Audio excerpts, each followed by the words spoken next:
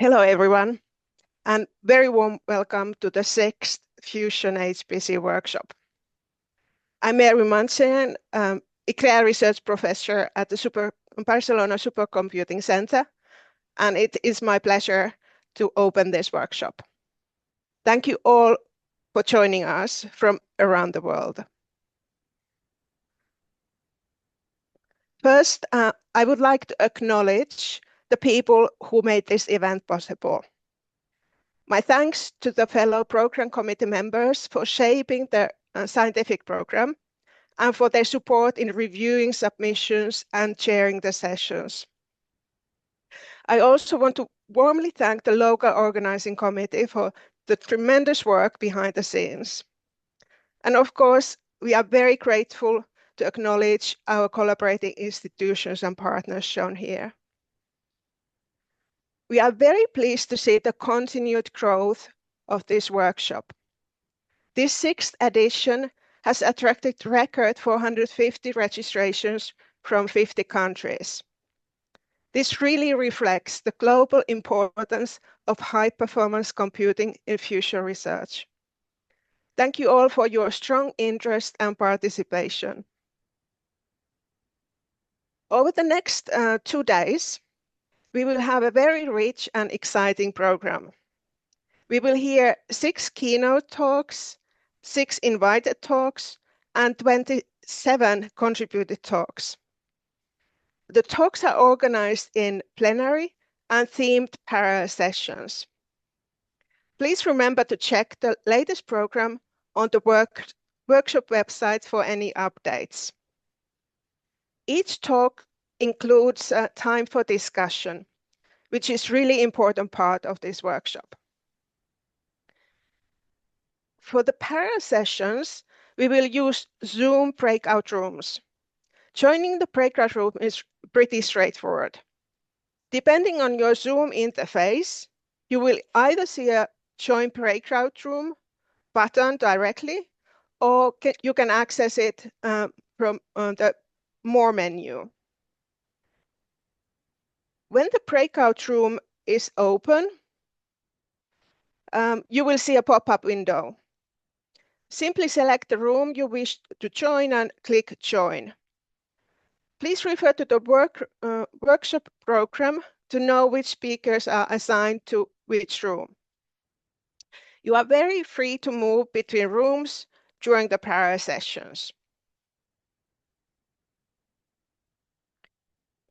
As in the previous editions, we will include an expert review for early career talks.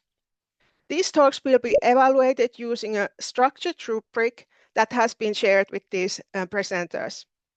The goal is to support their professional development. Individual feedback will be provided after the workshop. The 3 most outstanding presentations will receive a prize and a certificate. We will also have a voting for the favorite talk. All participants will be able to vote after the workshop via an online link. The winner will be announced on the workshop website. We would also like to highlight the PPCF focus collection associated with this workshop. We will contact the speakers who expressed interest in this after the workshop. Focus collection articles typically receive strong visibility, and the authors can choose the article type they would like to contribute. The target manuscript deadline is 30th of June this year. If you are interested and you have not yet informed us, please contact us by email. Before moving to practical matters of this workshop, I would like to also briefly highlight another event that may be of interest to many of you. Together with Fusion for Energy, we are organizing the workshop New Trends in Engineering Analysis, which will take place immediately after this meeting on Thursday. Registrations are still open, and you can register using the link here or the QR code shown here. And now, just few practical matters regarding this workshop. Please keep your camera and microphone off unless you are presenting or speaking. Questions can be asked using the raise hand function or via the chat. And there's also an option to hide the chat previews if you like. Session chairs will moderate the discussion. Finally, please note that this workshop will be recorded and recording will be shared with you afterwards. With this, we come to the end of this very short welcome. Thank you again for joining us and contributing to this workshop. We wish you a simulating and enjoyable meeting. And then we will move to the next session. According to the program, it will start at 9:15. So I understand we will have few minutes before we start this. Stay online. Thank you. Hello, good morning. Hello, Alba. Nice to see you. Would you like to share your slides?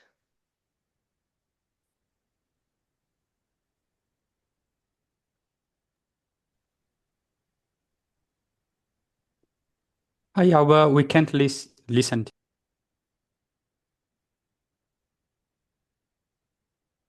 Okay, now you can listen me? Yes, Yes. that's now fine. Let's Sharing wait my a couple. Yeah. Let's see that it works. Yeah, looks great. Okay, I will move to the next one just to check that if it works. Go ahead. You can see the next one, right? Yes. Okay, Yes. thanks. Excellent. Let's wait a couple more minutes if people are joining still for your talk. Now, did you stop sharing? I think you can leave it. Oh, okay, okay. Just go ahead.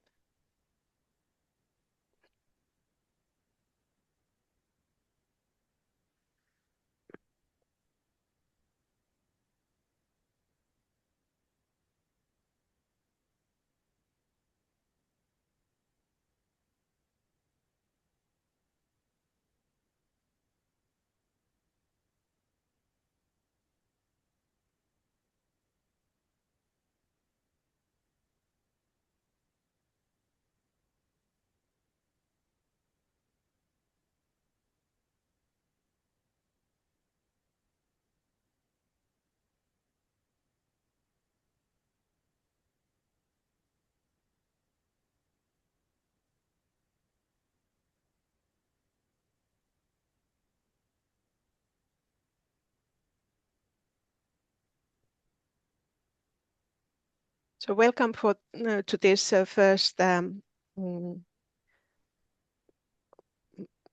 plenary session of this workshop. We have two keynote speakers in this session. The first one is by Alba Cervera from Barcelona Supercomputing Center, and she will talk about Quantum-HPC integration. Please, the stage is yours, Alba. Thank you very much, Mervi, and thanks for inviting me to give this keynote. It's a pleasure. The idea of this keynote is to give an overview about what is what is the state of the art in quantum computing, what is quantum computing, and what is the prospects and challenges to integrate this kind of machines into HPC. So, okay. The main idea and outlook of my talk will be the following. So supercomputers do not compete with quantum computers. That's something that was said some years ago, or sometimes you can still hear this kind of statements, but that's not true, because in the end, quantum computing requires classical computation. So when I talk about classical computation, I mean standard computation, okay? So the idea is that quantum computers will be another part of the supercomputer, another partition of the supercomputer that will be used for some specific applications that I will explain later. So in the end, a supercomputer are different computers that are connected to each other, And in the same way that we have GPUs and we have CPUs or even other types of chip architectures, we will also have quantum processing units, which are the QPUs. That also means that if we run experiments or we run algorithms that require these different kinds of computation, we will need a proper task manager, as we do with classical computation as well. So that's the main challenge here, is that the quantum computer doesn't work in the same way as the classical computer, and that's why developing these task managers and developing the algorithms is not it's not easy, and it's not just a matter of translating the code to whatever is used in that machine, because we need to rethink all the algorithms, we need to rethink how to use proper quantum computation. And this also motivates why a supercomputing center like ours, like the Barcelona Supercomputing Centers and others, are willing to integrate and to install this kind of machines. So let me start with why a supercomputing center may be interested in quantum computing in the first place, because in the end, let me be super clear, quantum computers are still in its infancy. That means that any quantum computer that you hear about is still a prototype, in a sense that they can run very sophisticated experiments, very sophisticated algorithms, but they cannot do anything better than the classical computer yet, at least today, okay? So there have been some experiments that prove quantum advantage, and what that means is that they can sample from random probability distributions much faster than a supercomputer, but these probability distributions have no application so far. So it's a particular experiment that is made to benchmark these quantum computers. That means that it's very powerful, but at the same time, it doesn't have an application yet. So even the most sophisticated quantum computers that you can think of, like the ones that Google is developing or IBM or other big companies are developing, are still prototypes because they are not fault tolerant, and I will explain that later. So why a supercomputing center may be interested in something like this if it's still not, it doesn't have any direct application yet? So the first idea is that because we explore the limits of computation and because we are arriving to the limits of computation. So as you know, transistors are made very, very, very small with time. We are now arriving, I think, to the 3 to 2 nanometers. And of course, we are reaching the quantum realm. So eventually we cannot make transistors as smaller. That means that supercomputing or classical computing is reaching its limits. Of course, there are other ways to try to exploit other properties to continue increasing the performance, but we are reaching a physical limit in the end. And this physical limit also translates to the quantum limit, because when we reach these small sizes, eventually we will reach quantum properties and quantum phenomena. So what supercomputing or people working in computation are doing is exploring specific purpose machines. So let's build a machine that is made for a specific purpose so we can optimize everything around it. As it's happening with GPUs, with the use of AI, and it's happening with quantum computers. So in the end, quantum computers is just another type of computational paradigm that will be useful for particular applications. Although the main difference with other types of classical chips is that intrinsically quantum computing is more powerful than classical computer and includes classical computing. But in practice, no one will use a quantum computer to multiply matrices, let's say, because that would be very cumbersome to do with quantum, and there will be no advantage because it's already efficient with classical computation. So in the end, a supercomputing center keep an eye on this type of technology just to adapt the infrastructure and explore its possibilities. Another reason is because we, besides being a research center, we are also a supercomputing center. That means that we offer the services of computation. And if the users want to explore this kind of machines, then our goal is to install this kind of machines and to be available for everybody for public use. And the third is that supercomputing has applications in quantum computing and the other way around, and that's what we think, and that's what we are exploring at the moment, all the field of quantum and HPC. So what is how a quantum algorithm is structured? So this is a very schematic image. So as I mentioned at the beginning, quantum computers require classical computation. Okay. And the idea is that the only thing that is quantum is the hardware, is the chip that contains the qubits, the quantum processing units, the analogs to the bits. And but we are not quantum people. In the end, of course, we need to communicate with the quantum machine. And how we do that? We do that with a classical machine, with a standard machine. So basically, from my laptop, I program everything, and I program all the set of instructions that will send to the control electronics that will translate this instruction into physical pulses, like laser pulses, microwave pulses, depending on the technology. And this will go directly to the chip, and it will return a signal, and that signal is my 0 or my 1, okay? And it's my the result of my quantum computation. So that means that all the pipeline of using a quantum algorithm will require these different steps. So I will need to pre-process the information. I will need to know how to translate the classical information to the quantum information, so how to make it, put it into the qubits. And then I will need a post-processing. So I will need to extract this information from the quantum.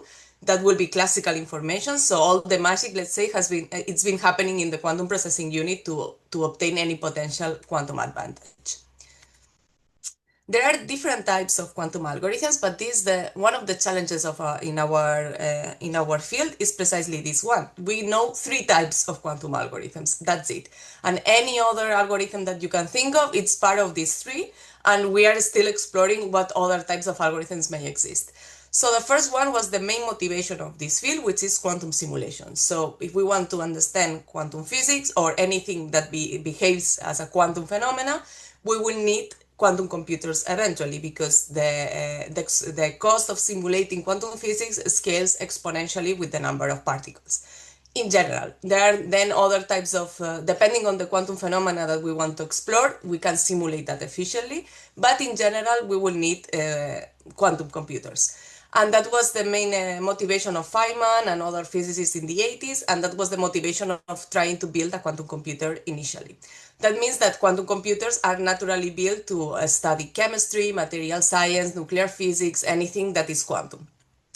Then the other main application that was discovered in the 90s was that some particular mathematical problems can be encoded into quantum states, and you can process that more efficiently than using a classical computer and solve it efficiently. And the main example is the factorization of integer numbers. So as you may know, factoring is the key mathematical, let's say, operation that is behind all the cryptographic protocols nowadays, all the RSA public key distribution protocols. And that means that eventually an ideal, a really big and good quantum computer can hack all cryptographic protocols that we use nowadays. And we are approaching, so basically the number of qubits that we will need was really high when these algorithms were discovered. But very recently, the people are publishing papers that are reducing this threshold little by little. So eventually we will reach that limit, and that means that everybody has to change the cryptographic protocols to something that is resistant to quantum computers, that is called the post-quantum cryptography, or something that is resistant per se intrinsically, which is quantum cryptography. Okay, and that's why some people are working on this field. So the question is if there is other types of mathematical problems that can be solved efficiently besides the integer factorization. And we have the quantum Fourier transform, for instance, that's exponentially faster than the classical Fourier transform, or anything that is related with the hidden subgroup problem, which is it's the biggest group of problems that includes integer factorization, and maybe others, but that's the thing that people are exploring. And finally, we have heuristic algorithms that's algorithms combine quantum and classical subroutines to converge towards a particular solution. They are also called variational quantum algorithms. They are very versatile. I will explain them a little bit later. But the problem of these heuristics is that we don't know for sure that if they will possess any quantum advantage. Maybe not, maybe yes. They have other problems that are arising, but they are very prototypical and they can be adapted to many types of problems. So the state of the art in quantum computing, it's not only the types of algorithms that we know, it's also the technology. So in contrast with traditional computations, where everything is based on semiconductors, with quantum there are different platforms that can build a quantum computer technically. and they are being explored, all of them. Some of them have been abandoned in the past years because they were not able to scale too many qubits, or they cannot perform the digital operations. It depends. And maybe in the future we will reach other new ones. So another important thing is that because we don't have a full tolerant quantum computer yet, and I will say what is that later, there are two paradigms that are being explored in parallel. One is analog quantum computation and the other is digital quantum computation. So with analog, it means that we encode our problem into a physical, directly into a physical system, and let nature evolve and find the solution. So this is, for instance, the quantum simulator. So we can encode our chemistry problem or our nuclear problem, whatever, into a Hamiltonian. That is the Hamiltonian of these cold atoms that are trapped in optical lattices, and then let the time evolution explore the solutions until it reaches some particular ground state. And we can make measures on this ground state, we can extract correlators, we can do many things. And this is, we already have quantum advantage there because we cannot simulate that with classical computation. We are having quantum simulations or over 1,000 of atoms. So that's very sophisticated devices, but they are very specific purpose because you need to map your problem into a very specific Hamiltonian. Then we have quantum annealing or adiabatic quantum computing that is more versatile than quantum simulation. And the idea is very similar. So we encode everything in, we start with a very simple Hamiltonian and we fine tune the interaction of this Hamiltonian until we reach another type of Hamiltonian. And if this evolution is made slow enough, there is the adiabatic theorem that ensures that if you start into the ground state, you will end up in the ground state. And for instance, at the Barcelona Supercomputing Center, we will install one of these type of machines of very few qubits because these machines are not as advanced as the quantum simulators at the moment. And then we have the digital quantum paradigm. This is the most used one, specifically the quantum computing with circuits, because measurement base is not very popular at the moment. But the main idea is the analog to the classical computation. So we discretize the problem or the algorithm into small steps that we call quantum gates, quantum logical gates, and we apply one after the other or in parallel on the qubits. So this is the most explored one. So probably all the quantum computers that you have heard about are based on this paradigm. And this is the paradigm that also allows to construct the quantum computers in different technologies. So we have superconducting circuits, we have trap ions, cold atoms, photonics, etc. So the main idea is we take something that is quantum and we try to make qubits and quantum gates with it. At the moment, we are in what is called the noisy intermediate scale quantum computation. That means that we only have devices of a few qubits. So as I mentioned at the beginning, we are in the infancy of quantum computing, and that limits the size of the problem that we want to solve. So for instance, for factoring or for other applications, we need thousands of qubits. So we are not there yet. Then we also have imperfect quantum operation that limits the quality and precision of the solution. So each time that I apply a quantum gate, it has some experimental error, and this accumulates exponentially. So that means that we cannot apply all the ideal quantum gates of my ideal algorithm. And then we also have limited coherence times that limits the time that we have to solve the problem. So for instance, we have technologies that the quantum gates are really, really precise and they have very high fidelity, but it takes a lot of time to implement them physically. So if that time is longer than the coherence time, then I cannot do anything with them because after 2-3 gates, I lost the coherence times, I lost the quantum properties, and therefore I cannot apply my algorithm. So we have the solution to all of this, and this is quantum error correction that leads to fault-tolerant quantum computing. So it was proved also in the 90s that if you can implement gates with certain precisions, which is really high, but we are now reaching that precision, and you do some quantum, you encode the quantum information of one qubit into several qubits that allows you to detect and correct the errors. You can apply these quantum error correcting codes, and you can suppress the errors exponentially. That means that it has sense to do quantum computing because you can correct the errors, but it's really hard to do that because you need to be super fast, you need to have very precise quantum operations, and you need very sophisticated quantum error correcting codes that requires thousands of millions of qubits. So we are not there yet, but in the last 2 years, we are seeing the first experiments that implement quantum error correction in 1 or 2 qubits. So we have perfect 1 and 2 qubits, which seems very small, but that requires a lot of physical qubits. And that also means that the field is evolving and we are starting to scale towards this fault-tolerant quantum computation. So the question is, okay, what can we do in the short term? Is this useful in the short term? And in my opinion, yes, because this in the end is a good trial field to learn more about quantum computers and new physics and quantum physics, because building this kind of devices is extremely hard, and many people didn't think in the 2000s that would be possible, but here we are and we have this kind of devices. It also allows us to explore hybrid quantum computing algorithms. And as I mentioned before, these the ones that combine quantum and classical, and I will also explain this later. And in the end, train the future generation of researchers to prepare the infrastructure. And that's what we are also doing here at the BSc. So we want to be prepared because this is a matter of hardware. So as the hardware improves, we will know how to use it properly. We will have our software prepared, and also our operation team prepared to use this kind of devices. So it's also important to be prepared and to learn from the lessons of the past. So what happens with AI is that only people that continue working in AI during the winter of this field are now the ones that know the better what to do with this kind of devices in general. So that could also happen with quantum. Okay, so going to the main topic of this talk, how can I start working in quantum computing if I come from HPC, or what can HPC do for quantum computers?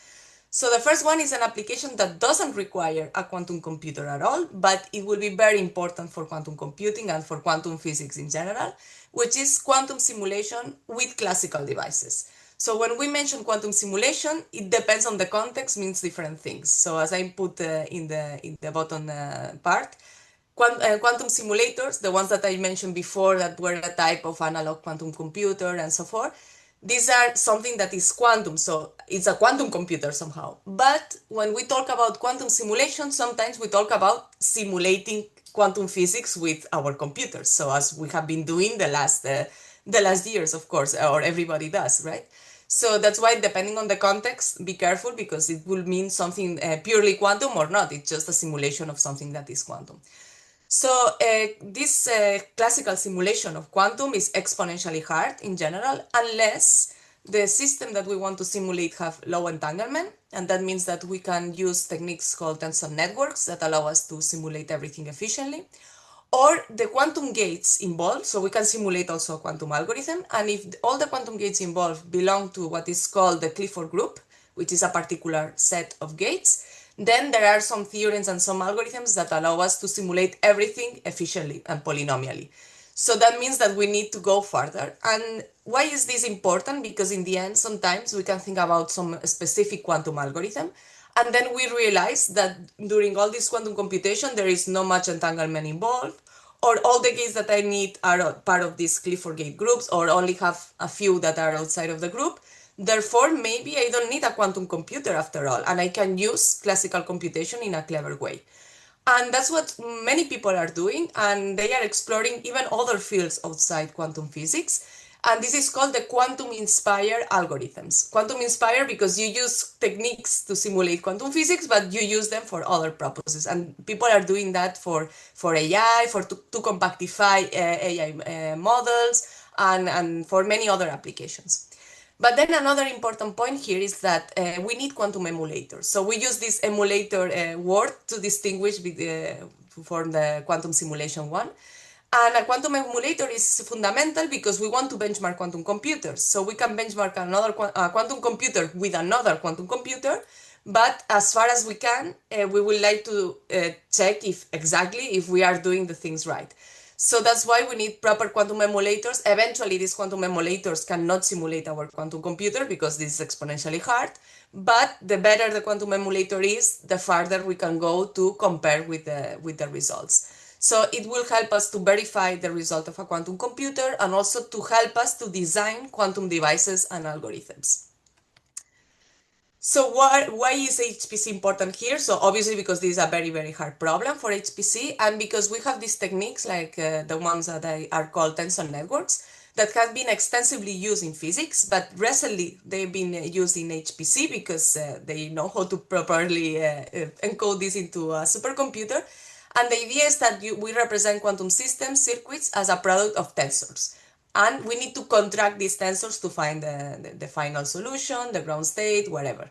So this is an operation that can be parallelized easily. And that's the thing that, for instance, we have been doing in our group to develop all these libraries that allow us to parallelize these tensor network contractions between several nodes, and that allow us to simulate super large quantum circuits.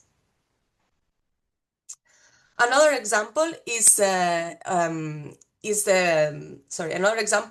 quantum error correction. So as I mentioned, quantum error correction will be fundamental because we will need to correct the errors in our quantum computers.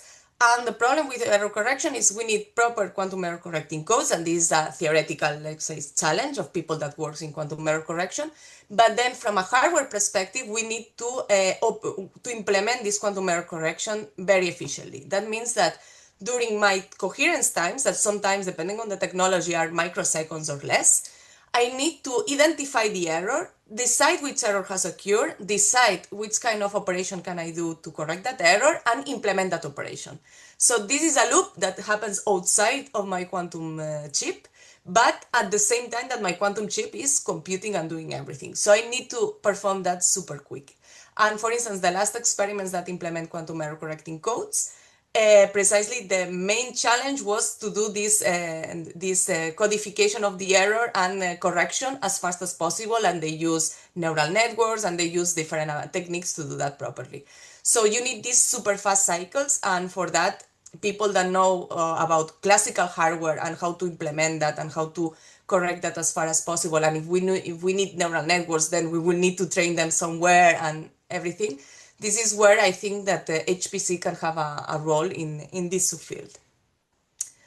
And then we have these hybrid quantum classical algorithms, the variational quantum algorithms. Very quickly, the main idea of these algorithms is that I construct an ansatz, so a template, let's say, of my quantum circuit. My quantum circuit depends on a series of parameters. And what I do is that I run my quantum circuit, I measure the result, and then I use this result to optimize the parameters of my quantum circuit. So in the end, I perform like a minimization. So I train my quantum circuit as a neural network, if you want, that I can minimize a loss function that sometimes is the expectation values on quantum operators, and that allow us to find a solution quickly and also to adapt to the errors of my quantum chip, because in the end, they depend on a series of parameters. I don't care if I apply this specific gate or another. The only thing that matters is that I can minimize this loss function, because that means that my circuit has constructed a particular state. So these are very versatile because we can encode many types of problems, from quantum machine learning to quantum simulation, chemistry, many things. The problem is this training part. So it's not obvious that you can train this efficiently and that it scales properly. And they have a lot of trainability issues. We have something that is called Barren plateaus, that the gradients of this loss function go 10 to 0 exponentially, and that's a problem. And also we need to think properly this circuit template or this circuit ansatz. So that's why they are being abandoned in the last years. But in my opinion, I think there are still things to do with variational algorithms, but we need to start thinking about other things. And finally, we'd like to explain an example of what kind of things we are doing at the BSc. And it's the fact that we work in distributed quantum computing. So even if we can scale quantum computers, we need to build chips of thousands or hundreds of qubits. That will not fit in a particular system unless we make a breakthrough and we find a way to do that. But for instance, in a superconducting circuit chip, we can put maybe the biggest ones 1000 qubits, but more than that, we will need to connect different dilution features. We will need to connect different quantum chips somehow. And this connection, if it's not made quantum, then I will lose any potential quantum advantage. But another thing that we can do, besides thinking how to connect quantum chips quantumly, which is a challenge from the hardware perspective, is to cut our quantum algorithms into smaller pieces and then reconstruct the result. This reconstruction will scale exponentially with the number of cuts, because otherwise we will find a way to simulate all these algorithms efficiently. but it could be a price to pay that allow us to scale a little bit more, okay? So to explore these things, these are a set of techniques called circuit cutting that they have been developed in our field from some years. And to explore this, we implement that in our system at the BSc. And we use them as a test bed to develop also a library for circuit cutting and for workflows and distributed quantum computing.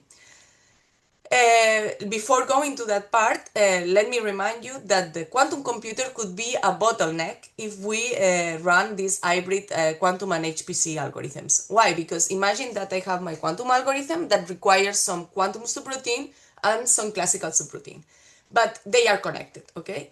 The problem is that the quantum device, even if it could be very fast to implement in the chip, all the pipeline, since I decided which quantum gates I want to apply, it goes to the control electronics, it's applied in the QPU, and then I have to repeat it multiple times because this is a probabilistic model of computation. So I need my output of my quantum computer is a probability distribution. All these things could take some time while I'm using an HPC on the other side that is super fast. So depending on what I'm doing in the HPC part, the HPC is all the times waiting until the quantum device is done. So that could be a bottleneck because the response times are very different. So eventually we will need a proper task manager to distribute all of this and take care of the reconstructions. So that's why we develop QD-Sleep, which is a library that allows us to cut quantum circuits into smaller pieces and to implement that in quantum devices, in classical devices, in GPUs, in CPUs, also to explore this quantum emulation and these quantum simulation applications. And we use COM Superscalar, which is a task-based programming model developed at the BSc in the last years. You can check the documentations, and we want to continue developing these kind of libraries because it allows us to understand how can we connect quantum devices with HPC in practice, not only in theory, but using our own devices installed in our center. So with that, let me move to the last part of my talk, which is this quantum HPC integration, how the Barcelona Supercomputing Center is thinking about it. And the main idea is that we will do the same as far as we can as we have been doing in HPC. So that means that we go to the full integration. So both HPC and quantum computing systems are installed inside and integrated under the same infrastructure, which is called Mare Nostrum 5 in the current version.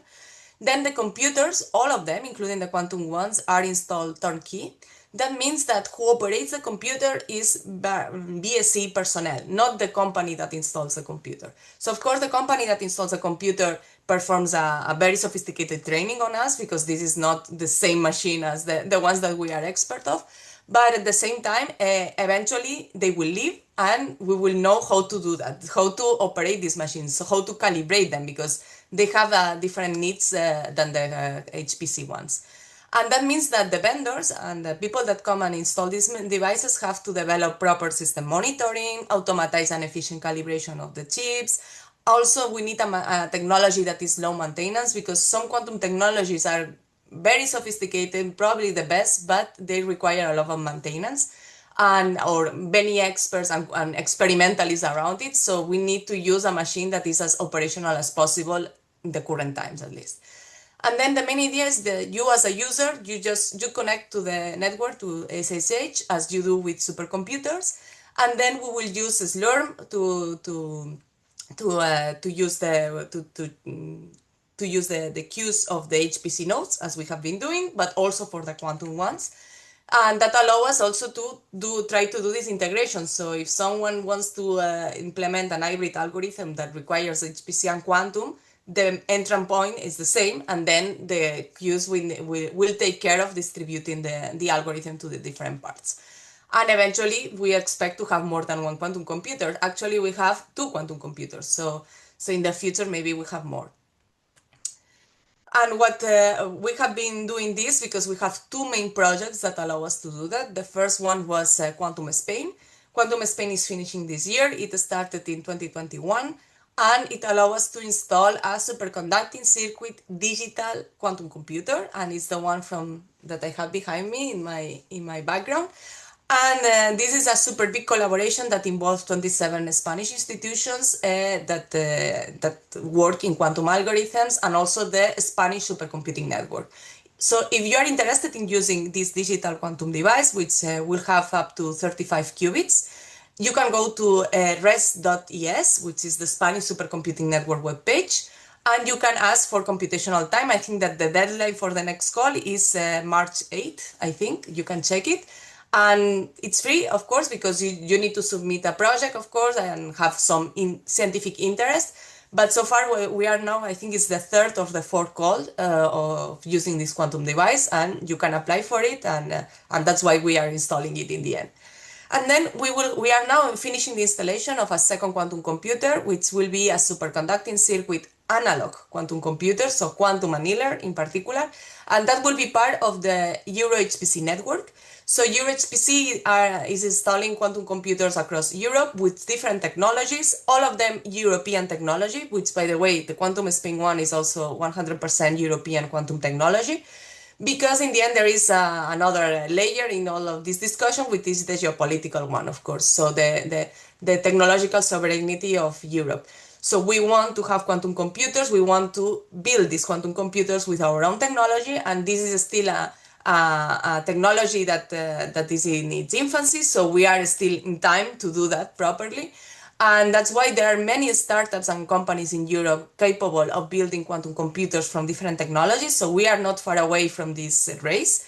And that's why EuroHPC and Europe and the Commission is trying to install all of them and to help supercomputing centers, research group, and the companies that can build these kind of devices. So we will be part of this network. That means that everybody can go to EuroHPC and ask for computational time, not only for supercomputers, but also for different types of quantum computers. And among them will be the analog one that will be located at the BSc. So as I mentioned, we go to the full installation. That means that our quantum computers are part of Mare Nostrum 5, which is our supercomputer. So remember the first image that I put in my talk, that quantum computers will be another partition in supercomputers. So this is our vision.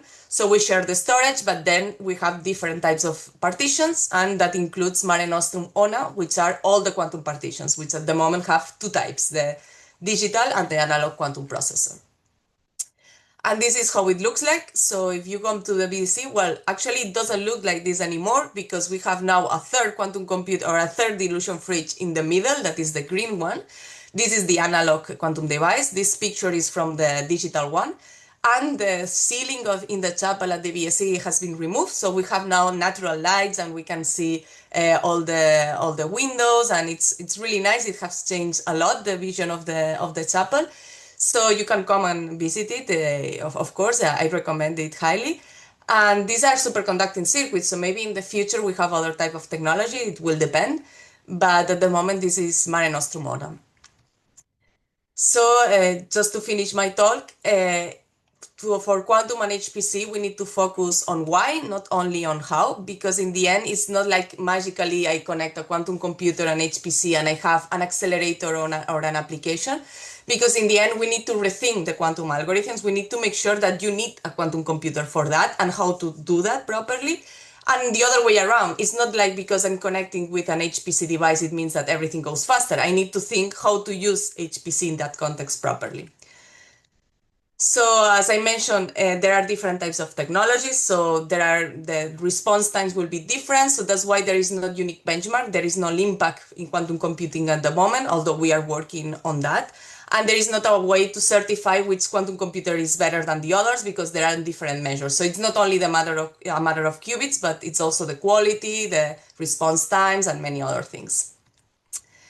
And finally, there is a barrier to starting quantum computing. So it's not everybody works in quantum physics, of course, but we need people that has big challenges in computation to know how to use these devices, because we, as a physicist, we have no idea what are the problems in other disciplines. So that's why, in the end, we are following the same steps as classical computation. That means that eventually everybody will learn quantum computing, or at least the highest level in quantum computer that allows to use the device. So not everybody needs to know what a superconducting circuit is. But we are still in its infancy. We are still in these first steps. So we are still working in the 40s of traditional computation, but in quantum. And with that, thanks for your attention, and I hope that that clarifies a little bit the state of the art on this field. Thank you very much, Alba, for this fantastic talk. We already have our first hand up. It's by Andrea Murari. Please go ahead, Andrea. Hello, Mervi. Nice to see you. Alba, this was fantastic. I found it very clear and extremely educational, at least for me. Two points about which you certainly have an opinion. One of the limitations of classical computing nowadays is not only miniaturization, but also energy consumption. Mm-hmm. I understand that you don't have identified a dominant or a prevalent technology, but in terms of energy consumption, do you expect quantum computing to give some advantages? Then I have another question, which is more about the applications. To my limited understanding, one of the first applications of quantum computing in our field would be the generation and sampling of probability distribution functions, because that would be very useful if we could accelerate that. Is there any principal limitation about the type of PDF that you can generate with a quantum computer? Thank you, Alba. Thank you very much. Thanks for your questions. So starting with the energy consumption, we think, but we didn't prove that properly, that it will be more efficient than classical computation. And the reason is, I will put the example that I know, which is superconducting circuits, which is the device that I have here. So the idea is that what it takes more energy in these devices is to cool down the dilution fridge, okay? And it's not so much, it's 10 kilowatts or something like that. So it's not something crazy.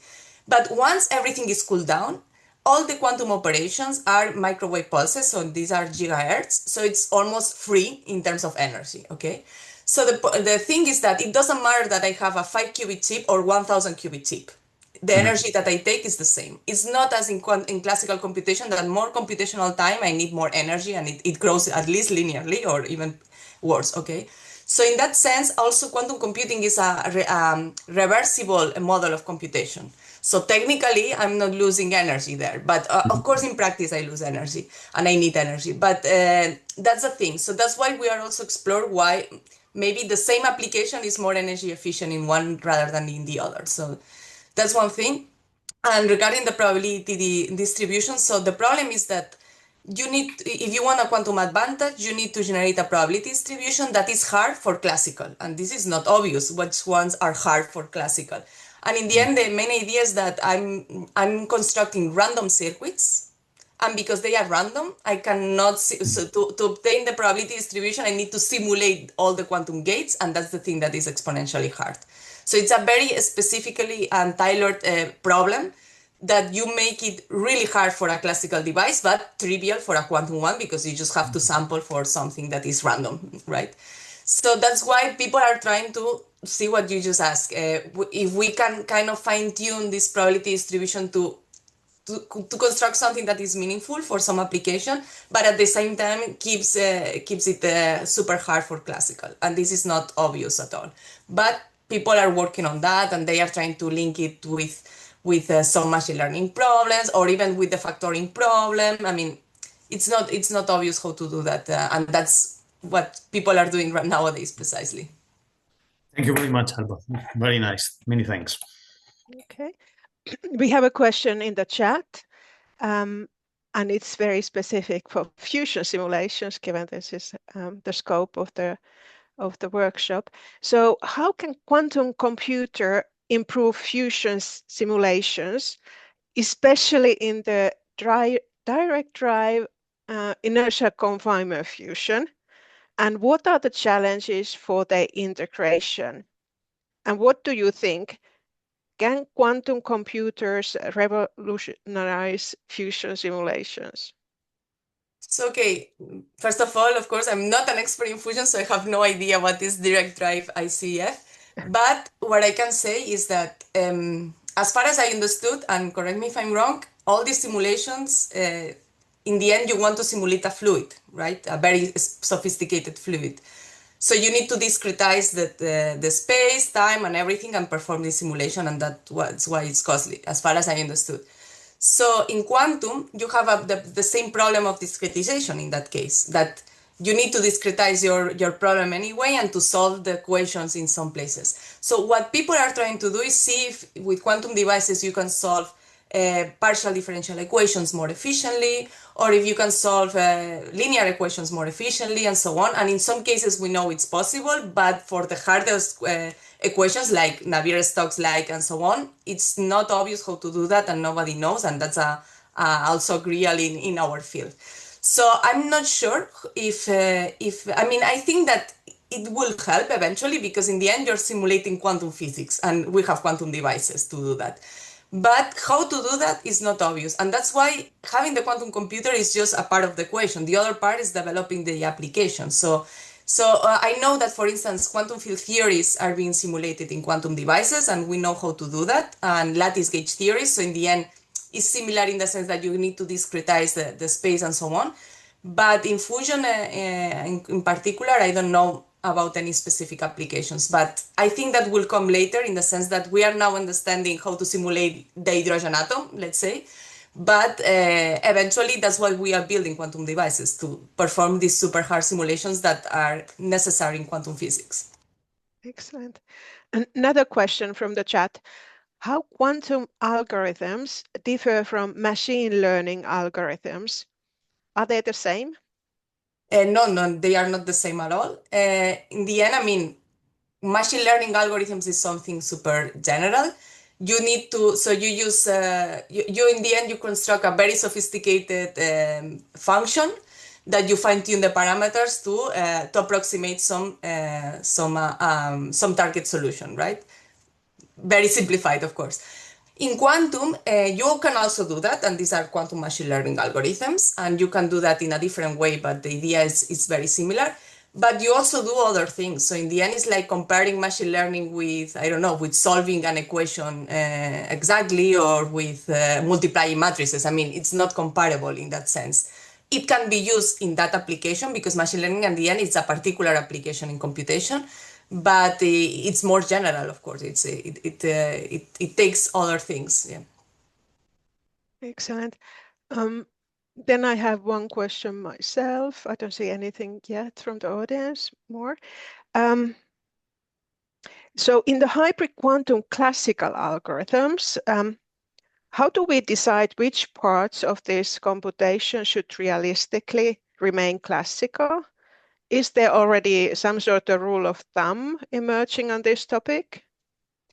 Yeah, I mean, what is clear is that the classical part will be the optimization part. So maybe it's with the diagram is more obvious, because I didn't have time to explain that in detail, which is the bottom one, the yellow one.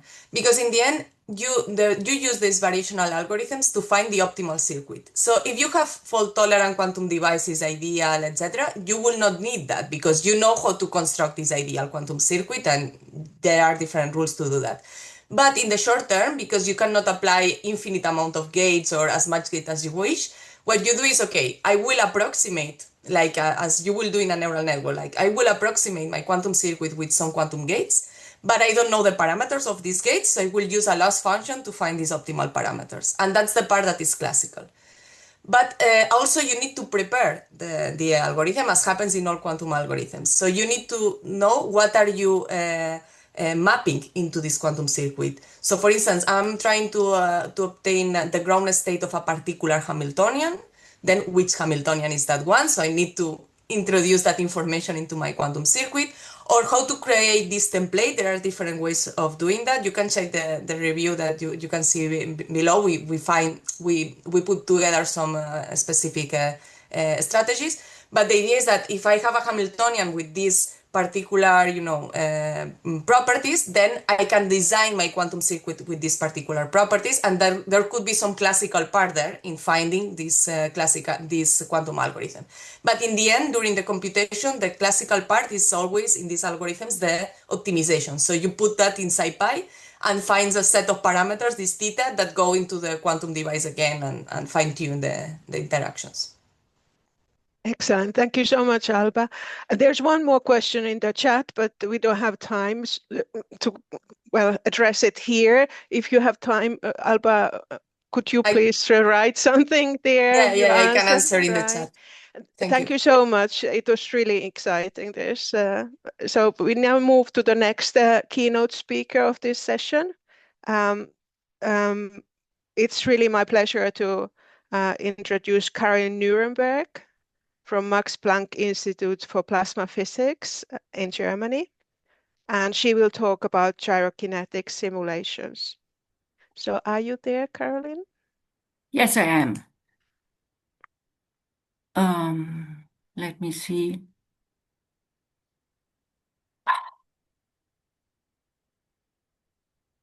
I see a view mode there. Perhaps that is the window to get it to full screen mode.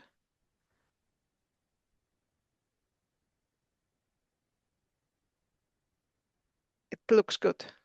Yeah, whenever you are ready, Carolin. Yeah. The stage is yours. I would want to put that away.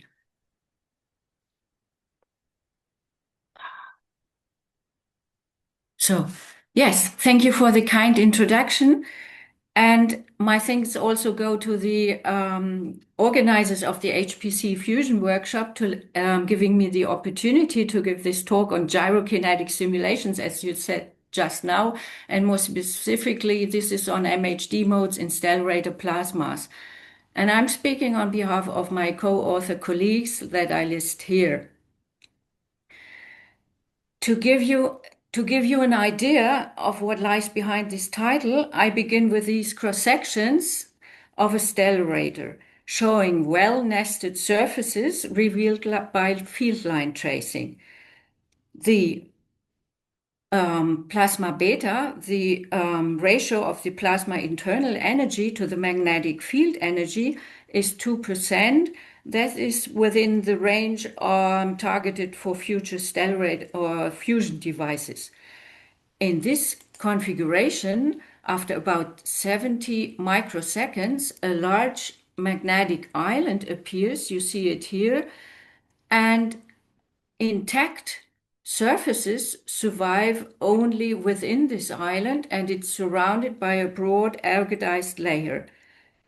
So outside, the loss of surface integrity could mean a loss of a large region of potentially good confinement. A second key figure of merit is the so-called vacuum field magnetic well, which is positive in this configuration shown here, meaning that we have an anti-well. This arises when the volume enclosed by magnetic surfaces grows faster than the enclosed toroidal flux when going from the magnetic axis towards the plasma boundary. It is well established that the magnetic well plays a crucial role in ideal MHD stability. And today I will show you how this same property affects gyrokinetic stability in low shear stellarator plasmas. The outline of my talk is as follows. After an introduction, I will highlight some aspects of the physics models and the computational tools that are employed. And then before turning to the results section, I will describe the setup of the simulation, and in the end, I'll give a summary. As I've noted, the vacuum field magnetic well is a cornerstone of ideal MHD stability theory. And more so, it's a key proxy for stellarator optimization.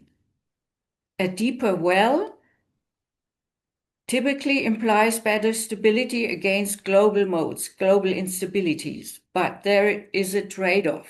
The stronger the plasma shaping, the more complex and costly coils are required. So an important question is whether this MHD-based proxy, especially in low shear regimes where the stabilization by a gradient of the rotational transform is missing, whether this proxy is enough whether one can rely on it. So this motivates to use a broader picture than just MHD. So we use gyrokinetics and want to know whether this MHD picture holds up under gyrokinetic nonlinear simulations. So the key question is whether the gyrokinetics yield decisively different stability predictions than linear ideal MHD. To set the stage, the simulations we will see in gyrokinetics are nonlinear, electromagnetic, and they will be using kinetic electrons and ions at physical mass ratio.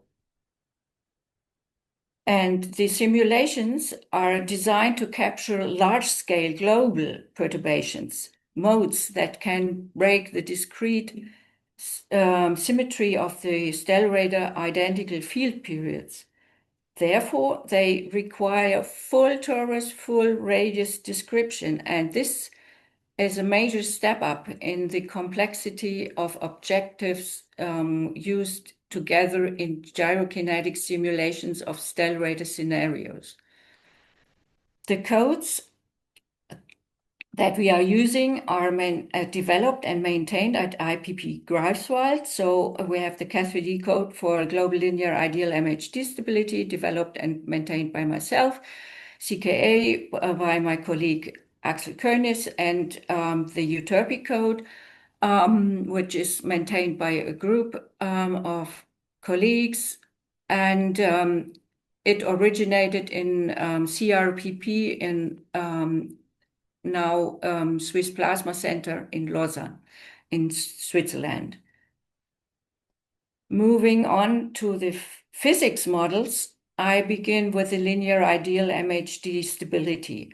The perturbation is described by the Lagrangian displacement vector psi. It is a measure of how fluid elements move away from the static MHD equilibrium. In their 1958 seminal paper, Bernstein et al., they described or formulated the ideal MHD energy principle, which I write here in a weak form. The force operator F, which appears here, is of course linear. It's a linear theory, and it's Hermitian. One can show that it's Hermitian, and of course it's has time-independent coefficients because it depends only on quantities of the static equilibrium that is underlying this stability analysis. Computationally, this is implemented by using a Ritz-Galerkin method for this weak form. We use a combined finite element Fourier ansatz for the scalar perturbation functions because we are treating toroidal plasma domains which are periodic in the poloidal and toroidal directions. So this is because of this we use Fourier and the finite element ansatz in the radial direction. And this leads to the solution of large, sparse, generalized eigenvalue problems with symmetric definite pencils. And we have numerous codes and their application for this problem and their application and benchmarks, not just these two, but more of such codes exist. They show that this framework enables accurate and efficient computation of global stability properties in the ideal MHD framework, of course. Now, let me highlight some core ingredients of our gyrokinetic simulations, though, as I emphasize, this is by far not exhaustive. Gyrokinetic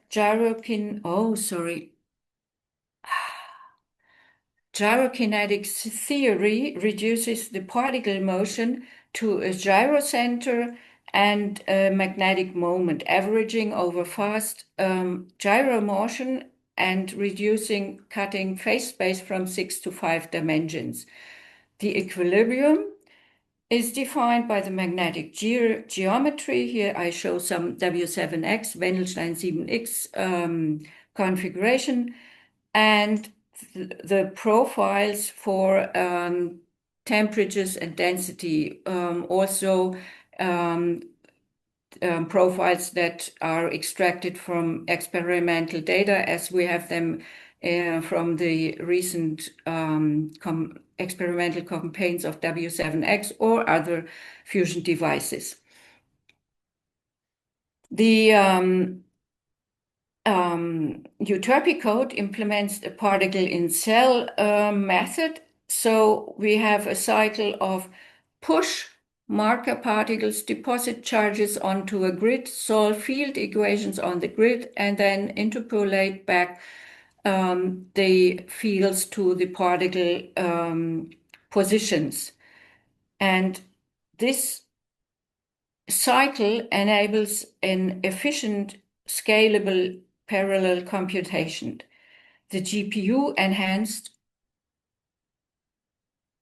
version of the Euterpe code does the push of the particles on the GPUs and the field solve on the CPUs. So we have an efficient use of the compute resources. For the field solve, Euterpe offers the option of a Fourier space approach, and together with a diagonal filter, which I indicate here, which is adapted to the rotational transform, this is equivalent to a field-aligned approach. And this is especially important because in plasmas, very many processes are highly anisotropic with respect to the magnetic field. So the matrix assembly with this type of Fourier ansatz is more costly. It's done only once before the simulation starts, and the stored matrices are then used throughout the simulation. And finally, I want to point here to the domain cloning that is used in the Euterpe code. It's a combination of particle and domain decomposition, and this also enables a high flexibility across architectures from CPU to GPU clusters. And the code, of course, is MPI parallelized. In summary, the upcoming gyrokinetic simulations use this setup. They are nonlinear, as I said before, electromagnetic, and they use the delta F formalism with Maxwellians for ions and electrons. A shifted Maxwellian for the electrons allows for an equilibrium current. And only the delta F evolves. The background distribution F0 here is fixed, and this greatly improves the signal-to-noise ratio. The markers for the kinetic, I've said this already, that we are using a physical mass ratio, and furthermore, a weighted pick method is used. So the marker weights are constant along the characteristics of the system, and this allows a flexible initialization and reduced noise in the simulation. Furthermore, we have a symplectic Hamiltonian splitting technique combined with a pullback formalism. This helps or mitigates cancellation errors in Ampere's law, enhances also further the stability of the simulation, and enables larger time steps. We have the full electromagnetic fields. So here we have the perturbed electrostatic potential, the perturbed parallel vector potential component, and the delta P parallel. And as I said before, we use a Fourier space field solve. This is one option of the Euterpe code. There are others, but here I use it, and together with a direct solver for the field equations. to check the efficiency of the implementation of the Euterpe code, we Matthias Borchardt did scaling runs on the Eurofusion supercomputer Pitagora, hosted by Cineca. So the main simulation parameters are shown here on the right. So the underlying equilibrium is the W7-X low iota variant. And for the perturbed potentials, this grid was used together with 150 million ion markers and twice as many electron markers. And as I said before, a direct solver is used. This is the parallel sparse direct solver, solver MUMS. And the scaling plots here show the satisfactory decrease of the wall clock time of a single pick cycle. The left panel here shows the timing retrieved from the CPU partition, and the times are split into the various steps of one pick cycle as indicated by the colors. And on the right, we see the timing retrieved from the CPU partition compared to the timing retrieved from the GPU partition. And here, to give you an idea, so 70 microseconds simulation need, if we use 1,536 PEs on the CPU partition, we need about 160 hours compute time for such a simulation. The production runs were carried out on Cineca Marconi and also on the Max Planck compute resources, the MPCDF, Viper, and Raven. So I would like to summarize a first key takeaway. Both of our computational tools, the Ca3D code for the linear ideal MHD stability and the Euterpe code for the gyrokinetic simulations, they are both MPI parallelized and come in CPU and GPU versions. The Euterpe code implements the particle-in-cell method for nonlinear electromagnetic gyrokinetic simulations. And the Ca3D code, on the other hand, is a spectral code that uses a mixed finite element Furey-Galerkin method for ideal MHD stability. Before comparing gyrokinetic and MHD stability, here's what I use. In the linear phase of the nonlinear gyrokinetic simulations, the growth rate gamma is extracted from the time evolution of the perturbed ion energy flux. This grows at 2 gamma. On the other hand, the ideal MHD force operator, as its Hermitian, it delivers a real spectrum. So for the unstable modes, we have only growth rates. So all the modes are either purely growing, unstable, or purely oscillatory stable. And anticipating the results, I show here the electron diamagnetic drift frequency, which agrees, as we will see, remarkably well with the gyrokinetic mode frequencies across all the cases that I will show and studied. With this foundation in place, we turn to the simulation setup. The left and center panels show plasma cross-sections across half a field period, representing the simplest case, and the most geometrically most demanding ones are one of my studies. These plots will serve as reference tags in later slides. The center case here is basically shaped like Wendelstein 7X.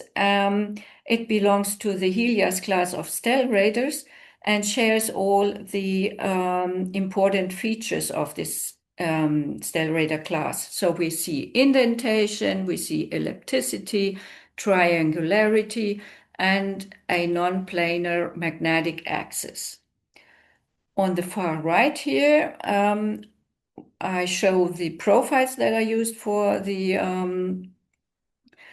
simulations. So in dashed, the identical normalized density and temperature profiles for electrons and ions. So we have an eta of 1.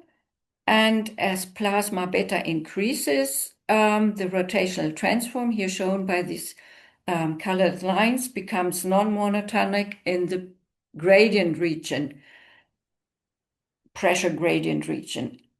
And crucially, these configurations avoid so-called natural low-order resonances, for instance, 4/6 and 4/5 in these 4-field period configurations. And this justifies the usage of WMAC, which assumes nested surfaces throughout the plasma domain. The resonance in iota, or the rational iota 3/4, however, is placed deliberately in the gradient region, and this resonance location is a resonance location for potential instabilities. And an important point that I want to emphasize again is that full torus consistent equilibria are the basis of all stability simulations. With the equilibrium configurations in place, I now summarize here the numerical setup, which was designed to enable a meaningful comparison between MHD and gyrokinetic simulations. So unstable MHD modes are resonant, so they have a approximately vanishing parallel wave vector, or here written as this resonance condition with the poloidal mode number M and the toroidal mode number N. And we are focusing, so with this property, the unstable modes may minimize stabilizing terms in the ideal MHD energy principle, for instance, the field line bending. These MHD modes, unstable ones, they are driven, on the other hand, by the pressure gradient. So we target the 3/4 in the resonance, which is in the pressure gradient region. And note that with an N of 3, we have a breaking of the periodicity of the 4-fold periodicity of these equilibria that we study here. Our focus is on large-scale modes because they potentially influence a large or significant portion of the plasma. So boundary conditions are chosen identically, or for the MHD normal displacement. This is the outer normal to a magnetic surface here, the grad S, and the perturbed electrostatic potential of gyrokinetics. So this is for the boundary conditions and for the Fourier tables. And in gyrokinetics, I said before, I include the delta P parallel, and the initial conditions in gyrokinetics are such that we initialize explicitly these global low mode number modes. So let me add 2 more takeaways. We study low shear stellarators with W7-X relevant geometries for their stability against periodicity breaking perturbations in fully toroidal simulations. Now, moving on to the results, I begin with an analysis of the linear phase of the gyrokinetic simulations. We use the stellarator with the turning ellipse cross-sections and helical magnetic axis. to investigate how an increasing plasma pressure affects stability while keeping this large vacuum field magnetic anti-well fixed.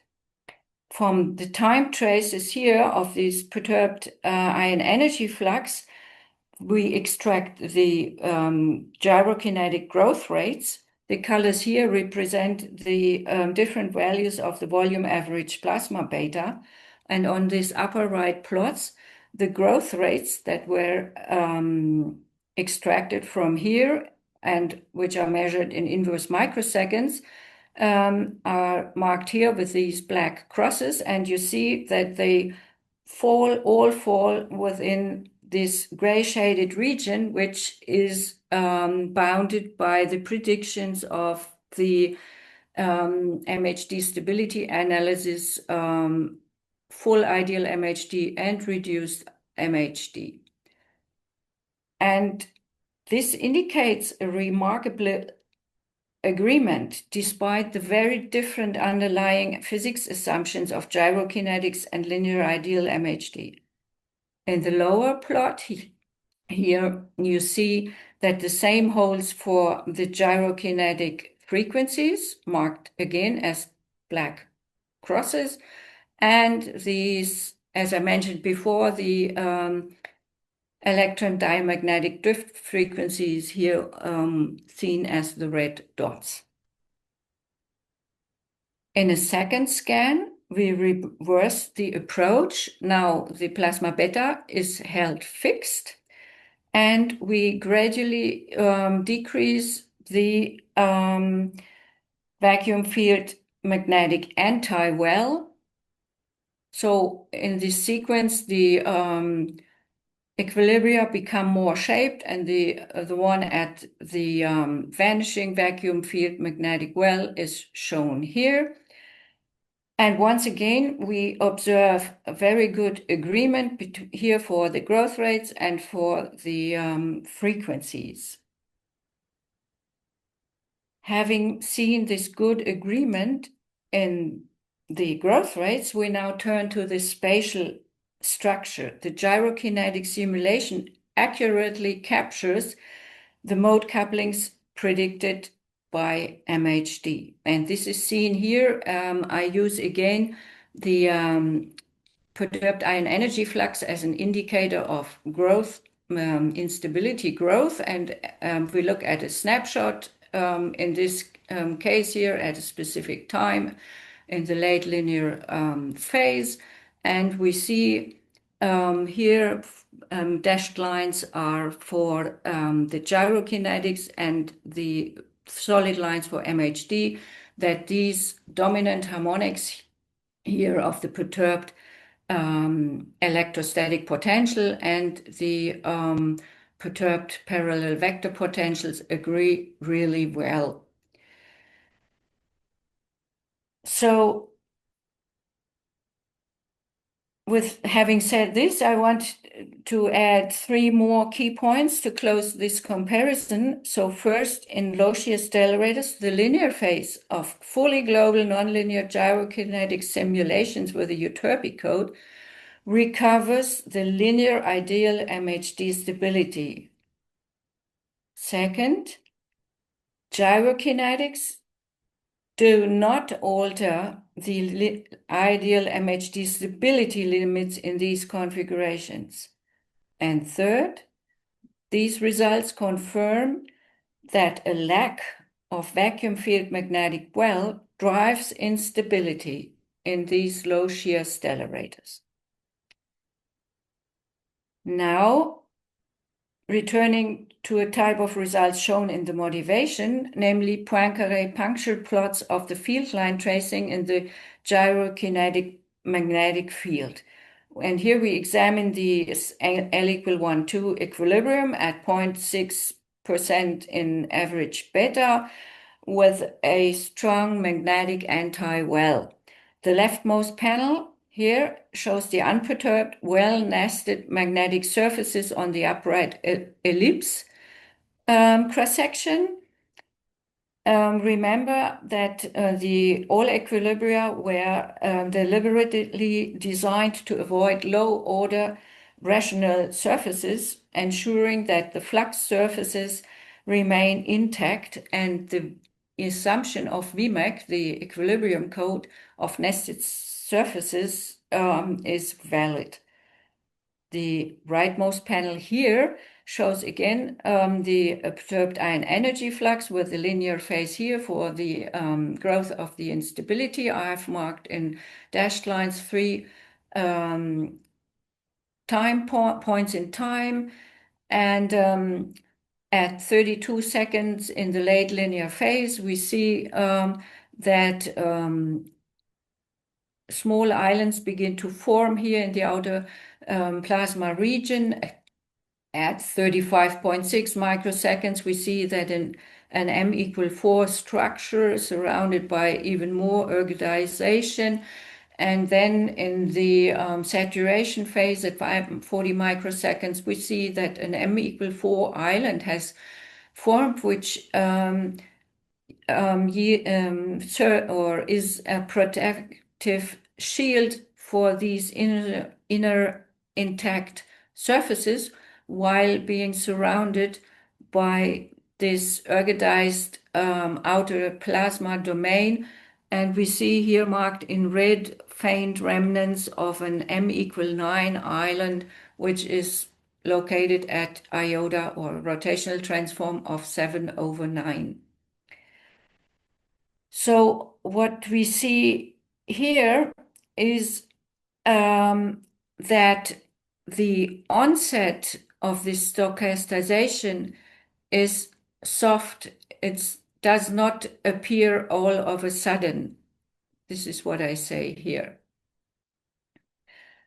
Let me now return to the Helias equilibrium I showed in the motivation, and we have established that it is unstable to low M global modes, and this is well captured by gyrokinetics. So a key question is now, how do the temperature and density profiles evolve? Initially, all profiles, as I said before, are identical for ions and electrons. So we have an eta of unity. As the simulation evolves, the profiles evolve independently, but they remain identical across species. So here I again show the perturbed ion energy flux for the growth of the instability indicator, and mark here 4 time points, and the same colors appear here. What we see is that first, the changes are remarkably small, though we have a strong increase of this perturbation. And we see that the strongest change here occurs in the early saturation phase at about 78 microseconds. We see a flattening inside this location of strong gradients, and hence we see a steepening of the profiles outside this location. A clue why this flattening or this change in the profiles is so weak may be seen here in this Poincaré plot. We see again this M=4 island with the intact surfaces inside, and outside we see the ergodization, but here the colors indicate various field lines, and what we see, there is ergodization, but little mixing of these field lines, and this may indicate that parallel processes are still important, not over the processes across field lines. So this may indicate why there is so a little change in the profiles. Interestingly, Ramasamy et al. Report similar findings in nonlinear MHD simulations with the Yorek code. And that brings me to the summary. These are the points that I collected throughout the talk. So we use the Cathode code for linear ideal MHD stability calculations and the Euterpe code for gyrokinetic simulations. Both codes are MPI parallelized and come in CPU and GPU versions. The Euterpe code implements a PIC method, is used here for electromagnetic nonlinear gyrokinetic simulations, and the Cathode code, on the other hand, is a spectral code implementing a finite element Fourier-Galerkin method. And from the first comparison of the linear phase, we saw that in low shear stellarators, the linear phase of fully global nonlinear gyrokinetic simulations successfully recovers the global linear ideal MHD stability. So in particular, this means that the gyrokinetic do not change linear ideal MHD stability limits in these configurations. And we got these results from fully toroidal simulations for periodicity breaking perturbations.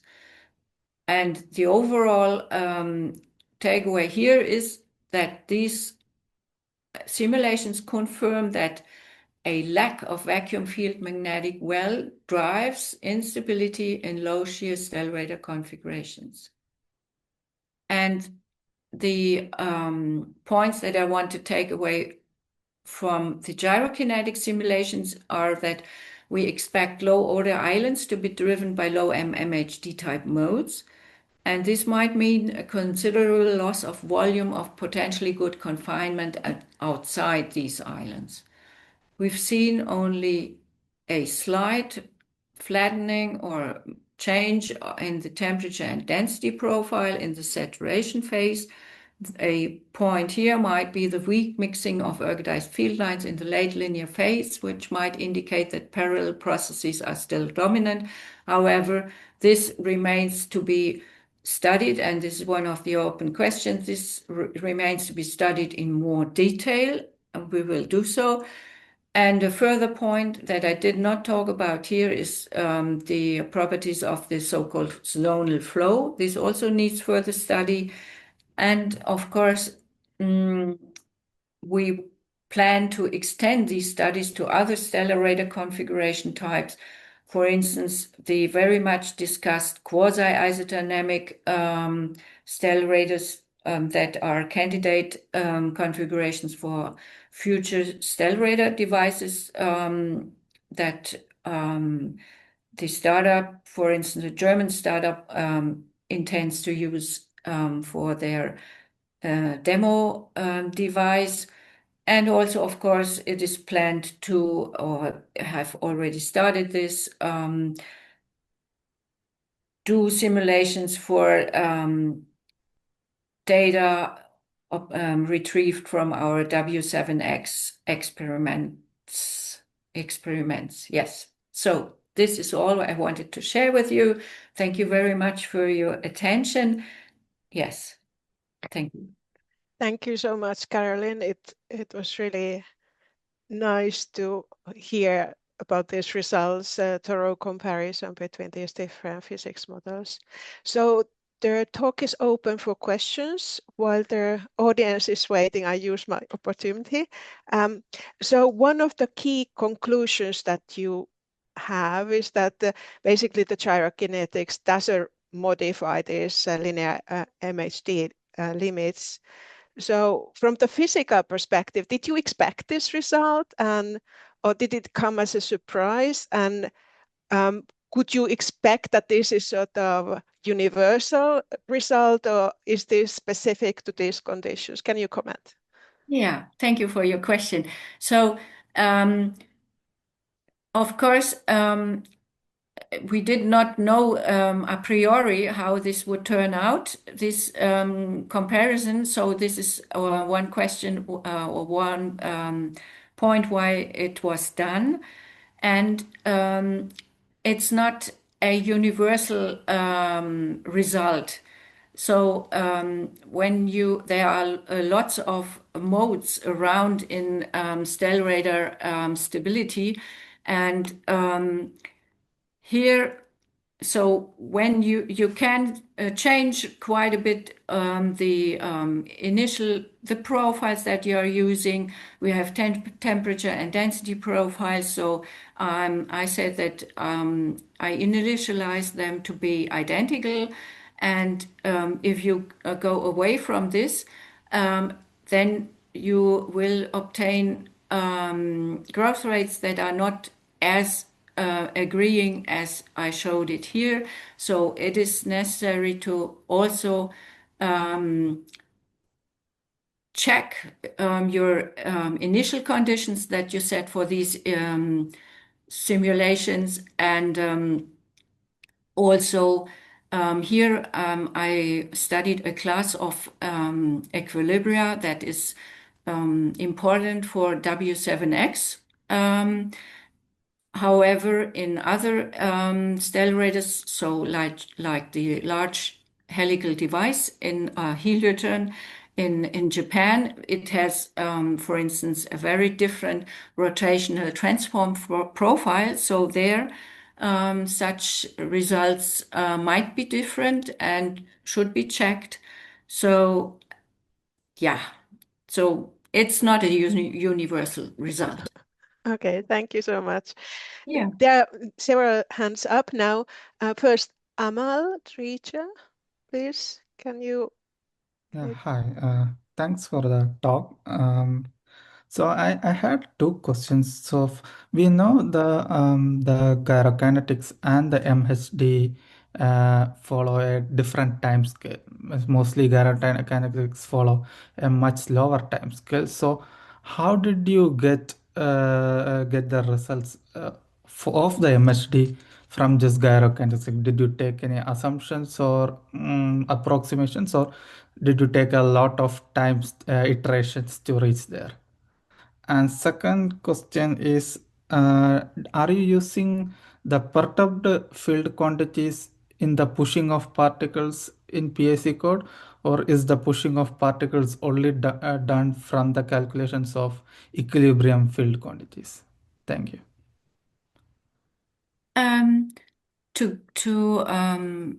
For the first part of your question, so the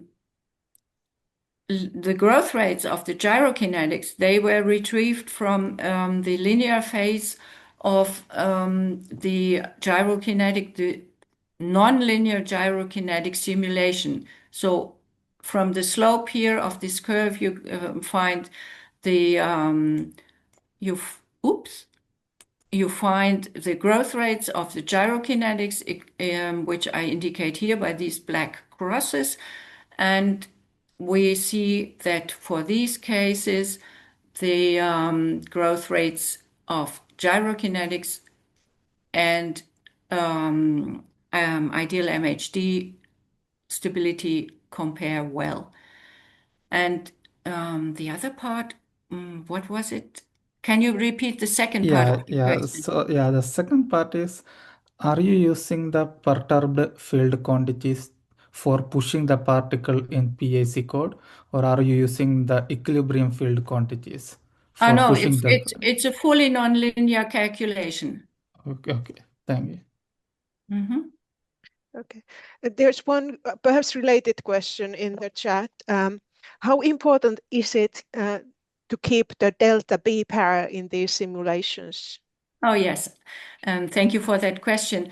I said that I keep it, but of course also because there's some discussion whether it's an important term to keep or not. So in these simulations here, it turned out that the delta P parallel is of no importance. So results are essentially, or to very good approximation, the same having delta P parallel or not having it. Okay, thank you. And the last question, Eddie Sanchez. Hi, Eddie. Nice talk.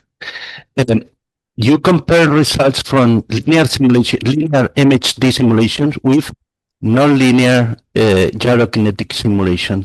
My question is, why not using linear gyrokinetic simulation? I could expect even better agreement between both calculations. You are right. Yes, for the linear phase, I might have also used linear calculations. Utopia offers this, of course.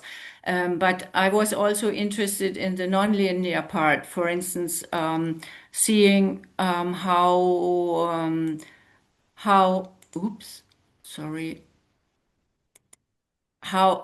the fields evolve and seeing all this. So this was also a goal of these calculations. So this is why I used nonlinear calculations. And also I wanted to go away because I'm also always doing linear MHD. I wanted to do nonlinear gyrokinetics. This is, of course, a personal reason. Very nice. Yeah. I think we need to stop here to have some time for the break to stretch our legs. Thank you so much, Carolin, for your talk. And I thank again for the invitation. Okay. Thank you. So now we have a small break and we come back at 11:10 Central European time, about 25-minute break. Please note that then we start our 2 parallel sessions. So check the program to know where you want to be after the break. See you soon. Welcome to the session of modeling of core plasma turbulence and MHD dynamics. My name is Shinpei Fudatani, QST in Japan, and the University Polytechnic de Catalunya in Spain. Let's start by the way, speakers have 15 minutes talk and 5 minutes discussion. First speaker is Dr. Alberto Bottino from Max Planck Institute. Alberto, you have our attention. Okay, thanks. Thank you. I share my screen. Okay.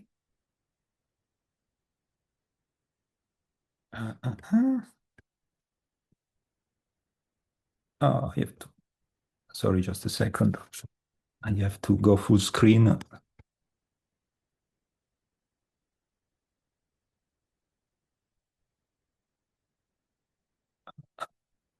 Okay, do you see my slides? Not yet, no. Oh, sorry. Not now. Yeah. Okay, sorry. Do you see the screens? I can't see the screen, but I think it's not well properly. Yeah, sorry for that. Oh, no problem. What's going wrong?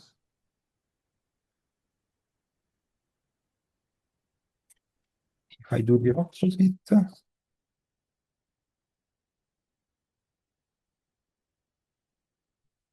I cannot go if I cannot go full screen.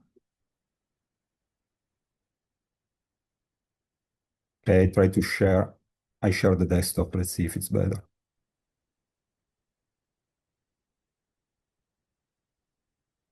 Okay. Do you see the slides now? Yes, but not full screen. Yes. Okay, yes, sorry for perfectly that. done. Yeah. Sorry, I apologize for the inconvenience. Okay, thank you very much for the introduction and good morning to everybody. Let me give a bit of motivation in terms of physics to the work I'm proposing now. Essentially, what we are doing now, one of the hot topics in our community, is the fact that we are preparing for the next generation of fusion devices, like size, let's say, or in the direction of fusion reactors. Therefore, now we have to deal with the fact that we will have to deal with burning plasmas on very long time scales. I mean, a fusion reactor will work for hours or even days. So we must be able now to predict the dynamics of burning plasmas on long time scales, and for physicists, in this case, long time scales means of the order of the energy confinement time. The energy confinement time in an ITER-like device is the order of seconds or even tenths of seconds.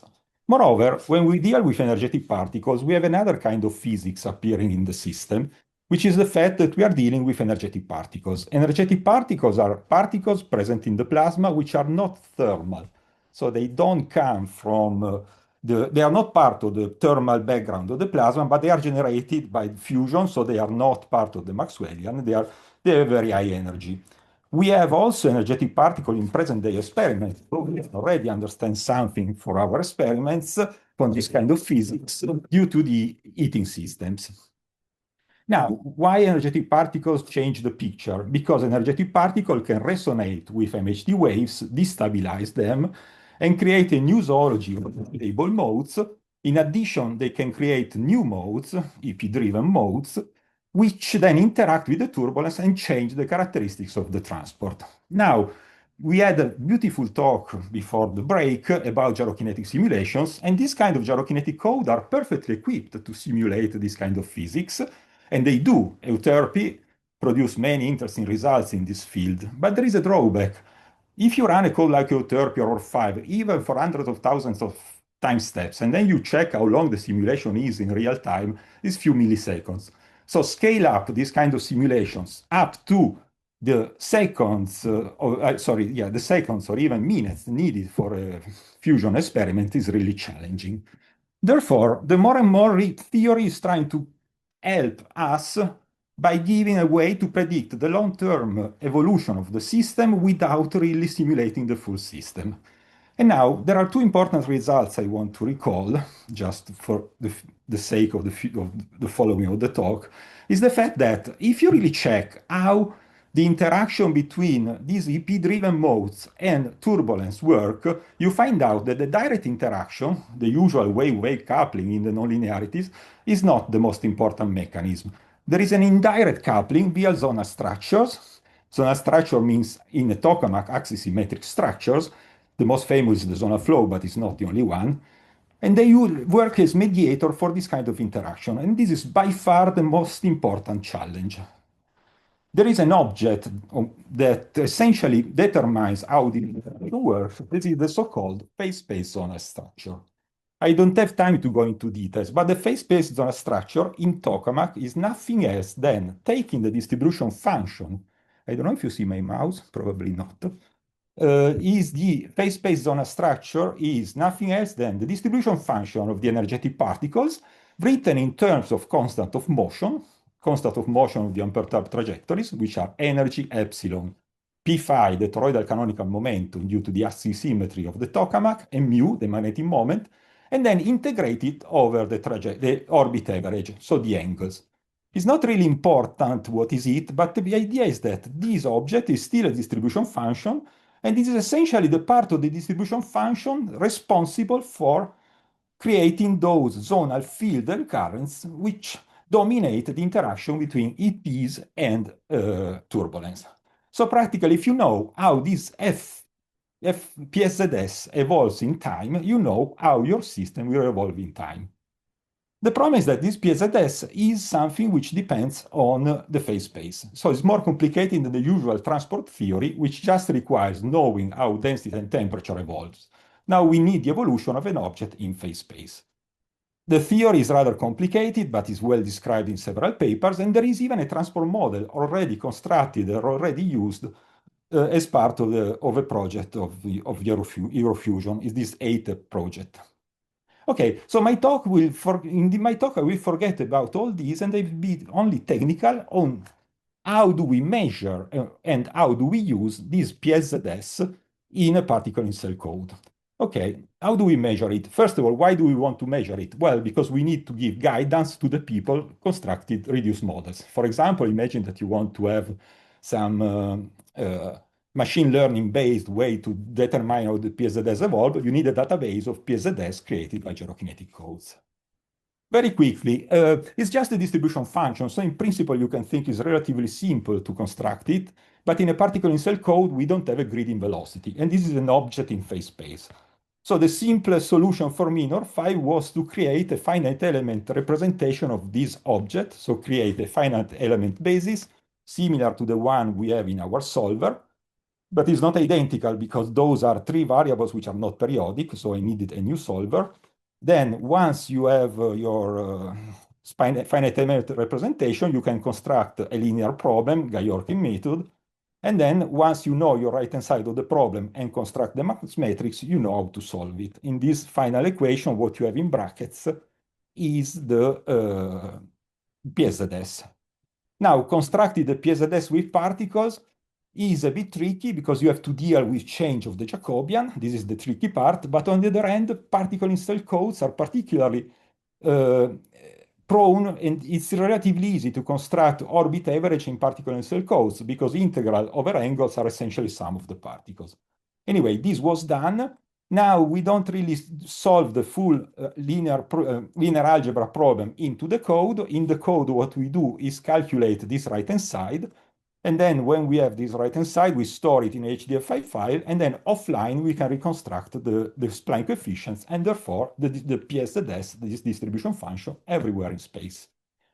Okay, now I don't want really to give details, but we applied it to a physical case. This is the unlaid AUG case. It's one of the most famous test cases for EP physics. Comes from an ASDEX discharge. ASDEX is a tokamak in Garching. Here on the right, you have the results of the diagnostics.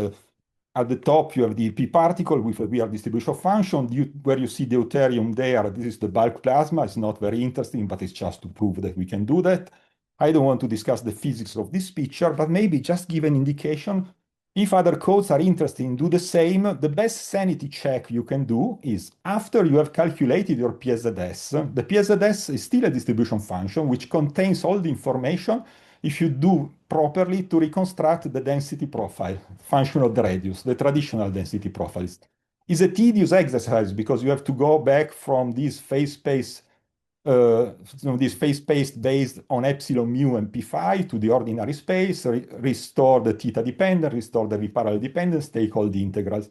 But then you have to find that your integration should give the same density as what you put at the beginning. On the figure on the left, you see in dashed lines, you have the density for the bulk and the p plasmas in the input of the simulation. And then after the first time step, I reconstruct it with the PSZS, and they are on top of each other. So this works. Now, why do I say that we can use the PSZS to improve the quality of a particle in cell code? As you have heard in the previous talk, in a particle in cell code, we solve the Vlasov equation by using a splitting of the distribution function into an F0, a background. We call it background, but actually it's just the value of f of t equals 0, plus a delta f, whatever it is, a departure from this f0. Actually, f0 and delta f, they don't need to be one close to another in principle. They can be whatever. Therefore, this Vlasov equation that you have as first equation in the line becomes an initial value problem for the delta f part. And then we use markers to discretize only the delta f part. If delta f is much smaller than f0, as Carolin said before, we have a significant reduction of the statistical noise. The reason for which we have a reduction is obvious if you move to a Monte Carlo theory, and this was done by Einmir in '94, because you clearly see that f0 is nothing else, plays the role as a control variate in a Monte Carlo integral. I don't have time, unfortunately, to go through that, but the important point is that the importance of the control variate you can see in this example. First of all, let me just add a bit of information. The statistical noise in Monte Carlo theory is proportional to the square root of the variance of the distribution of the weights divided by the square root of the number of markers. Where the control variate plays a role to reduce the statistical noise is the fact that it reduces sigma square, and therefore sigma, so reduces the variance of the distribution of the weights. Here you have an example. This is a real simulation. In blue, the curve you have below is our standard control variate. So where you use f naught equals at f at t equals 0. And you get a certain evolution of the system, linear, then saturation, with a relatively low variance. And then I used, on purpose, I repeat the simulation with a bad control variate. So an initial state was the same as before, but the control variate was not the initial state. Was a Maxwellian as the initial state, but with flat density and temperature profile. The original state had some gradients. And you clearly see that if the control variate is not good, you get a significant impact of the sigma square and therefore on the sigma. If you had to compensate it with the markers, you will have to compensate it with the square root of the markers, and this is extremely costly. Having this in mind, the control variates are important. Well, we have somehow now changed the paradigm of our control variates, because traditionally, control variates are static objects, are essentially the value of f at t equals 0. Now we know that for long simulations involving EP transport, many things will happen in phase space. So the initial state will not be kept constant. And the control variate will be worse and worse during the evolution of the system. For plasma physicists, this applies also to flux-driven simulations. If you try with OR5 to run a flux-driven simulation with a static control variate, you simply cannot do up to the transport timescales of a real plasma. We could achieve it with an evolving Maxwellian implemented in OR5 2 years ago. We could achieve for the first time flux-driven simulation of TCV, the Tokamak in Lausanne, up to realistic significant timescales. So evolving Maxwellians are implemented in our code, but we don't know how to go beyond it. What I proposed here is essentially use the fact that we know now the information of the PSZS calculated as diagnostics to use it as a control variate. Of course, it's a bit tricky to use particle information as a control variate, and doing it in OR5 is really probably complicated. I mean, this is a work in progress for several reasons. So the PSZS calculation cannot be done offline, must be done online. So I'm not ready for that. But I want to show you a proof of principle of this approach in a reduced geometry. For reduced geometry, I mean essentially a straight tokamak. So it's like taking a tokamak, but now unrolling it as a cylinder. So you lose all the curvature effects. Or if in other words, you can say, I take a screw pinch and make it periodic. In this case, constants of motion are only two, relevant one to construct an equilibrium. P5 becomes any kind of flux surface level and the energy. And what I will show you is essentially two simulations in which I used an adaptive control variate and not non-adaptive control variate for this case. This is the simulation. Okay, this is my typical output. It's a movie, but I don't need to show it. I mean, here on the top, I'm expecting to have an ITG mode, so an instability growing. On the top here, you have the first top is the electron fluctuating density. The second is the ion guiding center fluctuating density. The third one is the electrostatic potential. We are not really interested on the top level of this figure. In the bottom left, you get the L2 norm of the electrostatic potential, just gives you an idea of the evolution of the system. You have a linear phase, and then a saturation, and then a nonlinear evolution, nonlinear interaction, and then a saturation. The last two plots of the bottom line are the density and the temperature, and this is the important plot for us. Essentially, this vertical line on the first plot tells you where this snapshot is taken. During the linear phase, the system does not, the distribution function does not change. So you see that n and t are still the same as the initial one. You don't see the initial one, but there is a dashed line below that. And those are really quantities calculated by the particles. Then when you are in the nonlinear stage of the simulations, these profiles start to evolve. And therefore, if you use the control variate based on your initial state, the control variate will not be as efficient as before. Okay, in sake of time, I show you just the result. Here, the result is the fact that if now you compare the standard control variate based on a static one is the blue curve, which is actually the same blue curve I showed you in the previous example in which the variance was shown. And you see really that during the linear phase, at the beginning of the nonlinear phase, my adaptive and standard are essentially the same, because up to there, the profiles don't evolve much, let's say up to 0.5 or something like that. And then they start to diverge.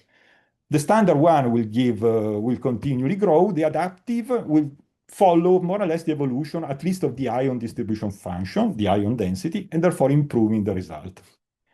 Okay, let me come to my conclusions. I show you that PSZS can be measured in particle in cell simulations, and this I didn't show, but it's on the paper, that can be used to calculate self-consistent fields and zonal currents used by the interaction with the turbulence. Time-evolving control variate, now we know for several reasons that are required in particle in cell simulations if we want to do EP physics on relevant timescales, but also for turbulence flux-driven simulations. I showed that the brute force approach based on using information stored in the markers works at least for simple problems. In Tokamak geometry, where we really have to deal with the 4D nature of the PSZS, this is probably not feasible, or could be that we need even more markers just to get a good control variate. Alternative approaches are possible, and we are working on that, using reduced model to evolve the PSZS and use this as a control variate, or using machine learning assisted control variate. This is a work in progress done by Martin Campos Pinto here at IPP. Thank you for your attention. Thank you very much. It was a nice talk. Do you have any questions from the audience? Please raise the virtual hand. Carolin, would you switch off the mute and ask a question, please?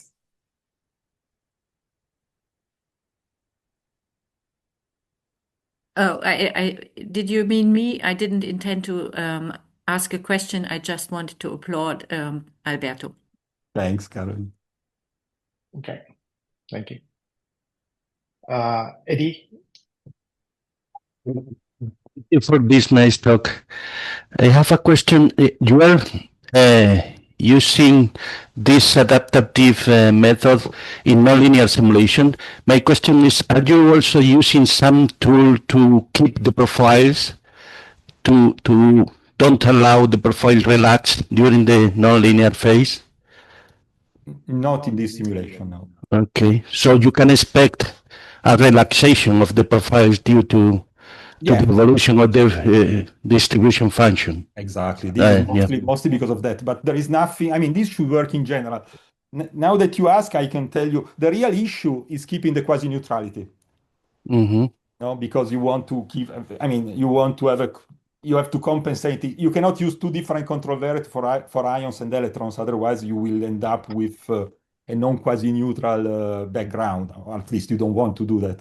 So actually what I was doing here, I was using the control variate coming out of the evolution of the profiles of the ions only for that. And then therefore you can, I mean, you get something out of that, but there is nothing that prevents to have sources and then the profile will not evolve much. But for the kind of sources we use in OR5 and even in euterpy, you always have some sort of evolution on the time scale of your Crook operator, but there is an evolution. Okay. And I mean, if you are flux driven, it's really completely different. Flux driven, the profiles you get at the end have nothing to do with the profile you prescribe at the beginning. So it's okay. Thank you. Thanks, Eddie. Thank you very much. And any other question? If not, quick question I want to ask. Does the scheme you use in this simulation preserve the global invariance? I mean, energy conservation, etc. Particle numbers as well. Sure, not the time integrator. Not the time integrator. The equations in principle, yes. I mean, the fields are solved with finite elements. And the equation are discretized, is a discrete version of the Lagrangian. So except for the time integration, they should preserve energy. But actually they don't because of Runge-Kutta not preserve energy. Okay, thanks. Alexei, would you say a quick question, please? Okay, very quick. Have you benchmarked this approach with any other tools? Not yet. It's a work in progress. I want to benchmark with the time evolution of Muragappan of OR5. But I need a working version in OR5 before being able to do that, which is still... And the distribution function, the phase-space zone structures, have you compared with something else? No, this is not... Was another course? No. There are other people working on that in comparing with Licca, but I didn't do it myself. No. Okay, but in principle it was compared with Licca. Yeah, I mean, it's Thomas Eivor Schneider did it with Flickr, I think. Yeah. Okay. Thank you very much. It's time to move on. Yeah. I cannot Thank you share very my much. screen, sorry, because I lost the mouse. So I think my computer is dying. Can you do that for me? Okay. I'm not sure. Okay, no, okay. I can Okay. done. Let's move on next. Thank you very much, Alberto. Sorry for next the speaker. technical problems. No problem. Next speaker is Mr. Albert Civit-Bertran from UPC, Barcelona. Now, Albert, you have our attention. Yeah, okay, thanks. Can you see my screen? Yes. Okay, thank you so much. Then I will start with the presentation. Well, thank you for having me here on the first thing. Today, well, my name is Albert Civit. I'm a PhD student of the Technical University of Catalonia. And today I'll talk about the study we performed about 3D nonlinear MHD simulations of core density collapse event in LHC plasma. The study was performed in collaboration with Shinpei Futatani, Yasuhiro Suzuki, and Jesus Dominguez Palacios. To begin with, I will be doing a brief introduction of what the core density collapse event is and how it was observed in LHC plasma. So in the large helical device, superdense core discharges can be achieved in the outer shifted configuration, which means that the vacuum magnetic axis position is greater than 3.75 meters. And these discharges can be achieved by means of a consecutive pellet injection. And it will look something like this figure here.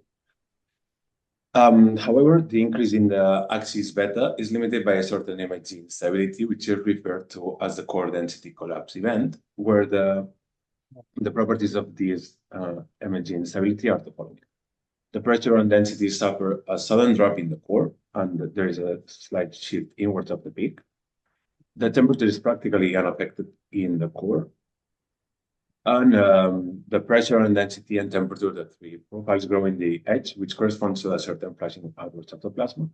And so the time evolution of the instability would look something like this. So here, this point would correspond to this collapse of the density profile. In the precursor phase of this MHD instability, some oscillations at the outside edge of the plasma were observed, which are consistent with the prediction of balloons. Now, having done a brief introduction, in order to do the 3D nonlinear analysis, what we need first is to construct a 3D MHD equilibrium. In this case, we use hint code. Hint code is a code developed by Yasuhiro Suzuki, which is a 3D MHD equilibrium code which considers the stochastic region of the magnetic field and magnetic islands. The equilibrium configuration is displayed in this table here, where I have displayed the comparison between the superdense core LHD configuration observed experimentally and the 3D hint equilibrium that we have chosen to reproduce the experiments. In this case, the vacuum magnetic axis position is greater than 3.75 meters experimentally, and we have chosen the 3.85 meters. The magnetic value at the axis is greater than 2 Tesla, and in our case, is of 2.77 Tesla. The pressure and density profiles show a really peak profile with the steep gradients. The electron temperature is smaller than 1 kiloelectron volt in the experiments, and in the 3D MHD equilibrium, what we have chosen is to define the temperature profile as a function of the normalized toroidal flux in order to reproduce the broad profile which is observed experimentally. Moreover, in this configuration, in this case where the electron temperature is smaller than 1 kiloelectron volt, ion and electron temperatures can be considered to be more or less similar. Finally, the beta values are in the superdense core configurations are usually high. In this 3D hint equilibrium, we use a 4% axis beta value, which gives an average beta value of around 1%. In this right figure, what it is displayed is the pressure profile and density profiles, which show this characteristic peak profile of the experimental observations. Then there is a temperature profile, which shows this broad profile, as also characteristic of experimental observations. And finally, there is this normalized toroidal flux here displayed. On the bottom left figure, there is a comparison of the magnetic field topology of the vacuum displayed in blue and of the finite beta equilibrium displayed in red. What it is worth to notice is first that there is a significant shift outwards due to the Shapranov's shift of this high beta scenario. And also it is also worth to notice that the plasma surface, the plasma area, which is available given the nested surfaces, is significantly shrink compared to the backing configuration of the device. Now, having generated the 3D equilibrium that we needed for the simulation, it's time to go to explain a little bit what MIPS code is and its capabilities. So MIPS code is a 3D nonlinear MHD code, which was developed by Yasushi Todo, and which can solve arbitrary plasma geometries. Just to give a brief idea of what are the MIPS properties, the spatial derivatives are computed using the fourth order centered difference method. Time integration uses fourth order explicit Runge-Kutta scheme. The convection terms have in addition, the third order upwind scheme term for numerical stability. The physics model solves a single fluid model and is solving also extended MHD nonlinear model. And finally, it's parallelized using MPI and OpenMP. And just in order to show the different capabilities of MIPS code, here there are two different figures. The one on the top right corresponds to a simulation done by Shinpei Futatani, in which the some pellets were injected in the LHC plasma, and here it is displayed the pellet cloud. And in the bottom last figure, there is a certain simulation of LHC in which ballooning modes were present, and this can be shown in, seen in this figure here. Now, in this work, what has been done is that the new 3D nonlinear non-adiabatic MHD model has been extended in MIPS code, and the extensions of the model are included the following points. So this is how the model looks currently, the extended model. And so the extended model solves the evolution of the number density, the momentum, and temperature. It uses a constructed initial profile of the density and temperature profiles in order to solve the evolution of the plasma. And isotropic effects of the heat conductivity have been included in the model. The diffusion terms have been extended from a Laplacian form to a divergence of a gradient. And a similar extension has been done for the viscous term. And then, so the plasma parameters have been defined so that they follow a certain dependence with temperature. In this case, the viscosity, resistivity, and parallel heat conductivity now have a dependence with the temperature, so that they have a certain spatial profile. Finally, in the model, we also included the particle momentum and heat sources, but however, in this case, they are all defined to zeros so as to focus on the benchmark and the study of the CDC event without the influences of external sources. So for the benchmark, we use moderate to high resolution in the poloidal and toroidal directions. The time step and plasma parameters are displayed here. And for simplicity, the parameters are unrealistically high, and also to speed up the calculations.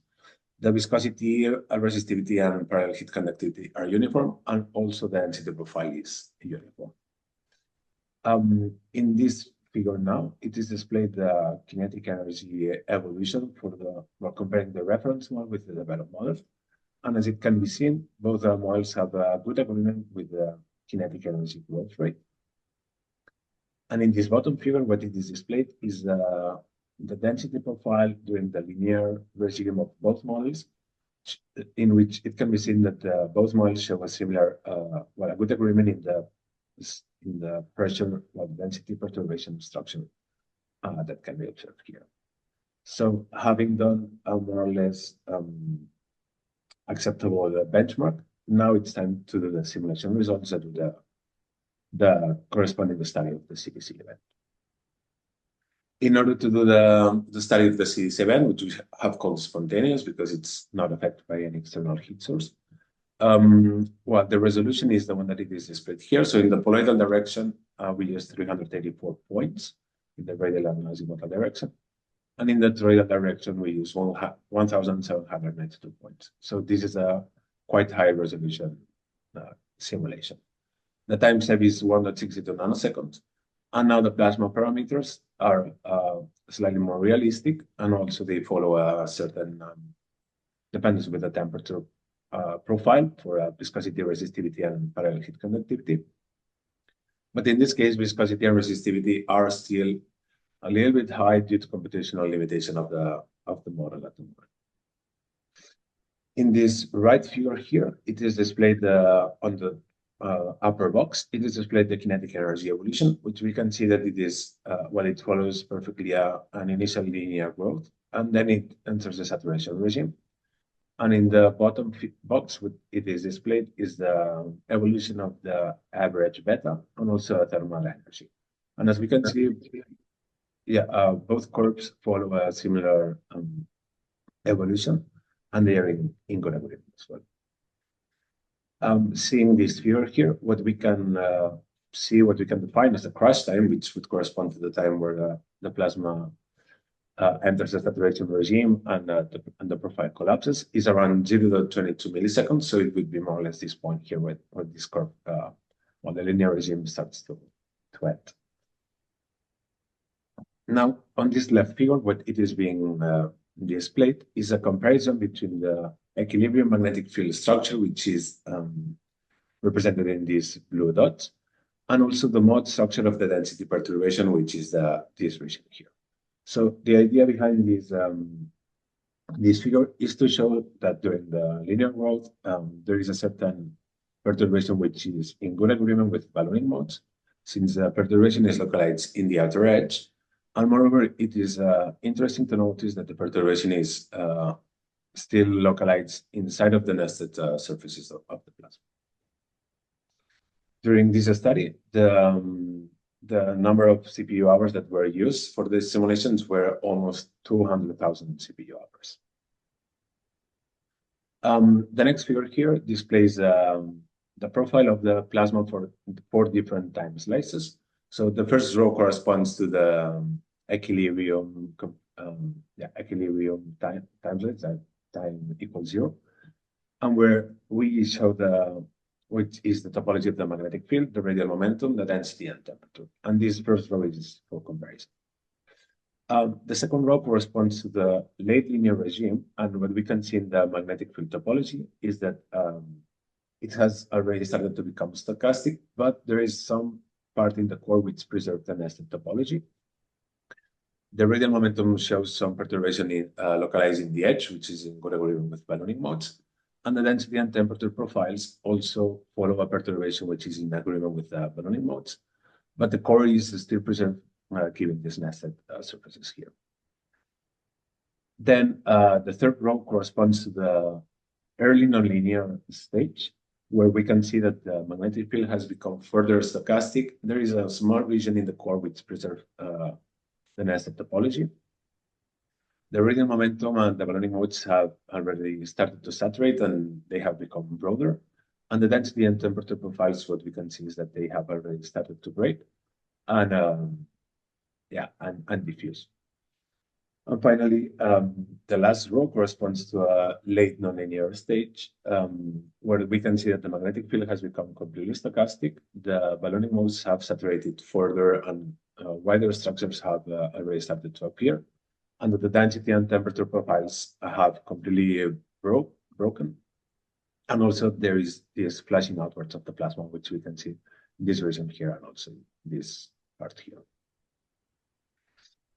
Then the next figures that I wanted to show are the pressure spectrum structure for the 3 same time slices that I have shown before. So in the late linear regime, what we can see is that the mode structure is localized more or less in the edge, and it is represented as a function of the normalized toroidal flux. And what it can be observed, moreover, is that the toroidal modes that dominate are 5 and 10, well, 10 and 5 in this case, which reflect the inherent periodicity of the LHC plasma, which is 10. On the early nonlinear regime, which is the second slice here, what we can see is that the mode structure has already started to shift inwards, so towards the core. But still, the toroidal modes that dominate are 5, so that they still preserve some relation with the periodicity of the LHC plasma. However, in the late nonlinear regime, what we can see is that the mode structure has completely shifted towards the core, and that the toroidal modes that dominate are now low-end modes, which corresponds to a certain reconfiguration induced by the CDC event. And so the mode structures here have become wider. And finally, let's go to the conclusions and future perspectives. So in this study, we have developed a 3D nonlinear non-adiabatic MHD model, which allows to calculate the anisotropic heat conductivity and external particle momentum and heat sources. And the model has been benchmarked and validated against the former model in MIPS code. The model shows preliminary results of the CDC event observed experimentally, such as that the plasma is unstable to ballooning modes, which are localized in the outer edge. The ballooning modes lead to the collapse of density and pressure core profiles and are also accompanied by a certain shift inwards of the profiles. The density, temperature, and pressure all increase in the edge, which corresponds to this outer flushing of the plasma. The magnetic field is stochastized by the ballooning modes. And as a conclusion, we could say that at the linear regime, high-end modes are dominant, which are related to the periodicity of the reactor. But after that, the nonlinear coupling at the relaxation stage causes a shift to low-end modes localized in the core. So this gives the idea that the CDC event is not triggered by modes localized in the core purely, but it is derived from high-end ballooning modes localized in the edge, which then cascade into low-end modes. Future studies are expected to extend the physics model and numerical model to allow performing with more realistic plasma parameters. And particle momentum and heat source effect will be analyzed in future. And here are the acknowledgements, and this is all from my side. Thank you very much for the time. Okay, thank you very much for a nice presentation. Do you have any questions from the audience?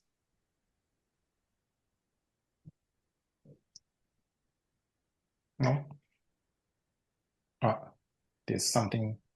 No, it's not Han. Okay. Okay, I have a question. Can you say the motivation again why you changed the form of equation? Yeah, you mean the motivation you separated pressure into density and temperature. Yeah, so the idea for future works is to extend the model also to temperature model in MIPS so that we can also perform different simulations to study which are the instabilities given the difference between the temperatures of ions and electrons, or maybe neutrons and plasma, and so on. So this was a preliminary step towards that direction, so that we wanted to first solve the evolution with the density and temperature, and then move on to extended one with two temperatures. Okay. There is a question in the chat, Jinpei. Thanks. Chat. Ready? I don't see any. Wait. Yeah. Present begins. Blah, blah, blah. Ready? I don't see. I can see it from You can see.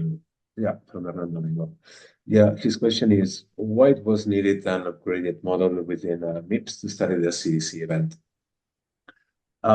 Yeah, so I think this is quite closely related to the question of that Jinpei Futatani asked, but as we checked, the former model of MIPS code was also capable to do to solve the CDC event of plasma in the LHG device.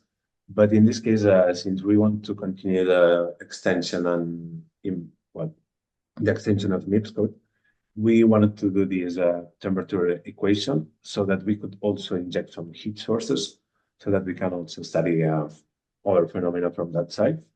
But yeah, the idea would say that this is the first step towards extending the model further to a two-temperature model.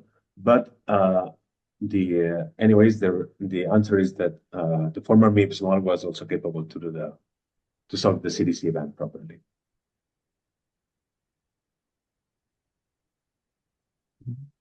Okay, thank you very much. Thank you very much for your talk. Yeah. Let's move to the next speaker. Next speaker is Abhishek Tiwari. Sorry if I pronounce it wrong. From Indian Institute of Science, India. So Abhishek, would you start your presentation when you're ready? Yeah, so can you hear me and see my screen? Yeah, perfectly. Yeah, okay, thank you. So, hello everyone. Good morning, good afternoon, good evening from wherever you are. So, thanks for giving me an opportunity to present this talk. So, I'm Abhishek Tiwari and I'm a fourth year PhD student from Indian Institute of Science in Bangalore. And today the topic of my talk is zonal flow suppression of microturbulent transport in the optimized stellarators W7-X and QSTK. So this work was done in collaboration with people from Max Planck Institute, in Germany, Institute for Plasma Research in India, and UC Irvine. So before I go to the details of my talk, I would like to first motivate you. Why are we doing this study? So in the current fusion devices, one of the main limiting factor is the presence of turbulent transport. So on the left hand side, you can see that these turbulent transports are like this small structure which throw the particle outside and disrupt the plasma. So one of the main important turbulent transport are the low frequency and micro scale turbulence. So these are one of the main. This is one of the main challenge in the current fusion performance. Secondly, we have something called zonal flow, which is a kind of secondary instability. So we are saying that this zonal flow are helpful in regulating the turbulence. So the question is, if the turbulent limits the confinement, can we use something like magnetic geometry to regulate it? So there are various ways to limit this turbulence. So, and one of the way is the magnetic geometry, and stellarators provide a really good platform for this 3D geometric optimization. So here I'll introduce you about the two stellarators. The first one is W7-X stellator and the second one is QSTK. So W7-X, on the left hand side, you can see the magnetic field and the geometry of this stellator. So W7-X is currently an operational stellator located in IPP, Germany, whereas QSTK is a conceptual stellator. So first we can see the difference is that W7-X is a five-field periodic stellator, whereas the QSTK is a six-field periodic stellator. So another difference between these two stellators are the first is that W7-X is optimized to reduce the neoclassical transport. So we can think of neoclassical transport as the outward transport that arises from the particle collisions among themselves, whereas QSTK is optimized for something called large critical gradient. So there are various instabilities present in fusion devices like ITG, TM, etc. And each of them have some critical gradient, like critical temperature gradient, at which they become unstable. So QSTK has been optimized so that this critical gradient of this instability is pushed to higher gradients. So these are some main differences between the QSTK and W7-X. Now, how do we quantitatively compare the turbulent transport, which is one of the limiting factor for the fusion devices, in these two different 3D magnetic?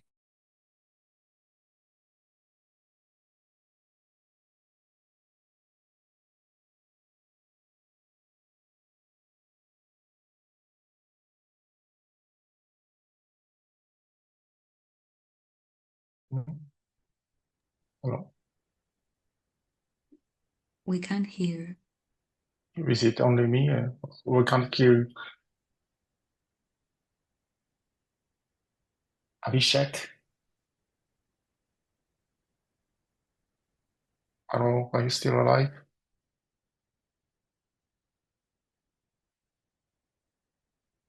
I think his screen is freezed. He's not online, I guess. There's an issue with this network. That's pity. In this case, if I will try to contact him. We can yes, wait a few please. minutes. Yeah, maybe. Okay, he connected again. Can you hear me? Yeah. Yeah, I'm really sorry for this sudden technology factors. Okay. So I'll restart. I cannot hear your screen. Yeah. Yes, please. Yeah. I cannot see your screen. You can see my screen, yeah? I cannot see your screen. Is it only me or? Okay. No. Is it still it's not. visible? Yeah, it's okay. Okay. No. Yeah. Okay. So okay, I'll start from where I left. So the method that we'll be using to study this to quantify this turbulence is we'll be first getting the geometry input from using the VMAX equilibrium file for both the W7-X and the QSTK. And for the physics model, we'll be solving the 5D gyrokinetic equation.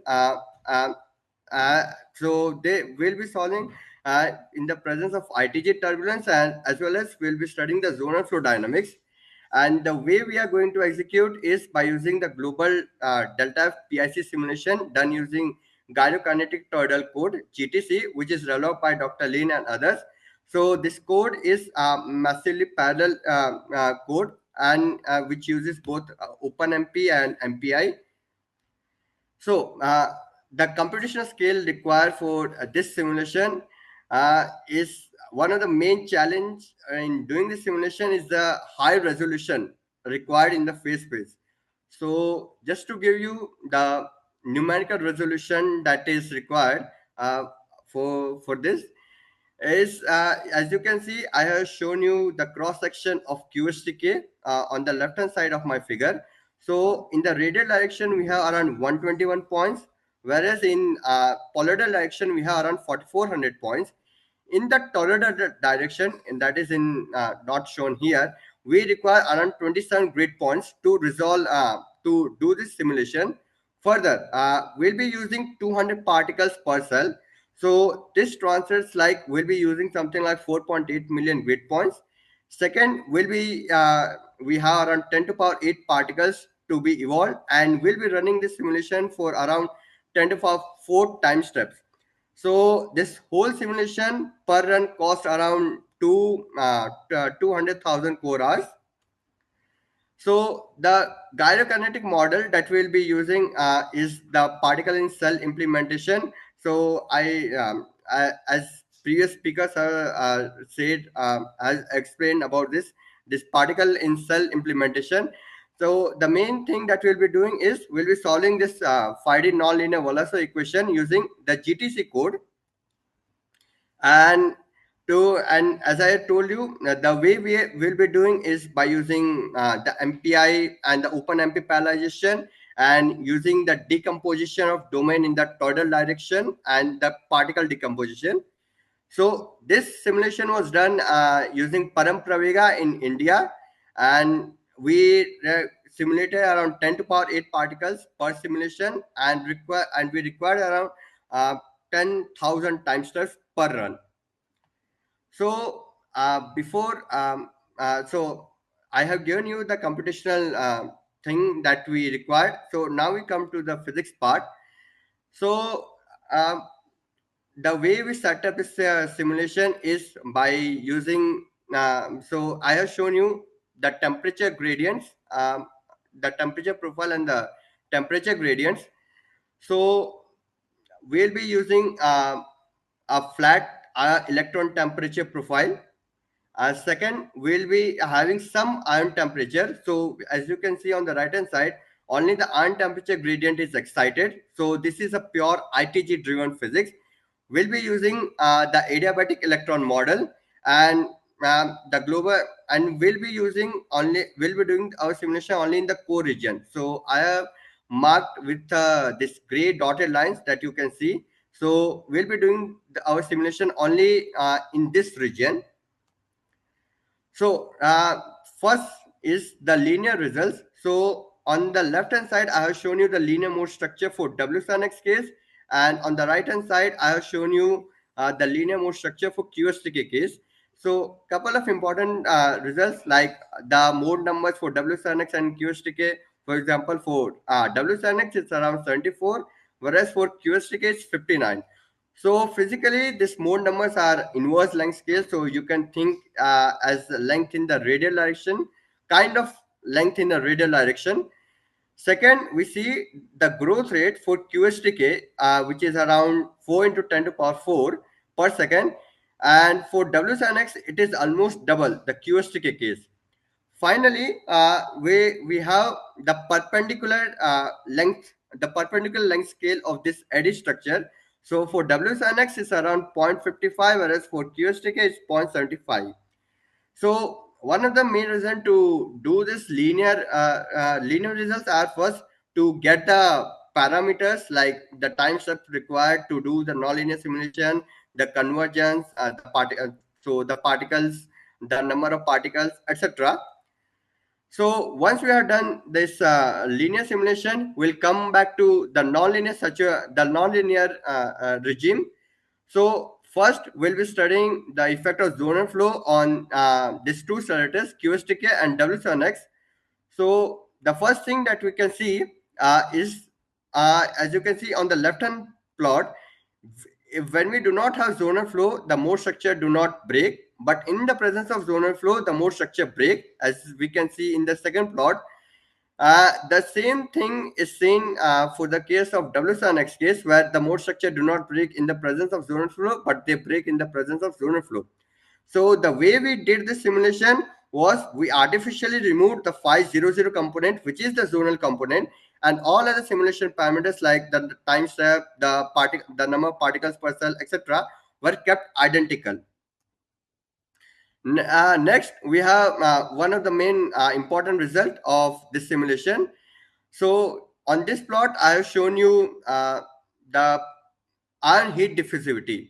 So the topmost line, which is the W7-X case, where we do not have zonal flow in that case, and the green and the purple line here, those are for the QSTK and the QSTK case without any zonal flow. So the first important result that we see, that when we do not have any zonal flow for W7-X and QSTK, there is a reduction by almost 34 times in the heat diffusivity, the ion heat diffusivity.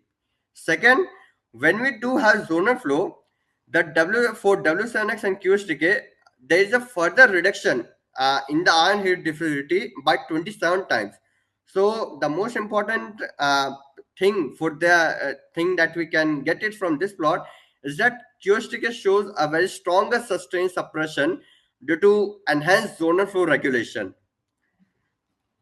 Finally, so as I have shown you the ion temperature profile that I've chosen, and you might ask that I have chosen the amplitude at one particular value. So what happens if we change the amplitude of ion temperature gradient? So in this plot, I have plotted, I have done the same. I changed my ion temperature gradient amplitude. So the 2.4 is the original case, whereas the left and the right are when we decrease the ion temperature gradient and increase the ion temperature gradient respectively. So the most important thing that we can see is, first, W7-X has higher heat diffusivity compared to QSTK case.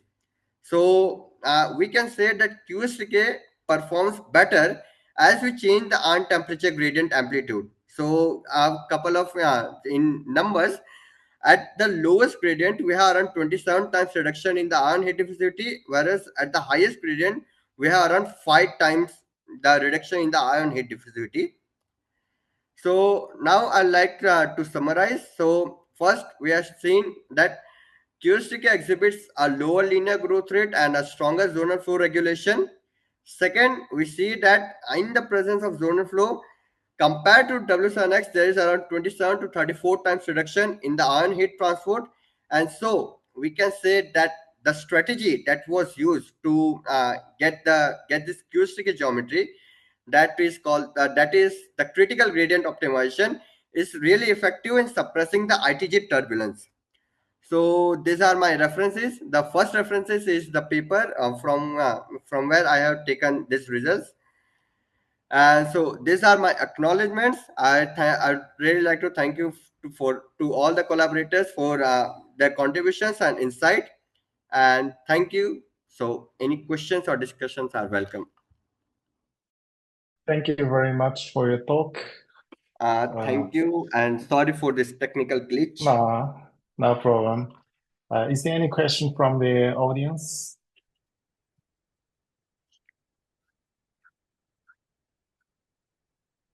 There's a question from in chat box from Shabi Sarth. He says, are there any other studies that compare geometries like your stars? What advantage does yours provide? Okay, yeah. Yes, there are studies where people have compared the geometries, and there do exist paper in the literature. And second, why did you choose GTC to carry out your comparison? Have you done any development? So I'm one of the user for this GTC code. This GTC code was actually developed by Dr. Lin and others, and it is a very well benchmark code. So that's why I'm using it. And also, how many processors you use? Okay, so per simulation, just to give you, I use around 20 to 30 nodes, and in each node there are around 50 cores. So that computer goes through like 1500 cores, and this runs for around 3 to 4 days. Okay, yeah. Thanks. Alexei? I have several questions. First, I don't think that you have indicated what physics is behind this difference between QSTK and W7-X. Then it would be interesting to know how the reduction you observe compares with flux tube results. And third point, it was not quite clear that zonal flow reduction for QSTK is indeed much stronger than for W7-X from the figure you showed. Because there were these factors 34 and 27, but QSTK is more stable than also linearly. So these are my questions. Yeah. So just to get it to get those results. So to show how the first question is we should have compared it with the flux tube simulation. We could do this. And second, why this QSTK is more stable. So here I show you the shearing rate that you have calculated. So the first thing that we can see is that QSTK has a more stable structure than the W7-X case. So the instabilities in W7, this gives rise to non-coherent structure, gives rise to instabilities in W7-X compared, whereas in QSTK we do not have this kind of instabilities. And what was your another question? I forgot. Sorry. Yeah, the physics. What is the physical reason for what is the difference between W7-X and QSTK? So you report some results, but why? Sorry. I just want to get to know what is why here. Like, do you want? Okay. Why means what makes QSTK performing differently compared to W7-X? Oh, okay. So the strategy that was used to generate those geometry. So as I said at the very beginning, QSTK, the geometry, the magnetic field geometry was optimized so that the critical gradient of this instabilities is pushed to larger temperature gradient. So what happens as I can here in this figure? So yeah, we have usually the plot is that initially we have a flat regime and then goes to very high. It goes on increasing exponentially. So one thing that we can see for QSTK, that it was optimized for this large critical gradient, is that so as the critical gradient is pushed to larger values, so we see that the chi for QSTK is consistently lower, whereas W7-X was optimized for some other, it's for neoclassical, not for the critical gradient. So this is one of the main geometry and the physics for QSTK that makes it better than W7-X. This is linear physics. It's not about zonal flows, right? This is the nonlinear physics. This plot was done using the nonlinear regime. So its limit shift is included in this optimization. Sorry, can you repeat it again? Limit shift is part of that. The critical gradient, is it linear? Huh? Yes, Dimish shift, kind of Dimish shift, yeah. Okay. Thank you very much for the discussion. Yeah, thank you so much. Thank you very much for the talk. Yeah, let's move on to the last speaker, Mr. Huang from Southwestern Institute of Physics from China. Would you start your presentation when you're ready?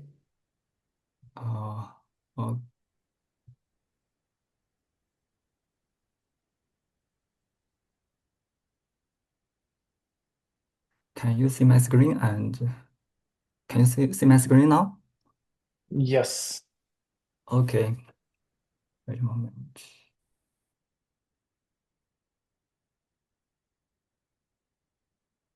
Okay, dear Chairman, thanks very much for your kindly introduction. And hello, everyone. It's my pleasure to present our recently work about integrated 3D nonlinear simulation of LME dynamics in the HL3 Tokamak. This work is in our cooperation with colleagues in Japan and Germany. This talk will include 4 parts. First, I would like to give a brief introduction about the LME challenging and why we need the 3D modeling. And the second part will present the LME simulation with the coil MP system in HL3 based on the experimental observation. And the third part is just a prediction simulation for the biasing MP system. And finally, a summary. So why this work is important as we put plasmas into high performance. So how to control the heat flux from the LME is a crucial challenge for future devices. Like in ITER, if uncontrolled the type 1 LME burst, so the larger transient heat flux will damage the plasma facing components. One promising method for LME control is the RMP.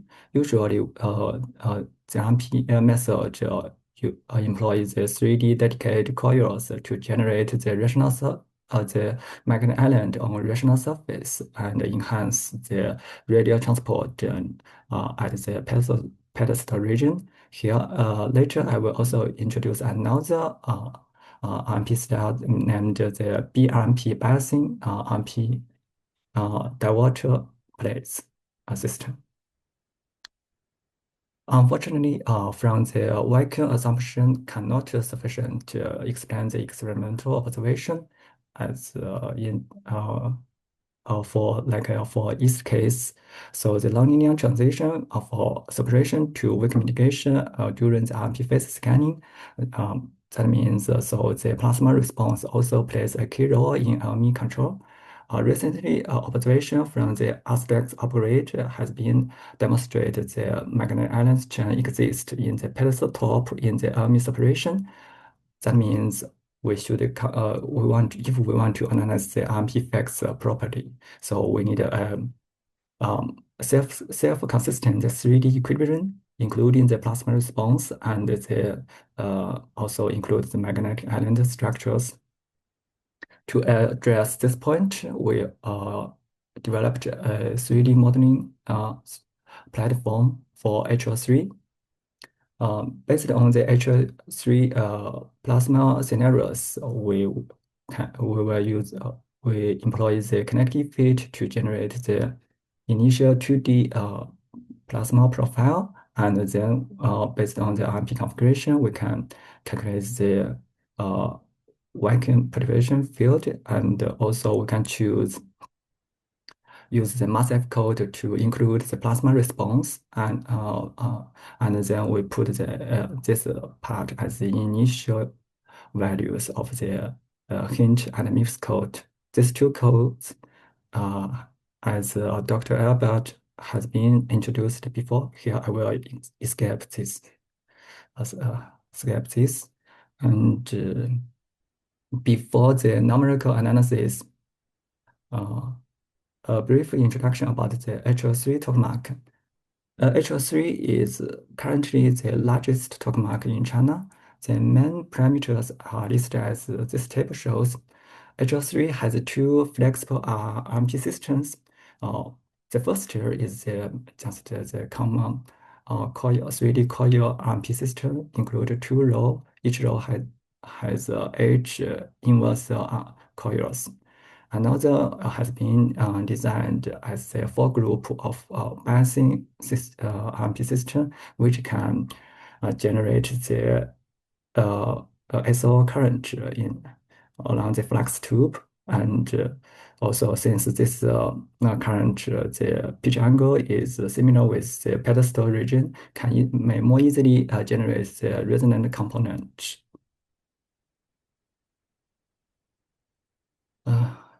In the last campaign, so the RMP, the LME controller has been achieved by using the coil RMP system in HL3, as in this short shows. Like in this short shows in the Q95 scanning experiment discharge, when we applied the N equal to old parity RMP, so the LME mitigation was obtained, and also in parallel, the density pump out was observed. Based on this short experimental observation data, especially the temperature and density, and just choose the moment before the RMP switch on, and then we can use the kinetic fit to generate the 2D initial equilibrium with the pedestal region, and also based on the toroidal rotation. So we can calculate the plasma response with the massive code. We can see, so with the plasma response, so the resonant component may much smaller than the vacuum assumption. The corresponding spectrum analysis also shows similar result, as the blue symbol shows where is the rational surface. So we can see the resonant component may diminish. While comparing maybe the color bar here, we can see the non-resonant component may a little amplified with the plasma response. So how this plasma response influence the 3D equilibrium?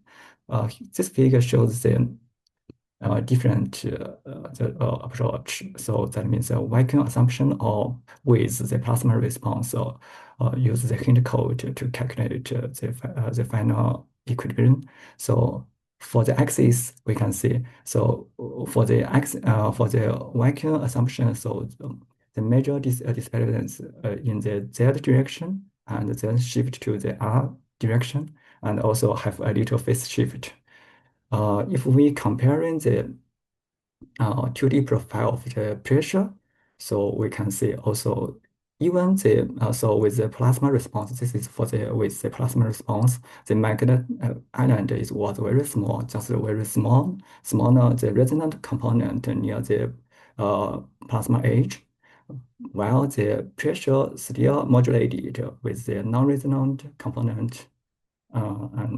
So this may influence the instability patterns. So here shows the LME simulation with the MIPS. So in the linear phase, we can find, so the instability at the edge is ballooning mode dominate, while it no longer located at the middle plane. Now is modulated by the external N equal to RMP along the flux tube. Okay, the next part is about the prediction work. Since we have designed the Bayesian RMP system, so the next step we want to check whether this Bayesian RMP can control the LME in the HO3 high current plasmas. So here we just consider an ideal case. That means in the vacuum assumption, whether this can have a big different influence on the LME dynamics or not. Here we just simplify the Bayesian-driven the SL current as the current filament, so from the divergent plate. And here one thing should be emphasized is that the Bayesian-driven current should the output limitation should be the electron saturation current. So the simulation flow workflow also similar as the previous. Here we add RMP spectrum analysis to comparing the BRMP and the CRMP system. And so for the CRMP, the quality RMP system, so the non-resonant component, that means on the left side of this figure, so are comparable with the resonant component. While for the Bayesian system, the non-resonant component may much smaller. If we consider, so since the Bayesian-driven the SO current may more closer to pedestal region, they may need a much smaller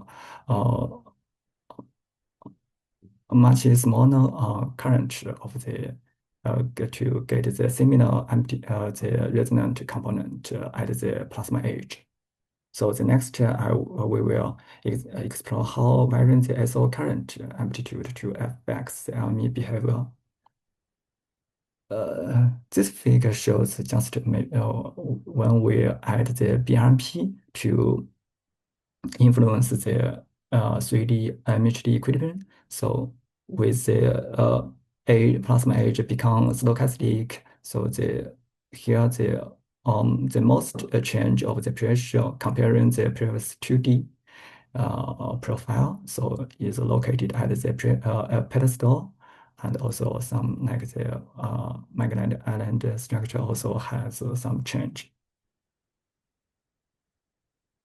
So if we check the 1D profile at the toroidal average of the pressure from the hint, when we increase the Bayesian current, so we can see the gradient, the pressure gradient located at the pedestal region will be significant change.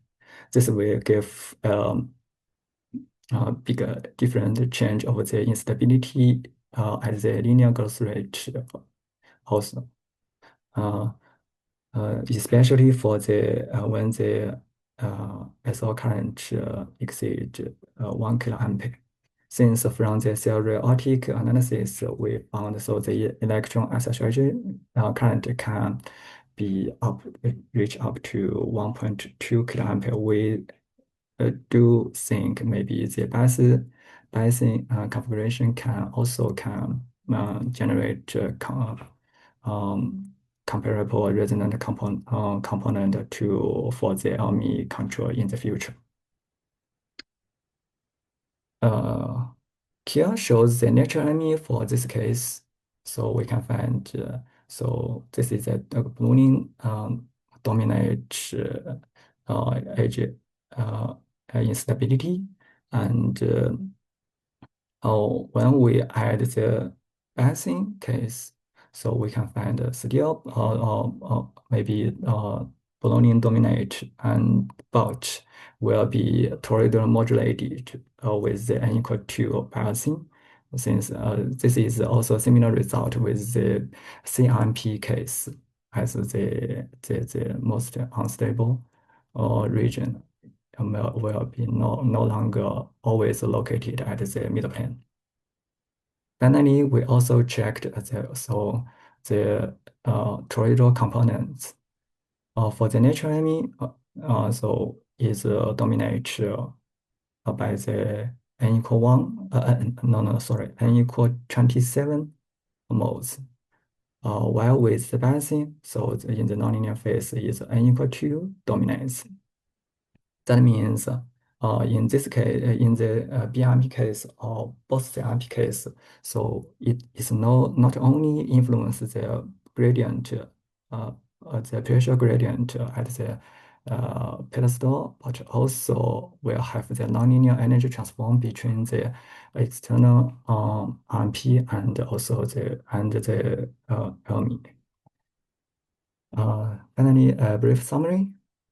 So we applied the integrated modeling of 3D equilibrium and LMI dynamics in HL3, and we found the plasma response may diminish the resonant effects and also allows the LMI pattern.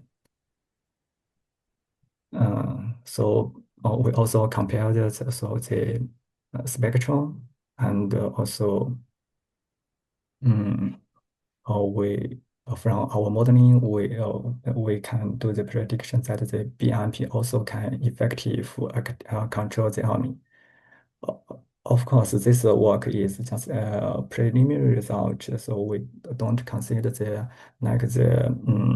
bootstrap current evolution during this equilibrium calculation, which we will do a more sophisticated study in the future. That's all. Thank you. Okay, thank you very much. It was a nice talk as well. Do you have any question from the audience? If you have any question, please raise your hand, or you can type. Not what? Can you comment? Yes, Kao Xian Su. He asked the question: can you comment on the capability of BRMP used on ITER or relevant machines? Thank you for your question. I think it depends on the what amp characteristic of the biasing driver SO current. As we do some simulation for the CFEDR, we could think maybe in the future we can use the biasing also to produce comparable resonant components for the LMI control. Yes. Okay, thanks. Another question? No? I have a question. Do you have the case which RMP successfully suppressed did you scan maybe I missed in your slide, did you scan the RMP current? RMP current, you mean the coil current so RMP coil current, yeah. Okay. Or any case which RMP successfully suppressed the arm? In the last experimental campaign, we do some short, but maybe the separation time window are very short in HL3. Okay. Other question: did you try with other equilibrium, for example, different pedestal height, or current density peak, or other cases, how the RMP is interacting with this condition? It's in progress, but unfortunately, this time our supercomputer was attacked by the hacker, so that's sorry to hear that. Yeah. Okay. Okay, thanks. Okay, thank you. Okay, I think it's time to close the session. Thank you very much for your contribution, and thanks to all speakers. Hello, everyone. So we are going to start this parallel session on atomistic models for radiation damage of fusion materials. Welcome. And we have 4 talks in this parallel session. And the first talk is by Jintong Wu from the University of Helsinki. I hope he's here. Are you here, Jintong? Yes. I can see him. Yes. So, okay. Very good. So yeah, I can share my screen and I start now, right? Yes. Okay. Please. Thanks, Maria. And due to the internet, I'm sorry that I will just keep my camera close, but I hope you can see my screen. Yes. Okay. Let's see, but yeah. Yeah, you can see, right? Okay. And okay, yes, good. So yeah, hello everyone. So I will today give a brief talk about. It's a little bit different from the abstract title, but mainly the same. So we're gonna talk about from collision cascade to the long-term defect dynamics, the computational study of the irradiation effect in fusion relevant materials. And there's a big thank to Maria Jose, which is our collaborator as well. And I'm the PhD student just graduated from the University of Helsinki. And so this work is mainly from my PhD work. So first, I guess everyone is well known here that what is fusion. So we have this like result of fusion that we see as light and feel as warmth from the sun. So people want to make it work on Earth. So we know that although different isotopics of light elements can be paired to achieve fusion, the DT reaction has identified as the most achievable on the Earth. And there are 3 conditions. It's quite tricky, but has to be fulfilled to achieve the fusion in a laboratory, which is the very high temperature to provoke the high energy collisions, and also the sufficient plasma particle density, and also sufficient confinement time. And to achieve this commonly, it can be used by a Tokamak device that uses the magnet field to control the hot plasma. But we know that once operating the reactor, the intense flux of the high E neutrons and other particles will subject the reactor structure and the materials to extreme conditions. And we know, for instance, very commonly you can see some like volumetric swelling of the fusion materials. And there are like several key requirements for the plasma phasing materials.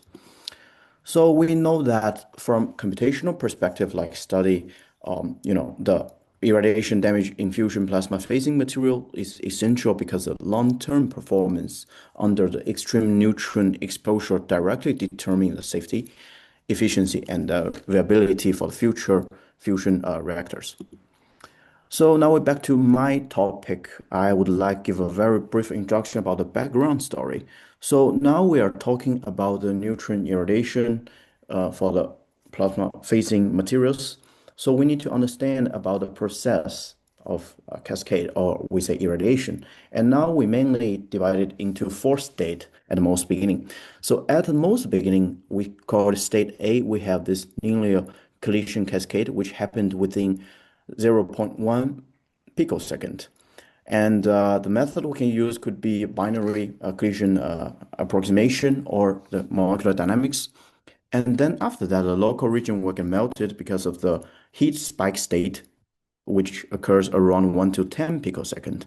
And after the heat spike state, the material will start anneal out will have some like self-annealing effect. And after that, the self-repair, there will be some remaining primary damage after around hundreds of picoseconds. So you can see some interstitials from this illustrative figure, some interstitials or some vacancies here and there. But we know for the long term speaking, the defect mobility can happen, it varies due to different materials. Like it can cause like even over years, for instance, like the migration of the very immobile vacancy, for instance, for the very common use tungsten material. And to study the state ABC, I give an example, like it can be very well performed if you have a very accuracy interatomic potential. So you can just simply use the classical MD method. So here you can see the thermal spike state happens for this like iron self-ion cascade, and then start self-repairing, and there's some remain defect here and there. But if we want to do for defect mobility state, which is state D, the normal molecular dynamics cannot handle it anymore because of the time limitation. So people are using different kind of way of to mimic the long-term defect evolution.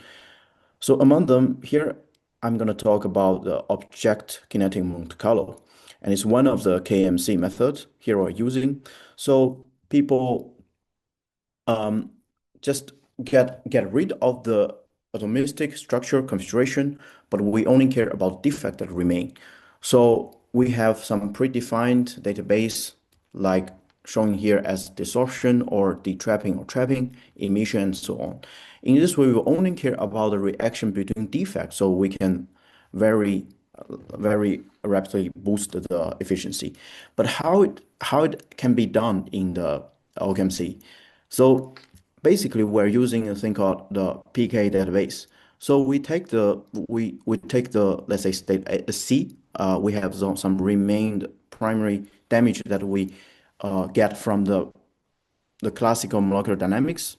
So here I show some illustration that, for instance, the blue atoms are interstitial here and there, and also the red atoms by some defect identification methods such as weakness size.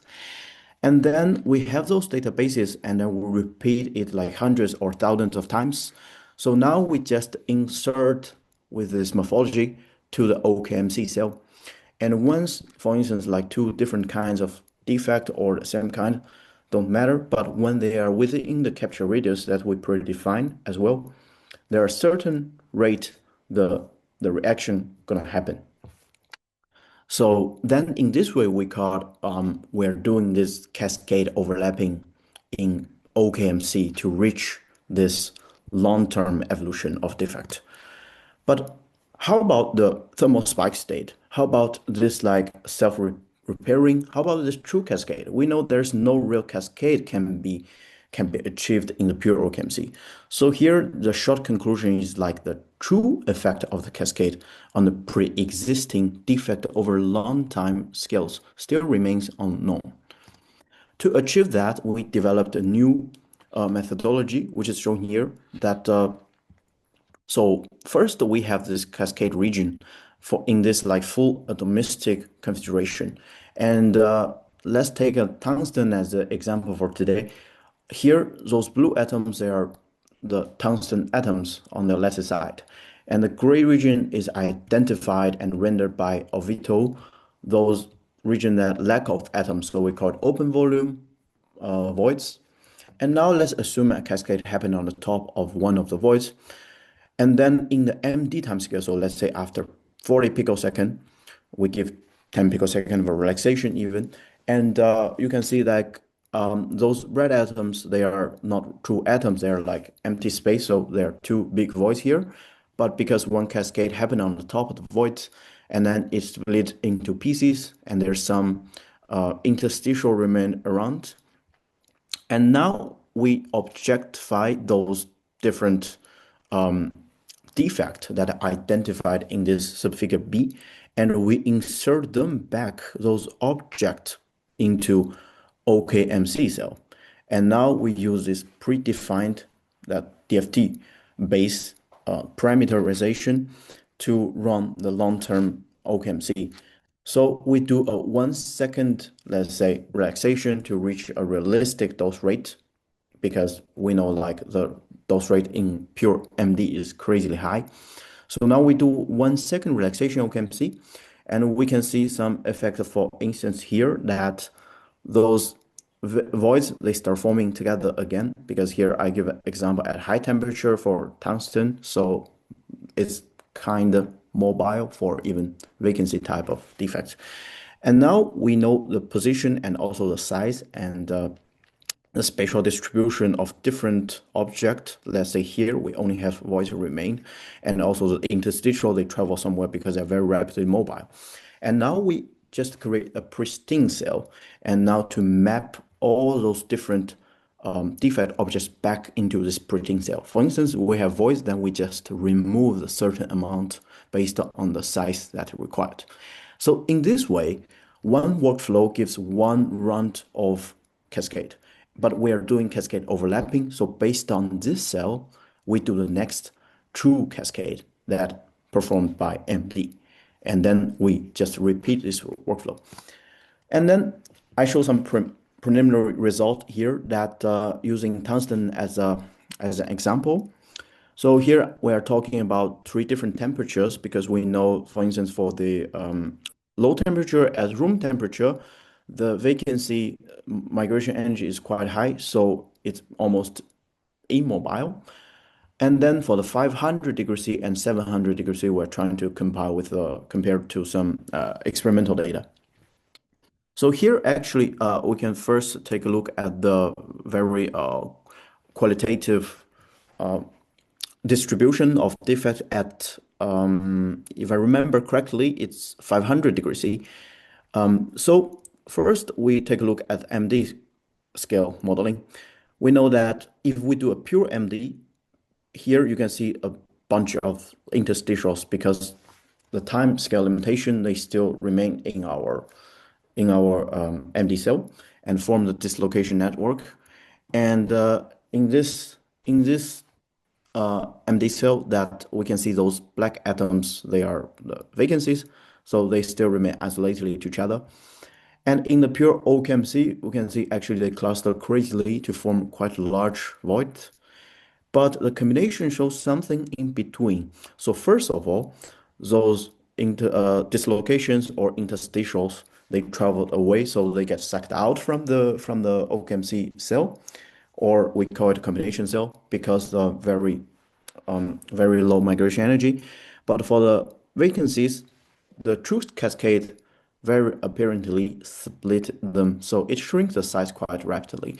And here actually we use the full MD as a benchmark, and we can always see the difference getting larger with the temperature goes higher. So this splitting effect become larger. But here we can see there's only one crossover. So at the most beginning, the combination method shows a more rapid defect accumulation compared to the pure OCMC. Only happened in the room temperature case. But why? I mean, it never happened at the higher temperature. So here we can explain a little bit about the room temperature case I mentioned. So here we did a more detailed quantification of the clustering behavior at room temperature. And in this highlighted region, actually is the most eye-catching part. We can see I just try to sort them based on the different cluster size. And for the larger than 10, so here is a vacancy cluster. So let's say there is a cluster with a predefined cutoff. Okay, and now we tell those vacancies, they are clustered together. This happens in the pure MD, like after over 0.05 dPa.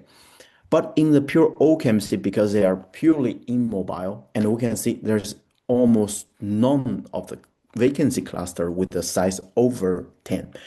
But this larger or relatively large cluster come back after we do the combination method.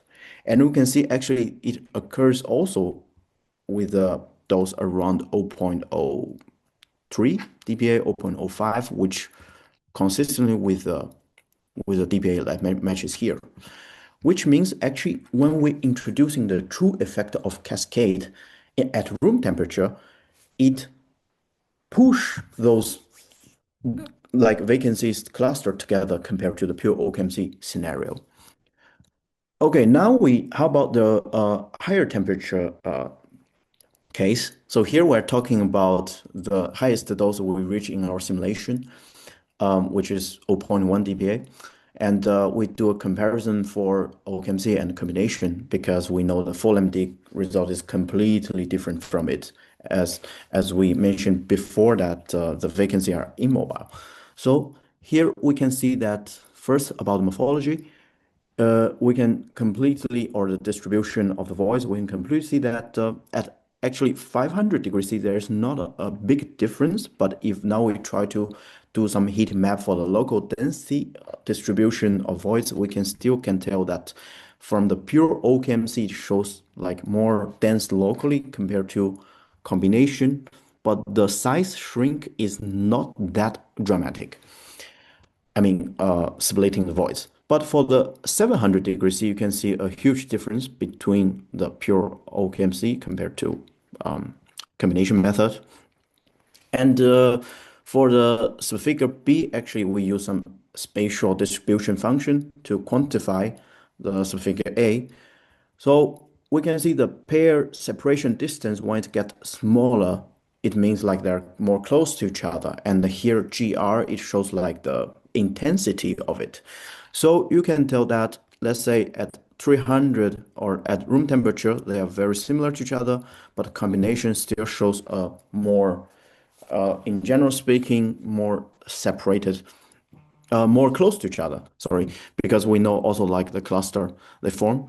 And for the higher temperature case, we first need to find a center of mass for each cluster. So it's not for any isolated vacancy, but for a vacancy cluster. And now we talk about the correlation, like the spatial correlation. And we can tell that for the 500 degrees C, you can see from here, after quantifying the data, they are also very similar to each other, just slightly they are closer to each other, those clusters. They are closer to each other at combination, on the combination condition compared to the OKMC. But there's a very huge difference for the 700 degrees C case. They are way closer to each other because they're split into pieces. So they're almost homogeneously distributed everywhere.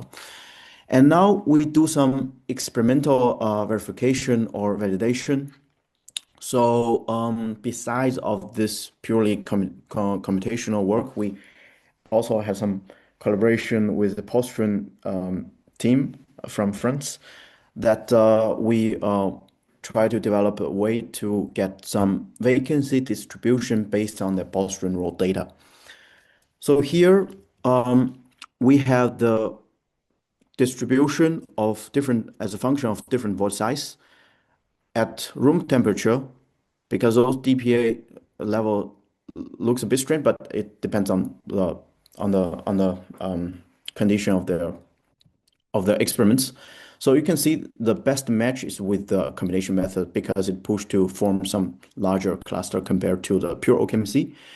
And interesting for the 500 as well, because you can see from the larger part that like for the concentration of the different voice size, it also matches very well with the combination method, or it matches best with the combination method, but also with the OKMC, it's more or less the same, but it's a tiny bit overestimated if we also take account into this TEM observation.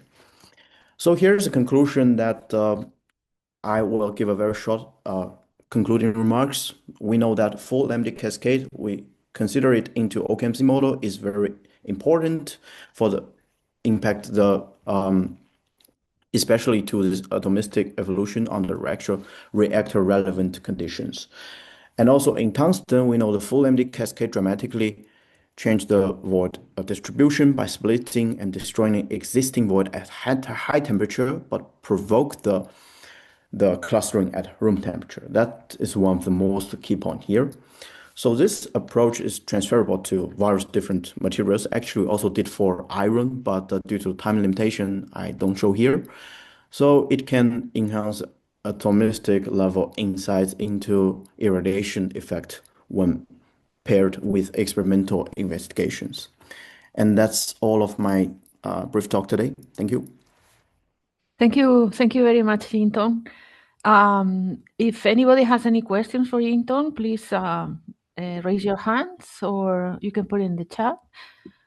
Okay, so we have a question in the chat. So let me read it to you. It says, from a practical perspective, what currently limits the scalability of this approach? MD cost, occupancy evolution, or the data transfer between the scales? That's actually a very practical question. I think from my because of course it depends on the cell size. So I would say if we now try to pile up the different, let's say because we can use a parallel version to run MD. So MD costs indeed a lot, but now we try to find an efficient way when we run MD. Then, like for instance, on 120 cores, then the OKMC is a serial running. So then we will waste another 119 cores there. So that part actually is very inefficient, and we are now trying to make it in a more efficient way because we need to do some statistic run. So we have, let's say, 3 independent runs. So how to dynamically use those cores can make it more efficient. But to answer your question, I would say the MD costs are still like cost the most. Okay, thank you very much. Thanks. Jintong. So for the sake of time, we will move on to the next talk, which is by Mary Kate Chessey, and it's from the Barcelona Supercomputer Center. And it's she will talk about thermal conductivity using molecular dynamics. So, hello. Hello.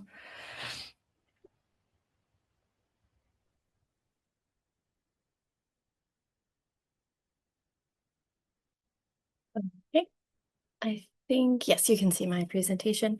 Good morning or good afternoon. The title of my talk has all the concepts of the talk built into it already, so it's a little bit of an outline as well. So it's convenient to come after Jintong's nice talk because I'm also looking at tungsten and I'm also looking at similar kinds of defects that Jintong was studying, and I'm using a molecular dynamics approach. But instead of just looking at the defect structures, I'm going to be looking at the thermal conductivity of tungsten in the presence of these kinds of defects, and how this thermal conductivity is decreased by the presence of these defects. So, just to remind ourselves why tungsten is a material of interest in Fusion HPC, it's a useful plasma-facing material due to its high thermal conductivity and its high melting temperature, which it allows it to serve some important roles.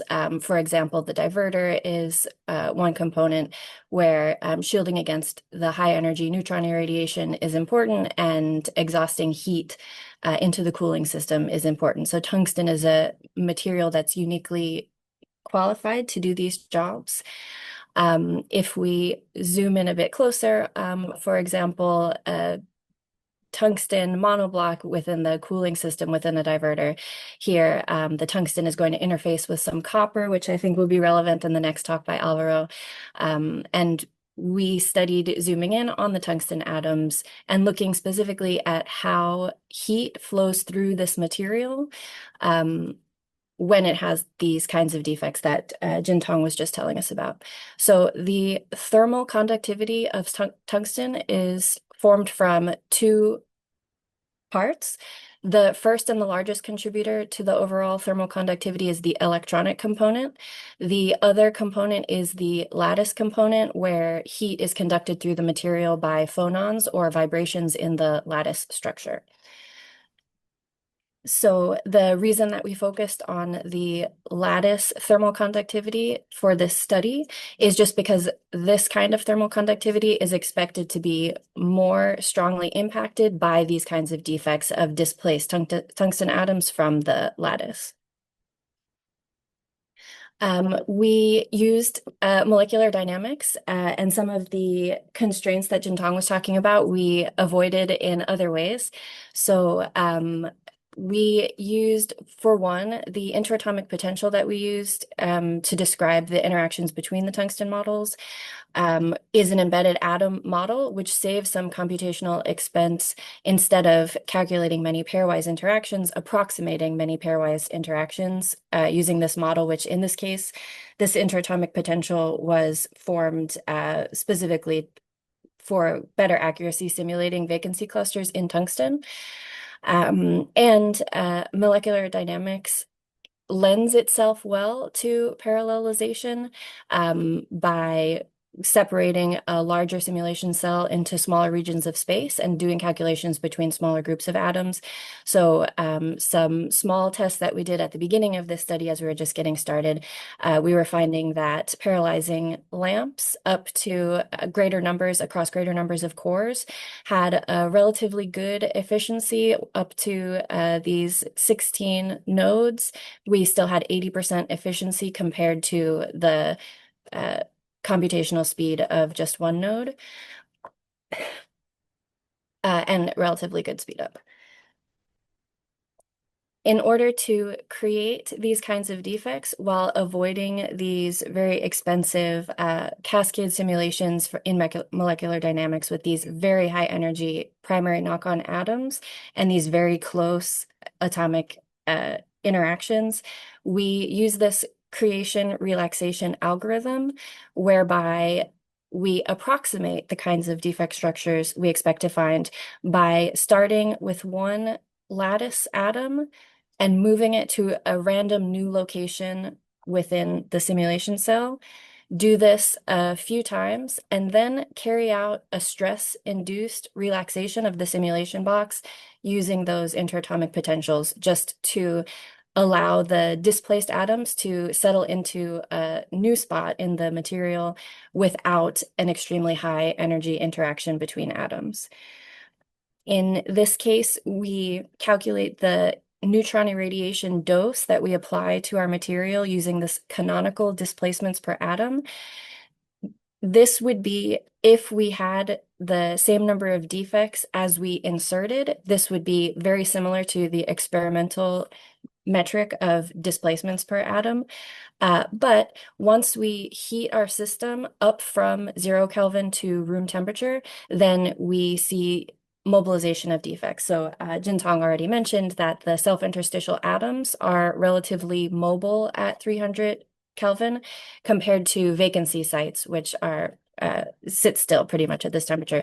And so you can see the result of this creation relaxation algorithm in a cell of perfect crystal tungsten. We find that these self-interstitial atoms indicated in red tend to form clusters, and these vacancy sites, missing atoms indicated in blue, tend to sit in the location where we created them, more or less. So then in order to study the thermal properties, we apply a heat flux through our simulation cell. So we prepared this long simulation cell full of tungsten. We created our defects right in the central target region, and then we applied heat and removed heat across the target region to create this temperature gradient. And from this temperature gradient, we were able to estimate the lattice thermal conductivity. So this is non-equilibrium molecular dynamics because, as you can see, we have different temperatures throughout our simulation cell, but we do achieve steady state so that this gradient is constant by the end of our simulation. Okay. Then overall, all of the systems that we studied that we prepared this way, we created 32 small systems of varying irradiation dose approximations from 0 to 1.8, which is considered a high irradiation dose. Experimentally, even 0.1 dPa is considered high dose irradiation. And computationally, other studies I've seen have gone all the way up to 10 CDPA. So we sampled a range which was computationally accessible, and we created 32 small systems and 7 much larger systems with 40 million atoms total in the whole simulation cell, but 2 million atoms in this central target region. Most of these calculations were carried out on the Japan Fusion Reactor Simulator. And what we found was that we were able to create the kinds of defect structures we were expecting in the center. So here we have a histogram of the counts of vacancies in blue and self-interstitial atoms in red. And we can also see that the temperature gradient appears a bit steeper in the presence of these defects. So to look at it another way, we have this same system. This is a small system with an applied dose of 0.12 CDPA, where we have this steepest slope here corresponds to the minima in the thermal conductivity. And we can see when we put the positions of the defects over this profile of thermal conductivity that we have minima in the vicinity of large numbers of these point defects. So from this, we build a data set from, in this case, we have one system here. We slice this target region into many smaller sections, and then each slice of each system forms one point in our data set. And we kept it separate between small and large data sets due to the different numbers of atoms and doses sampled. So for example, this one system, this one slice, gets converted into a data point in our set, which tells us thermal conductivity given what was the applied dose, what is the number of vacancies in this region, what is the number of self-interstitial atoms in this region. And then another slice, we have a slightly lower thermal conductivity, so we have a slightly lower thermal conductivity and far fewer vacancies in this case. We just plotted against vacancies, so it might look something like this. When we look at all of our data from all of our slices, from all of our systems, over here on the left, we have small systems and just plotted two different ways. On the top, vacancy concentration, and on the bottom, self-interstitial atom concentration, and then the same again for the large systems. It doesn't look linear. It's the relationships between these variables need a little bit of interpretation and analysis. We tried a linear model just in case, and we found that the R-squareds were not very impressive. We were able to explain only about half the variance in these data just by fitting linearly thermal conductivity versus the inverse of the temperature versus the number of vacancies and versus the number of self-interstitial atoms. But we do find qualitative consistency with what we expect to find, that the defects should decrease the thermal conductivity and the temperature should increase if we have higher temperature, lower thermal conductivity. So machine learning models were able to predict the thermal conductivity given some of these predictor variables in our validation set. Once we split our full data set from all our systems, all our slices into 80% training and 20% validation, we were able to find pretty good results, especially with this XGBoost model, where we're able to predict the thermal conductivity given the other variables pretty successfully. But to understand the relationships, we carried out this SHAP analysis, which tells us about the relative impact of each of the predictor variables, including some interaction terms, second order interaction terms that we also checked, and the direction of the influence of this variable. So in this case, the number of vacancies in the region was the strongest influence on the predicted thermal conductivity. And when we look over here, we see a strong SHAP, a high positive SHAP value, which means a strong positive effect on the thermal conductivity. And the color is blue, which indicates a lower value of the number of vacancies is associated with a higher value of the thermal conductivity. And this is just the SHAP analysis of the XGBoost model, just for the large systems. And then when we compare some of these findings just to back to an image and output from one of our systems, we see it seems to match observations, that when we have a few vacancies in the center region, we see kind of an uptick in the thermal conductivity in this region. When we see many self-interstitial atoms, we see a minimum in the thermal conductivity. And as the temperature decreases from the hot side to the cool side, we also see the thermal conductivity tending upwards. So in summary, we studied thermal conductivity of tungsten. We used a computational approach. We used different tricks and strategies to try to use HPC resources efficiently, including an embedded atom model interatomic potential that's relevant for our context, and the creation relaxation algorithm to create defects. We found statistically stronger results from our systems, which had 40 million atoms compared to the smaller systems. And the machine learning models were helpful for understanding the relationship between these variables in more complicated ways that the linear models were not able to reveal. And that's it. Thank you. Thank you. Thank you very much for your talk. And let's see if we have some questions. I actually have, okay, so we have a question in the chat. And it says, can you comment on the lack of real electronic heat conductivity in classical molecular dynamics simulations of a metal like tungsten? Let me interpret the question for just a moment. Since the molecular dynamic simulations don't deal at all with the electronic component of the thermal conductivity, the overall thermal conductivity that we measure using this method in molecular dynamics is much, much smaller than if you look up the real thermal conductivity of tungsten, even with these defects. But the small quantity that we find is consistent with the expected lattice contribution to the overall thermal conductivity. So our results are consistent with these experimental and prior computational studies, but just completely out of the scope of the electronic heat conductivity. And I'm not sure if I commented on the part you're interested in. Thank you. Yeah, so let me see if I have some more questions. Otherwise, I have a question.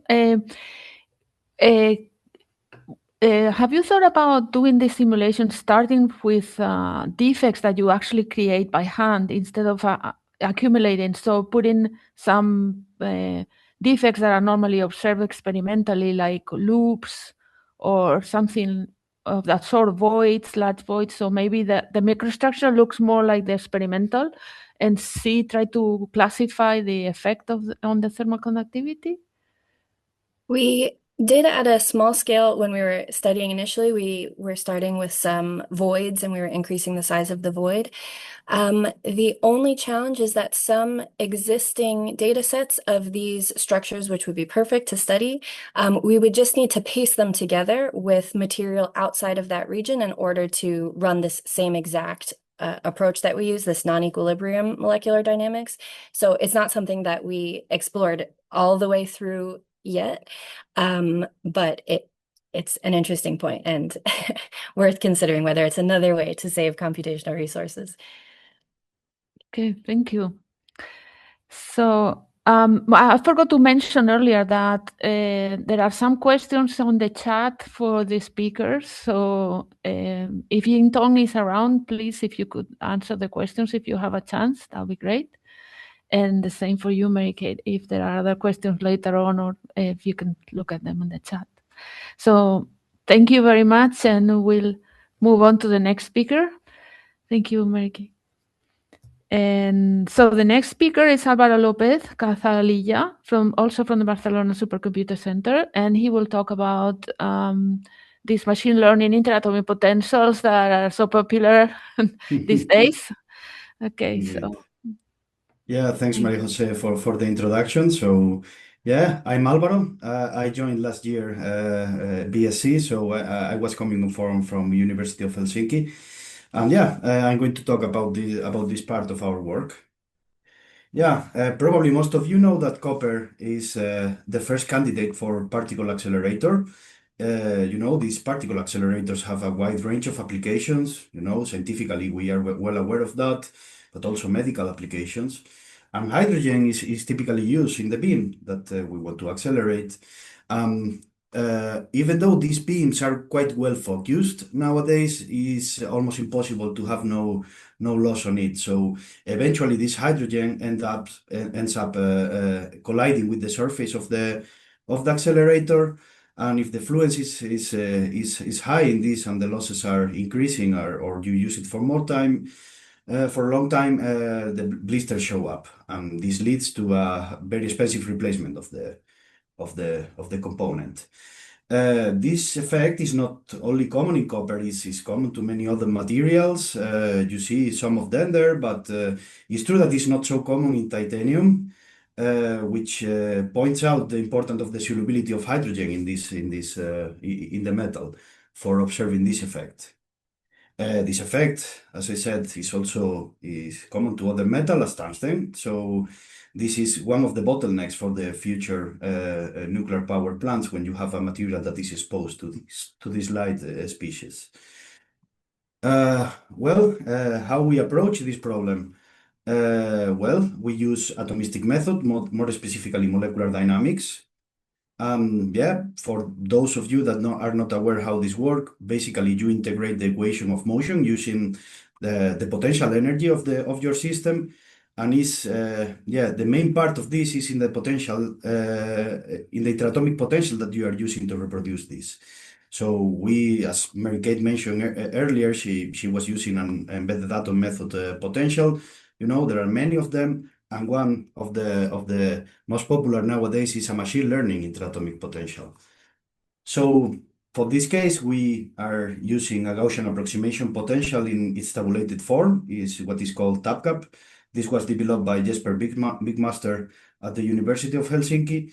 And the process is the following. We started from a training set that was created only for copper, because of course you want to have a proper description of the copper properties for this, but on top of that, we started to build the hydrogen copper part. And of course, we inserted in the training set with VASP some structures containing hydrogen at different concentrations. We trained the potential, we evaluate the errors, we evaluate the properties, and we probably designed to be a bit more precise on how this interaction is done. So that's why we added some reinforced training of the potential using these minimize adjust structures. And then you take this resulting potential and you go to MD and obtain your atomic description for a certain size and time. I mean, you know that in MD the scales are not very large. You then compare to what you see experimentally or try to find an explanation to this effect. The motivation behind this potential is because you may think, okay, hydrogen and copper, two very known potential, two very known materials. You should find a potential for this. But the thing is that those potentials that worked on the level that we want are either repulsive or highly repulsive, which might be okay for some high energetic process such as irradiation of a material, or highly attractive, which is far from what we know experimentally. So once we have our model, we need to test it. So on the left here, you can see the barrier from hydrogen moving from two non-stable positions, the tetrahedral positions. You can see the schematic here, going through an octahedral position. And what we see is that in the blue line is TAPCAP is our potential. So we see that we describe quite well what DFT gives us. On the other hand, the other potential, this bond order potential, BOP, gives a completely different result. It's not what we obviously expected from that. Then, other topic that was interesting to observe is how vacancies migrate in copper, right? So, but not only that, how they migrate when hydrogen is accumulated inside it. So, these two gray dots that we see here are the vacancy migration in the 110 direction predicted by DFT, and ds square is the same movement of the vacancy but containing one hydrogen inside. And from the solid lines, you see that we indeed observe that change. It's true that, the results are more or less comparable, but what we observe is that the other potential just change a bit on the shape, but the barrier is of the same height. Then other thing that we were interested in is in the plastic behavior of copper when hydrogen is present there. So for that, we inserted a Frank loop in the cell, and we also inserted a certain hydrogen concentration there. I believe that this was done for 2.5 percentage of hydrogen in the cell, which is high, but is is still below the limit that we observe experimentally. But anyway, since the timescale are short, we try to speed up the process. So, but what we found is that this loop turns into a stacking fault tetrahedron, which of course is not a perfect stacking fault tetrahedron, but this mechanism is called Silkos-Hertz transformation, and with this potential we can measure how hydrogen interact and affect the movement of this dislocation when you relax the cell. Moving into a more specific topic related to the blisters, we decided to simulate a bubble, a small bubble, insert some hydrogen in a small vacancy cluster. What we observe from this molecular static simulation is that the absorption energy is negative up to 6 hydrogen atom per vacancy, meaning that adding a new hydrogen to the system in that place is energetically favorable. However, when you try to insert the 7th, this process is not energetically favorable, and we see that our potential rocket away a bit on this, but it's true that at least this change is marked. We see that on the other hand, for the bond order potential, this is a bit more softer, but just at 9 you observe a positive absorption energy. And from our simulation, what we see is that once all the available spaces in the vacancies are filled, some hydrogen start to migrate outside and inducing some strain, even creating new vacancies. And eventually, we observe how this dislocation is formed as a product of the growth of the bubble. And this is a known mechanism that we ourselves explored, but not only us. So yeah, now we can come back. We can go a step back on what we have done. So, okay, the previous potential is just an example of what you can do with this. But it's true that there are many machine learning potentials available for different materials, even with different cost accuracy relations. But it's true that many of these models are not suitable for large-scale MD simulations, allowing you to simulate probably thousands of atoms, which is very far from what large-scale MD simulations are. So the main point of this is how you design your training data set. So typically, what I showed before was with Siesta, which is with BASP, which is a plane wave DFT code. When we look at when we look at the details of how easy your training set can be designed, probably in the convergence of your DFT calculations, Siesta BASP is easier. The plane waves usually are, because you have less parameters to tune. However, if you use Siesta, which is a code that we also collaborate in developing in our group, they use the linear combination of atomic orbitals, LCAO, DFT. So in this case, it's a bit harder because we have more parameters to tune. But on the other hand, the computational performance of typical plane waves against this LCAO or Siesta, in this case, the computational performance is about 10 or 20 times faster. It's not only the thing that you are saving time or computational time for creating your training set, is that you can include larger structures in your training set, which is a good point.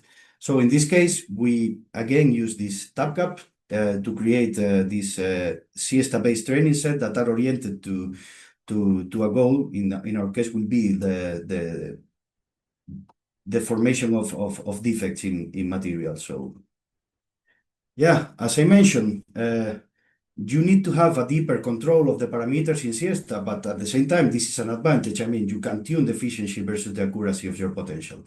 And here there are some of the parameters that we have been working on and exploring. So the first one is the size of your basis set, is how you describe your material. In this case, we will look at copper again. Yeah, by default, you can use single zeta, double zeta polarized, or triple zeta polarized orbital.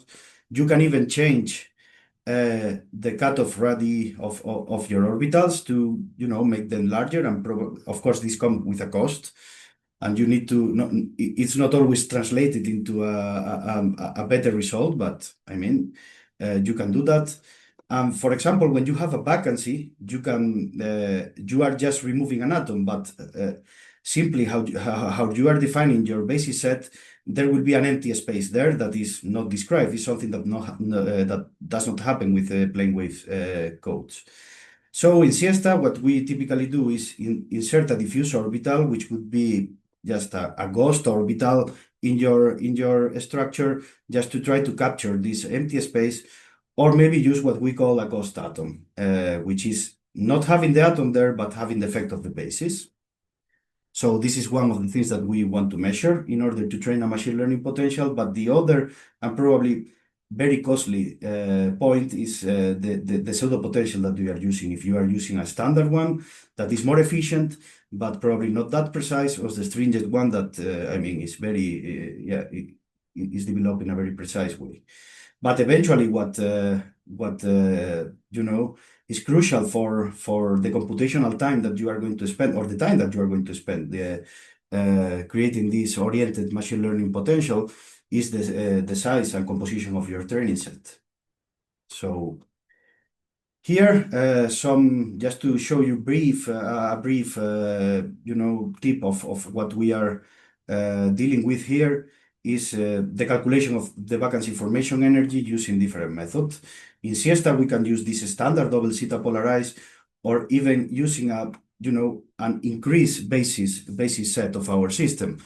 We see that if we compare with the experimental value, which is this green line, I mean, we are around it. It's true that probably it could be improved, but I mean, the value is not, I mean, the difference with the experimental value is not extremely high.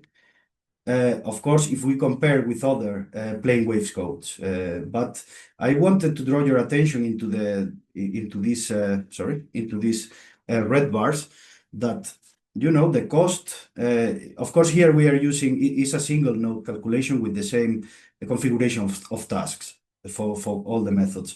So, and we see that indeed with Siesta, we are having an efficiency that is like probably 10 times higher, at least. So this is an important thing to consider here, but we don't have a very large gain when we increase the basis set of our system compared to the standard one. Then we focus on the same property, but it's true that now we are going to just run a simulation with this stringent pseudo potential, having the most complete pseudo potential that we have available. And we compare with the standard one. We see that for our system, the difference is in the order of the milli-electron volt.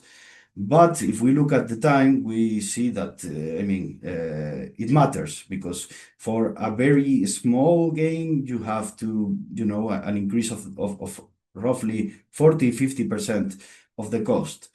But I also want to draw your attention on this. We are, in this calculation, we are using also the standard pseudo potential, but we are not using the ghost atom. So, and we see that, the effect of the basis is quite big here. Even though, of course, the gain in the time is like it's very small. That brings me to the last part of this, that is your training set, the structure that you are including in your training. First we started with a very basic training set where of course, for this potential, we have an isolated atom. We have some FCC structure because it's copper, and we included some defects that we want to reproduce. One vacancy, two vacancies, three vacancies, and one interstitial, two interstitials. So all these cells are of about 100 atoms, so they are very small. And then we extracted some structures of this initial training set, and we train a new potential using that. And I left all these rows here for you to compare, so because I know that the presentation will be available to you later. So, but I want to draw your attention on this green line, and especially in this elastic constant. We see that the elastic constant that we are predicting with our potential are very close to what is reported. In this case, we are using a ghost atom and this double zeta polarized, which is a very, we didn't touch the basis set.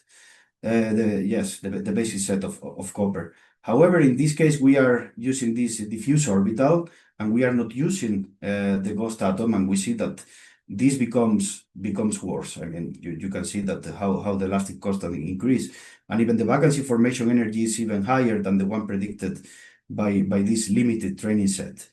But if we use the ghost atom and probably a more sophisticated basis set, we again have this a bit worse elastic constant, but the values of the vacancy formation energy is going down. It's true that we also have a smaller lattice constant for copper. So these calculations were done with a very standard hyperparameters of the descriptor. So there's room to play with them, and we are now on that. So yeah, that brings me to the conclusion. We start with the first part. So yeah, we have a copper hydrogen potential that reproduce accurately the interaction and on two materials that are of a wide range of application. With this, we can find this atomic scale explanation to what is observed experimentally, allowing to follow the process from the scratch. Then we have developed a framework to train these efficient, fast, and affordable machine learning potentials for metals, and on this oriented potential. So I hope that this will be available at least during this year, because it's a work in progress still. But one thing that is, very relevant for training potentials using Siesta is the ghost atom. I mean, it's something that you really need to have there if you want to reproduce accurately what you are aiming to. So thanks a lot for your attention, and yeah, I'm open to questions. Thank you very much, Álvaro. Thanks. So we have a question in the chat. So it says, thank you for the nice talk, Álvaro. From a practical perspective, what currently limits the simulations of hydrogen bubble growth most? The potential evaluation cost, the sampling, or the accessible system sizes? Okay. Yeah. There's not a single answer to this because just recently we fixed a problem that sometimes there's probably a lack of training data if you are aiming to reproduce something. But the thing with this tab gap, well, let me just cover the first, is that I think that probably some people in Helsinki are aware of this problem, is that we had a weird hydrogen clustering that we could not get rid of that until now. I don't have a clear answer. Of course, when the paper is finalized, it will be explained there. But the main limitation for this is that if you want to simulate a large enough bubble, you need to have a fast potential or something that is computationally efficient. So with this potential, this tab gap method, in principle, you have it.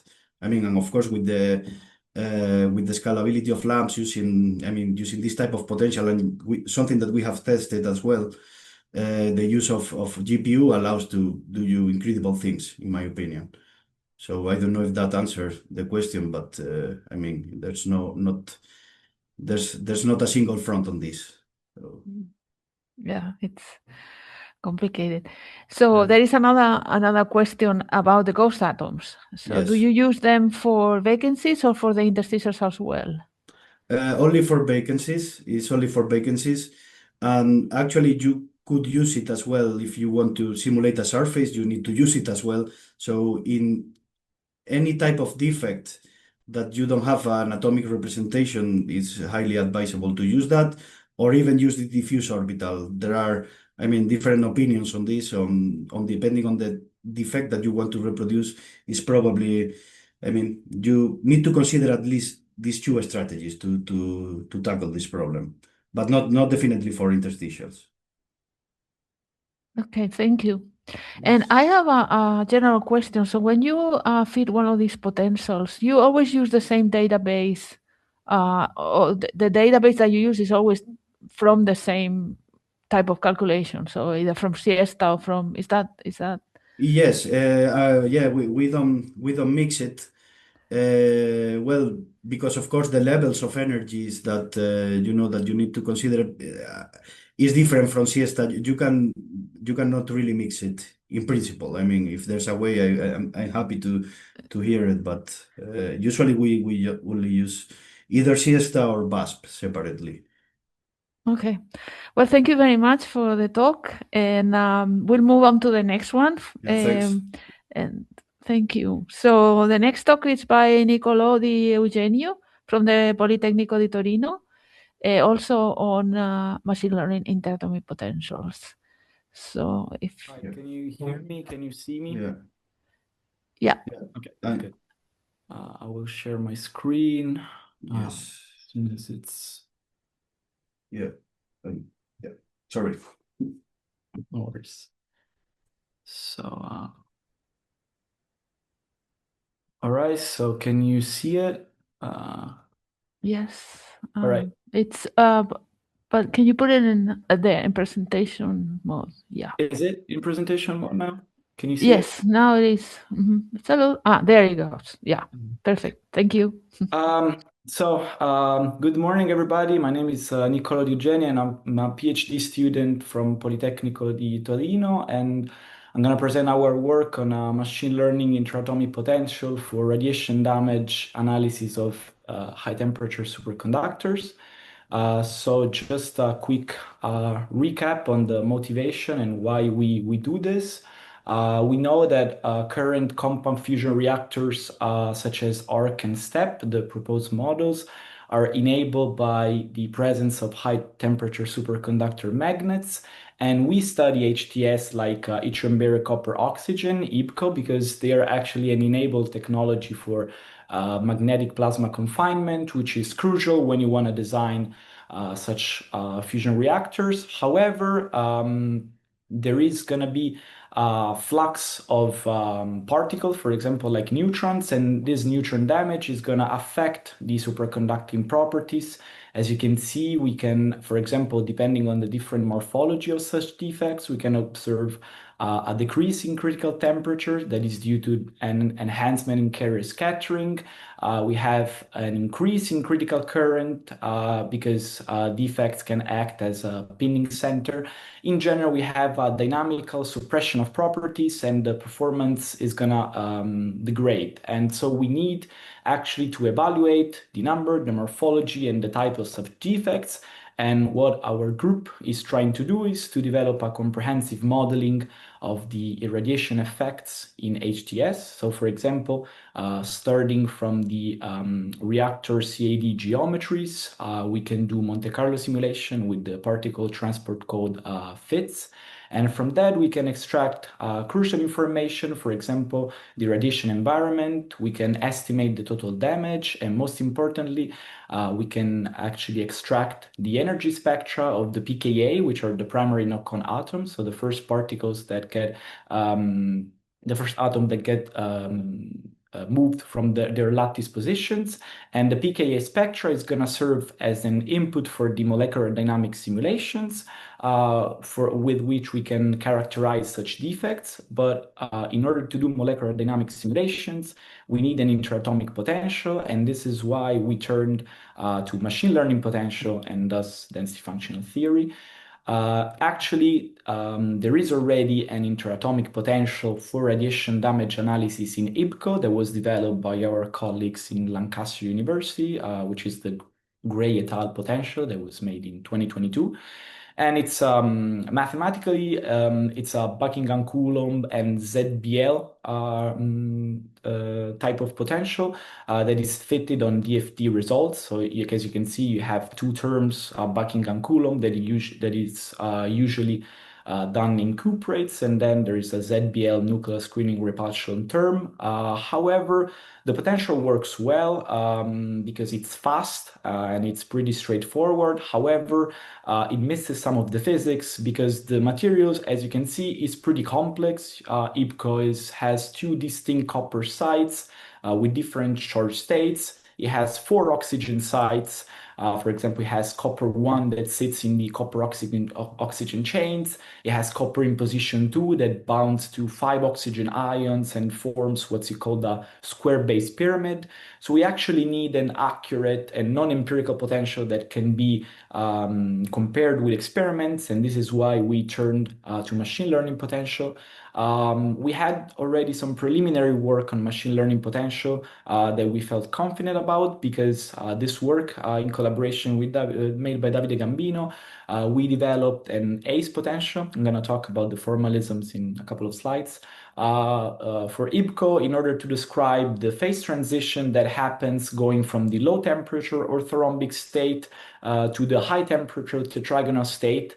And we discovered that it's basically driven by the entropic effects that favors the disordering of oxygen in the basal plane. As you can see from the plots on the left, you have, for example, the A lattice parameters and the B lattice parameters that are going to converge with a higher temperature. And this is the sign of the phase transition, as you can also see in the experiments in the black lines.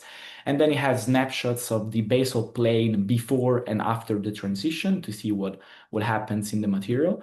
So after this work, we turned to doing a lot of DFT calculations, starting from the materials project database. We took some unit cell of IBCO. We decided to actually try and describe the non-stoichiometry of IBCO. So not only IBCO 7, but also IBCO 6, and then all the subphases down to the single elements. And we use CP2K. And then for each compound that you see here, we created supercell. We did supercell optimization, and then we minimized all the structures. And before doing the single shot DFT calculations, we did volume random strains, thermal displacements, and also we introduced defects in IBCO 7 for a total of more than 9,000 structures in DFT. We performed this calculation on JFRS HPC and the Archer 2 HPC, and this is what it's done in this paper, and I'm going to show the results from this. This is just some snapshots of the database, and this is an overview of the database. Here we made basically similarity matrix type of map. So as you can see here, each type corresponds to a structure that it's represented by its SOAP descriptor, the smooth overlap of atomic position, just to give an idea of the geometric differences that we have in the dataset. And the main takeaway from this graph is that you can see 3 principal high-density islands that you observed in the IBCO region, which is the dotted line, and it's so the variance of the dataset is mainly explained by, of course, like IBCO 6, IBCO 7, and the defect configurations, but also the single elements play a part in this. And after that, we had to find a descriptor, and we chose to basically develop and benchmark 4 different types of machine learning potentials, starting from GAP, which, as you may know, it represents the energy of a system as a sum of atomic environments, and then it predicts the atomic environments by comparing the similarity of those environments with a kernel function. Then you have TabGAP, which is the interpolation of the gap energies for pairs and triplets, and so it's tabulated version of GAP. And then it's ACE, which is a pretty straightforward machine learning potential model where you have the energy as a sum of contribution of cluster of atoms. It's a linear model, so basically uses cluster functions, and that can be incremented with higher order clusters. And then it's MACE, which uses ACE as a first order as a basis, but introduces a message passing neural network and can actually capture more complex and nonlinear interaction because it has a higher expressivity.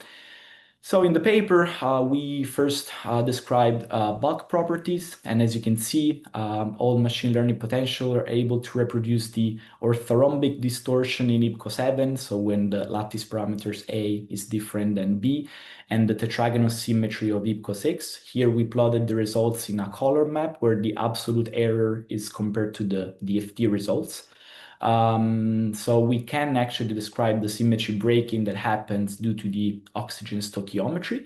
And then we also describe the bulk modulus and the elastic constants. If you see an asterisk here, it's because the results also falls in the experimental range that we have here, but the absolute error is always compared to DFT. And as you can see, some of them work better. For example, MACE is the most accurate model when describing bulk modulus elastic constants overall.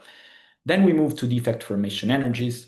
It's very important that because we have introduction of defects during radiation damage cascades, and the procedure is pretty straightforward, as was done in a paper by Samuel Murphy. We basically take an IPCO7 supercell, we relax it, we introduce a defect, and then we relax again, and then we compute the defect formation energies as a difference from the energy of the two supercells, and then we had the chemical potential calculated by with our machine learning potential. And as you can see here, we always had the absolute error compared to DFT, and we did vacancies, empty sites, and interstitials. So for vacancies, we have in general, we have a really good improvement over the gray potential. And then we have overall ACE works really well with vacancy formation energies, but overall it's MACE that takes the spotlight when dealing especially with empty sites and interstitials, because interstitials are pretty hard to model. For example, here we have if interstitial collapses to another site, we're gonna write I and then the site where it collapses. And as you can see, if you compare to the results of DFT, MACE is the only one that can actually reproduce a complex defect landscape. So it predicts, for example, the collapse of interstitial 4 into 2, and it predicts split interstitial for all the other configurations, while, for example, the other machine learning potential predict a more simplistic defect landscape. So this is a plus for MACE. And then the one last thing that we did on this paper is the capability of handling oxygen stoichiometry. So we calculated the lattice parameters as a function of oxygen content in IPCO 7 minus delta. So basically going from IPCO 6 to IPCO 7. And why is this important? Because we can capture those stoichiometric variations because we have all the information in our dataset. And it's important because in IPCO, the oxygen content can be experimentally determined from lattice parameters, because there is a correlation between the C-axis length and the oxygen concentration. And here we plotted the percentage expansion of the C-axis to reproduce the experimental trend that you see in black. And it's actually pretty close to the experimental trend. And in general, we know that the oxygen removal can cause the axis to converge, leading to tetragonal symmetry. And that's what we see also in the experiments. So these were some results that we were happy with, but there's always the question of computational efficiency. And as you can see, we performed all simulations on the same hardware and software for CPU and GPU. CPU on smaller atoms and the GPUs with many more atoms. But for example, we couldn't go up to 1 million atoms with MACE because it's much slower. It's affected by nonlinear scaling with system size. So we know that TabGap is the fastest model. ACE is fast as well, pretty close to TabGap. So when we had to do this second paper, which is Insights into Radiation Damage, which is radiation damage simulation, we only employed the 2 fastest models because GAP was really slow as well. So we turned to this radiation damage simulations. We started from threshold displacement energies, which is the minimum energy that we need to displace an atom from the lattice position to create a defect, pretty much. And we did this simulation on 662 supercells that we equilibrated in MPT ensemble for 5 picoseconds at 25K and 360K. And in 50 different directions. And then for the TD simulation, we introduced a boundary Langevin thermostat to the outer part of the simulation because we wanted to prevent the thermal shock. And then we evolved the rest of the cell in MBE, and we give the one EV energy to the pKa at the start in the direction of interest, and then we run for 400 femtosecond or until we detect a defect. And as you can see, the DFT average values, which is the black dotted line, falls in the ACE and the tab gap distribution, which are averaged. So we can replicate DFT. They're pretty close, ACE and tab gap, so there's a strong consistency between the potentials. And we also plotted here in blue the former potential for IBCO, the gray potential that overestimates the TDEs and has a shift to higher energies. So that's it's a difference in predicting primary damage response. So we have actually an improved short range repulsive terms, and we have higher fidelity TDE values. After this, we moved to low energy collision cascades. So we simulated 10 5 kiloelectron volt cascades with a barium pKa of 3 million atoms in each Cartesian direction for 8 picoseconds. And then we average the vacance counts to compare to the gray potential. In this case, there is no electronic stopping because we had to compare to the results of the gray potential that doesn't have electronic stopping. There is going to be electronic stopping for the other cascades that I'm going to show later. And once again, we calibrated the cells for 20 picoseconds in MPT at 25K, which is the likely operation of fusion magnets. And then we did, once again, a hybrid NV Langevin type of dynamics. And as you can see from here we have the number of vacancies for oxygen, barium, yttrium, and copper for ACE and tab gap, and we have a defect count 50% higher than the gray potential. So we have actually, once again, a different primary damage response. We predict higher recombination of oxygen, larger proportion of copper defects, which is actually consistent with the experimentally observed copper oxygen divacancies. And the larger defect count that we have suggests that we have a greater degree of local amorphization. So, and what an interesting thing we can say is that the irradiation direction does not actually impact the defect generation, which is consistent with previous findings. And as I said in the first part, one interesting thing about our potential is that we can model substoichiometry. So here, for example, we have the defect counts for oxygen, copper, yttrium, and barium as a function of the oxygen contents in IBCO. So going basically from IBCO 6.6 to IBCO 7.0. And here on the left, we have on the right, we have the volume of the cascade region as a function of the oxygen content once again, and a snapshot of the volume of the damaged region that you can see. So the main takeaways is that ACE and tab gap, they stabilize the orthorhombic 2 ordering, which is correct, and they can model this substoichiometry. We find that the total defect count is going to decrease with decreasing oxygen content. And actually, the damage volume does not depend on oxygen content, and the ACE predicts slightly larger values. And then we move to fusion-relevant collision cascades. That is basically the last part of the talk. This is very interesting because we model a 300 kiloelectron volt barium pKa cascades in IBCO 6.93, which is representative of the commercial tapes. And it's a really big supercell. It's 350 million atoms, and we use tab gap because it's faster and it has a more reliable short-range repulsion that is going to actually really count here, as atoms are going to be pretty close. Here we have a hybrid NV velocity rescaling because we saw that Langevin dynamics suffered with the reflection of thermal shocks.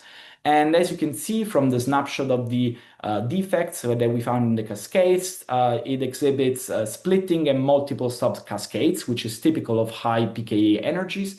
And we found almost 28,000 defects in the final frame, so it's a substantial damage productions. And we have the pKa directed along the z-axis, which is the fusion-relevant geometry. We once again say that defect generation is not strongly dependent on irradiation directions.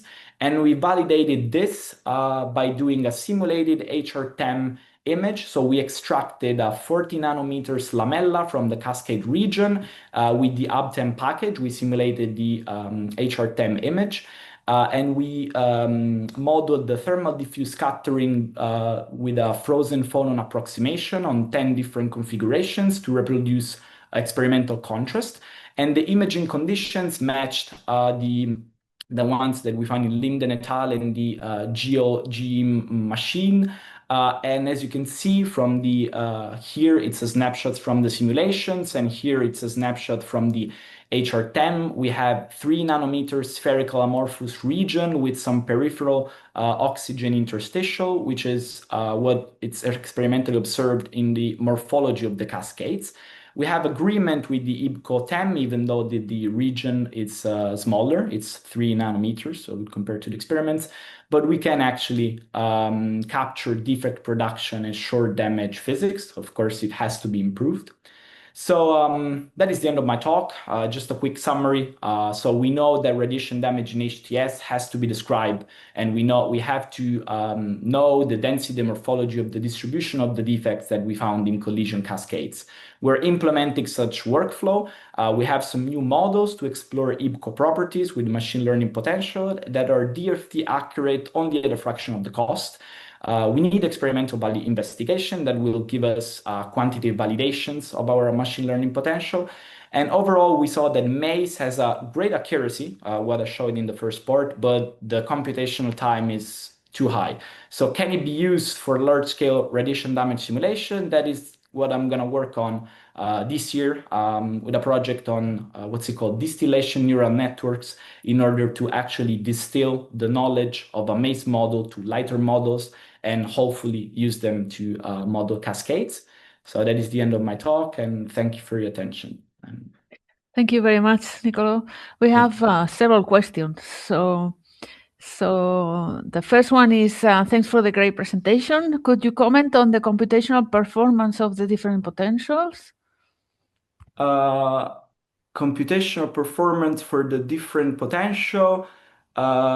I think it said solved after, but I'm sorry, I didn't see that. Yeah, Okay, it was great. solved. Good. Thank you.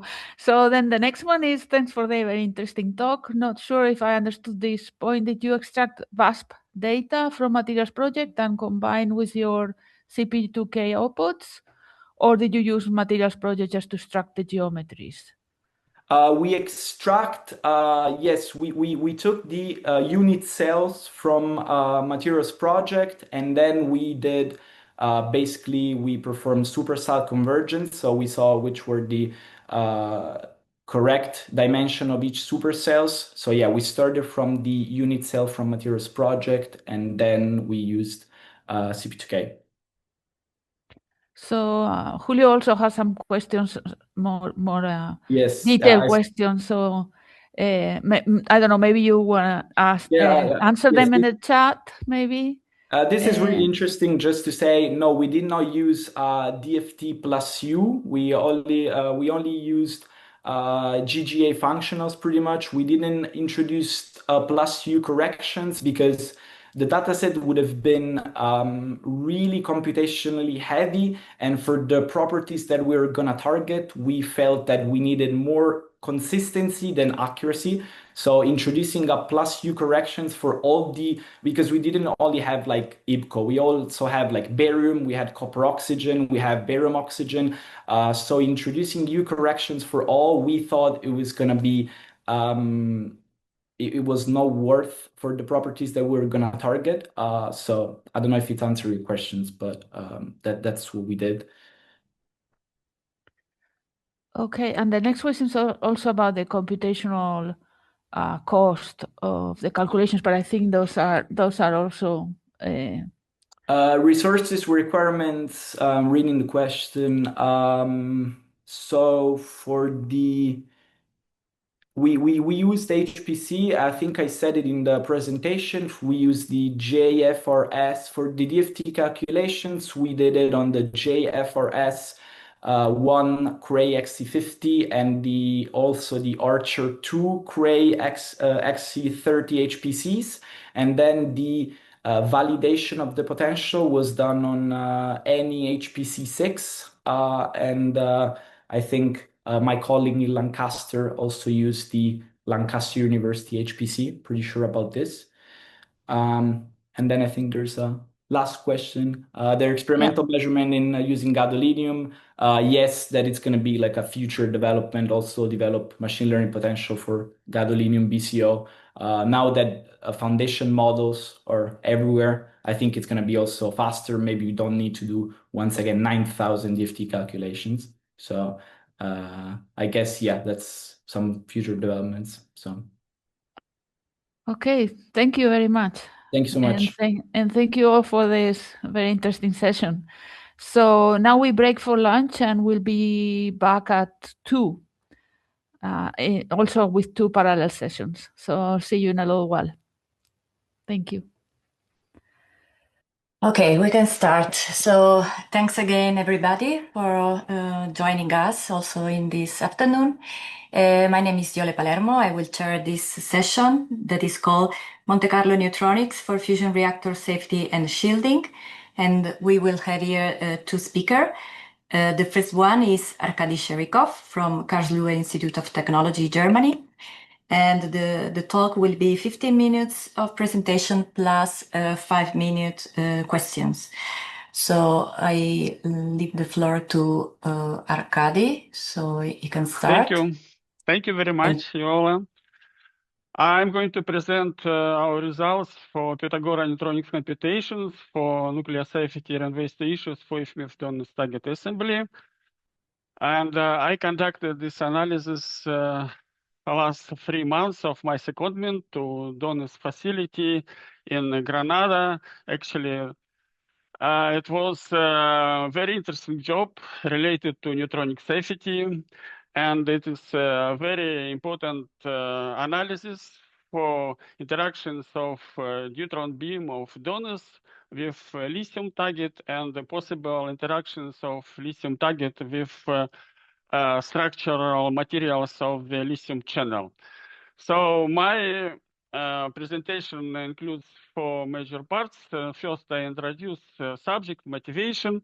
Then we'll see 2 cases of safety scenario. One is reference, and third one, part number 3, is the safety worst case when we investigate if neutron beam misalignment leads to a small interaction of neutron beam halo with lithium channel.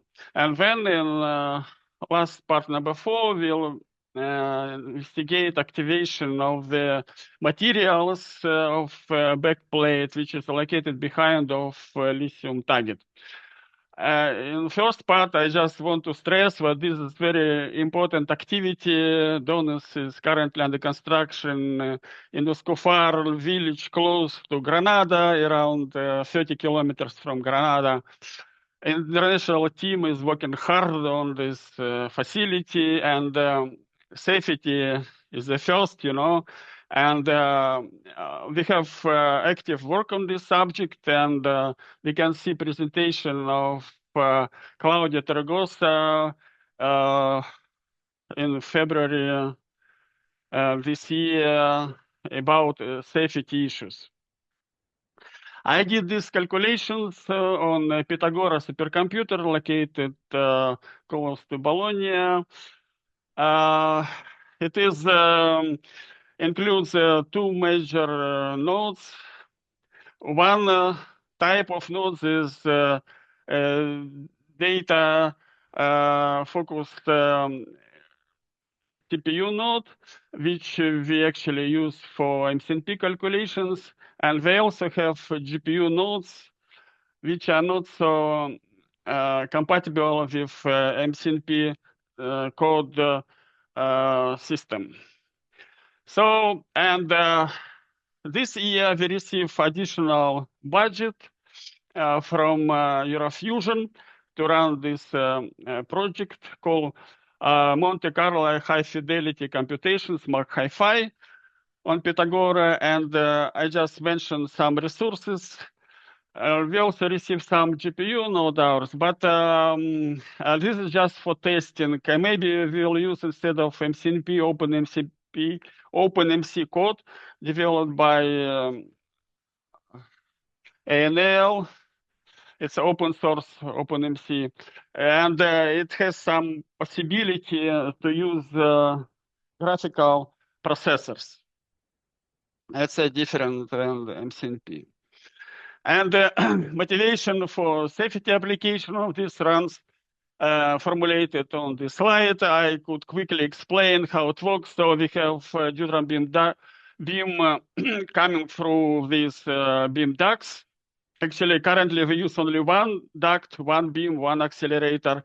But for future, maybe we install the second accelerator and use two beam ducts. The current of the neutron beam is 125 milliampere. The energy of neutrons, 40 megaelectron volt. And the energy released in the lithium is 5 megawatt. You could imagine 5 megawatt release in around half liter.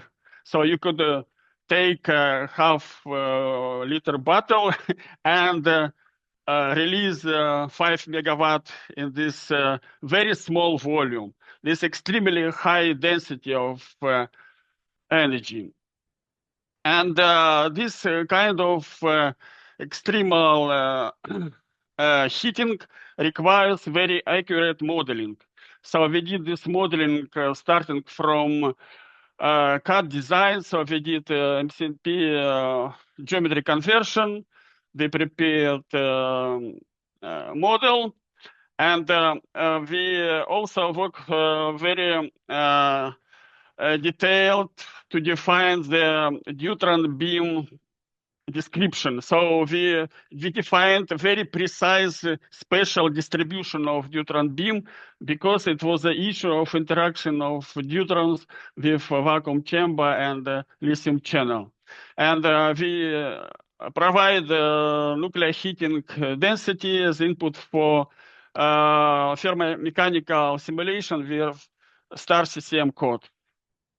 So this actually the point of our worry that neutron beam could somehow interact with the channel. So original beam is inclined by 9 degrees, and it was necessary to be sure that there is no any interactions of neutrons with channel walls. And we found such possibility, especially on the hull of the neutron beam. And that motivated us to cut out some materials on the lateral walls of the lithium channel. You can see here two cutouts. And we integrated this to MCNP model shown on the left picture. So when we describe very precisely neutron source with MCNP, with very fine resolution, 1 millimeter, including all types of rotation of the beam. And also we explicitly define this beam 9 centimeter upfront to the target. So in order to consider all possible interactions of the beam with channel materials. So in the original study, we have investigated case of normal operation without any beam deviations. And we found extremely high peak, 110 kilowatt per cubic centimeter. So as I mentioned, 5 megawatt total, and density is 1/10⁵ kilowatt per cubic centimeter. So this presentation of the MCNP geometry, how we define the tallies in MCNP6, it was kind of mesh, very fine resolution mesh with resolution less than 1 millimeter. So in the radial direction, we have 0.5 millimeter size because the release of neutron heat, it happens on break peak. So that means it is absorbed not on the front. It penetrates deeper, and by reducing the neutron energy, the neutrons are absorbed gradually, and the break peak has a location at 1 centimeter 56 from the front, and we have just 6 millimeters distance from the break peak to the back plate. Back plate is just a steel, and the neutrons must release energy in lithium, because lithium is a liquid fuel with very high speed of circulation, 15 meters per second. And this high heat could be released in lithium and removed from the target to quench tank and cool down the target assembly. And when it was a question of possible interaction of the beam with structure, that's why we put a safety scenario in case, and we investigated possible attach of the neutron beam halo with channel. And we found one touch at the bottom under the lithium flow. So we can see the flow of lithium at 2.7 centimeter, like this green line, and the touch was on the bottom. Here, you can see this corner where the halo of the neutron beam can touch the structure. And when we calculated the heat of this interaction on this vertical slide, vertical cross-section, we can see the value of the heat is 10 watt per cubic centimeter. This is green is the surface. You can see it's the same value as heat in back plate. So that means if back plate is possible to cool down by lithium, then this corner also could be cooled down. And this is the optimistic conclusion that the heat in part of the lithium channel and the lithium flow could be cooled down. And we provided heating density distribution in all components of test assembly structure, supplied to thermohydraulic analysis, and results were okay, around 300 degree centigrade temperature of structure. So it is tolerable. So, and for me personally, it was interesting how heating is distributed. I mean, which particle exactly hit the structure. So, for example, if we include in our transport only deuterons, the deuterons absorbed and release heat only in lithium. You can see this blue color shape of the footprint of the beam, putting an impinging of the lithium. But if we include also neutron and photon heating, then we can see that the neutrons can release the heat in backplate as well. So that's the difference of the particles. Neutrons cannot penetrate through the lithium to backplate, only neutrons and photons. And when I was approached by some safety management and asked if possible estimate additional deviation of the beam by 3 millimeters in some direction according to heat expansion and heat move of the lithium channel. You understand, if you have such high gradients of heat, so the structure could be moved by a few millimeters. And this was the worst case scenario if we have deviation of the beam, including the heat expansion of the lithium channel by 3 millimeters. And we propose that the direction in negative side to y direction, in this direction, on the right side, you can see this arrow. This could be the worst scenario because this corner is above the lithium flow.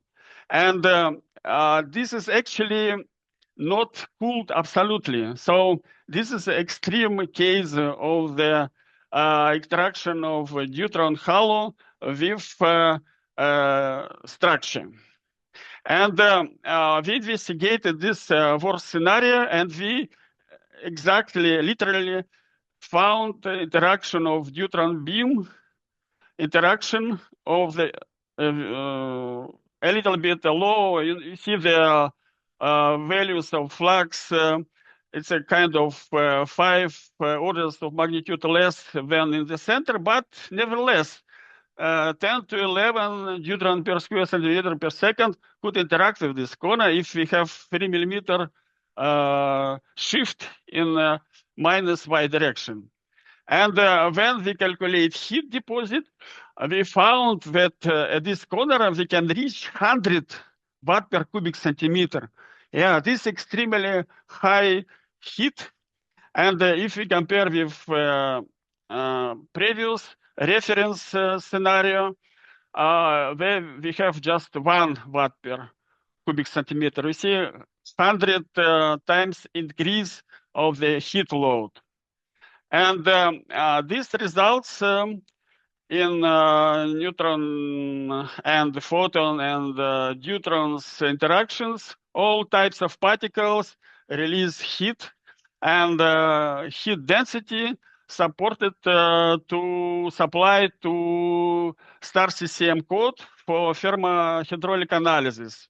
And this thermomechanical calculations as well resulted to maximum temperature of 524 degrees centigrade, exactly in this corner on the edge of the lithium channel. And actually, thermal stress peak value is below the limited value of 340 megapascal. But if we consider some, beam off, beam on scenario that rise kind of circulation or some kind of fatigue and kind of rhythmic load, and this could be a problem, and this requires additional dynamic fatigue investigation. So this is the end of story with safety analysis of neutron interaction with lithium target. And when we come to the part number 4 about activation of analysis of target assembly materials, because we need to understand the red waste management of the DONES materials after shutdown. So if we complete our program, we need to do something with materials. Actually, we assume that every year the target assembly will be changed. And we assume that 1 year, 1 full power year, should be withstand in irradiation. And it was a question which material exactly we should apply. So we have actually 2 candidate materials. One is low activated materials Eurofer 97, and from point of mechanical properties, the better performance is shown by steel 316 with additional titanium for steel strength. And this material has additional value of impurities. For example, cobalt is 5 times higher content than Eurofer, and niobium is also dominant radioactive isotopes. It is 2 times higher than Eurofer. So activation depends on material composition, it depends on time of irradiation, and it depends on neutron flux spectra. And these results of total neutron flux calculated in 19 segments of backplate, because we realize that there is a strong gradients of neutron fluxes along the backplate. Backplate could be model just 1 spectrum. Spectrum is changed substantially, and the strongest and I would say hardest neutron spectrum in the footprint. Footprint is 20 centimeter horizontal, 5 centimeter vertical, so it's rather small value. Actually the neutrons absorbed. And neutrons generated in this area is much higher. You see, is more than 6 × 10⁻⁴ neutron per square centimeter per second. in BP1. BP1 is volume of at the footprint. And by periphery on the side, far away from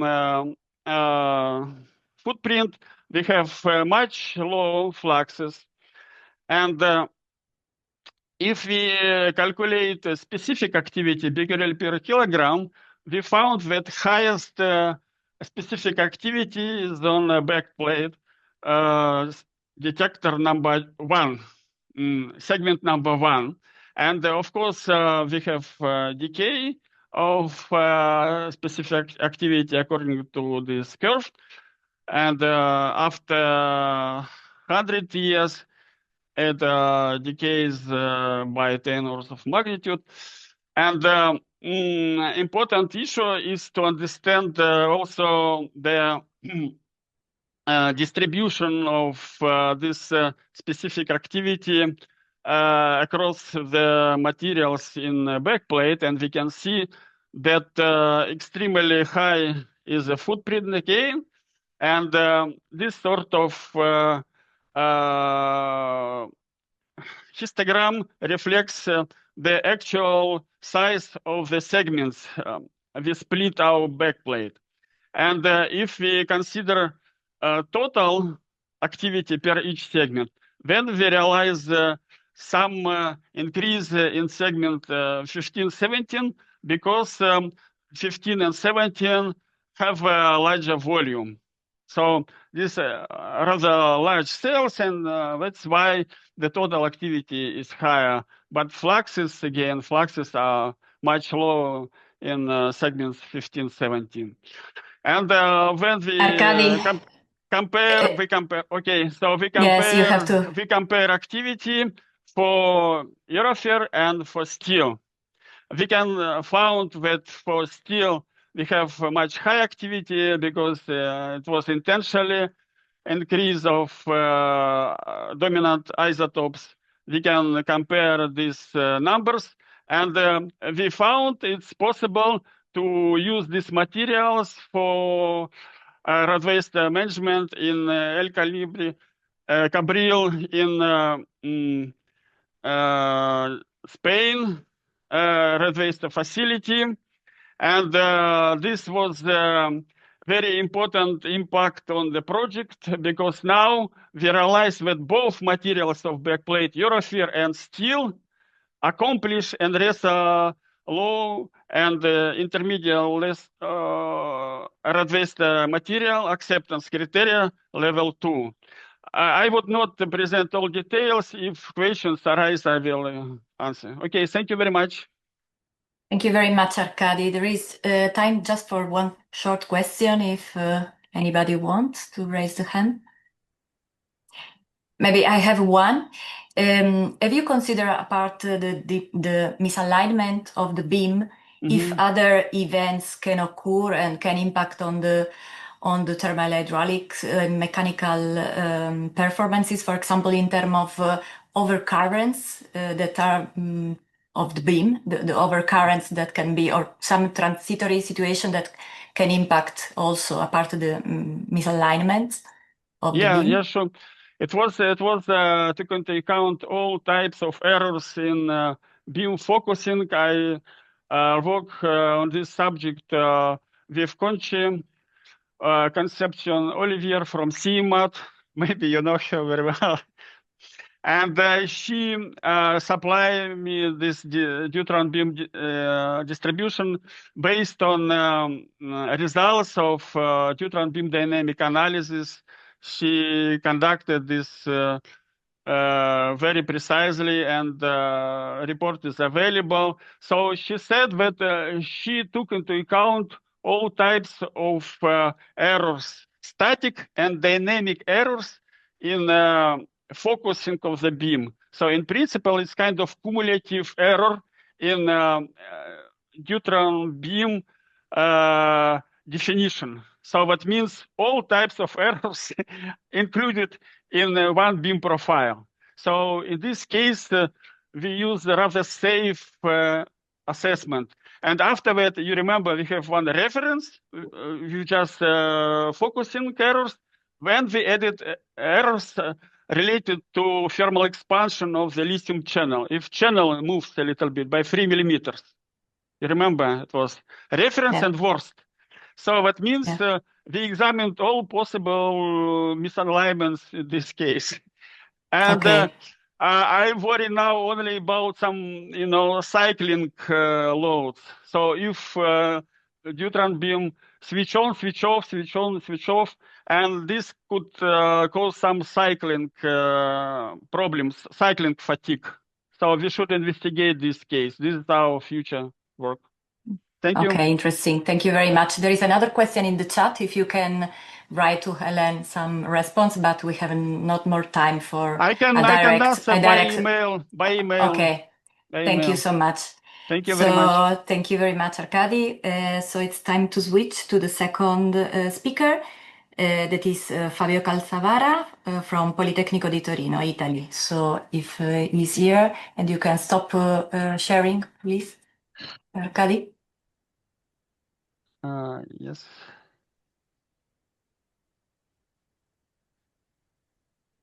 Okay, so please, Fabio. Yes. Okay, do you hear me? Yes, well. Okay. So.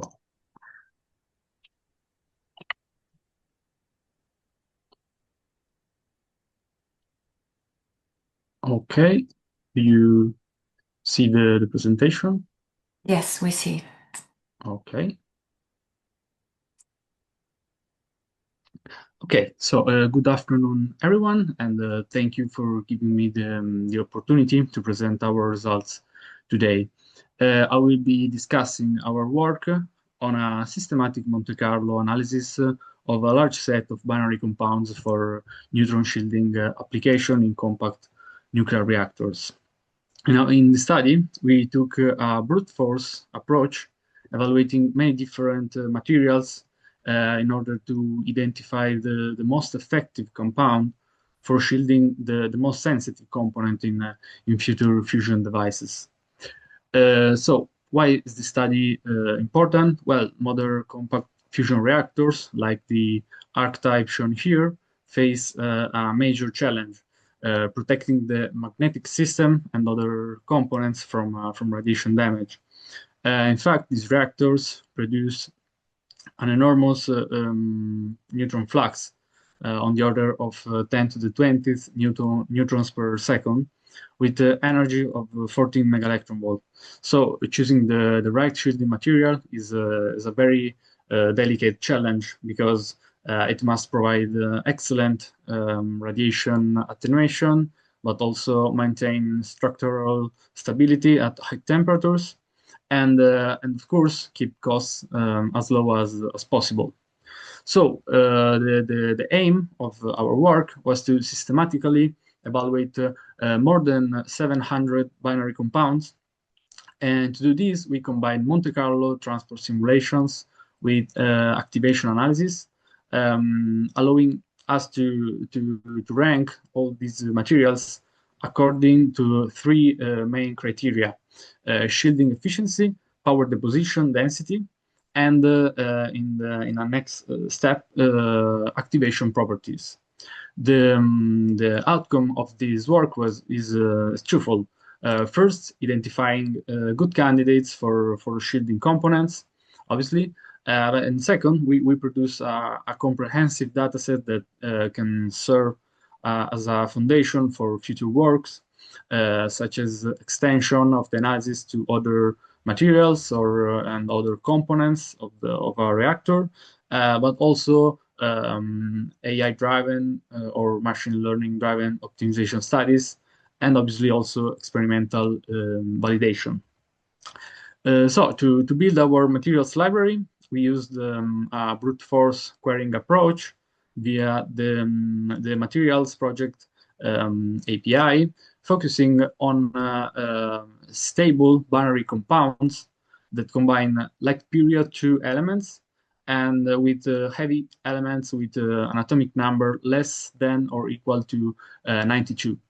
This selection is obviously based on the complementary neutron shielding effect, because while like elements are highly effective at moderating neutrons because they slow them down through elastic scattering and reducing their energy, heavy elements, in contrast, provide the high stopping power because they can capture or reflect neutrons and so attenuate radiation through inelastic scattering and absorption. So by combining these two classes of elements, we aim to explore previously overlooked or unconventional compounds and identifying promising candidates that may have been missed in past studies. For the simulations, we use the FITS transport code with JENDL 4.0 nuclear data, coupled with the chain code for the activation part of the work. And then we modeled a simplified geometry in FITS native CSG framework. This geometry was a simplified toroidal shell with a major radius of 3 meters, a minor inner radius of 1.1 meters, and a thickness of 20 centimeters. So despite its simplicity, this geometry allowed us to propose this brute force automated workflow while keeping computational costs manageable. We also implement an isotropic ring source inside the torus, designed to reproduce the neutron spectrum coming from the most loaded region of the vacuum vessel, and then run simulation with a statistic of 10 million particles per case. To measure the neutron flux, we place two thin ficus shells near the inner and the outer surfaces of this torus. And so this allowed us to calculate the flux incident on the material and the flux emerging from it. So that we could directly quantify the attenuation provided by each materials. To evaluate these materials, we focused primarily on two key metrics, the neutron flux ratio and the power deposition density.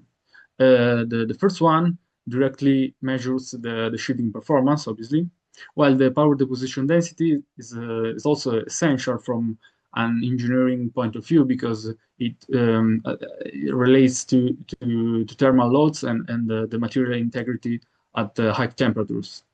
In addition to these two indicators, we also analyzed gamma ray emission, the availability and the cost of the constituent element of each compound, and the activation behavior of the materials in a next step, considering both short-term maintenance requirements and also end-of-life scenarios. Looking at the full dataset, we can identify some trends. In particular, if we look at the overall distribution of the materials, we find two families that clearly stand out: hydrates and borates. These compounds consistently exhibit the lowest neutron flux ratio values, indicating very good shielding performance. Another important observation is that density alone is not a sufficient accurate predictor for shielding effectiveness. In fact, even though higher density increases the probability of neutron interaction, it does not automatically guarantee better attenuation. What really matters instead is the combination of the composition and microscopic nuclear cross-sections, since the elemental atomic structure of the compound governs how neutrons interact and whether they are captured, scattered, or multiplied. So based on these first insights, we perform a first selection step. So from the full dataset, we focus the analysis to two subgroups of hydrates and borates that satisfies not only strong shielding performance, but also some physical and technological constraints.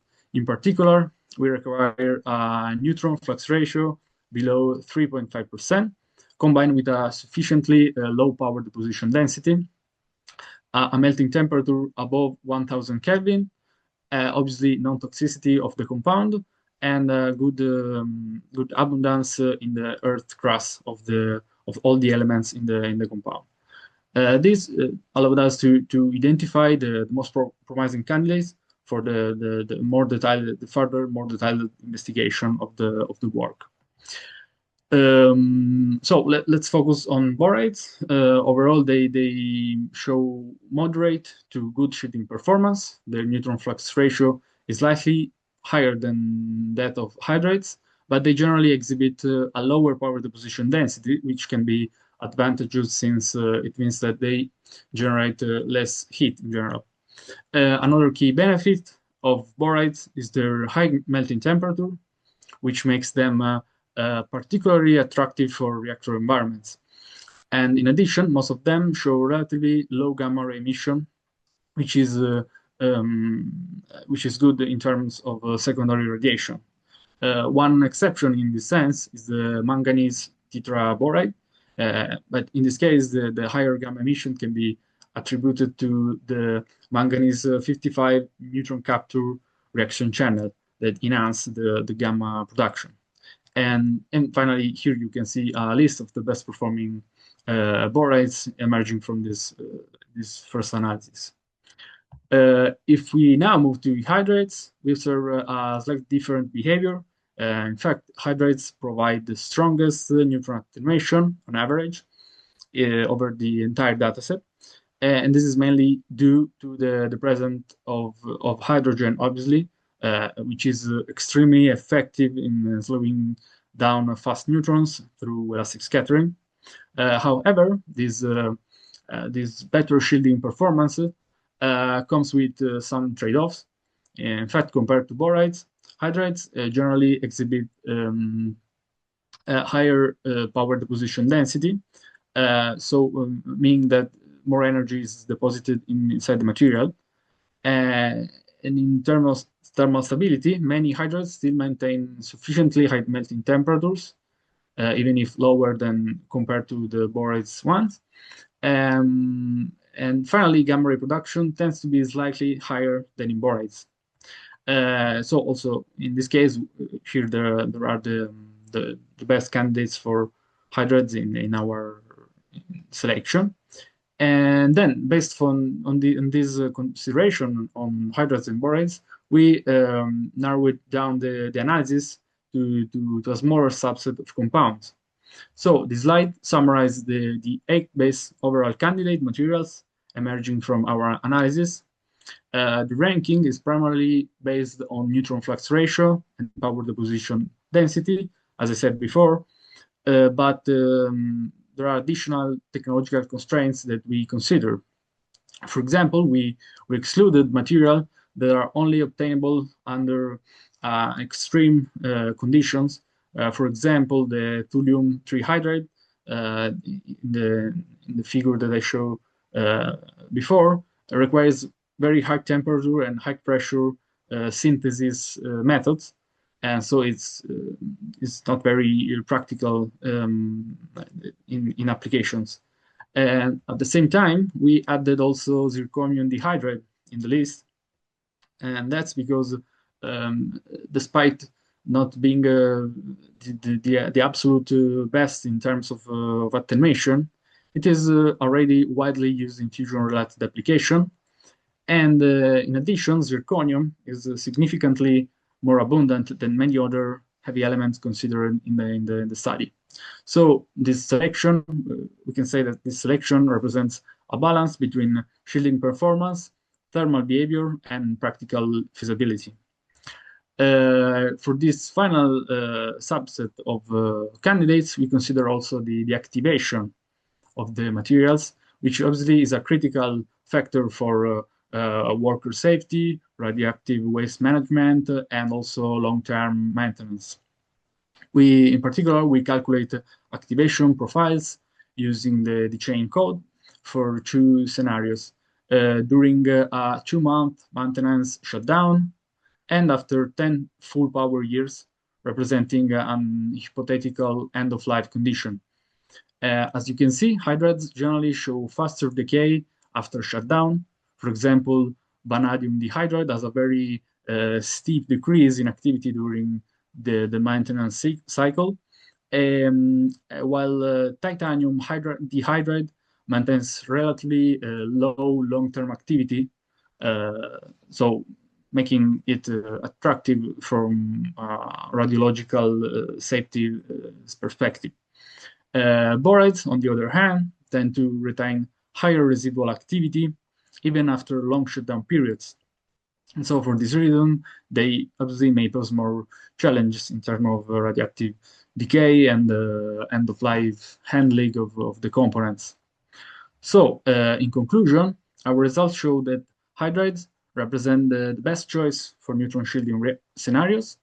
They provide, that's because they provide the strongest attenuation, relatively low power deposition density, and good activation levels. In particular, titanium dihydride emerged as the best compromise among all these properties. Turning to borides, they offer a good alternative when higher thermal robustness is required.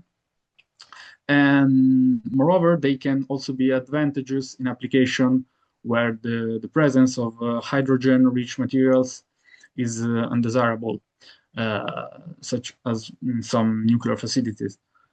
Looking forward, this work open several avenues for future research. These include extending the study to ternary compounds or layer structures of binary materials. For example, by exploiting the complementarity between hydrogen and boron-based materials.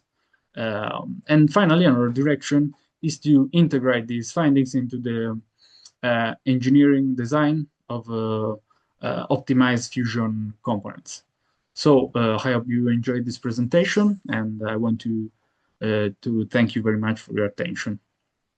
Okay, thank you very much, Fabio. Is there any question for Fabio? So if you can use your raised hands. Okay, I have one. Okay, Helen, please go ahead. Yeah. Hello. Yes, thank you. Very good talk, very clear. I mean, I have plenty of questions, but I'll try and restrict myself. So obviously we're at an HPC workshop. I'm curious to know how much computational resource was required to run this systematic study. Well, we obviously use HPC for those calculations, and it was quite time consuming. But as I said in the beginning, we use simple enough geometry to isolate the shielding effect of the materials, and in this way we can simulate hundreds of materials without in a reasonable time.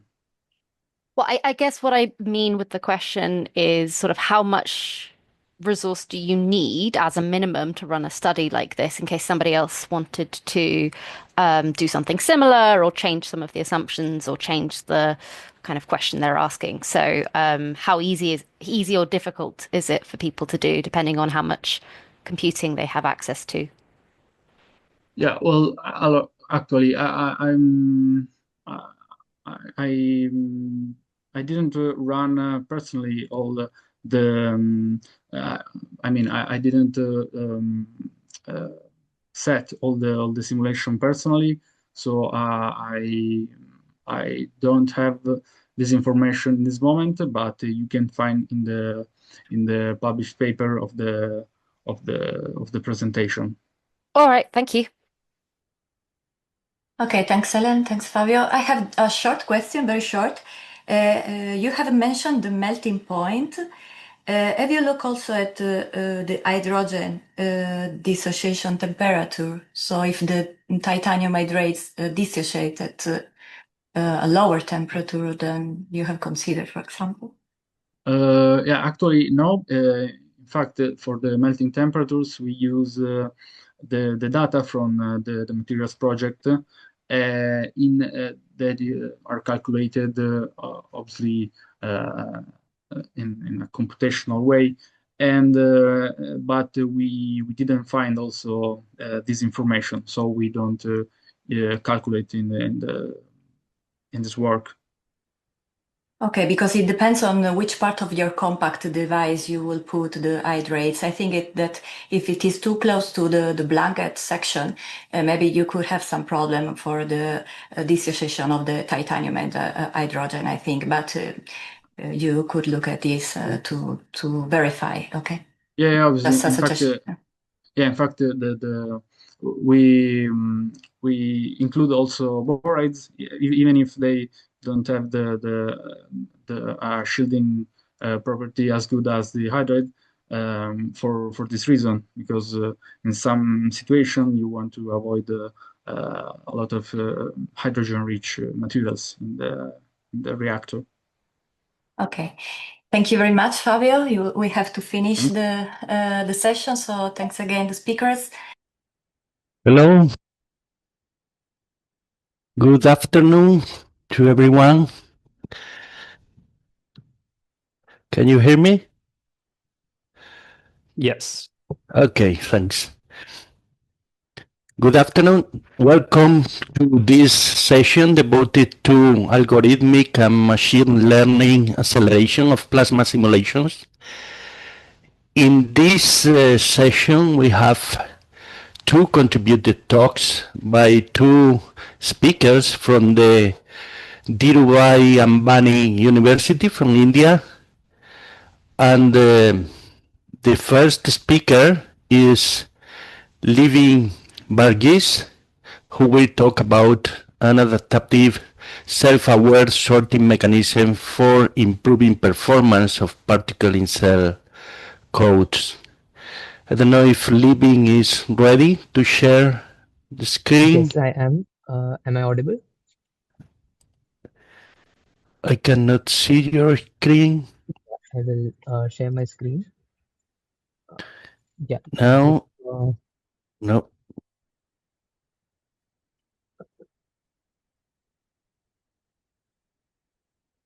Is my screen visible? Maybe it's your screen, but not the presentation. Okay, let me just put into the... Is it now visible to me? I can see the Zoom window, not the presentation. Okay. Okay. Once again.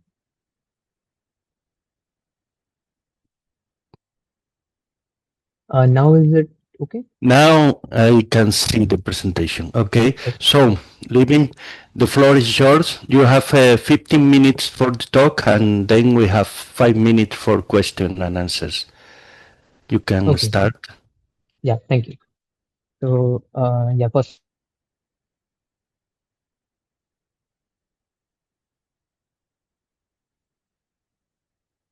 Improving the performance of particle-in-cell codes. We did, these are my colleagues, Ayushi Sharma and my guide, Bhaskar Chaudhary. So this particular talk will be about accelerating particle-in-cell codes with some algorithmic improvements. So let's look at the outline of the talk. First, I will talk about why particle-in-cell codes are in general required for simulations of plasma, various kinds of plasmas, and the computational complexity associated with particle-in-cell codes, the proposed approach, system configurations, and results and future scope. So the applications of LTP are wide actually, and if you look into the applications, it can range from space exploration where Hall thrusters are used, and in semiconductor manufacturing, and also in fusion research where in particular it is very useful in neutral beam injectors where negative ion source play an important role.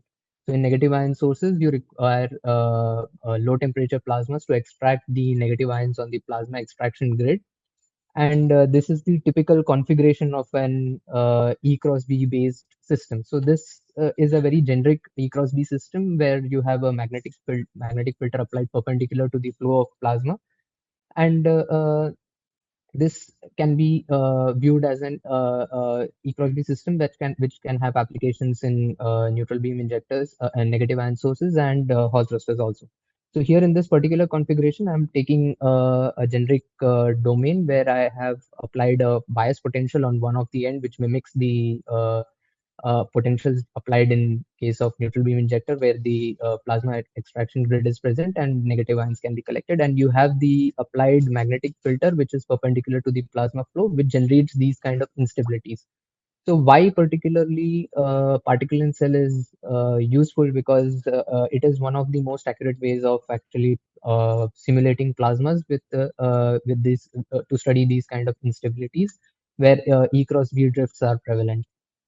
So these are the typical operating regimes for low temperature E cross B based system, and simulating them using particle in cell requires a lot of computational time, and this actually this computational time increases due to the physical parameters like the what is the slowest time scale, and that is the plasma frequencies and the Debye length, which scales the system. So now when we have to look into device scale simulation, the number of grids runs into thousands and it requires millions of iterations to reach steady state.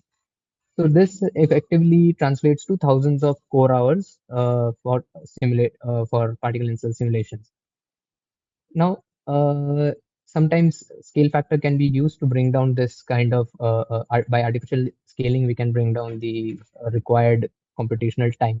So we require acceleration of particle in cell to actually complete these simulations in meaningful time, and you can do that by either by parallelization of the codes or some algorithmic improvements like sorting. So this particular figure I have put to for the physical view to understand how the particles are moving in the domain, and the Eulerian fixed grid, which is placed on top of the Lagrangian grid where the particles are moving in free space.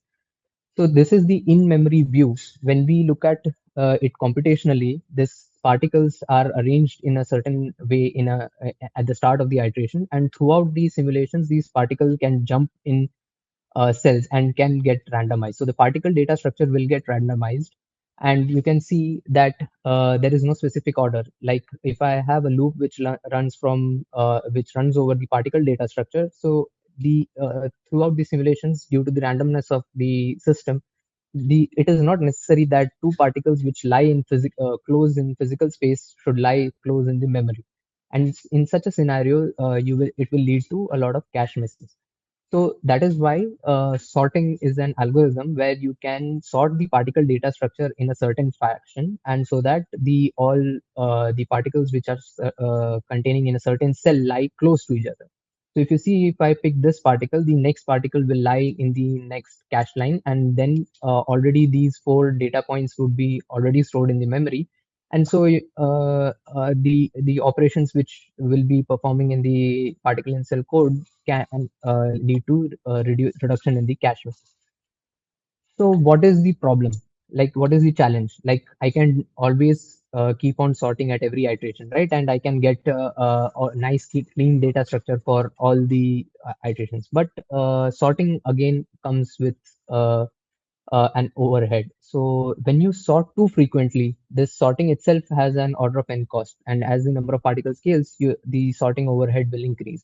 So if you sort at every iteration, so here the total, it's the simple diagram which shows this is the total simulation time versus the sorting interval. So if you sort at every iteration, you are losing a lot of you are actually adding a lot of overhead to your system, and a lot of overhead to the system due to the sorting. And if you sort too rarely, cache misses will again degrade. So there exists a sweet spot actually, sweet spot where with a particular frequency, if you sort with a particular frequency, you will have the lowest simulation time. So this is the challenge actually, to find out what is the frequency, sorting frequency. Now, if you have a system, very dynamic system, where you have the magnetic filter, your magnitude of magnetic filter will range from certain values, and you have your you have your electric field and it has certain range. This will lead to actually the physical system getting randomized at different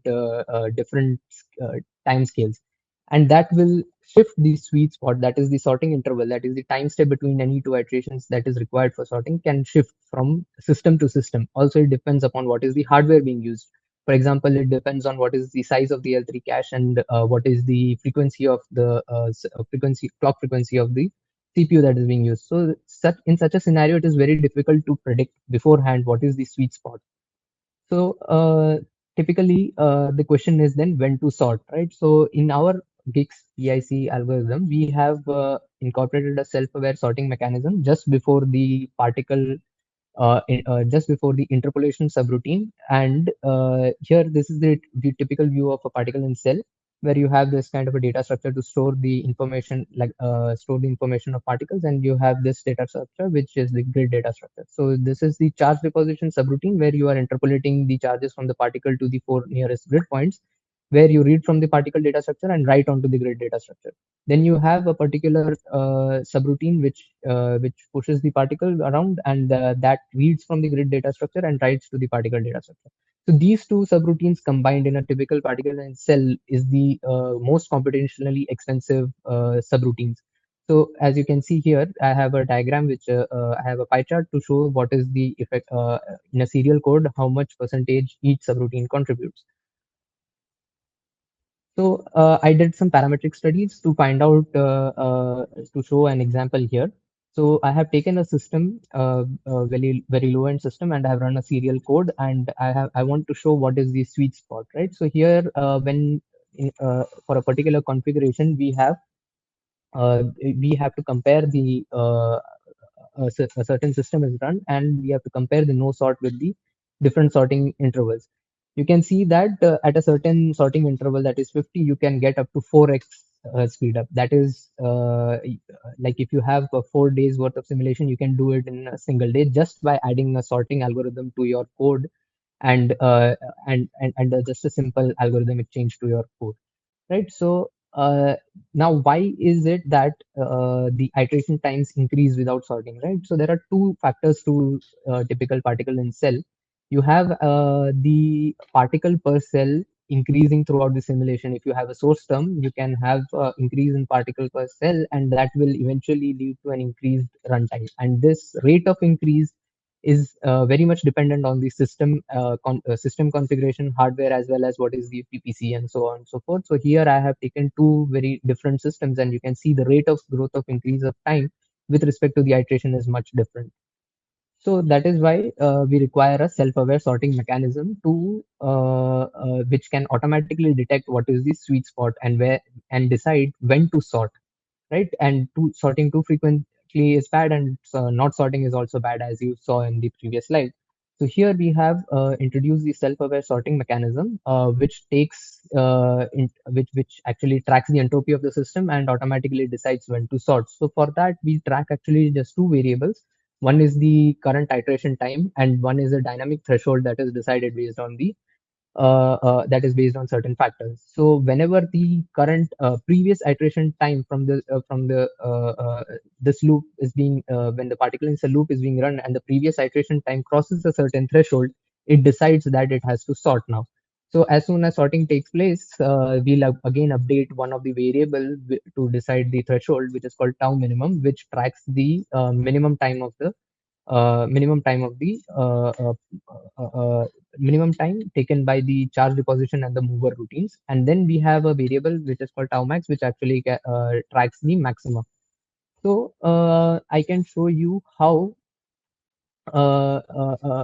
like in this system configuration, I have taken certain test cases. So for that, I have taken 3 different systems. One is a very low-end desktop system where only 6 cores are there, and it has a very limited L3 cache. Then we have a second system, which is a moderate system, which has 16 cores and 40 MB of L3 cache. Then we have an HPC, which has a 121 MB of L3 cache.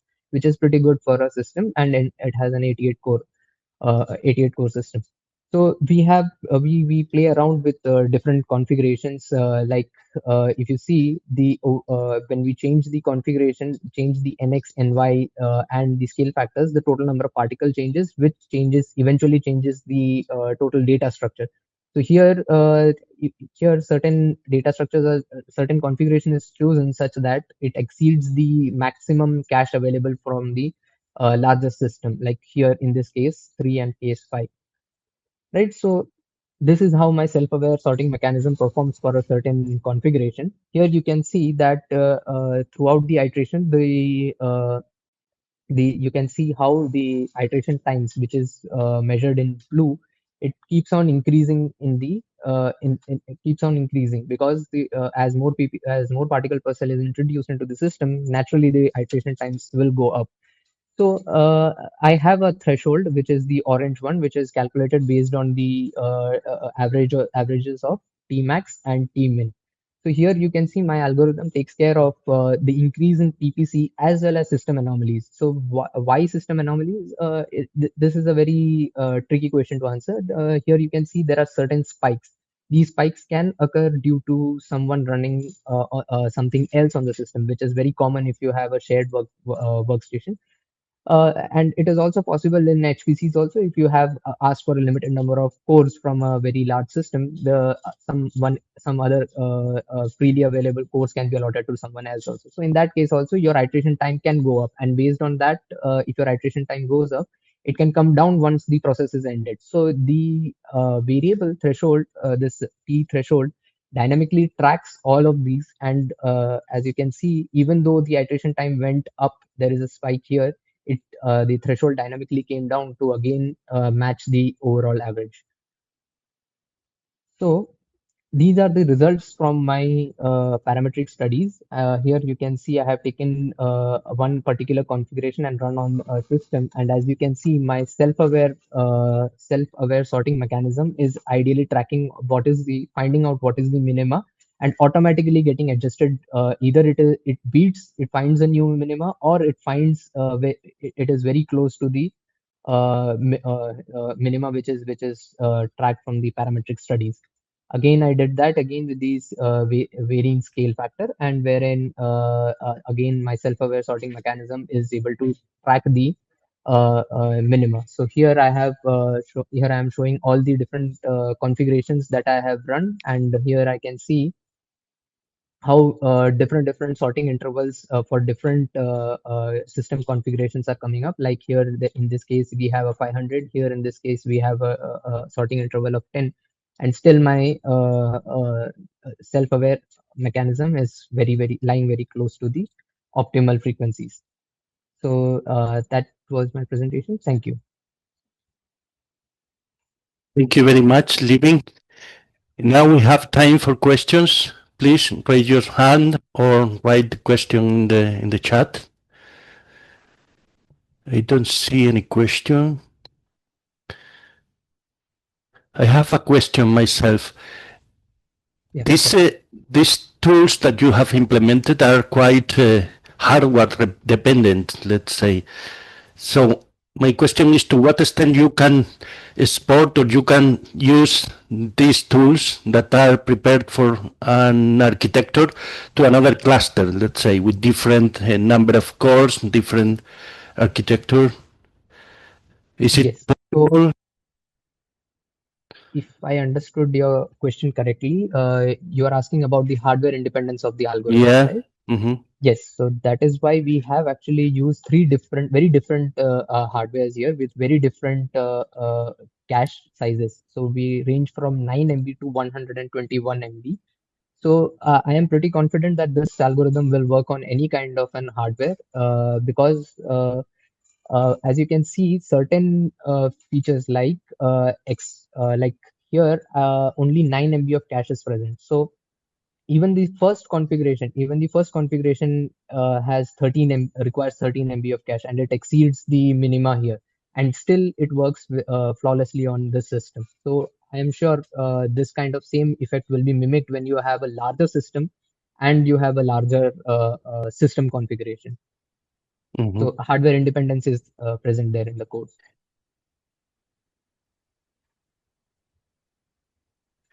There's a question here by Xavier Saez who asks, which sorting algorithm do you use? Yeah, that's a very good question. Actually, here we are using a bucket sort because you can see it is a modified radix sort actually, and it's kind of a bucket sort. So here, particularly if you observe, we want the particles to be clustered together, and we don't want to find again fine sort the particles. Like a certain group of particles, if they are present in a cell, we just have to bunch them together, and we are not concerned about what is the order inside the cell, only whether the particles in a certain cell are together. And have you tried several sorting algorithms? Not really, since this any other kind of a sorting algorithm would require very fine sorted particle data structure. We didn't look into any other kind of sorting algorithms. This worked for us. Okay, thanks. And I think you showed results for serial simulations, isn't it? Yeah. You have also compared parallel simulations? Yes, indeed. Yes, indeed. So these are the system configurations. We have yeah, combinations of serial and parallel. And these simulations take several nodes, are not always contained in a node. Yes, in system 3 we have a 4-node system. So, yeah. Okay, thank you very much. Yeah, thank you. I don't see more questions, so we can go to the next presentation. Next. Okay, thank you, Libin. Yeah, thank you. So next speaker comes also from the same university and is Kal Pandya, who will talk about the application of Fourier neural network-based surrogate modeling to accelerating plasma simulations. This is another application of machine learning or deep learning techniques. Yeah, you can share your presentation. Yeah, sure.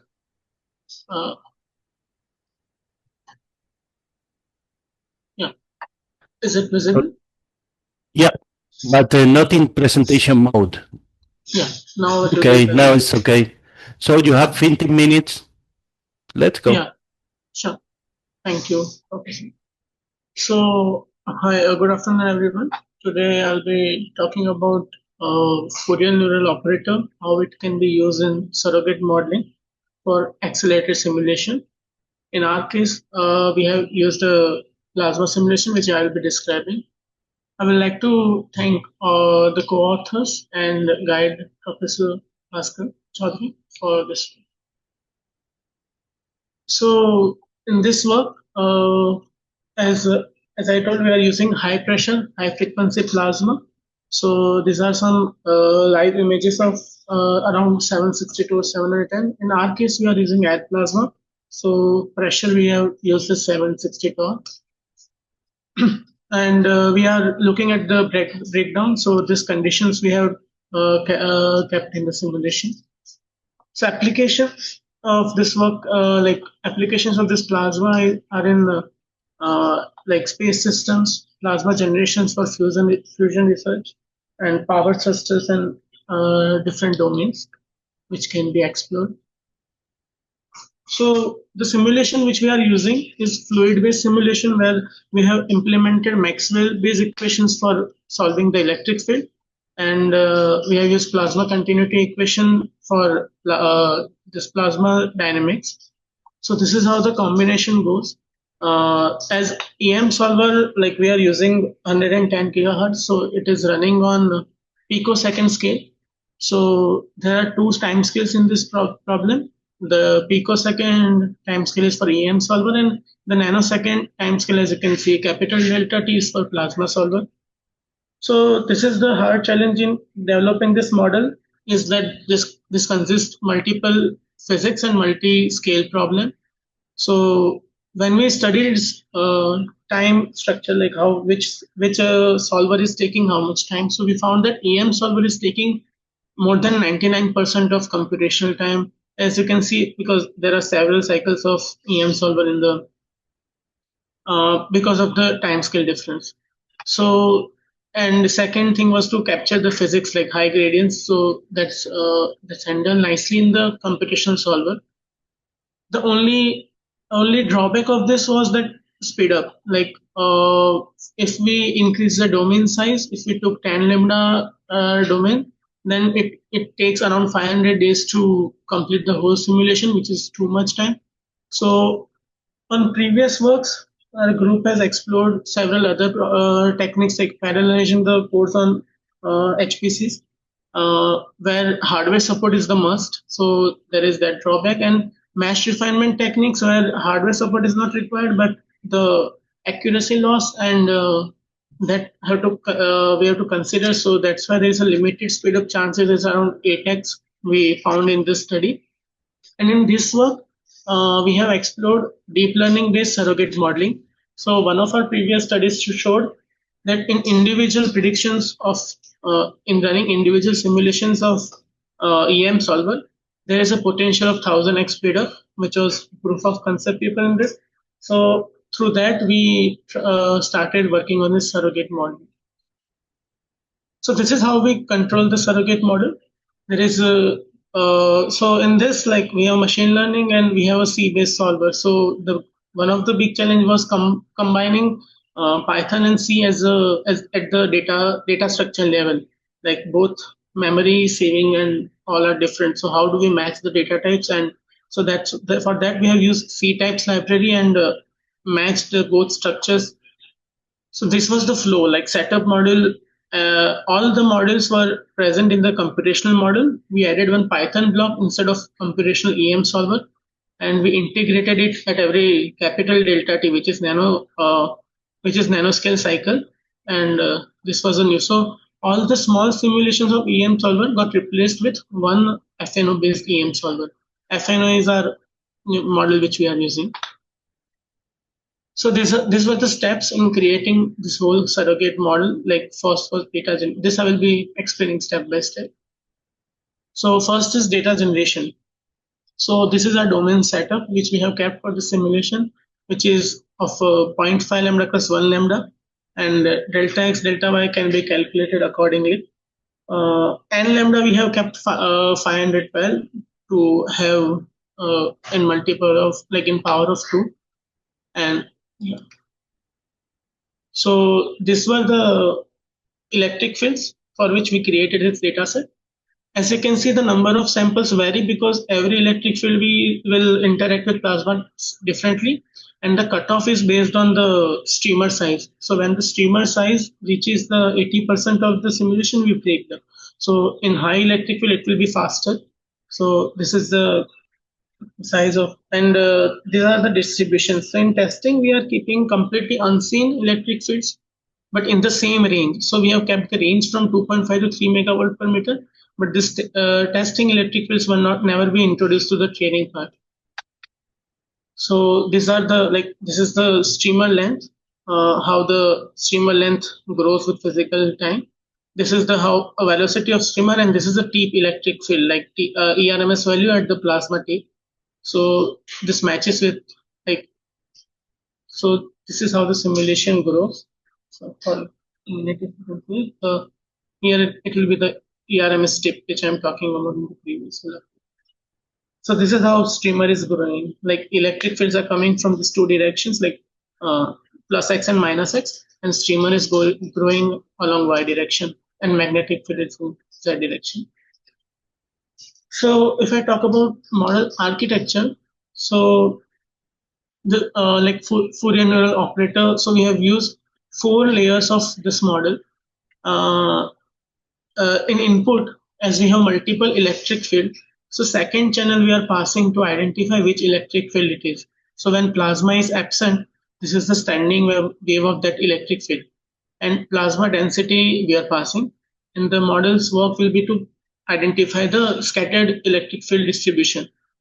So when we look into Fourier layer, So its main concept is like normal convolution layer. What it does, it matches input and output in the XY space. So FNO main concept comes is in it converts the space into frequency domain, and then it tries to identify the lower, like whichever we want to target, whichever frequencies that we want to target, we can capture. Our goal was to capture the large patterns. That's why we targeted the lower frequencies. So in our case, we have kept Fourier modes to be 16. So it will capture the large 16 patterns along X direction and along Y direction. And then we apply the weight matrix, not directly on the XY space.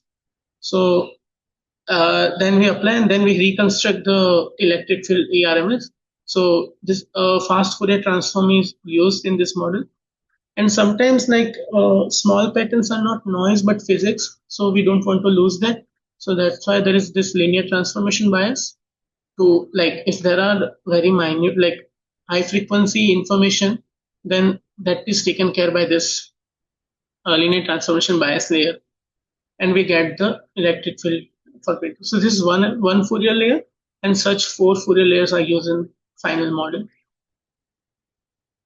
Yeah, so this is the, like, if you can see, this is the model training cycle. So in the normalization, we have used min-max normalization, and as the training electric field was larger set compared to testing, so the training min-max consists test, like in test data there is no such data which doesn't lie in this min-max range. So it's okay to get the min-max from training data set. That was to confine everything in 0 to 255 scale. So in this we have used image-based modeling. So that's why 0 to 255.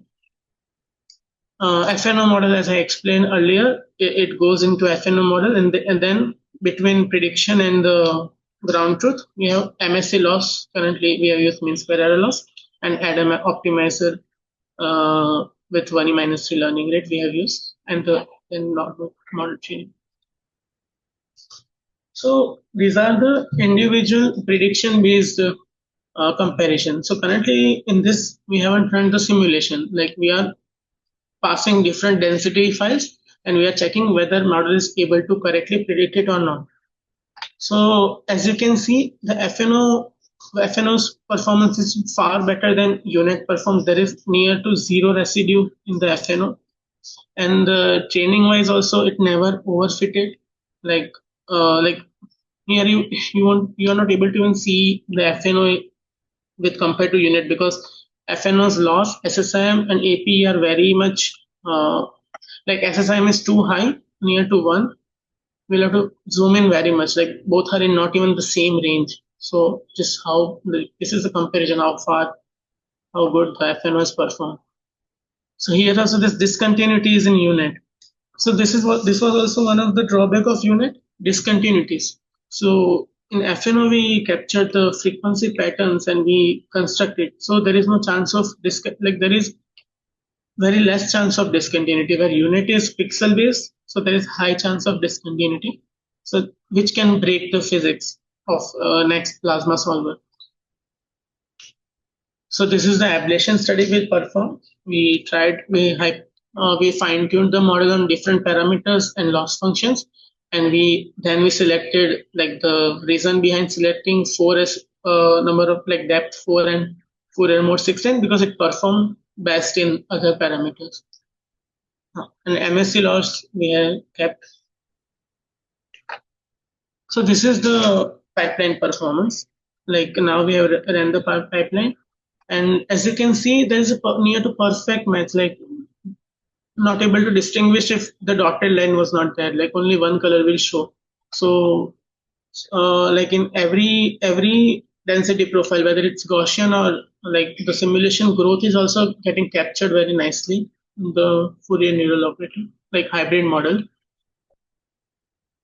This is the simulation growth. The left side is the fluid model, computational based, and right side is the FNO based model. So the peak values are also in the same, like near to perfect. That can be confirmed. And these are the physical parameters, how the growth, like the length of the streamer, the velocity of growth, and the ERMS peak are also captured very nicely. So in all sense, like structurally and physically and with stats also, FNO has performed far better. And the main idea was to get the speed up. So when we did the speed up analysis, we got around 60x speed up in the across all the electric fields, whichever was kept in testing. And with considering 60x as a average, so 500 days simulation can be done to 8 days. So this is like huge speed up with compared to mesh refinement technique. In conclusion, so the speed up has been achieved with a great accuracy. And with this, we have created a kind of bridge between Python and C, like how a joint system can be trained and tested. And in future though, we plan to introduce physics also in loss function, which actually I forgot to mention here. Like in the loss function, if you want to create a physics informed, like currently we have kept it only MSc, but equations with coming from Maxwell or something, if we can introduce those in, then it will be much better learning. And this work can be extended to 3D domains also, and different parameters of, like if we change the plasma generation techniques, and this work can be transferred to other domains also. Yeah, I would like to acknowledge BSCS Radhani and BSS for the funds, and Kaushal Patel and Livin Varghese for their valuable discussions, and all the co-authors Ajaya, Shivam Gandha, and Pratik. Yeah, and this work is published and can be referenced over this. We are open for collaborations also, if we can discuss. Yes. Thank you. Okay, thank you very much, Kalp. Very interesting talk. Now we have time for some questions. You can raise your hand or write in the chat. We have some questions in the chat. Hi, Kalp. Thanks for the talk. This is from Federico Chipoleta from BSc. Thanks for the talk. I have some questions. First, I didn't get the statement at the beginning regarding the potential speed up or surrogate modeling. Can you elaborate on how you define 100 improvement potential speed up? Yeah. Okay. So there are two parts in the simulation. Like what we did first was that replace EM solver with a DL based EM solver, like computational, this classical numerical solver of EM with DL based EM solver. So that's the one part. And second part is when we create the full simulation, when we merge it into, because there are many things, like if prediction is a little bit discontinuous, then that will break down the next plasma solver because it is coming from computational cycle. So these two parts are there. So one of our colleagues performed this study with unit model, where they tried just first part, where they tried to create unit based EM solver. So in that, they measured that creating one electric field prediction gives around 100x speed up compared to standard computational solver. And as there are multiple cycles, so there he observed that here there is a huge chance of speed up like 100x. And then we improved the model with Fourier neural operator, and we created the full pipeline to get it actually around 60x physically. So that's the, was it clear or? Yes. Questions. A couple more questions by Federico. I didn't understand where in the process pipeline is useful to adopt HPC resources. Would it be useful for bigger domains only? When in process of pipeline is useful. So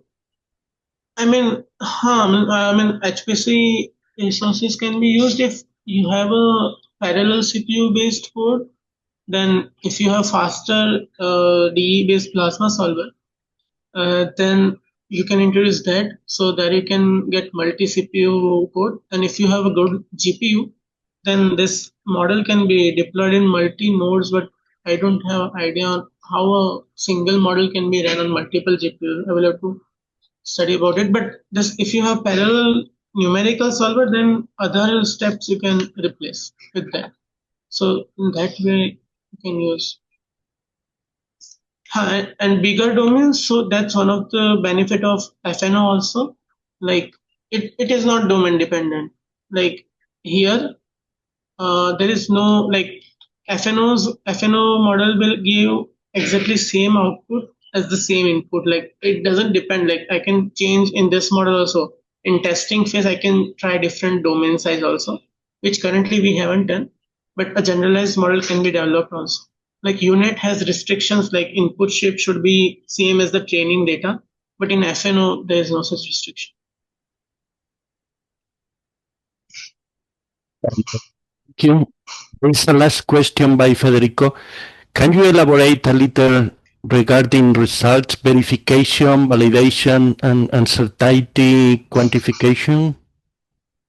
Yeah, so uncertainty quantification currently in this study we haven't performed, but that can be definitely done on so two type do you refer to the generating data uncertainty or the model uncertainty? So I don't have idea about machine learning model. How can we calculate the uncertainty? Because once the model is fixed, we have fixed weight. So while testing, if I'll give the same input again and again, it will give me same output only because weights are fixed. So that way, machine learning wise, there will be no uncertainty. But data generation, if there is uncertainty, then there might. And verification, we have done two phases. Like one is MSC and this SSIM APE metrics of like standard metrics which are there for result like machine learning model comparison. And the simulation comparison, we have done physical parameters based study also, like how the streamer length, streamer velocity, and ERMS tip are matching with the fluid solvent. So both comparisons. I hope that answers the question. Okay, thank you very much. And thank you to both speakers. Now we have a short break, 5-minute break, and so you can switch room if you want. We continue in 5 minutes, okay? See you. I think it's time to go to the next session.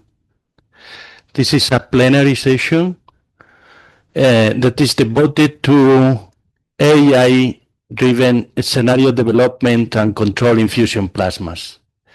We have in this session 2 invited talks, and the first speaker is Evgeny Adishev, I don't know if I pronounce well, from Next Step Fusion, and he will talk about reinforced learning controllers for fusion scenario development and control.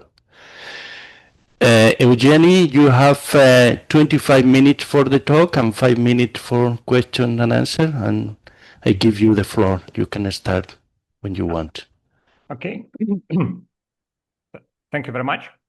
So I will talk about applying machine learning to scenario development. And first of all, what we're looking for when we're developing a discharge scenario. This is we need to define the waveform, which means time-dependent functions for various plasma parameters, mainly for shape and magnetic equilibrium parameters that are like elongation, triangularity, minor radius, and exact position of magnetic center, and so on. Also, we need to apply different heating data or heating and density actuators to use, and what power to inject at which point of time. And also we need to provide kind of set of magnetic equilibria, set of plasma states for some periods of time, as I mentioned in the slide, for example, for every 20 milliseconds. And the traditional approach to develop a scenario is mainly brute force, and it's mainly done by some quite qualified operator or plasma engineer who is trying, using trial and error approach, use some simulator, that's Grad-Shafranov solver, or some combination of transport codes and Grad-Shafranov solvers, and they try to develop a scenario which starts near the breakdown point and then reach some target state. And on this way, on this scenario, they try to by hand simulate the coil currents, and if the plasma doesn't evaluate in a way which is desired, then the actuators are manually corrected, maybe from the point of equilibria, maybe from the point of exact actuators values. Maybe at some point there is a need to change actuators, change the coil currents too fast, so we need to find another actuators composition that maintain the same plasma state. And with this number of attempts, number of highly labor-intensive operations, finally the scenario is developed. What we're trying to achieve here, and what is our proposed approach, is to replace this to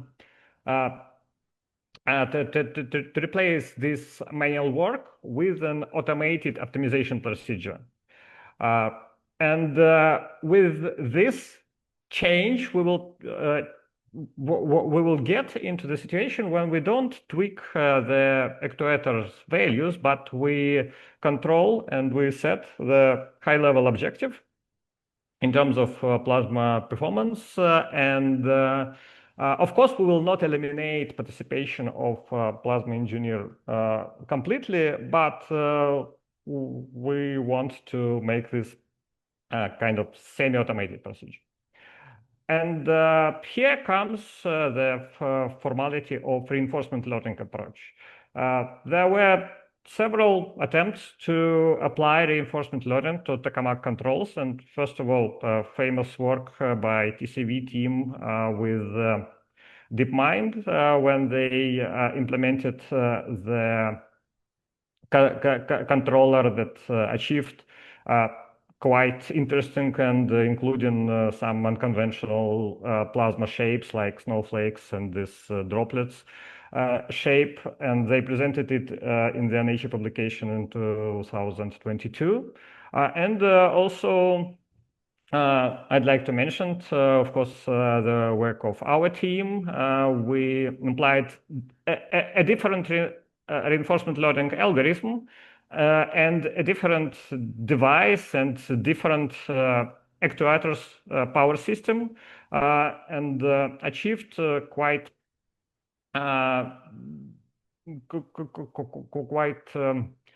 precise control of plasma in D3D. That was made in a couple of experimental series. Between this series, we upgraded our approach and added some functions and improved the control quality.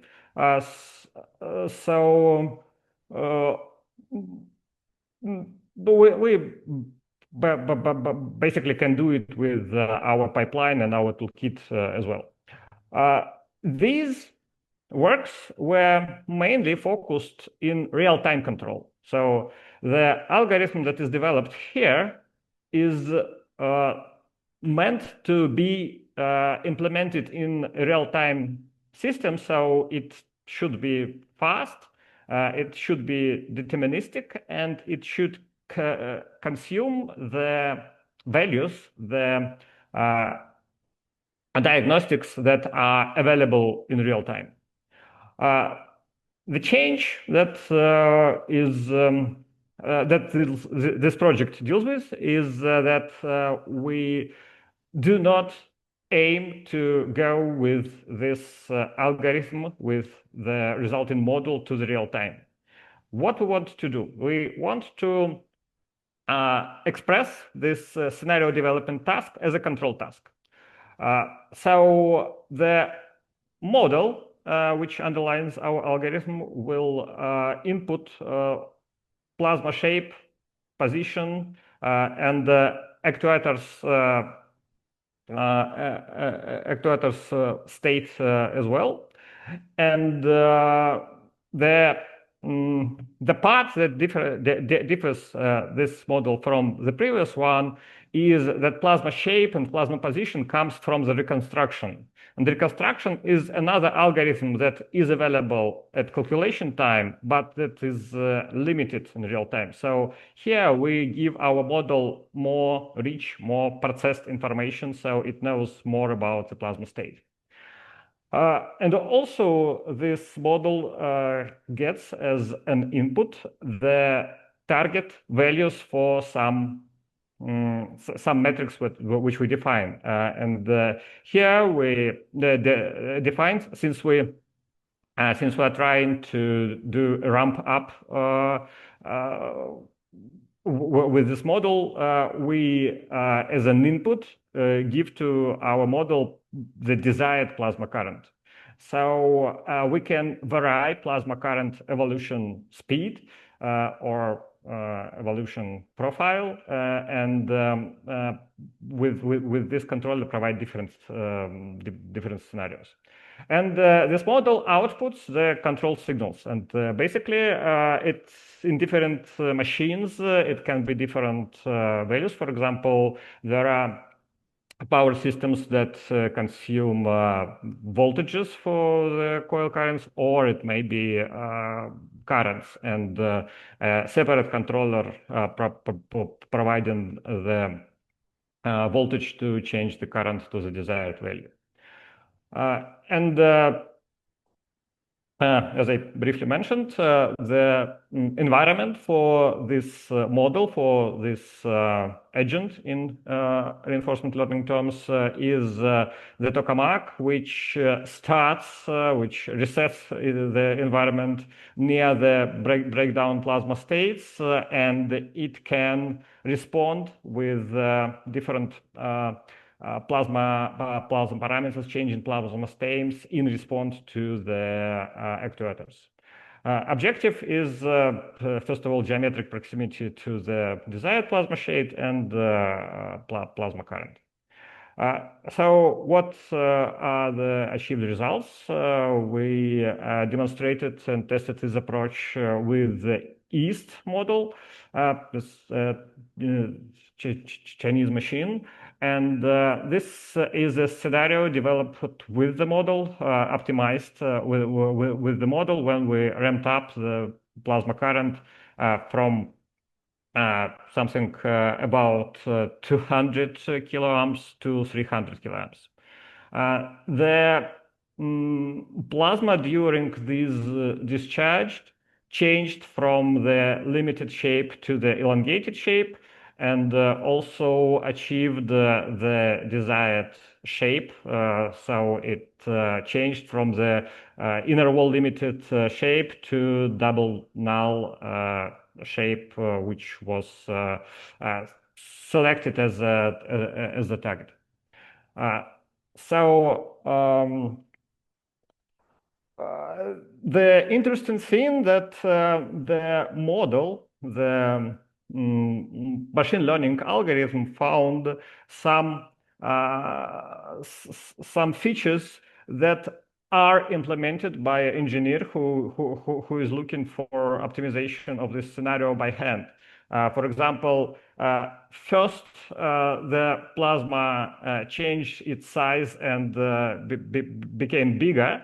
Then it changed the mode from inner wall limited to diverted. And after that, the plasma current starts to increase with consuming the current from the solenoid. What the engineer is looking for in this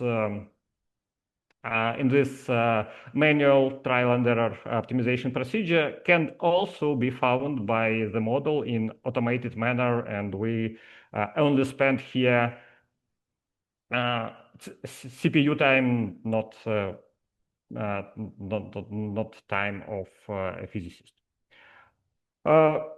In the core of our environment, in our algorithm, is NSF SIM. This is a Grad-Shafranov solver and transport evolution simulator. It is device agnostic code, which, as I mentioned, for example, here it's mentioned that it was applied to simulate D3D and East. It has the capabilities to simulate basically any tokamak, and the interesting and very useful feature that it's quite fast. So it can provide the simulation step, that is one time step in plasma evolution, like 0.1 or 0.2 seconds over one iteration. You can vary actual timestamp, and in our experiment we selected 0.25 millisecond as a timestamp. It also subject to optimization, and we found that 0.25 millisecond as a reasonable quality of simulation and reasonable speed. The first equilibrium is optimized like kind of harder. It's harder to find it because you don't have the previous state. So the environment reset takes like 1 second, 1.5 seconds. But after the initial reset and after the initial equilibrium is found, evolution is very fast. And this is the training scheme for the reinforcement learning. So we have an agent that consumes sensors and targets values, and it outputs the actuators, which are voltages in our time. And the environment, first of all, evolves the plasma state, and it provides observations and reward. Reward is a special metric. You must define the objective for your environment, and as the final point, you need to specify your objective as a single value. This is quite sometimes it can be an obvious decision how to formalize the reward, and in our case, I will explain what are the components of the reward on the next slide a little later. The policy update algorithm, that is basically the machine learning training algorithm. It collects the experience, the played simulated episodes, and then using normal like gradient descent algorithm with defined laws. It updates the agent, it updates the policy model that runs in the environment, and this is going to the loop. We need about 300,000 to 1 million of policy updates to make the model converge, and this means that the model can be obtained quite quickly in less than 24 hours of calculations. And again, I will go into some detail of how this is organized a little later. So the reward. Reward in our case had 4 components, 4 values, which we combined into the single objective. And this is very easily understood, very high level metrics. We have the target plasma current and we have actual plasma current, so we can subtract one of another and calculate the difference. Again, we have the target X point location, and X1 is the lower point, X2 is the upper X point, and we can just calculate the distance to this point. And for the boundary, which consists of 64 points in our case, we also calculate the average distance to the target position. Then, as I said, we need to combine these components into a single number, and also provide that the higher value is the better. So these targets are expressed in such a way that the best value is 0 when our actuals are at the target, and so we need to apply this like exponent of minus x function to make the best value equal to 1 and the actual value deviating from the target equal to something between 0 and 1. So first we calculated this for every component and then applied weighting smooth max average. And what I'd like to highlight here is that these are very logical, very simple metrics, and you need to specify a number of you need to adjust maybe a number of weights, that, for example, this lambda here, but in general, this is device agnostic, scenario agnostic the task that can be solved for any device and any scenarios. So you are really turning the manual procedure into the automated high-level goal setting. This was our training infrastructure, training system. We used quite a small cluster, which has the machines of 2 types. First, we had 6 GPUs in 3 GPU machines. And also we had a number of CPU machines, not very big.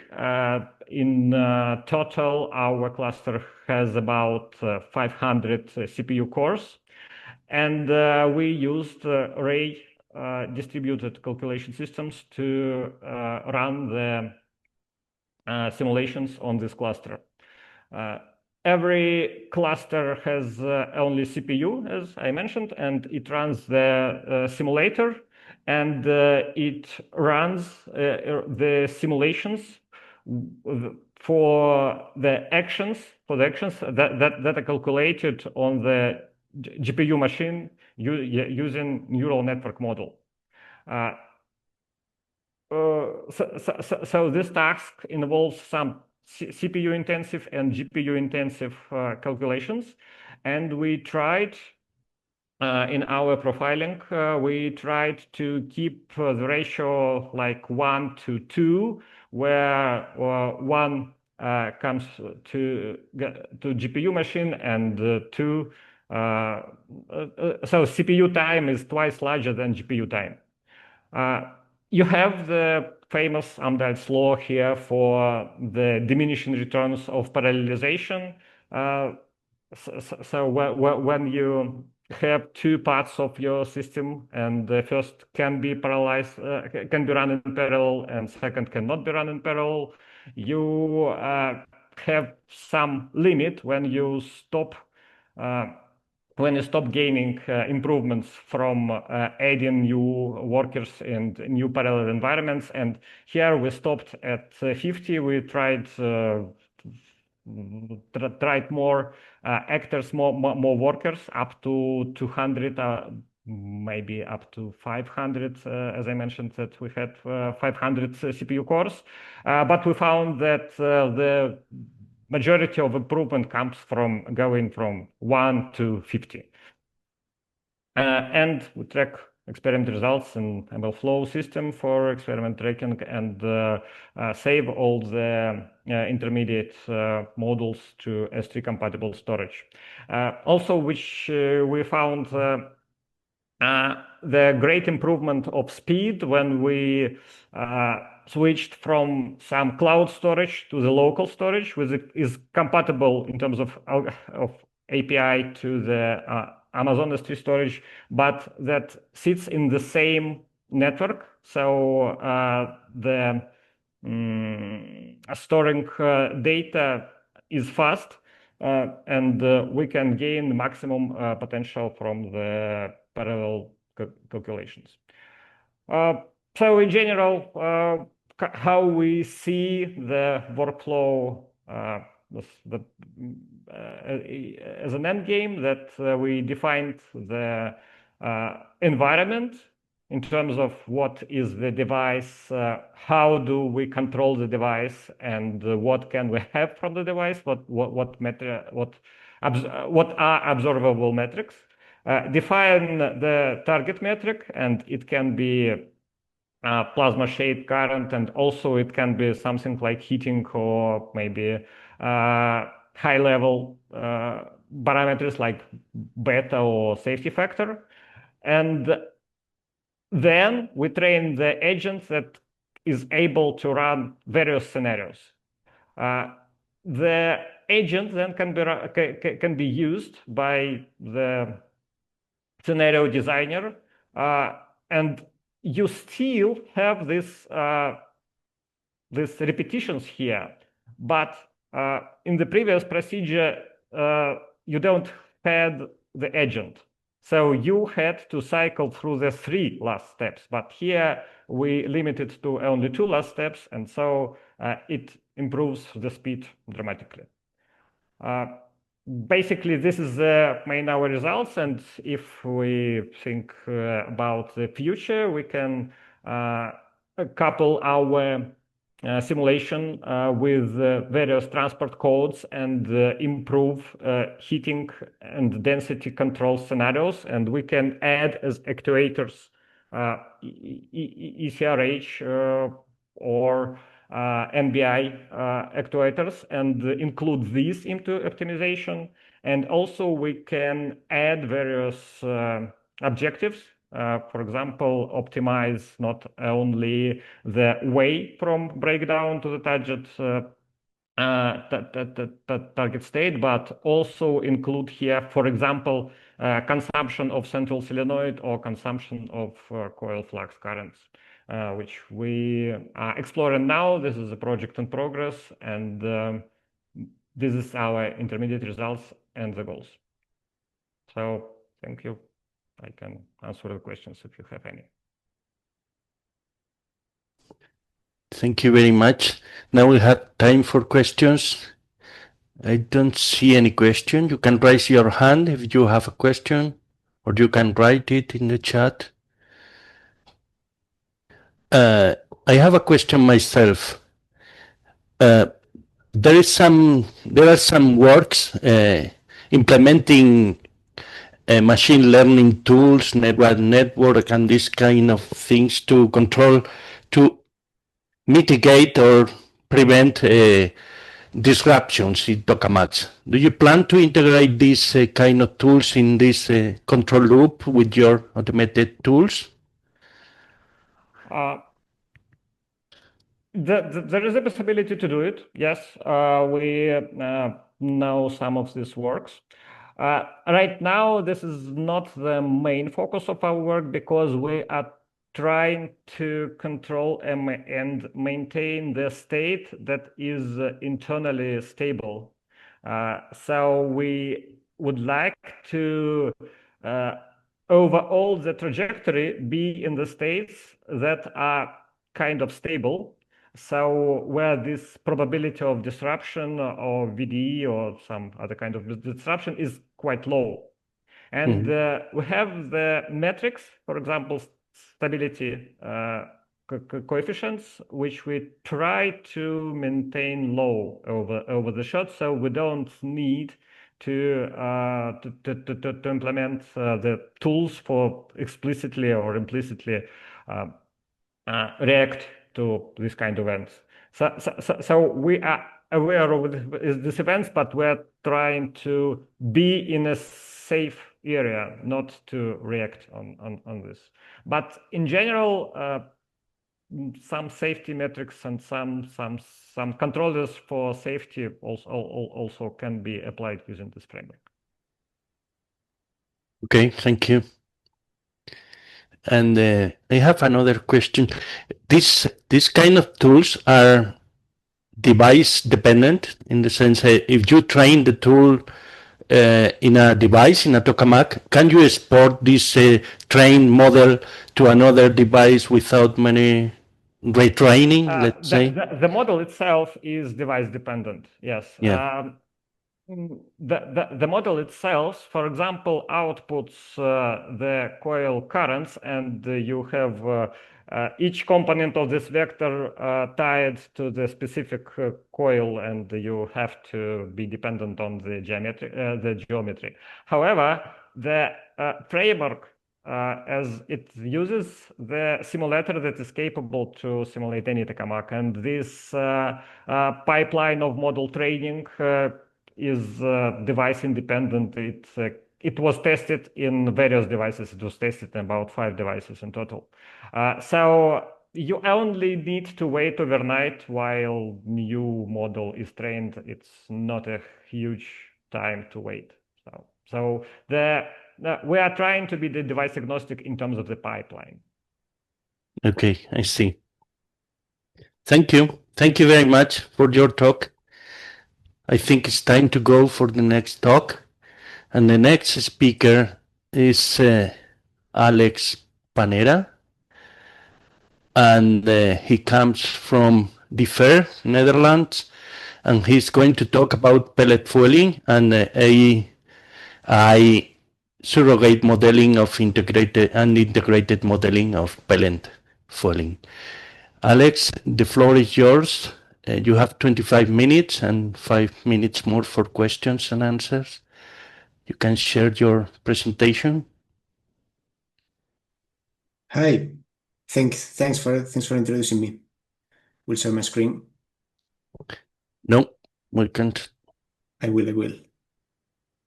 Now. Now we see your screen. Yeah. Okay. And now it's in presentation mode. Okay, that's good. So yeah, thank you for introducing me. I'm Alex, as Alberto has said, and yeah, I would like to introduce my work. It will be on pellet fueling and how we can make it faster with AI. So, but first, I would like to ask, why pellet fueling? Well, in future fusion reactors, fueling will not be a secondary system. It will be central to plasma performance, stability, and control. So in high-performance plasmas, gas puffing is no longer sufficient. So to fuel the core, we inject these millimeter-size frozen pellets into a plasma of tens of millions of degrees. So this tiny-ass fragment enters in this hot plasma environment and in just a few milliseconds, it reshapes the density, temperature, and transport. So the key questions here are, can we understand it well enough to predict it? And can we simulate it fast enough to control it? Today, I will try to show how we combine this high-fidelity physics modeling with AI-based surrogate modeling to bridge this gap. So let's start. First, I need to convince you that the best way to fill the core is pellet filling. And what is this? So basically, it's the injection of cryoionized projectiles inside this plasma. They are mainly composed of hydrogen or deuterium, and the scope is to fill the core and maintain the fusion reaction. Normally, it is done either through the high-field side, so the inner side of the tokamak or stellarator, or through the low-field side. Doing through the high-field side, it has advantages because we have some drift that takes the pellet matter towards the core, while if we do it in the low-field side, it takes the pellet matter outside. But I will explain why a bit later. So why is it better than gas filling? Well, gas filling is routine in most tokamaks and stellarators, is technically simple and is reliable. While pellet filling is rarely used nowadays, we need pipes. And also, with these pipes, we lose some matter and velocity. But overall, gas filling has a low penetration, and pellet filling has a much higher penetration. And due to the neutral opacity in the future reactors, it will be the main filling. So just to have an idea what pellet filling could be, we have these projectiles going at a velocity of hundreds of meters per second, and they are millimeter size. But let's have a quick look of what is pellet filling in a real example. So we're going to see here a shot from the West Tokamak, where the light will be emitted when the pellet enters. There will be 3 pellets in this shot, and it's an ohmic shot also. So it's like 10 seconds. There we have the plasma breakdown, have the first pellet, second pellet, and third pellet. So we see that when the pellet enters, we have this emission of light that is because of the ablation. But what is the ablation? Well, the ablation is the first thing that happens when the pellet enters in the tokamak.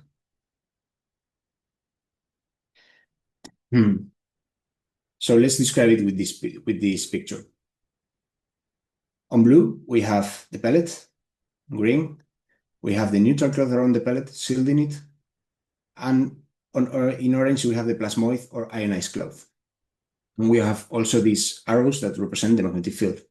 So the first thing that happens when the pellet enters in the chamber, the tokamak chamber, for example, if we are in a tokamak, the particles extract neutrons from the pellet. So they form this neutral cloth around it.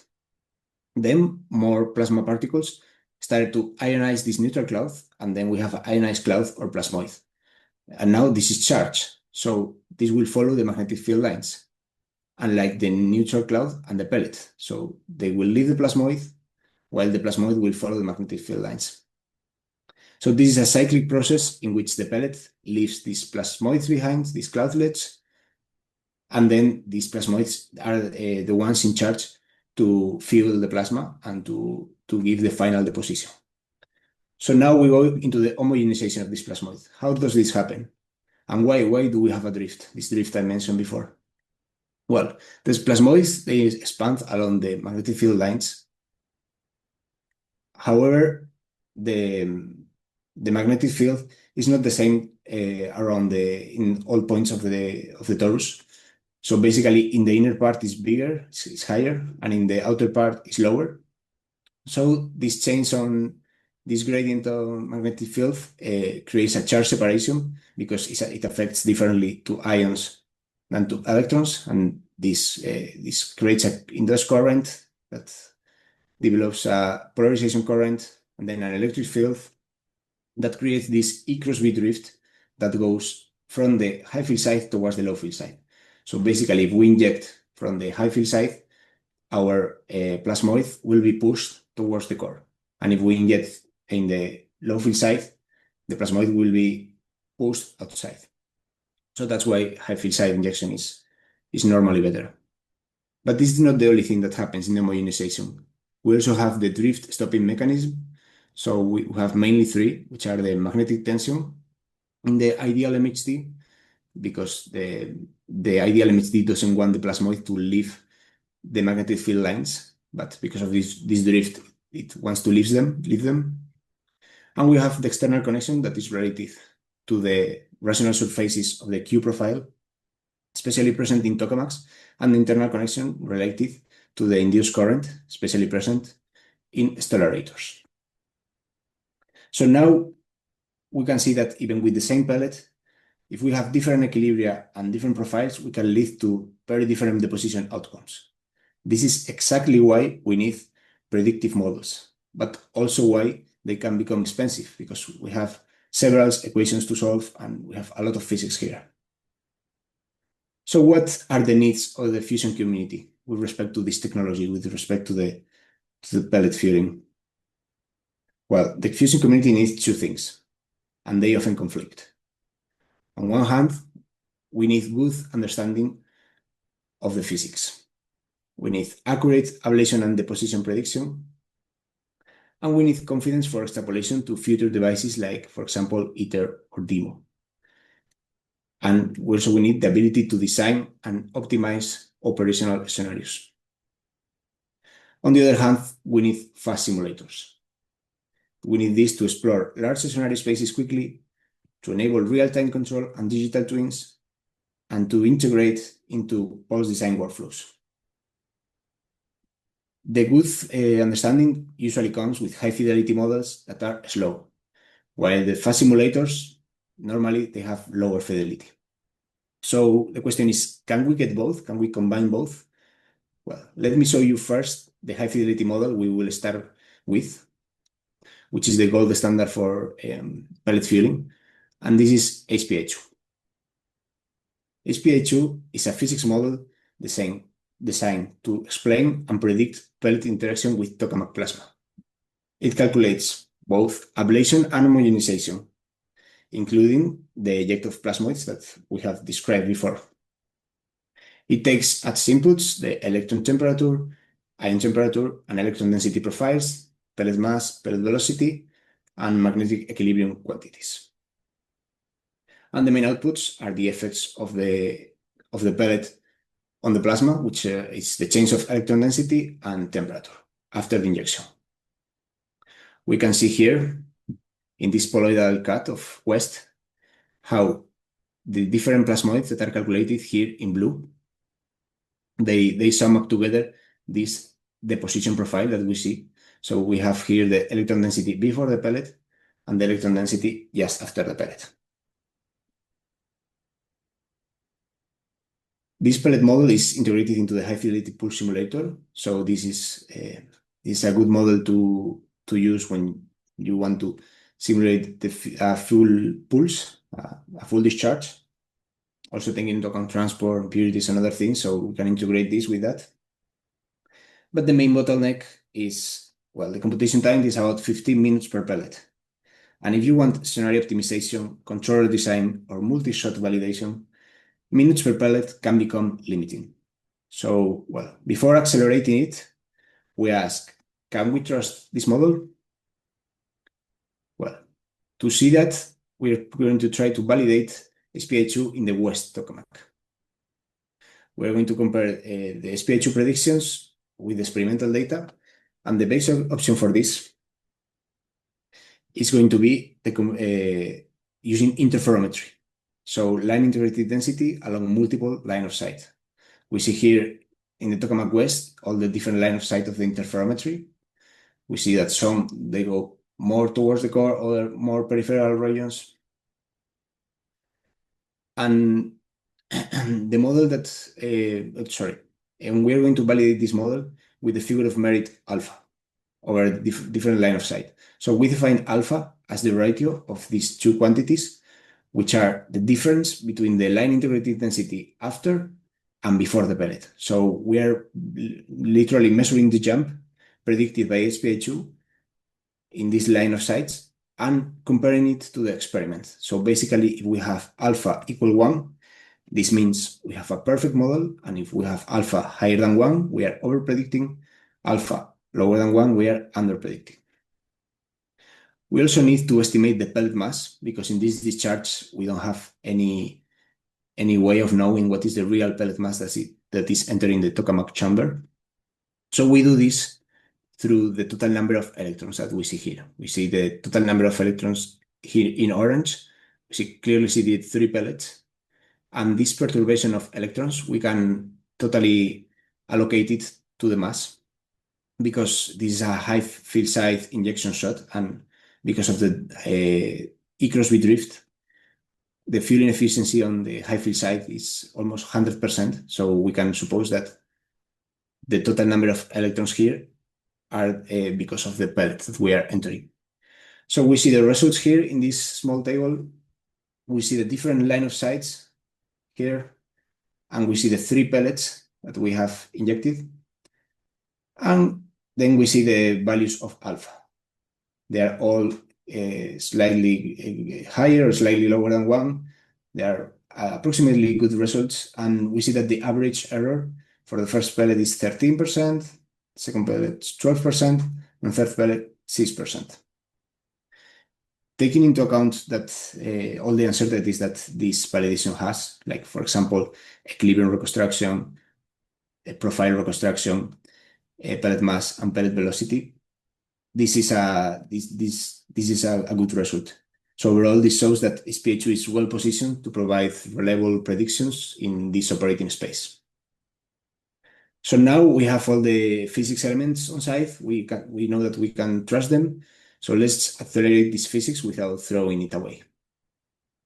So let's switch to the need for fast simulators. So let's try to combine this with some good fidelity physics, and let's build this AI-based surrogate model that we will call SPA2NN.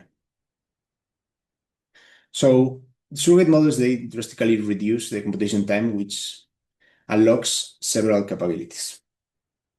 First, they make coupling to larger simulations practical. For example, in the case of HFPS, the high fidelity per simulator GINTRAC, we can develop the validation of this model, for example, this ongoing. We can accelerate also modeling on pellet cases, although the rest of the models, they will be slower. Second, they enable fast scenario simulation when in pellet cases, for example, when it's coupled to thorax, raptor, metis. And sometimes we can get simulation of a full pulse faster than real time, including this with pellets, of course. And third, they open the door to using a fast deposition model inside density control loops, improving the controller design and operation. And last, we can explore pellet scenarios in multiple machines very fast when we run it standalone. For example, if we want to assess where to locate we are designing a tokamak and we want to assess where to locate the injector or which scenarios are feasible with pellets, these kind of things. So, well, the idea is simple. We keep the physics behavior of SPA2, but we try to make it run as fast as possible. This is what SPA2NN tries. And just for the record, it is built in a typically fully connected neural network architecture as the one we see here.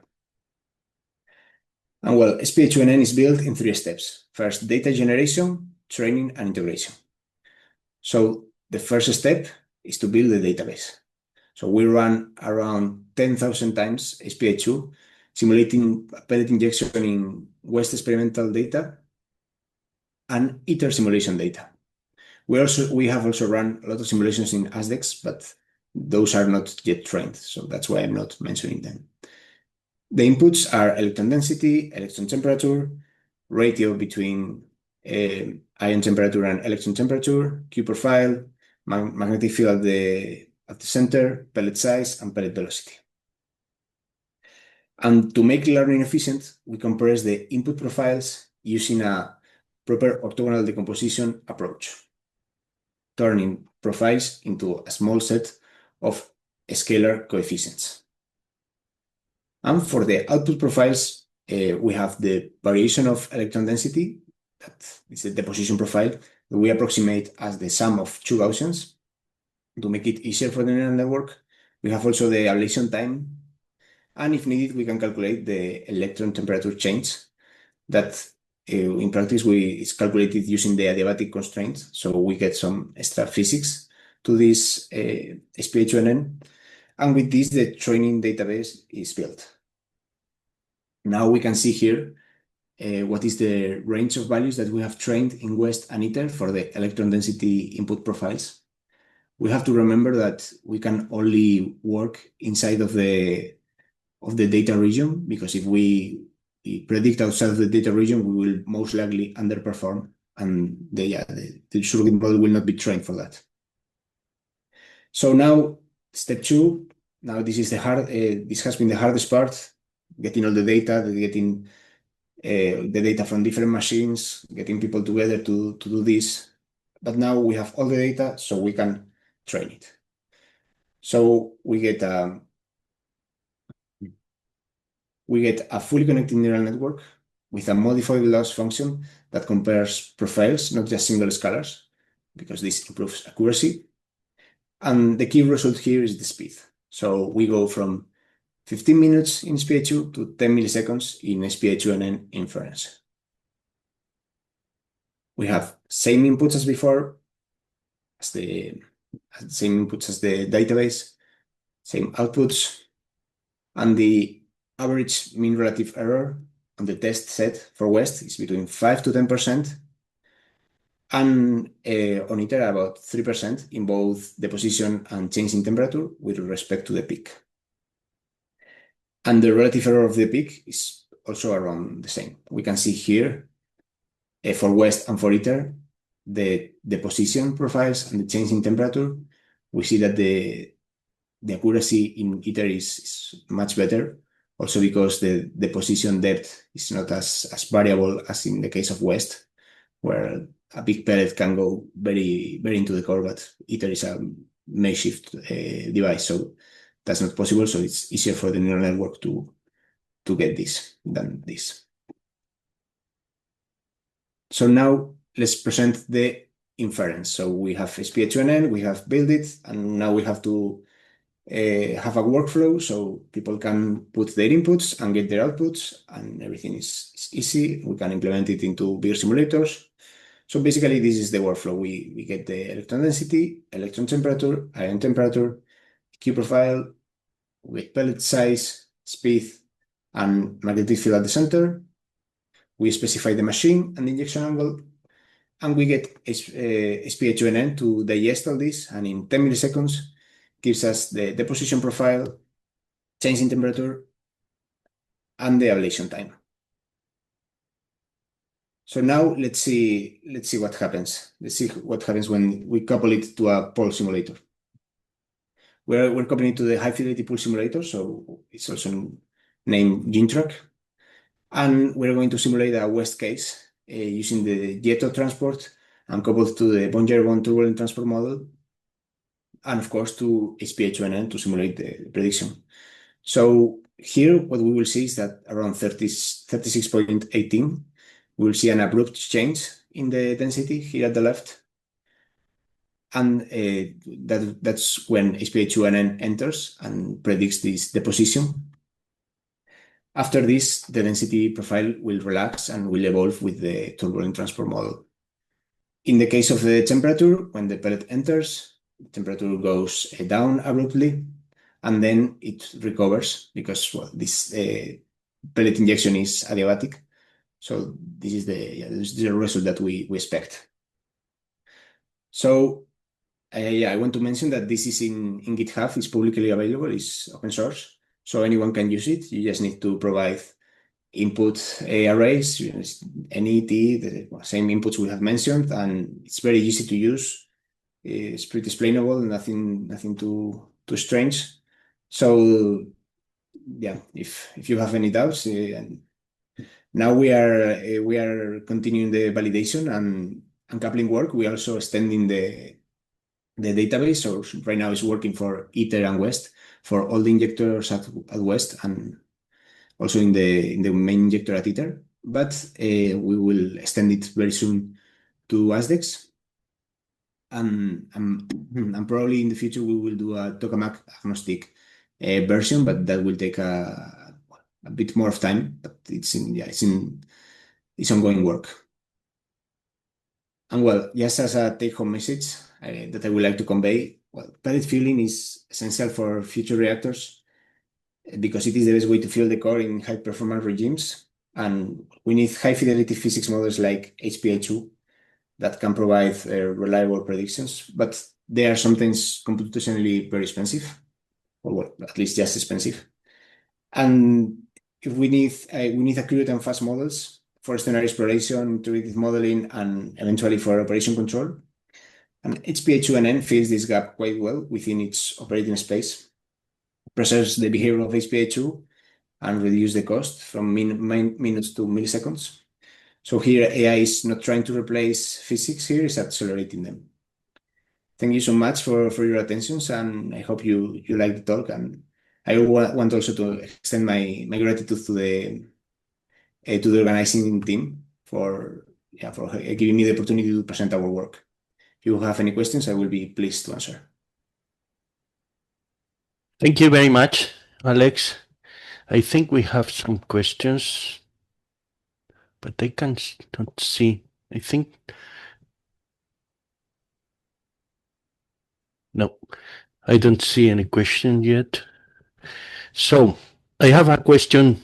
You focused on Tokamak applications of your model or your tools, and this kind of calculations and techniques, pellet injection, is also using stellarators. Could you comment on if you have plans to apply these tools for stellarators, and what are the main difficulties or differences that you can find? I assume that the drifts will be quite different in stellarators and maybe are important.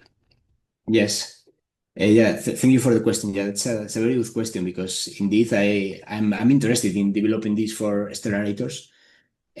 So far I have focused on Tokamaks because that was where the main interest was with my collaborators. But right now there is more interest also with, for example, in the case of W7-X, that will be operating with pellets, and also other stellarators that would, of course, if they want to have, if they are, want to have a high performance regime, they will need pellets. So if there is interest, and I think there is, I will really like to develop that. And I think it's possible. I've been looking for the options, and I have already tried running SPI2 for stellarators. It's much more of a heavy work because of the equilibrium. It's not as easy as in Tokamaks. Well, Tokamaks is not easy, but it's at least it's more symmetrical than in the case of stellarators. But yeah, it's something I would like to do in the near future. Mm-hmm. But do you think that the stellarator geometry can have a strong influence on the training of the model and the accuracy of the tools? Yeah, for sure. I think there will be more parameters well, it depends if we don't do it. If we do it stellarator agnostic, so one model only for stellarators, and then it should work on every stellarator that you give the equilibrium for, like you give the equilibrium parameters. Maybe there will be a lot of parameters, and you need a lot of data, and it gets tricky, but it should be possible. But if we do it only for, let's say, one stellarator, it will have maybe, yes, probably some more parameters for the equilibrium, but it should be, should still be doable. It just needs much more time because the SPI2 takes, I don't remember if more than a day or something like this to run on stellarators, while on Tokamaks is like 20 minutes. Mm-hmm. Okay, thank you. I think we have a question by Alexei. Alexei, are you ready? Thanks for the talk. Two questions.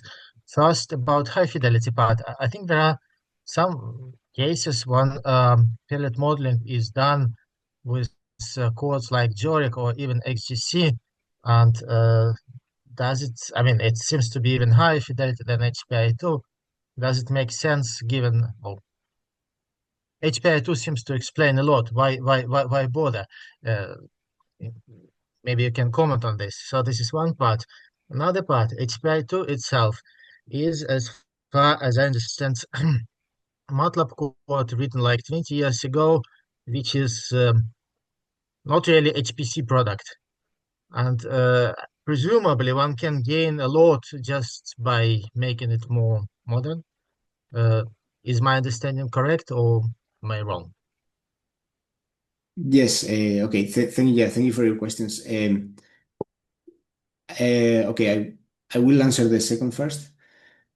So yeah, HPI2 it was first developed 20 years ago, and then in Fortran, but then it was switched to MATLAB, which is like the actual version now. And it is indeed not parallelized, so it's not really, let's say, really efficient. Also, you kind of have to calculate one plasmoid after the other, so that limits what you can parallelize or not. There was the plan because I've been running a lot HPI2, so I will have benefited a lot from it being faster in the sense of more parallelizable and better for high performance computing.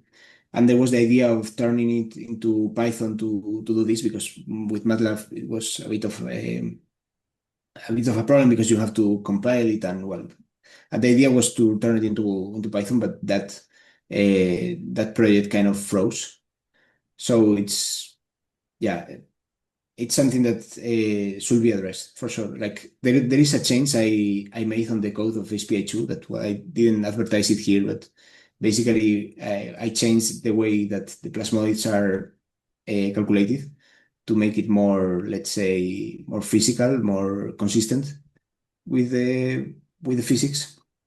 But that doesn't really have a big effect, maybe a 10-20% better on time, not much more. And the first question about these models doing pellets, I have to say I don't know much about this Giorek doing pellets. I will be interested to see what are the physics that are implemented there, and how are they modeling the ablation and the homogenization and all these drifts and everything, because I'm not very aware of it. Thanks. I think it's mostly drift physics. The second part, the deposition part that Giorgio is looking into. Okay, thanks. Okay. Thanks. We have another question by Andrea Murari. Maybe the last question. Hi, thank you. Hi, Alex. I found the presentation very clear, very nice. Just a clarification question about your HPI2. If I understood correctly what you said, the code assumes that takes as input an equilibrium. HPI2, yes, indeed. It is the equilibrium evolved, or it is fixed during the ablation time? It is fixed. You take the equilibrium at the moment that the pellet enters, and then with that you calculate the whole deposition. And in HPI2 there is no transport inside involved, so all the process is taken as instantaneously. Because, for example, in some of the examples that you showed, there is a change in density of a factor of 2. Unless the ablation is completely adiabatic, you would expect to have a change in the pressure, and so the equilibrium cannot remain the same. I guess you mean some of the, for example, here there is a change of between 4 and 10. Yeah, this is this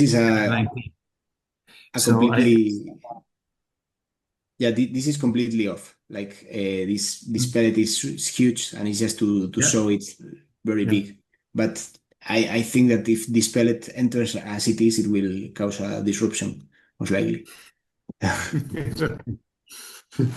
Okay, so let's say the simulations are high fidelity for pellets which are sufficiently small not to modify significant equilibrium. That's the Well, I mean, maybe if this pellet enters, it will be like this for some moment, and then it will cause a disruption. But the point is that this pellet is not usually being used because, well, maybe it's what you want to inject, but finally, when it gets to the tokamak chamber, it's totally eroded, and you're lost like 60% of the mass or something like this.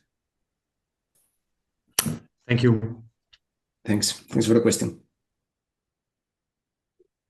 Thank you very much to all the speakers. And now we have a break, 20-minute break, and we will come back at 5 minutes after 4 hours, and we will have a parallel session, 2 sessions running in parallel. Okay? So, see you in 20 minutes. Now you have our attention. Can you hear me? Yes. Perfect. I can share.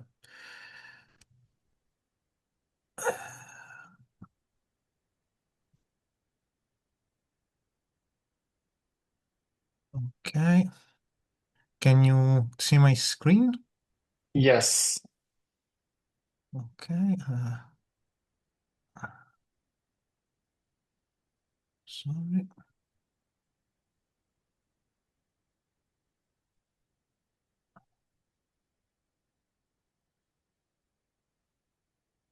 Sorry for this. Okay. Okay. Hello, everybody. My name is Giorgio Lo Presti. Sorry for this inconvenience. Today I will show you this presentation with this long name. But first of all, I want to thank the previous speaker. She reminded us the importance of 3D simulations. My approach is completely different. We are still developing a system to do benchmarking systems. So today I will show you something about the zero-dimensional models. And my research has been supported by CNR IMM, the Department of Physics and Astronomy of the University of Catania, but also the ENI company. And work with me the Professor Antonino Lamagna of the CNR and Dottoressa Domenica Raciti of the ST Microelectronics. Today, the program is under the support of the INFN. I work on the INFN and Officina Leonardo. So I will show you a brief introduction of purpose and methodologies, and I will present my 3 codes. They are coupled. We'll see why this is a multi-scale approach. And I will show something about our geometric model and fluid dynamic closure. Then I will show some results and go to the conclusions. So first of all, the purpose and the problem. If you take into account the interaction between plasma and plasma phasing materials, at the same time, with many particular characteristic length scale, you will have many phenomena acting all together against your plasma wall. So you can account for implantation, sputtering, etching, and so growing in volume till anisotropic volume growth. So the problem is that we want to evaluate the morphological evolution of the plasma phasing materials and also the aging in terms of critical quantities, for instance, at the atomic level, maybe the erosion, the roughness, and so on. So what we wanted to do is study this kind of multi-scale project project or multi-scale problem with a multi-scale approach. We developed three different codes that all call together. They are coupled: a plasma injector, a kinetic Monte Carlo for the atomic behavior, and a continuous Monte Carlo system. We wanted to do everything in such a way to be open source, with a low geometry to be really fast. And in fact, if you consider what can be the a 3D study for all the scales which are embedded in this problem, by a simple multiplication, you can understand straightforward that the computational level may be really hard to reach. So what we've done was to simplify the 3D PV solver, which became a zero-dimensional model, and then we added geometric and fluid closures. The Monte Carlo interaction with the system started from a full lattice formulation and became an in-cell kinematic Monte Carlo. And then to reach higher scales, we moved from the kinetic Monte Carlo through a continuous time Markov chain representing the event in terms of frequencies, and everything was embedded inside the atomic system. So, what are the pros and cons of this approach? And certainly, you lose some physics. This is not a fully 3D solver, but certainly what you can obtain is a interesting benchmarking really fast. You can have versatility, high sensitivity on the materials. You can do parallel scanning, and all the code that we programmed is fully multi-thread in terms of knot, and it has been projected to make natural parallelization, especially in terms of embarrassing parallel scan. Up to now, it has been projected for CPU-based clusters, taking into account that you worked on the NEC-NECA. But you can, or at least the presentation that I will show you today, it has been done on my laptop, so you have fully scalability. And you can have many application fields: nuclear reactor, detectors, semiconductors, and propulsion system. Maybe in future, for the Monte Carlo part, we will move on GPU systems. So, for what may regard the zero-dimensional input, you choose a stoichiometry, insert the machine parameters, and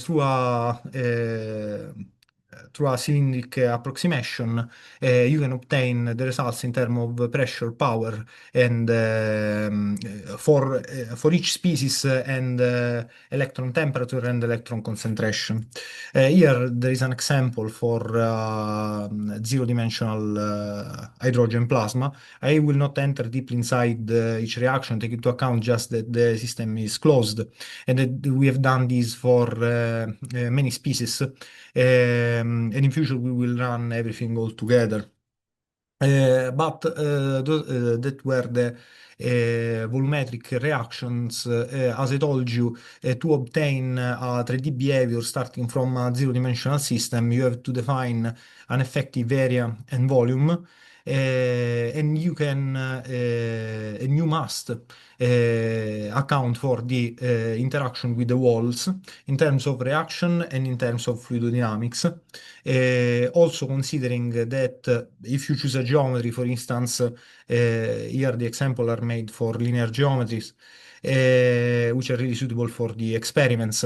If you consider a feedback valve, you must take into account the fluidodynamics and the back reaction of your system. So at the end, you can find something like this.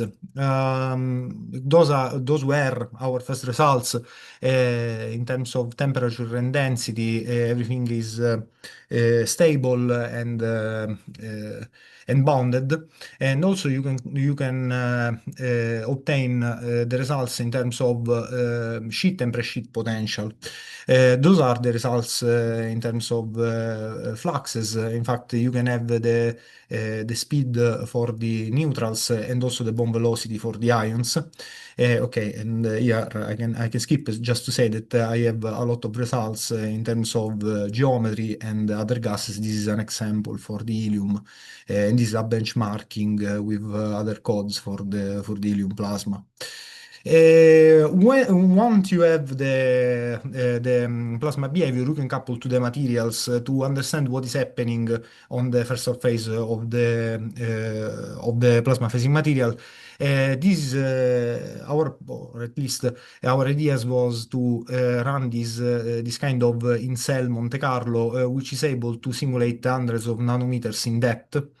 When you have the fluxes, you can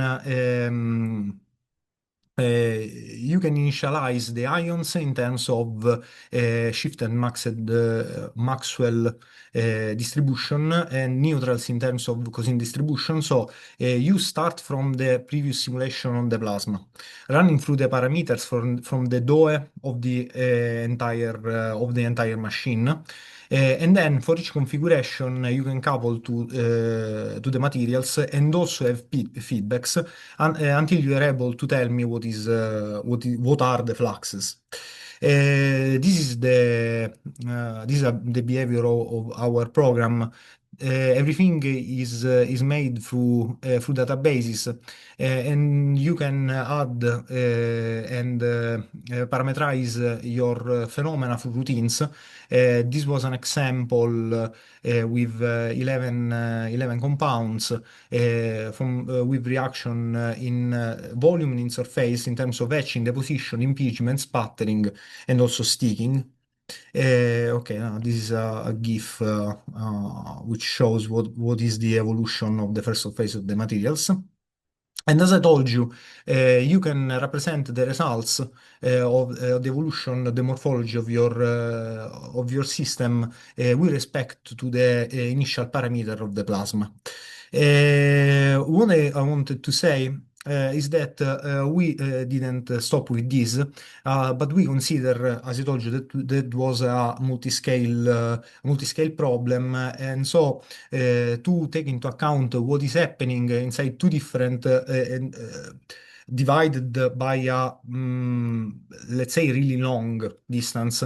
But this is a mesoscale distance between two different parts of your materials. We needed to scale up, and obviously you cannot do it through a simple Monte Carlo. So we had to move to a continuous time Markov chain. This is the definition, but okay, the main point is that now we are able to simulate the evolution of morphology in terms of plastic deformations, aggression of particles, creation of bubble, and obviously the motion of gases inside the materials. That is the first results in terms of soluted motion. And this is a result with respect to the probability of creation of bubbles inside the materials. Let's say that the routine works like this. You can move hydrogens, heliums inside your materials, and you have vacancies. When more vacancies interact, they can become, or you can create vacancies from the entering particles. You can create void, and when the particles, the diluted gases encounters a vacuum, they become a bubble, and they can sink. They can, or maybe bubble can interact, and then if you increase with the dimension of the bubble. beyond a certain threshold, you can deform the entire lattice. And obviously, if you increase the sinking probability, you obtain more bubbles, but with lower dimension, and so on. So at the end, you will end up with the bubble distribution inside the materials. And the most interesting things is that you can think that really deep bubbles should not modify directly the first phase, the morphology, the first phase of your material. This is not true or better. This is true if you have really deep damage at the end. The first surface interacts mostly with the plasma particles, but then you can realize that if you surpass some thresholds, the deformation may be seen from the first surface to different part of your materials. So we reach the conclusions. We set up this multi-scale approach. It's made with these 3 different codes. We are running all together, and we are able to choose the plasma, simulate these, understand what are the temperature, fluctuations, and so on. So a complete understanding of what is happening inside our system.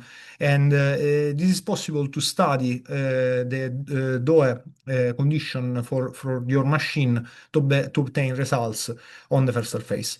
In terms of future works, we want to mix many gases all together to run complex plasmas and better calibrate the routines for the Monte Carlo. What happened in the last months is the following, just to conclude. We have our own server, obviously small, is just to try the program. We are working on that. The page is already, let's say, ready, but we are working to let people try our code directly from a web approach. So thank you everybody for the attention, and here I am if you have some questions. Thank you very much for your talk. So is there any question from the audience? You can raise a virtual hand or write down in the chat room. Okay. Yeah. If not, I ask a question. Yeah, it was a interesting talk. I'd like to know a little bit more detail in terms of multi-scale coupling. How do you manage the scale separation between the fast plasma kinetics and morphological surface evolution? How do you do that? Okay. First of all, let's say this. From an ideal point of view, you have scales in terms of length scales and scales in terms of time scale. Technically, you can couple them with a speed, let's say, to fix the coupling between time and length. But let's say the following, that on the average, the lower scale that you can simulate with this code is the atomic scale. So when the plasma come in terms of atomic components, everything is fine because you can just because there's a direct couple between the fluxes and the atomic scale. So the kinetic Monte Carlo is run through the clock of the atomic component. When you have a collective behavior, you cannot do just this, but the code has an internal tree, a decision tree, which works on the mesoscale. So it means that from this is a Monte Carlo, no? So there's a distribution of probability. There's the inverse theorem. You choose the event and based on the probability, and you run through the tree. Okay. Last quick question, please answer quickly. Your 0D model, how much extent is it close to the, I think probably this is to understand physics, but how do you represent the realistic situation? Okay, let's say, first of all, the end of this discussion is, can you measure something starting from a zero-dimensional model, which is corrected in sense that you can see on real life a linear reactor? And the real end of this discussion is yes. We have data that are in line with the experiments. The question is how. Yes, okay. We are worked on two different approaches.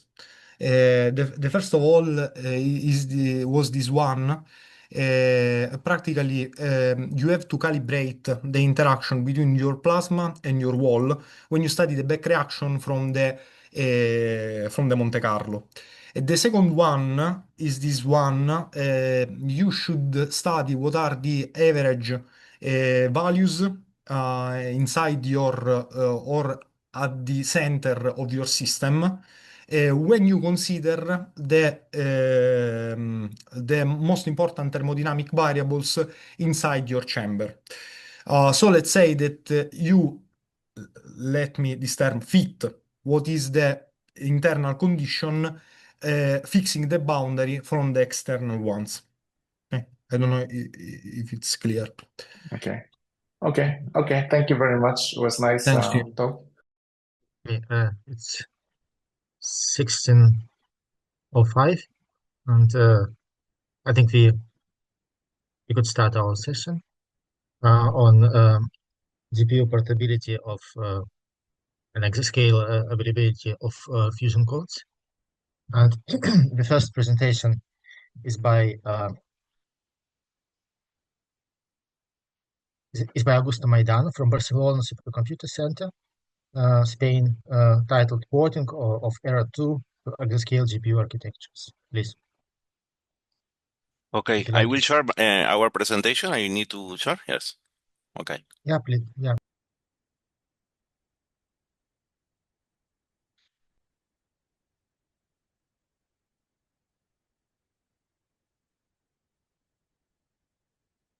Can you here and show? I can show. It looks fine, and yes, everything seems to work just fine. Okay, thank you. Okay, good afternoon, everyone. It's a genuine pleasure to be here at the 6th Fusion HPC Workshop. My name is Augusto Maidana, representing the Barcelona Supercomputing Center. Our mandate at the Advanced Computing Hub is clear. We must optimize fusion codes for the supercomputers of the future. Fusion energy is a race against time, and computing power is our time machine. Today, I will tell you the story of how we took the heaviest and most complex part of the ERO2, its geometry module, and redesign it from the ground up for GPUs. I will share our successes, our validation process, and the real-world communication bottlenecks we are solving right now to make exascale fusion a reality. To set the stage, ERO is a critical Monte Carlo code. It's model plasma wall interactions and material migrations in devices like ITER. Why is this code so computationally expensive? Because ERO2 tracks full 3D particle trajectories, resolving complete zero orbits. It doesn't not take shortcuts. Every single millimeter of the reactor wall matters in these simulations. This high fidelity physics demands millions of geometric calculations every second. Historically, it ran only on CPUs using MPI and OpenMP. That was fine for older machines, but it simply cannot scale to the massive resolution required for the next generation of fusion reactor. We reached an inflection point. To get the simulation time the fusion community needs today, we have to move to GPUs. But this was not just about adding a few pragma directives to the old code. A CPU is like a few brilliant professors. A GPU is a massive army of students. ERO2 was written for the professors. Its complex geometry and dynamic memory crashed against the GPU paradigm. We have to rethink the algorithms completely. We had to teach the code to behave like an army. Let me show you the three pillars of these transformations.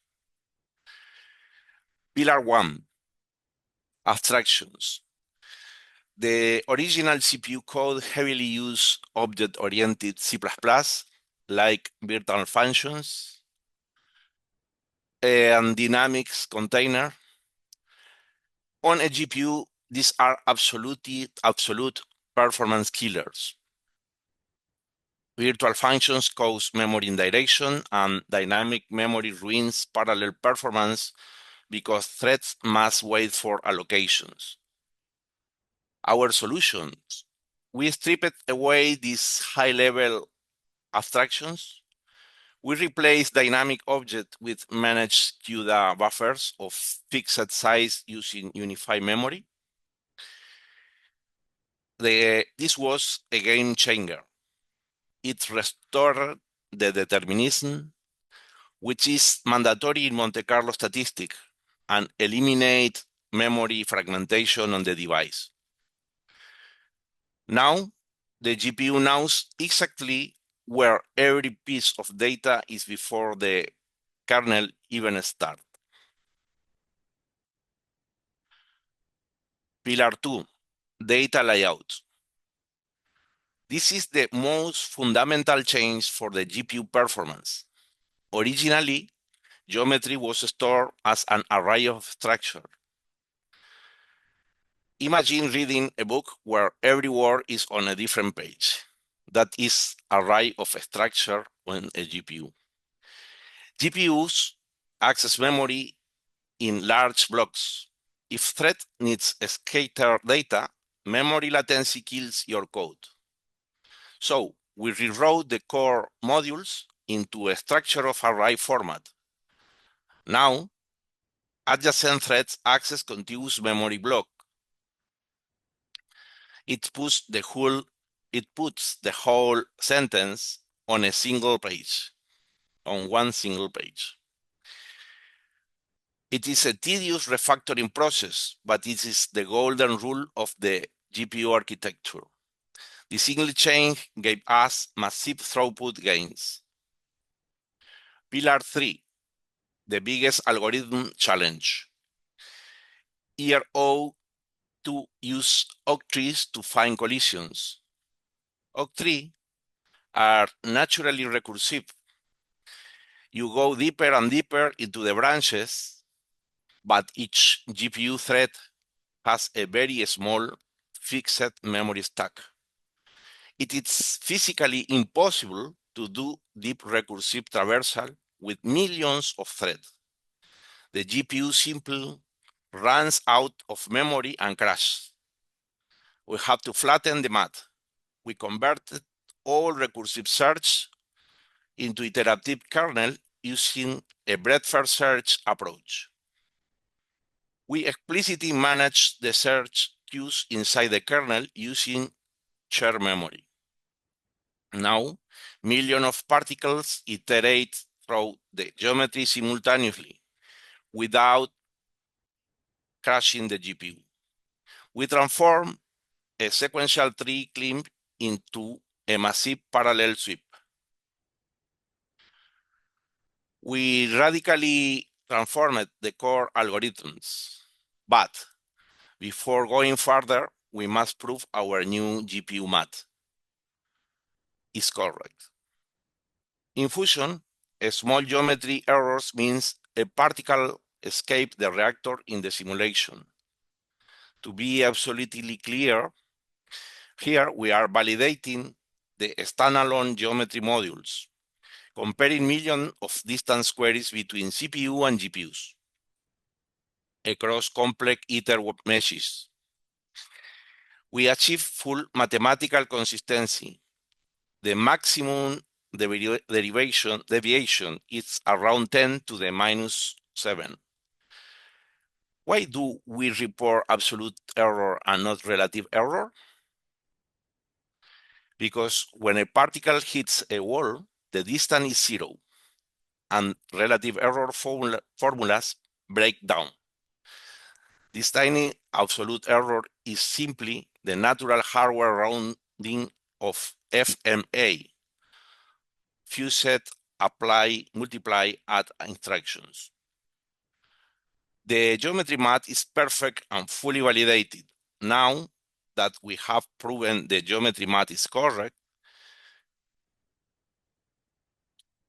the next logical question is, how well does it scale? Let's look at the empirical performance on the Eureka computer, supercomputer. Please note this benchmark represents the standalone distance query workloads, not the full ERO2 time to solution. Scaling a geometry tree search is notoriously difficult because workloads are highly unbalanced. However, in a strong scaling experiment, our isolate modules show near linear performance between 1 and 4, here at the upper left. No. A fit to Andal model suggests a serial fraction below 1% for this specific geometry task. This proves that our memory layout and the BFS queue management are working. The kernel scale beautiful on its own. This scaling number gives us a great macro perspective across multiple GPUs. But to truly understand what the hardware is doing under the hood, we need to dive in the execution profile. But what happens when we profile the hardware? Inside the isolate kernel, the GPU computes efficiently. However, when we integrate this back into the full ERO framework, we hit the reality of modern HPC.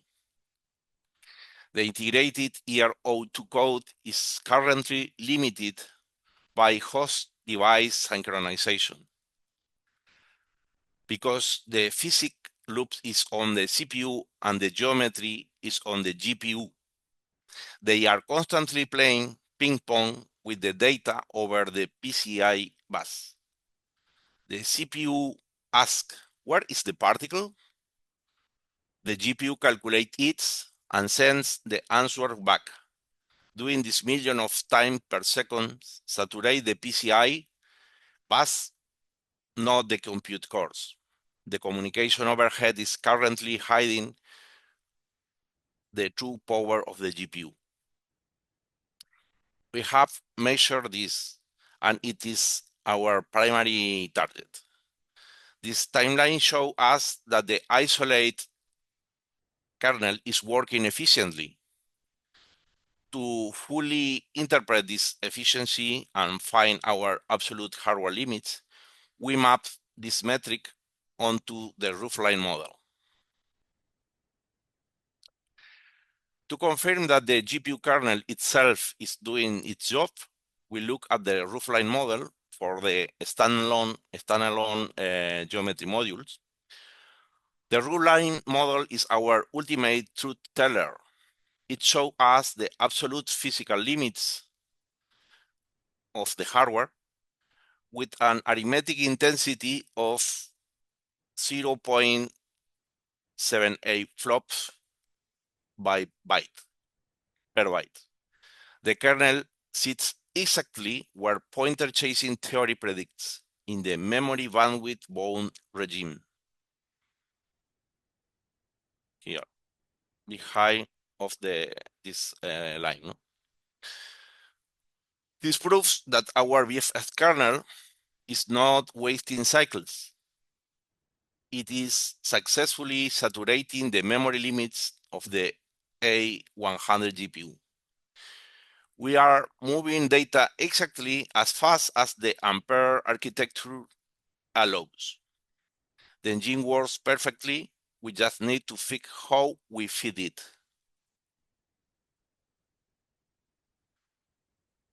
To conclude, I want to be very transparent about our current status and our future path. What have we successfully demonstrated?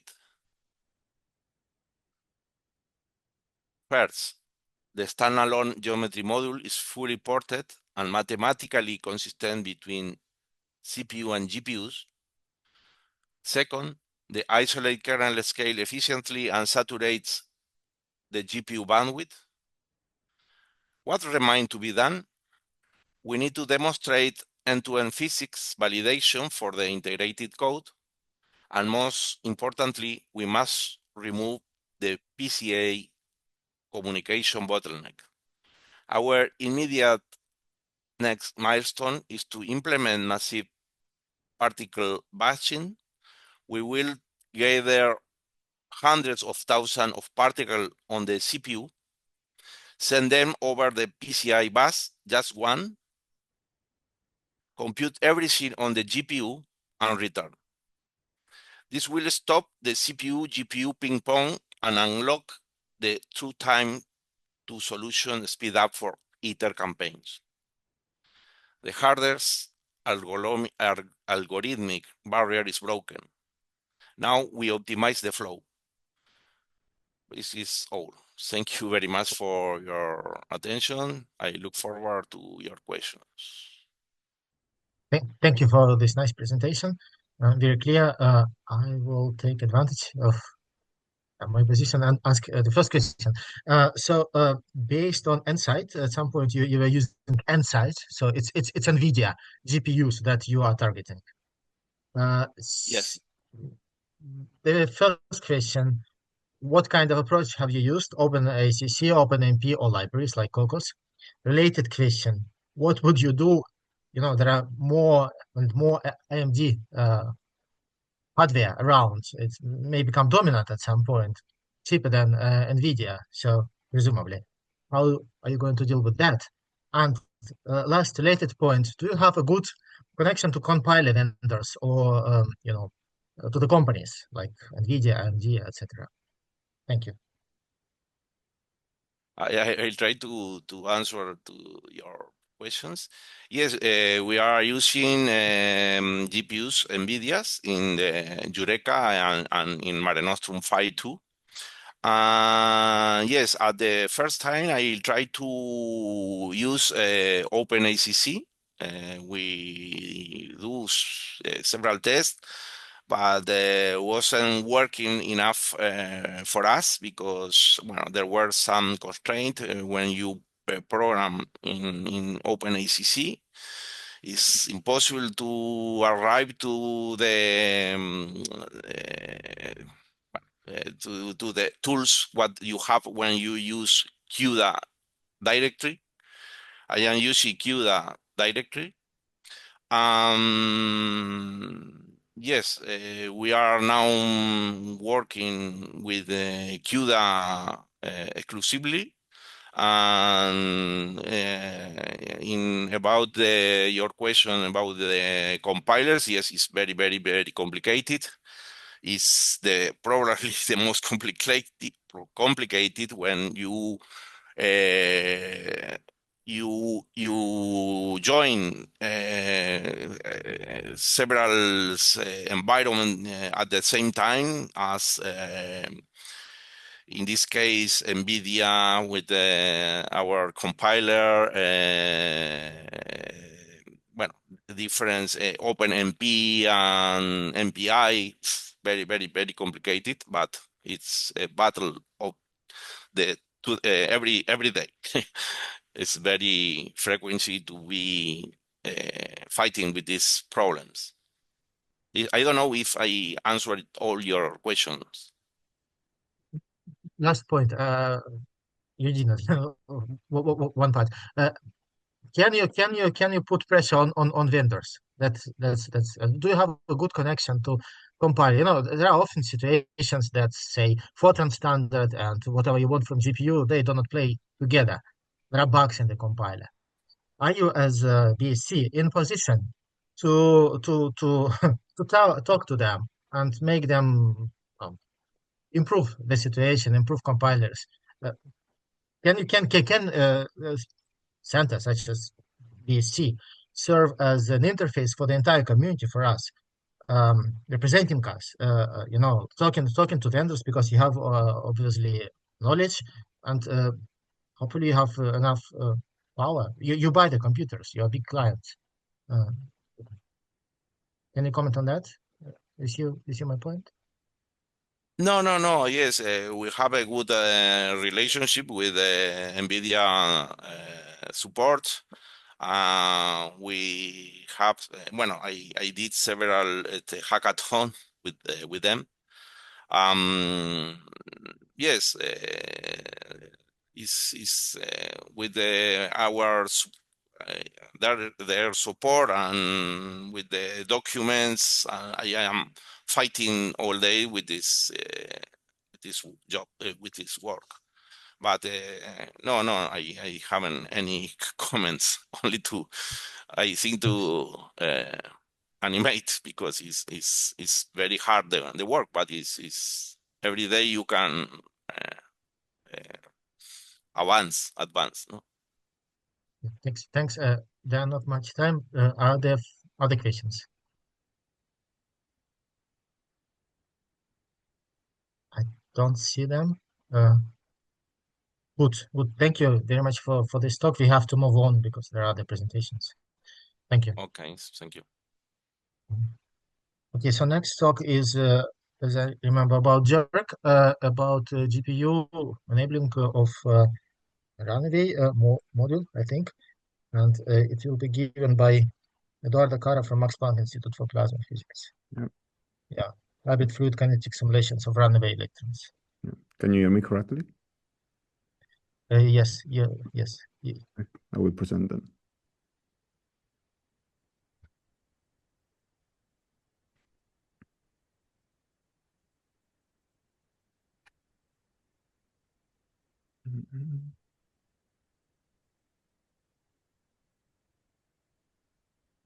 Okay. Can you see the presentation? Full screen, I think, yes. Okay. Yeah. Okay, then I will start. Okay, so good afternoon, everyone. Thanks for having me. My name is Eduardo Cara, and today I'm going to present you our work on GPU acceleration of runaway hybrid fluid kinetic simulations in Gyroc. And so for the one who doesn't know what Gyroc is a Fortran code. It's a really well-known nonlinear extended MHD code that allows to simulate plasma dynamics in modern fusion reactor tokamaks and stellarators. And it implements an MPI plus OpenMP parallelization. And now, thanks to this work, finally run on GPUs. Regarding the numerical methods implemented in Gyroc, we have a combination of a Bézier finite element method discretization in the poloidal direction, plus a Fourier expansion in the toroidal direction following the toroidal shape of the reactor.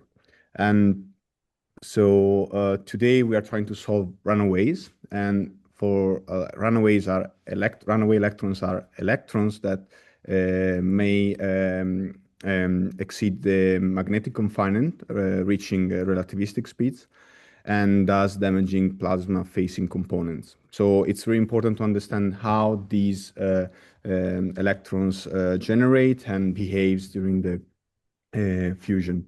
And to model these kind of problems, it's not a trivial phenomenon, because we have to deal with multiple time and space scale.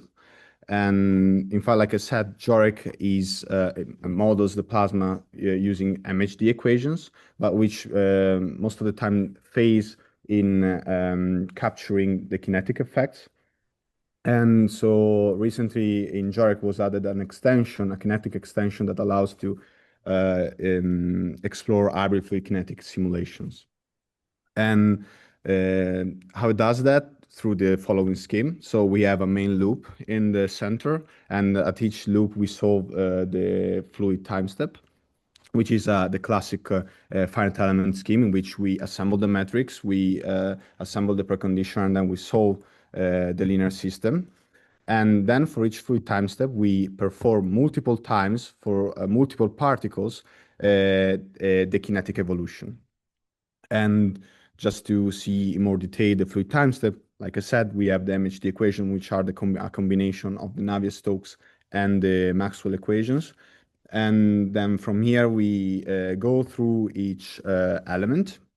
And from here, like we interpolate on multiple planes, and then we perform an FFT to obtain the local contribution of each element, and then we assemble the global matrix A of our linear system. Then from here, we can reorder our metrics following a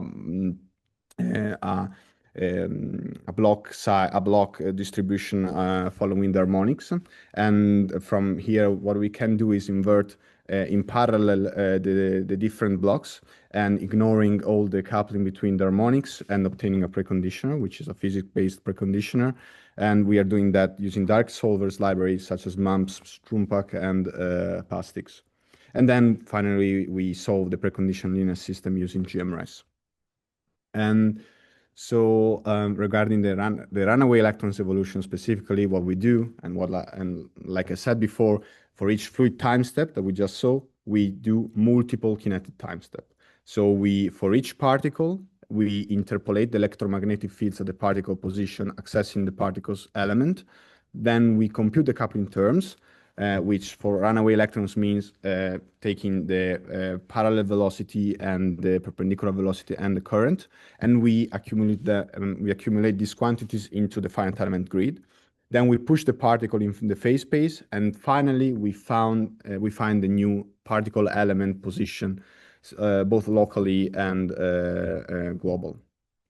And so as you can imagine, this kind of simulation can be really expensive, since you can scale up the number of particles to an arbitrary number, which for real test case scenarios is of the order of millions or even billions of particles. But as you might have guessed from the scheme before, this problem is embarrassingly parallel. That's perfect for GPU acceleration. The only problem with that is when dealing with Gyoric, you are facing a really large legacy code base, and with a really active international community, which is developing on multiple software branches. So we have to keep one single but portable code base for all the hardwares. And in order to do that, we use OpenMP offloading. OpenMP offloading is perfect when you want to port CPU code to GPUs while keeping minimal changes, and at the same time keeping portability across different hardwares. But it has, of course, some limitations. The first one is that you have really limited control over GPU resources, and limited compiler support for Fortran. And okay, well, now that we saw the motivation and the challenges associated with the GPU porting of Gyoric, we can finally move to the contribution of this work. So as you can see, this is the exact same scheme as before, where we highlighted the part of the code that were ported to GPUs. Below, we can see that the entire kinetic evolution was ported to GPU. And on top, the fluid time step, we can see that was partially ported, and specifically the matrix construction and the matrix vector multiplication was ported. The preconditioner was not ported for the reason that I will explain you later. So if we zoom in into the implementation, specifically the GPU fluid implementation, what we have is like first the matrix assembly. So like I said before, you go through all the elements, but on the GPU, you can do this in parallel. So you associate each thread to an element of your finite element grid. You interpolate for different planes, and then you perform the QFFT or ROC-FFT, depending on the machine. And then in the final step, when you assemble the matrix, you have to accumulate and so deal with a race condition, and you can do that in two ways. The first one is through an atomic statement, or you can avoid the atomic statement by coloring the elements. So, but then reducing the GPU parallelism that you can obtain with that. And then you can perform the preconditioner computation on the CPU. And this is done because you are using direct solvers. And so from sparse blocks, you obtain dense blocks, and these cannot fit on the GPU memory along with the matrix, the system matrix. So either we keep the matrix on the GPU or the preconditioner block on the GPU. So we decided to keep the matrix on the GPU, so we then are able to perform our part of the iterative solver, specifically the matrix vector multiplication on the GPU through a custom kernel or a QSparse, ROC-sparse call. And this was the GPU fluid, and then we ported the GPU kinetic evolution. And so what we did here is mainly a refactor of the code and of the data structures. We added an atomic operations during the accumulation stage, and we implemented an hybrid GPU plus CPU implementation in which you evolve a percentage of the particles on the CPU, which is unfortunately really small because of the difference in the computation in the computational power between the GPU and the CPU on the GPU node. Then we explore different sorting strategies to improve memory access patterns. In fact, in many sections of the kinetic evolution, we were required to access elements data structures. And so among all the sorting strategies that we explored, we have the global sorting strategies and the sim lane level sorting, which are the one in the middle and one on the bottom. In the first one, it's really simple. We just take the array of the particles and we sort it globally. While in the below strategy, what we do is we ensure that each sim lane executes particle with different but contiguous element indices. And even if the first one experiences a slightly worse coalesced memory access, it results to be more resistant to particle pushing, consequently preserving the order during the evolution. And okay, so that was our contribution, but now let's move to what were the results of the work of the GPU implementations. First, let me just briefly introduce which were the cluster that we used. First, we have Pitagora, which is operated by Cineca. It's an NVIDIA machine. And then we have on the other hand Viper, which is operated by MPCDF, which is an AMD machine. And before moving to the performance analysis, we verified the GPU implementation against the CPU implementation. But verifying this kind of simulation is not a trivial problem, since it can be really sensitive to numerical noise. To avoid that, we decided to use a macroscopic quantity, which in this case is the kinetic energy and the magnetic energy. And in order to do so, we used a simplified test case, and we ran it both on the CPU and the GPU. And as you can see from the two plots, both the kinetic and the magnetic energy are almost in perfect agreement. And after verifying the solution, the GPU implementation, we can finally move to the scaling. And unfortunately, define a global definition of problem size in Giorgio when using hybrid fluid kinetic simulations is not a trivial task. This because like definition of problem size differs between the kinetic and the fluid part. So we decided to break down the performance analysis into a fluid scaling and a kinetic scaling. Here you can see the fluid scaling. On top, we have the results for Pitagora, so the NVIDIA machine, and below we have the results for the Viper, so the AMD machine. And in the left column, we are increasing the colloidal resolution. And as you can see from the plot, both the metric construction and the matrix vector product show a good speed up, because when you increase the colloidal resolution, you are increasing the GPU parallelism. So it's really good for these two kernels. But then when you increase the number of toroidal harmonics, the matrix vector product show a good scaling, exactly like in the colloidal resolution, but the matrix construction show a worse scaling, because you are not increasing the GPU parallelism, but you're increasing the workload per thread. And now if we move to the kinetic study analysis, what we have here, instead of the colloidal resolution, we are increasing the number of the particles. And as we kind of expect, we have a really good scaling, because like I said, the problem is embarrassingly parallel. So we expect this kind of scaling on GPUs. And on the right plot, the analysis is a little bit more deep, because what we are doing here, we are increasing the toroidal harmonics, so the toroidal resolution of our problem, and we have the ordered implementation and the unordered implementation. And what we get here is that if we turn off the unordered implementation, so we are not sorting the particle, what we get when we are increasing the toroidal modes is that we get a really bad memory access pattern. And when we are sorting the particles, what we get is that we are fixing this memory access pattern, and we get a better scaling. And so, yeah, and then we move to the usual strong scaling analysis. As we can see here, the kinetic time stepping show better strong scaling, because we are saturating the GPU, the hardware resources. One thing that I forgot to mention is that here we are running a production test case with 10 to the 7 particles and 10,000 elements. And this should replicate a runaway beam termination in a jet-like geometry.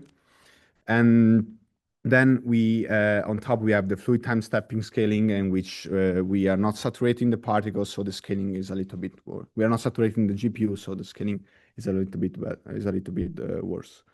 And then we compared the kinetic, we studied the kinetic and the fluid separately. Let's see how the entire simulation behaves when we combine the two. So here we are just comparing the best solution, the best GPU solution against the best CPU solution.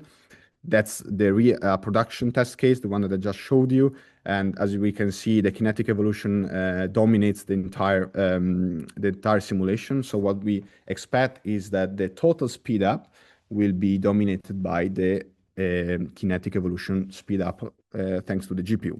And that's exactly what we get. So the final speed up that we were able to obtain thanks to GPU is 25 pair when comparing GPU against CPU, everything on the GPU nodes. And okay, so let me finish really quickly. So thanks to this work, we were able to port like 82% of runaway electron hybrid fluid kinetic simulations in Jorek on GPUs.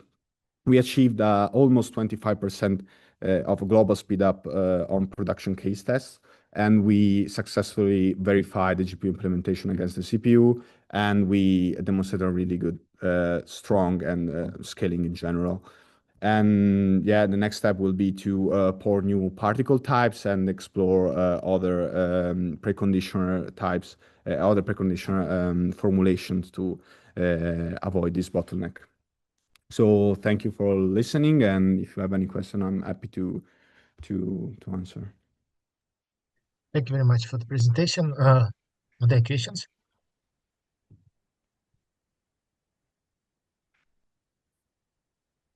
I don't see any so far. Maybe warm up. I will ask. So you seem to have separate solutions for NVIDIA and for AMD, right? Sorry? Well, you seem to have separate implementations, GPU enabling implementations for NVIDIA and for the AMD, right? Yeah, well, like UFFT and yeah. Well, one thing that I didn't mention is that like the kinetic and the fluid part were developed like in parallel. So the fluid it's able to execute both on NVIDIA and AMD. The kinetic, just the kinetic evolution. So like if we look at the scheme, just the bottom part of this scheme here was developed in another branch, and is not able to. We are not currently able to run it on MD. We are currently in contact with the MD support to figure out what's happening, because in principle with OpenMP you should be able to run seamlessly on both the machines. But yeah, that's the current status of the work. Other questions? Sorry. Okay. Yeah. Yeah. I wrote a question in the chat, but it seems that you cannot read. Well, basically, I didn't. Please. Yeah. Basically, looking at figures on slide 14, it seems that Viper is not able to scale like Pitagora. What is your impression? It's a hardware issue or perhaps a compiler issue? So basically, MD compiler is not so mature. It could be the second one. We experienced a lot of issues with MD compiler, unfortunately. But it's difficult to say if it's just a compiler issue or the hardware issue or both of them combined. But in our experience, the MD compiler is less mature of course, the NVIDIA one, and especially with the OpenMP offloading. So it could be that it's a combination of the two factors. Okay, thank you. Thank you. Kevin, please, last question. Sure, just a quick one to follow from the previous question about compilers. Did you consider using an open source compiler that might be usable on different hardware such as LLVM? Not that I think so, but yeah, but not that I know. I mean, I know that we've tried different compilers. I'm not sure which one we tried exactly. But yeah, not that I know. All right, thank you for the question. Maybe it's a good follow-up for next developments. Sure. All right. Thanks. Thanks. Yeah. Okay, thank you. Let's move on to the next talk. I think it will be a talk about TRIMIC both sorry, GPU acceleration and GPU acceleration and portability of TRIMIC code. Giorgio Daneri from Max Planck Institute for Plasma Physics. Please share your slides. Yeah, can you hear me? Yes. Good. Can you see the slides? Yes. Okay, we'll start. Greetings, everyone. I'm Giorgio Daneri, and the topic is GPU acceleration and portability of the TRIMIC code for gyrokinetic plasma simulations using OpenMP. It is an extract of my master thesis that has been carried out at Max Planck Institute for Plasma Physics under the supervision of Jixin Lu and Matthias Feltz. An outline of the presentation is the following. I'm going to provide a brief introduction on the physical model and the programming paradigms of TRIMIC. Then I will describe the GPU implementation, which is my contribution to the code. I will also present several performance evaluation metrics, as well as numerical validation rationales, and I will draw some conclusions. So the work revolves around TRIMIC, a gyrokinetic code to simulate plasma instabilities in Tokamak geometries. It is based on the particle in cell method, combined with a C1 continuous finite element formulation and a triangular mesh. So on the right, you can see an example of a whole domain mesh that is used in TRIMIC. And using such a mesh, we can obtain a figure like this by simulating an ITG, ion temperature gradient mode. So the motivations for GPU offloading are that simulations are with TriMech, as well as all the other gyrokinetic plasma codes in plasma physics, are computationally expensive, and TriMech was still bound to traditional CPU hardware. So it can benefit from the acceleration that GPU offers thanks to their massive parallelism and throughput. So the core objectives is implementing a GPU accelerated version that is not bound to a specific vendor, as the IPP offers access to a wide range of clusters, and so which are based on both AMD and NVIDIA architect GPUs, and we need to be able to execute on all of them. So OpenMP is chosen as the methodological approach, but this entails the challenge of overcoming compiler limitations, which for Fortran compilers are pretty strict in some cases, and thus require performing feature exploration. Coming to TriMech, it is developed in Fortran, makes pervasive use of the object-oriented paradigm and of polymorphism to a certain extent, and this particular feature is not always supported by compilers, especially AMD Flang, which is based on the LLVM framework and is the flagship compiler for offloading to AMD GPUs that I know. And the code base is around 14,000 lines, just the core, and it features MPI parallelization, but not OpenMP multithreading, and we will come back to this. On the right, you can see a flowchart representing the operations that are carried out in a Runge-Kutta-4 substep. And the GPU offloading will focus on the hotspots that have been identified within this set of operations. Coming to the GPU offloading paradigm, OpenMP, the first advantage that comes to mind is the easiness of the approach. It is based on compiler directives, so it should theoretically have a minimal impact on the existing code structure. And moreover, the OpenMP standards grants portability on both AMD and NVIDIA architectures. The disadvantage that frustrated me the most was that feature implementation strongly depends on the compiler, so code restructuring is needed, as well as a lot of debugging to solve undefined behavior and find workarounds when some features are not implemented. Moreover, a code version that works on a cluster is not guaranteed to work on another one with a different architecture, thus a different compiler toolchain, or the same architecture, but an outdated compiler version.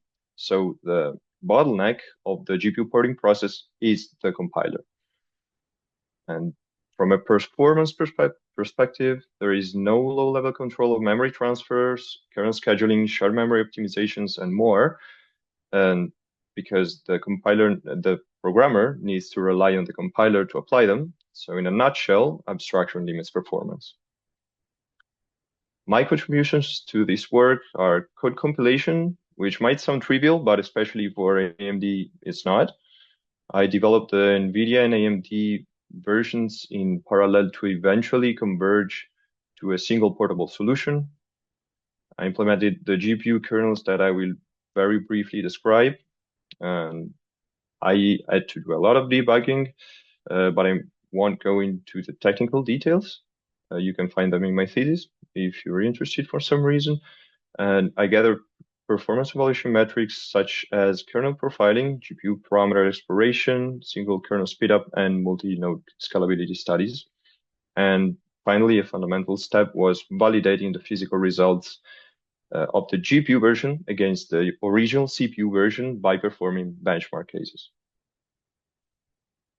So the kernels, the biggest one and the most computation intensive one is the pusher kernel, so-called, which encapsulates all the computations that are needed to solve the gyrocenters equations of motion, to evolve the particle positions and velocities over time.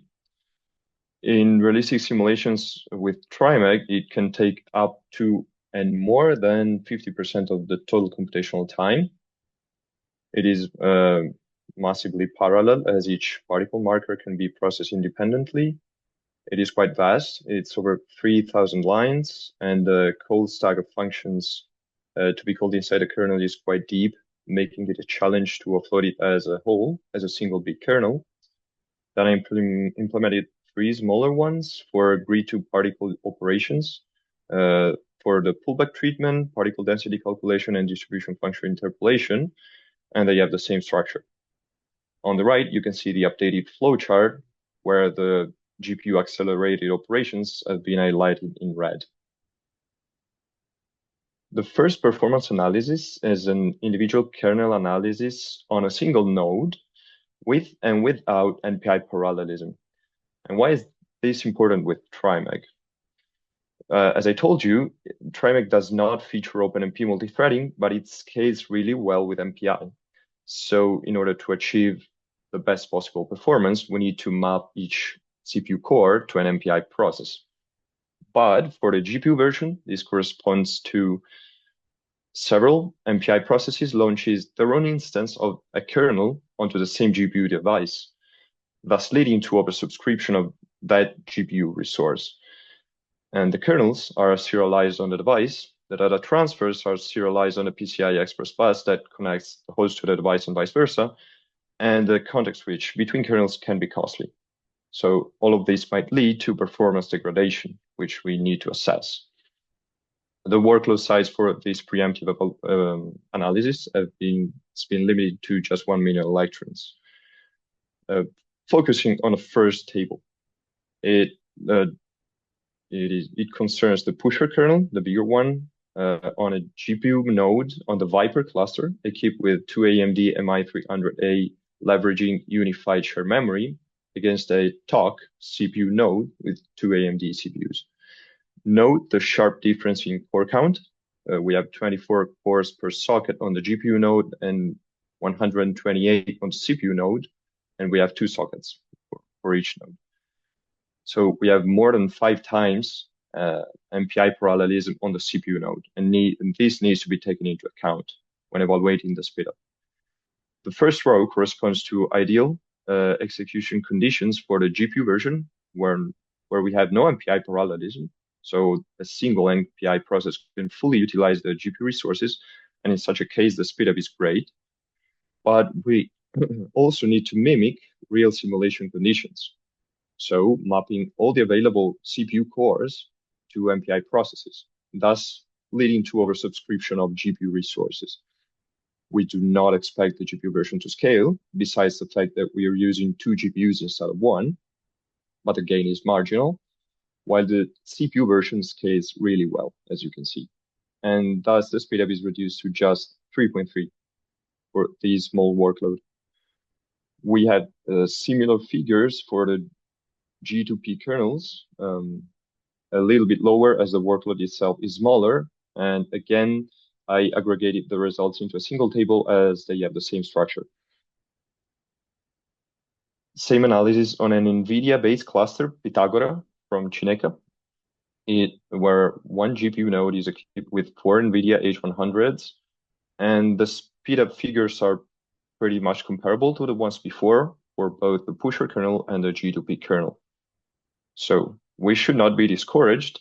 We just need to scale up the workload to exploit the parallel capabilities of the GPU. So let's increase it to 32 million electrons and just go straight to mimicking real simulation conditions where we oversubscribe GPU resources, because that's what we need to do when we want to run a simulation on a GPU cluster. Otherwise, the remaining part of the code goes too slow. So in such a case, the Viper AMD GPU manages to reach a speedup of 7.6, and the Pitagora NVIDIA GPU node speedup of 10. And note that we have 32 cores per socket on the NVIDIA GPU node on Pitagora. So a slightly higher MPI parallelism on the CPU side. For the smaller kernels, the G2P kernels, the workload is smaller, so the speedup is also lower, 2.3 on Viper and 3.7 on the Pitagora NVIDIA cluster. Let's move on to a strong scaling analysis of the overall code that for a workload size of 32 million electrons and 1 million ions, which has been carried out on 1, 2, 4, 8, and 16 GPU nodes versus CPU nodes, comparing the Viper AMD cluster, the same as before, against the TOC CPU cluster, same as before. Again, we need to keep in mind the way higher MPI parallelism that the CPU cluster offers. And we can see that the push G2P portion, color blue, is very well accelerated on the GPU node, but the overall code does not achieve speed up as the remaining part is still dominant and is not GPU accelerated and suffers from the fewer MPI processes that are available on GPU node. Particularly the P2G portion is noticeably lower on the GPU node because it really benefits from having a higher MPI parallelism. And again, this factor of 5 in favor of the CPU cluster can be seen. So now we're working together with another intern to also flow the P2G portion and the field solving portion to achieve an overall speed up of the code. Finally, I present here the ion temperature gradient driven instability case, also called electromagnetic cyclone case, to validate the results of the GPU version. I performed a scan over toroidal harmonics for an electromagnetic simulation in the low beta limit in a simplified Tokamak geometry. In the plot, you can see the growth rate for an increasing number of toroidal harmonics, namely 6, 10, 14, and 18. And you can see the results of the GPU versus the CPU. Now, they do not perfectly match. They closely do, but why is that? You might ask yourself. Well, it's not due to race conditions in the kernels. The difference resides in the randomicity of the initialization of the Maxwellian distributions for the particle markers. Because at that time, the code did not feature a deterministic way to do so. Later on, I implemented a way to initialize the particle distribution deterministically, and I run some test cases, and they perfectly match. But I did not have time to run this scan again from scratch because it takes a lot of time and a lot of resources. But I assessed that the GPU version can perfectly reproduce the CPU results and achieve physically relevant results.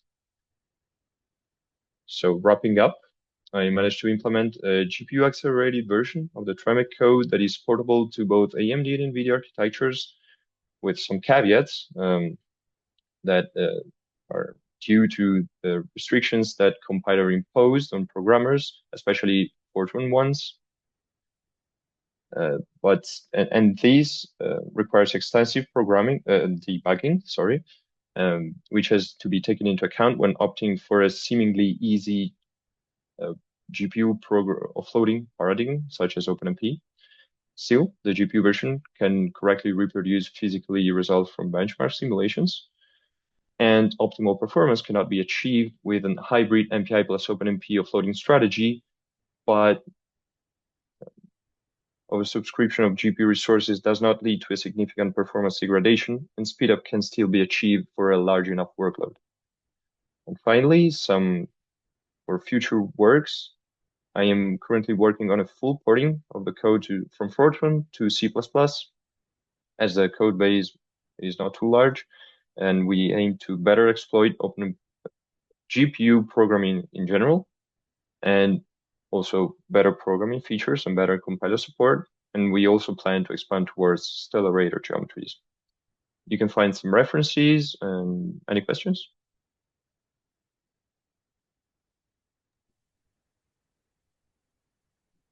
Yeah, thank you for your talk. Yes, Alberto, please. Thanks, Alberto Bottino, IPP Garching too. I was wondering how difficult was it to debug your OpenMP part? Well, it depends on the platform because you have different debugging strategies. On NVIDIA, you have the whole NV-Prof and CUDA, GDB, and so on.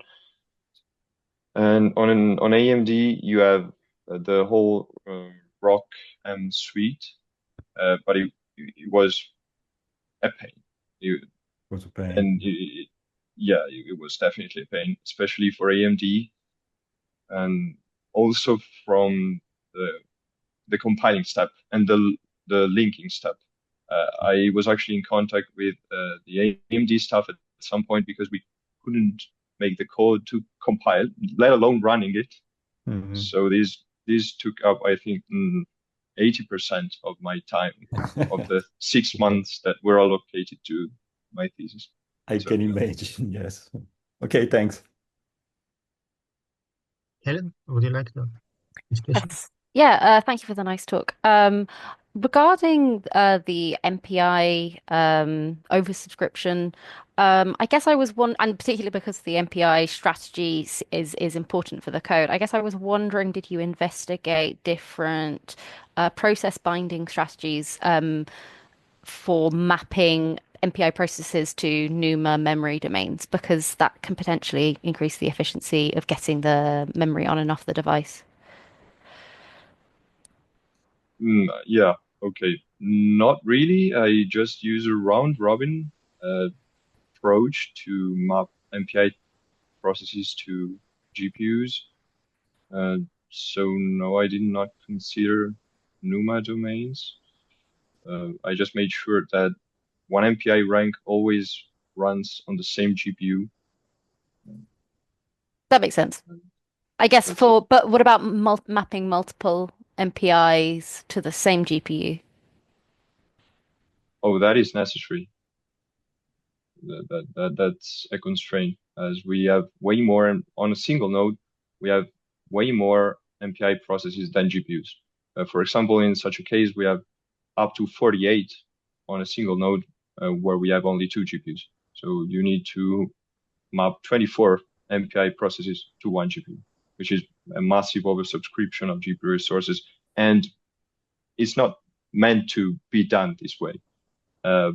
And so I guess the question is, like, did you investigate that mapping strategy in terms of like the number of memory channels on the device? I tried to play a little bit with the number of MPI ranks that I allocated and see how this affected the average kernel execution time. But I don't know if that is what you mean. Not quite. I guess I mean in terms of the overall performance, rather than individual evaluations. Just sort of speed up of your entire problem, I suppose. Well, when allocating, so I don't want to delve too deep into this, but my analysis was way more in detail, and I tried all the possible configurations of all the possible numbers of MPI processes per single node, given that it has 2 GPUs, and the sweet spot was around 16, I would say, just for the best, to achieve the best GPU kernel speed up. But the point is that the rest of the code would go so much slower because it's still executed on CPU. Oh, I see. I see the point. Is that because it's not all ported? Exactly. I didn't take that part into consideration. Okay, thanks very much. It's not all offloaded, no. Yeah, good point. But thanks. You answered the question. Yes, I think you have to close the session, because there will be another talk in a few minutes in another break in another room. Thank you for your presentations, and see you soon in another room, hopefully. Bye-bye. Okay, hello everybody, and I think it's already 5:10, so we can start with the last presentation of today. It's a real pleasure for me to introduce Professor Jaime Marián. Jaime, thank you very much for being here today and give this presentation with the constraints of this time differences and so forth. So Professor Marián is a professor of material science and engineering at the University of California in Los Angeles. And before that, he was at Lawrence Livermore National Laboratory. And he's an expert in many different simulation methods, from molecular dynamics to dislocation dynamics and beyond. And so he's going to tell us about multi-scale modeling and how we can apply all these methods to understand radiation damage in materials. So Jaime, if you can share your presentation.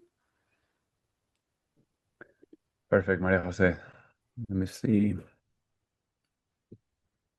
I assume you can see it now. Yes. Mm-hmm. Okay. Great. Thank you. Thank you, Maria Jose, and it's a pleasure to be here. And thanks to all for sticking around for the last session. It's early in the day for me, but I understand that it's late for all of you, so I appreciate it. So, okay, so I want to tell you about issues that are related to structural materials in fusion devices or in expected fusion conditions.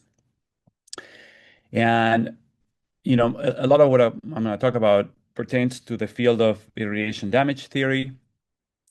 And this is a highly specialized theory. It's been around for a long time, 1950s, 60s more formally, but it's a relatively small field, so it's very specialized. So I'm going to try to keep it at a relatively high level, but please do not hesitate to ask questions if you have anything that you would like clarified. Okay, so I'm going to start this way. I'm going to give you a brief review of some of the materials challenges that we face in fusion energy environments. You know, part of that is the sometimes unrealistic impositions that we place on materials under fusion conditions. It also involves the need for really long-term operation and exposure, and we measure that in terms of a parameter called dPA, which I'll explain a little bit later. And we'll talk about fundamentals of irradiation damage theory. Again, I'm gonna show you some equations, but I will try to keep it at a high level so that we don't get lost in the details. And when I do that, we'll talk about defects, which is really what we're trying to model, and their long-term evolution, and also the computational approaches and the modeling techniques that we use to solve these equations. And then, depending on time, I will give you some demonstration examples. This is truly multi-scale modeling, and generally requires very heavy computational resources, like the type that the Barcelona Supercomputing Center has. So hopefully we'll have time and can give you some representative examples of these capabilities. Okay, and then we'll conclude with the final thoughts. All right, so let's talk a little bit about, I realize that this is probably new for most of you. I know there's some experts, including Maria Jose in the audience, but let's start with defining the boundary conditions that these fusion materials have to sustain. And this is, okay, so I should qualify that this is especially, a little bit more specific to structural materials. So the materials that will make up, hopefully, the fusion device, the structure, the support structure, the load-bearing structure. Less so for functional materials, but many of these things carry over to everything: magnets, optics, diagnostics, and so on. Also, this is very generic to fusion conditions. So it doesn't matter if you have MFE, IFE, other devices, what the confinement mode is. It really, again, carries over across the board to all fusion environments. But anyway, here you can see it in this chart. So this gives you a pictorial idea of what we're talking about. Generally, when I introduce this slide, I say, if I ask any one of you to give me what you think is the most severe limitation on a given material, on a given application, most of you would come up with one of these things. And that includes hydrogen embrittlement, which, as you know, is, I'm going up here first. It's a big issue in many fields of industry. Stress corrosion cracking, irradiation-assisted stress corrosion cracking. This is a big issue in the current fission nuclear fleet. It's severe enough to have to make operators have to stop nuclear power plants. We have irradiation creep, fatigue, and embrittlement. These are, for those of you that are not familiar with these processes, they're just material deformation processes that happen in a less controlled way, not in a way that we designed for.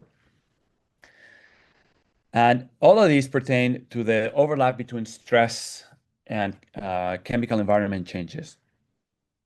And chemical environment includes transmutation, because as you know, in a fusion environment, you're going to have a relatively large production of solid and gas transmutants, much more so than in standard nuclear environments. And that changes the chemistry to levels that are difficult to control most of the time. But moving over to here, we have transmutation-assisted corrosion, irradiation-assisted corrosion. We have irradiation and transmutation-assisted stress corrosion cracking.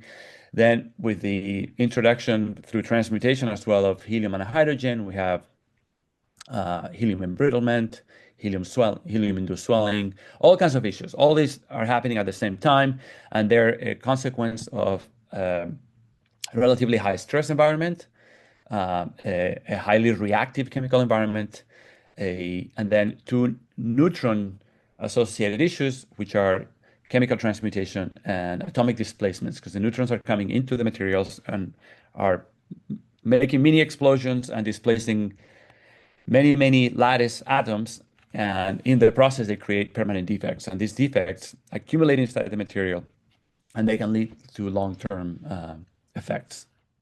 Okay, so all this will happen in fusion at the same time. It's generally difficult enough to study one of these processes, let alone many of them in conjunction. And the community, the fusion materials community, has struggled over the last few decades to just try to come up with ways to reasonably test for all these effects that I'm showing here and more. Okay, all right, so with this come a number of challenges, okay? And if you're looking at plasma materials interactions, many of you will have seen this. We're talking about sputtering, mass redeposition, tritium implantation and retention, high heat fluxes, changing thermomechanical stress situations. We also have degradation of materials and structures, both nuclear and non-nuclear. So we have structural stability due to fusion neutron exposure, which includes gas transmutants, as I said, helium and hydrogen. Materials will have to be resistant to corrosive environments. They'll have to face large and time-varying thermomechanical stresses at very high temperatures. They have to be subjected to a reduced activation mandate, which limits the areas of the periodic table that we can work with to develop new materials, which is a challenge. We have to consider accident scenarios and when air might come into the reaction chamber and what kind of effects it will trigger. And also, of course, we have to be able to have materials that will allow us to harness fusion energy.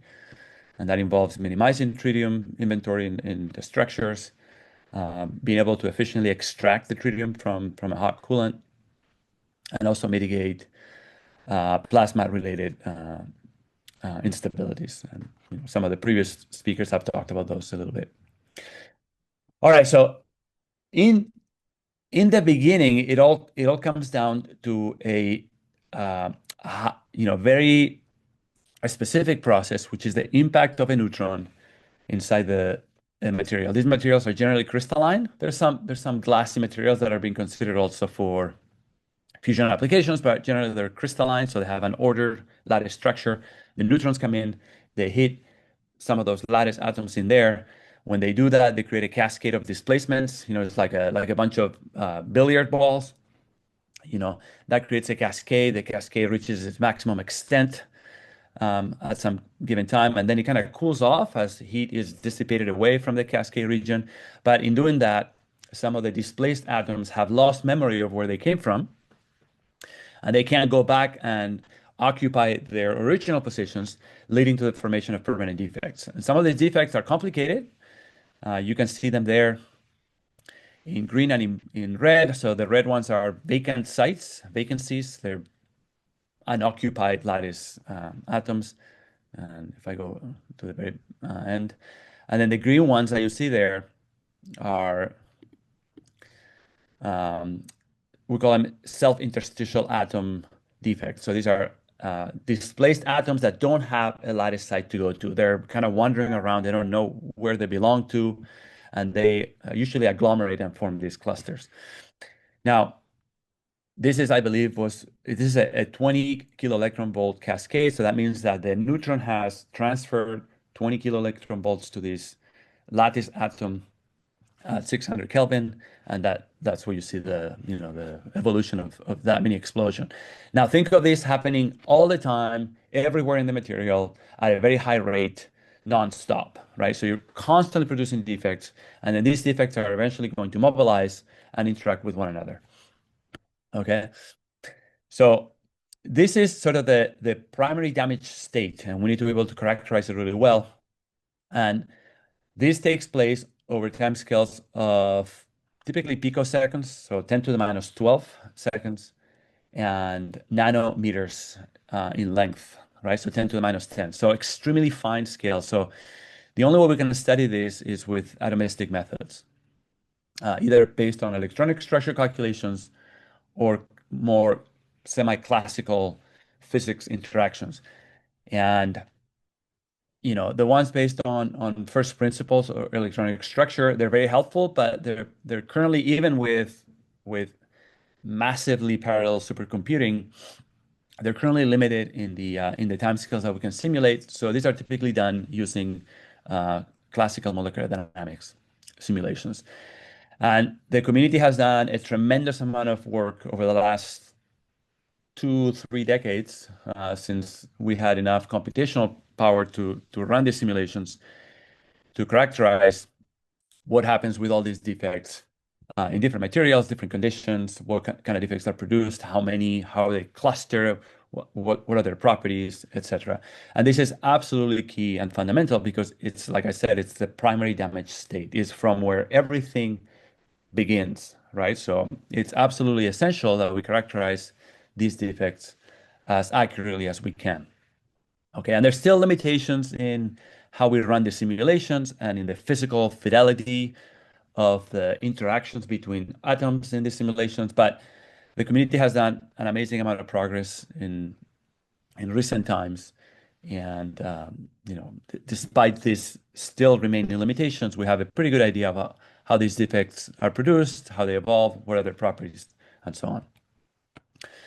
All right, so I just want to introduce that first because that's really at the beginning of it all. All right, so when designing structure materials for fusion, we have a really narrow operational space. Okay, we're limited on the low temperature by hardening and fracture, by sort of brittle behavior. At intermediate temperatures, we have dimensional instabilities, things swell and creep and deform and things like that. And then at high temperature, we have to worry about creep and corrosion, sometimes accelerated by helium segregation to material imperfections. So we have a lot of things to worry about. As I mentioned earlier, we have a low activation mandate, and that essentially tells us that we can't use some elements within the periodic table because they lead to radioactive rates that are not desirable. And fusion is sort of predicated on Class C waste disposal, which is kind of shallow burial. Nothing like a deep geological repository like you have to have for fission nuclear waste. But that limits the amount of elements that we can work with, right? And so it's not like we have a lot of flexibility in terms of what chemistries we can use. But over time, the community has sort of converged into different classes of materials that involve some advanced steels, ferritic martensitic steels, tungsten alloys, vanadium alloys, and silicon carbide-based materials. There are more. These are not the only ones, but I would say these are the leading candidates for structural applications in fusion. Nonetheless, there are many more materials that we could consider, as I said. Some of them are novel materials, but there's a lot of uncertainties also associated with their use, as you can see here. So this is the usable temperature window for each one of these materials. When you think about a thermal cycle, and fusion in the end is a thermodynamic cycle, you want to be at the highest temperature possible for thermal efficiency, right? So you may have materials that are highly reliable, but they operate within a temperature window that is not ideal for thermal efficiency. In fusion, as you know, we're going to have a hot plasma and very high heat fluxes raining down on plasma-facing materials. So we need materials that can sustain very high temperatures. So anyway, I'm not going to go through these, but just the blue range is the usable temperature window, and then orange and pink represent uncertainty. So a lot of uncertainty still plaguing many of these materials. So fusion materials community is still working hard to try to reduce these uncertainties, come up with new material solutions, and perform advanced testing to expose them to representative fusion conditions. All right, in the next couple of slides, I'm going to talk about how we measure time and exposure in the fusion materials community, and we do that through a parameter called dPa. You can see it up here. Stands for displacement per atom, and literally dPa means that one dPa means that one atom has been displaced on average one time from its initial position. So 1 dPa, if you think about it, is a huge amount of irradiation, right? Because it means every single atom in the crystal has been displaced at least once. While in fusion, we have hundreds of dPa potentially. So that gives you an idea of how intense and how severe fusion conditions can be. But that's the literal interpretation of dPa. The physical interpretation is less, a little bit less useful. And the way I want you to see it is the amount of energy that is deposited on a given material through irradiation. It just gives you that kind of metric, okay? All right, so what happens in fusion? So in the top row there, you see what happens to the strength of advanced steels as a function of dPa, which is time spent under radiation in reactor conditions. You can see that all these steels become harder with the radiation. Okay, that doesn't have to be bad, except that with extra hardness usually comes decreased fracture toughness. And that's what you see here on the chart on the right-hand side, that with exposure, so with neutron irradiation exposure, with dPa, the fracture toughness in these advanced steels drops to very low values, technically zero in some cases. So these materials, which are in many ways the most advanced we have for fusion, will be rendered unusable effectively at relatively low doses. So short time under operation in a fusion reactor. All right, in the middle now, where you see something related to swelling. So the material will just literally swell, dimensionally change in an inelastic way, meaning in a permanent way. And again, this happens for some of the more advanced steels, it happens to hundreds of dPa. So we have more of a margin there, but you see that once you reach that threshold at 100 or 150 dPa, swelling just becomes a runaway process, and swelling just becomes unstoppable, so to speak. And then finally, at the bottom, you see that irradiation can induce the formation of non-thermodynamic, non-equilibrium phases. Okay, so phases that you would not expect at this temperature with this composition in a given material. Yet they form there, and they're usually quite detrimental for materials performance.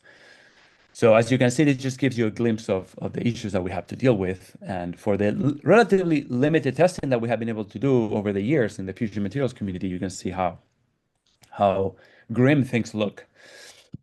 Okay, the other thing is, as I said, helium and hydrogen will be absolutely present under fusion irradiation conditions, especially in steels.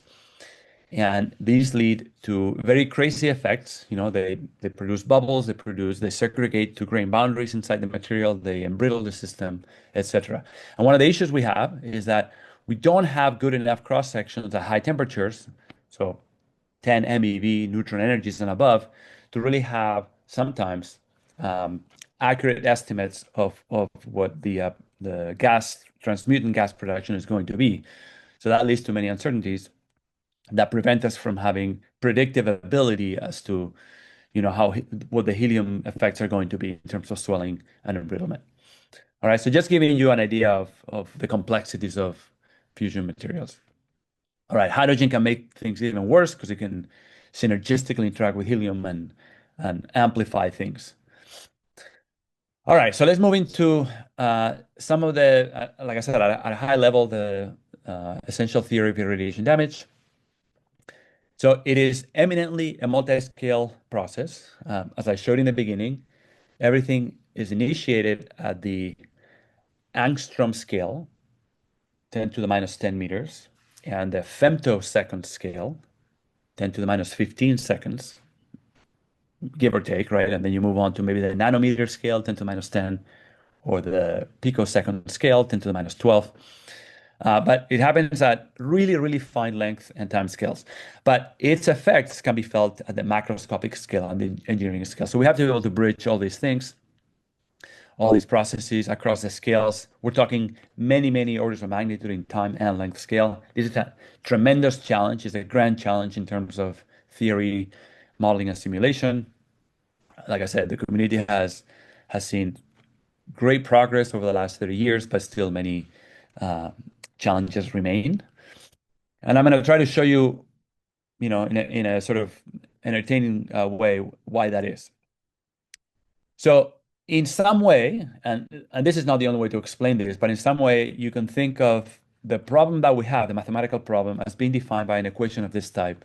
So this is a generalized continuum diffusion advection reaction, right, for a number of evolving species in time.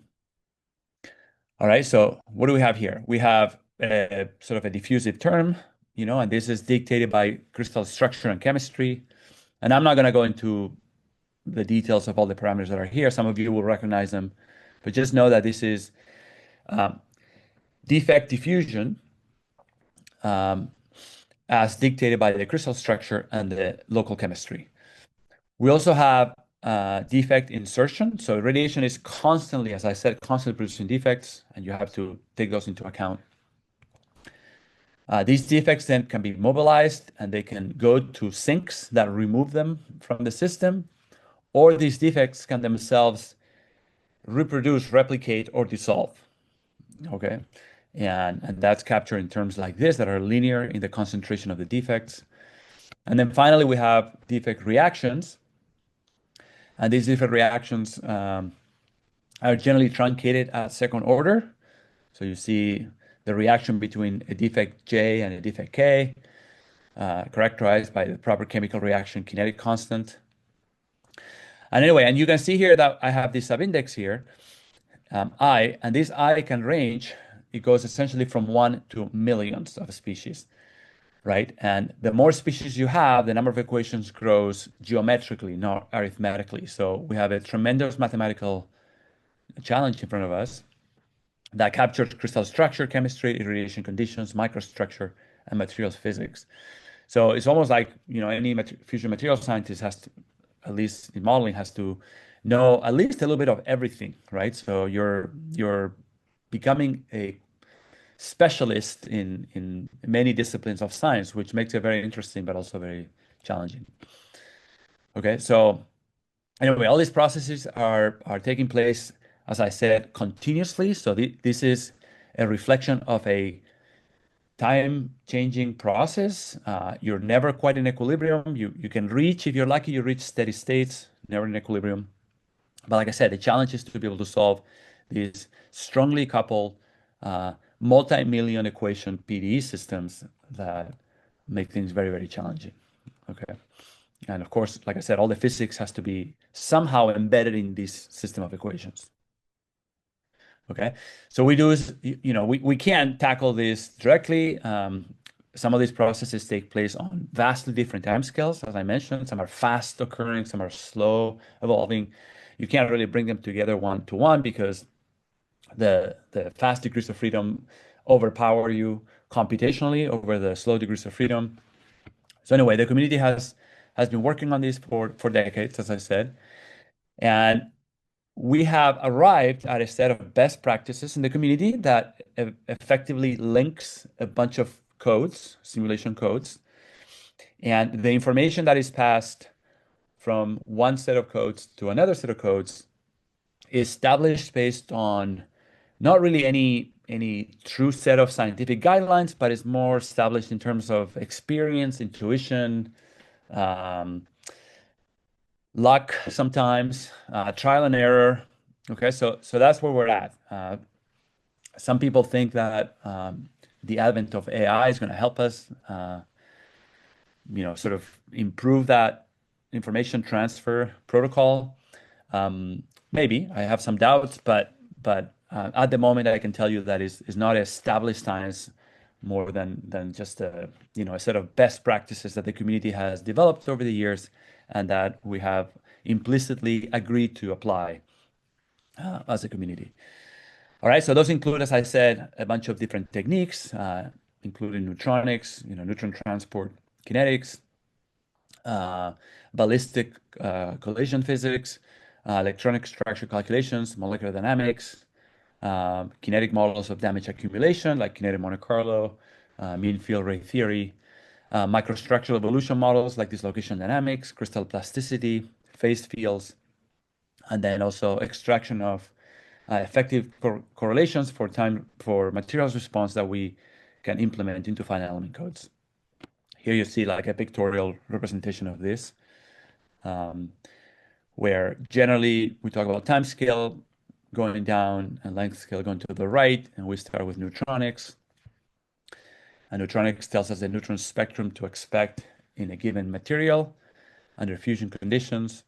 And then from there, we process the neutron spectrum information to create energy distributions for lattice atoms that are creating defects inside the material. And then these defects are studied both at their point of inception in displacement cascades, which is the simulation that I showed you in the beginning.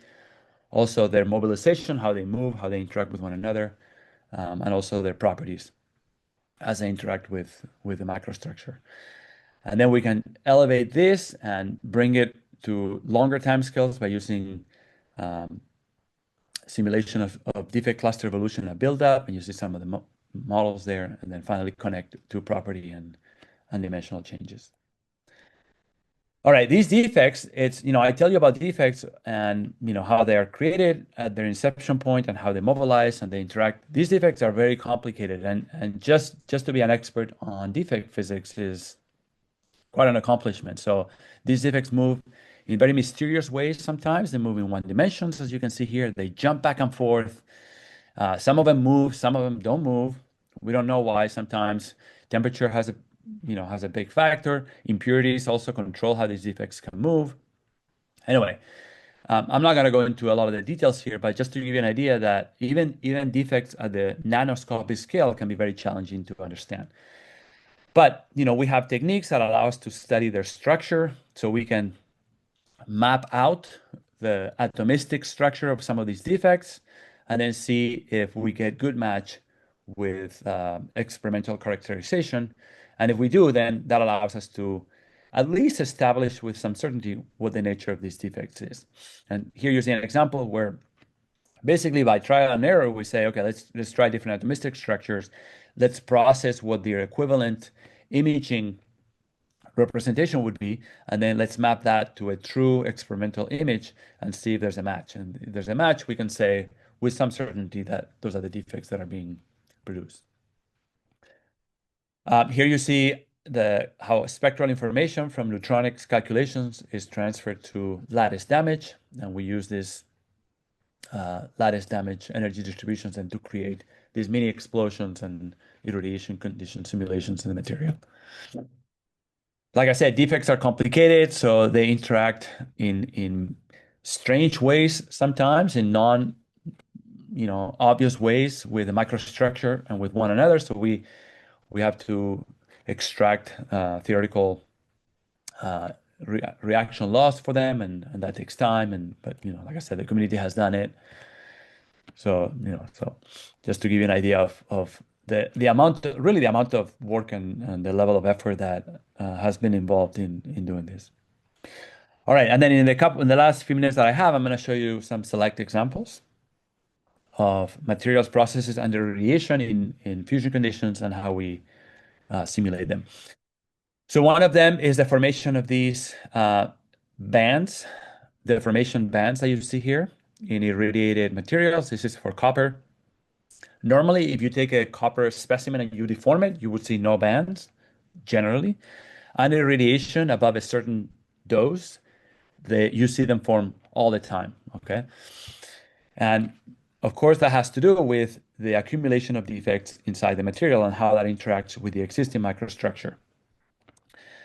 So, we've been able to simulate how these defects form, and here's an idea of, simulation of what we call a stacking fault tetrahedron in copper. This is a defect that has tetrahedral structure, as you can see here in this image, in some of these tetrahedra that you see. And it's formed directly from irradiation, from the condensation of vacancies. And then we can see how these defects interact with these locations. And through that interaction with these locations, they ultimately dictate how the overall material deforms. All right, so these are dislocation dynamic simulations that take place at the micron scale, I would say. Okay, so here you see sort of a number of still snapshots in how these defects, these tetrahedral defects, interact with these locations. We can validate these with advanced experimental characterization via transmission electron microscope. And then we can also elevate these to massively parallel dislocation dynamic simulations to study the overall material behavior. And that's an example of which you see here. Lots of these locations with different characteristics interacting with a high density of defects introduced by radiation. These take, let's just say, tens of thousands of CPU times over weeks of computation. So very, very heavy on computational resources. But in the end, you can see how we sort of predict the formation of these channels, which is kind of encouraging, because at least that means that we're capturing some of the true physics. Probably not all the physics, but some of the essential physics that leads to these processes. Okay, so all right, the other one is once you produce these defects, if you anneal the system to try to bring the material back to to its more natural state, get the defects out of there by high temperature thermal annealing. But you see how some of these defects start to coalesce and form elongated loops, closed loops. So again, these are eminently atomistic in nature. So this is agglomeration of vacancies or self-interstitial atoms in large amounts forming these structures. And that simulation of this type of process requires adding extra physics to the codes that I just described or mentioned. And this extra physics involves advection and diffusion and global interaction of the microstructure with defects. Again, I'll spare you the details, but just so that you know that extra levels of theory have to be added to sort of the standard irradiation damage picture to be able to capture these things. But when we do, we can study how these line dislocations change in response to interaction with vacancies. And we can see how these vacancies now interact with loops and how they move. Next to the loops, you can see that is not an isotropic type diffusion. The vacancies move in directed ways, dictated by the stress and strain fields around these loops. And then finally, we can put it all together and see if we can replicate this coalescence process that you see here, for example, where these two large loops grow and move and touch one another and eventually coalesce into a single one. Right? So you'll see that process taking place right there in the experiment. And that's what we're able to, again, capture to a level that tells us that we have some of the right physics, probably not all the physics there, but some of the right physics, which is encouraging. Okay, and then the last example I want to show you before we conclude is the microstructural evolution of neutron-irradiated tungsten. So tungsten is a very attractive material for applications that involve exposure to the plasma. So the first line of defense, basically between the plasma and the reactor structure, will be an armor film or a thin layer of armor material for which tungsten is being considered the leading candidate. And tungsten has many challenges. And some of the challenges is that it is highly susceptible to chemical transmutation, and through chemical transmutation, it produces non-equilibrium phases. And these non-equilibrium phases induce tremendous changes in the mechanical properties of the material, so much so that they make it almost purely brittle to the point that you can't really use it. Okay, and that's what you see here. You see increases in hardness as a function of radiation dose and temperature. Okay, so one of the challenges associated with this was to understand how do these, number one, how does the material become so brittle that you can't use it? And number two, what are the causes behind this embrittlement? And again, the community has done a lot of work in trying to characterize what happens there. And what they have seen is that one of the features that contributes to this embrittlement is the formation of these elongated rhenium precipitates. Now, rhenium is a transmutation product in tungsten from neutron irradiation, but rhenium is produced in amounts, 6%, just high, 2%, 3%, that should not lead to precipitation, to the formation of these precipitates. It should still be fully in solution thermodynamically, but it doesn't do that. Okay, and here you see another example where you have, amounts of rhenium that are, 2% in this case, that should not lead to precipitation according to thermodynamics. Right, and that's what I'm saying. You should be here in the solid. This is a phase diagram of the tungsten rhenium alloy, and in this region, in this white region, they should be forming a perfect solution.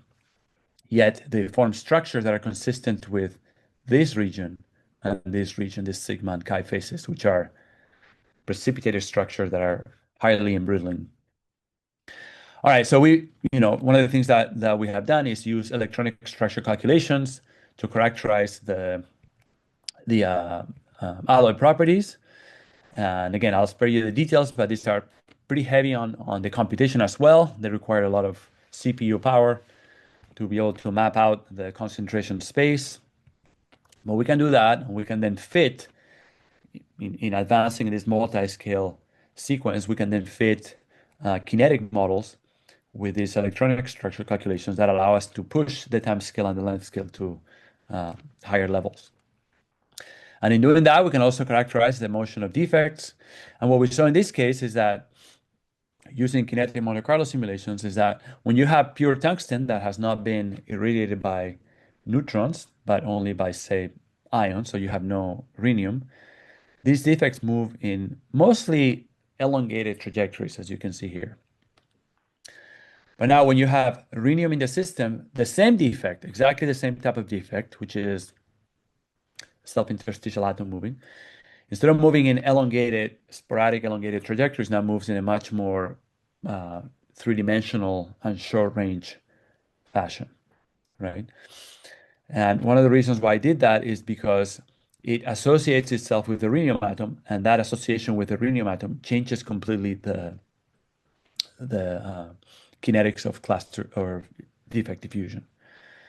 So again, we can bring this up to kinetic models of materials evolution, and we can replace the equilibrium phase diagram with a non-equilibrium or a defect-informed phase diagram that tells you how these boundaries in which you go from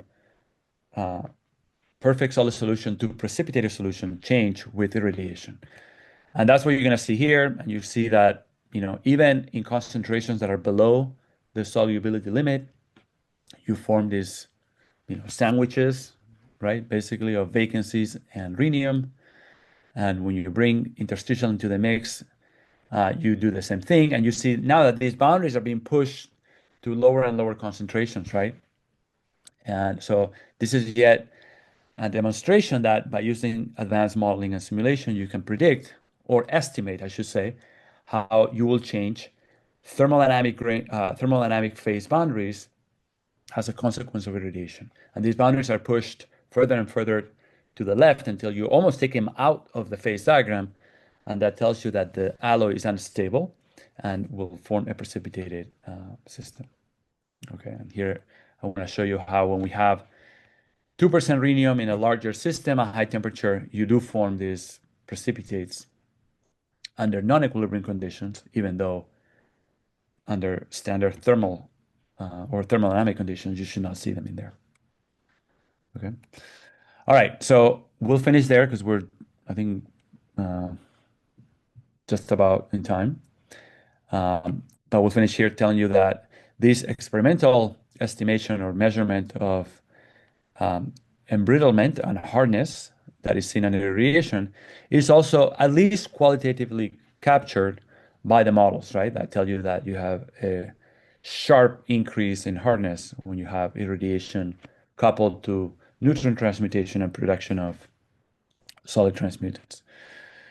Okay, so anyway, just to give you an idea of examples in which we can apply multi-scale modeling in the way that we have adapted it for nuclear materials, or more specifically fusion materials, which is a tremendous challenge. It remains a tremendous challenge. We'll see what happens with AI or generative AI and quantum computing if they happen. It may help us in our quest for better models and better materials. But yeah, just to give you an idea, these are some concluding thoughts, but we're also severely limited by experimental database availability. The database is scattered going back to 70 years and with various degrees of reliability and quality, and that limits the level of validation that we can do. So facilities that are specifically dedicated to fusion materials testing will be very helpful, like the one that has been built in Granada in IFMIF-DONES.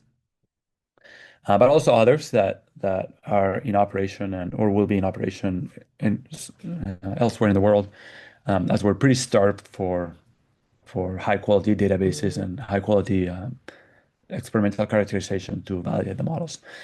But having said that, we need all the help we can get. So if anyone is interested in things like this or would like to, help out with modeling of structure material degradation under fusion operation, please don't hesitate to reach out, shoot me an email, and because we need to keep young people engaged and involved so that this continues its course and hopefully can help us develop better materials and better models. So I'll leave it there, and Maria Jose, I defer to you for questions or for the rest of the agenda. Thank you very much, Jaime. Very enlightening talk. Lots of challenges Many we have. challenges. So as you know well. Yes. So I don't know if there are questions in the chat. Right now, I don't see any. But I wanted to ask you a general question. We have a question here. I will read it in the chat. So it says, I have a question regarding the last slides.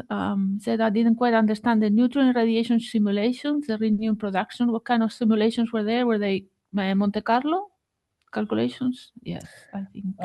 Yeah. So, sorry, I have to go. Sometimes I go too fast through these things. So it was Giorgio, right? I think. Yes. Yeah. So. Yes. Sorry, it was me. Giorgio. Yeah. No. Thanks. Good question.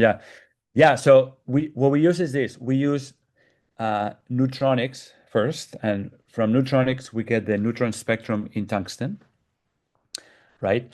And then we further use techniques that tell us the transmutation inventory in tungsten as a function of time, right? And these techniques are called, they're standard, not standard, but they're established codes out there like FISPACT, Origin, ACAP, things like that. And they tell you what is the chemical inventory that you should expect as a function of time. Now we take that into kinetic Monte Carlo simulations, yes, and then we insert rhenium at the rate predicted by these inventory calculations. So now we have a dynamic simulation where rhenium is being inserted at the same time as defects are being inserted through standard neutron radiation and displacements.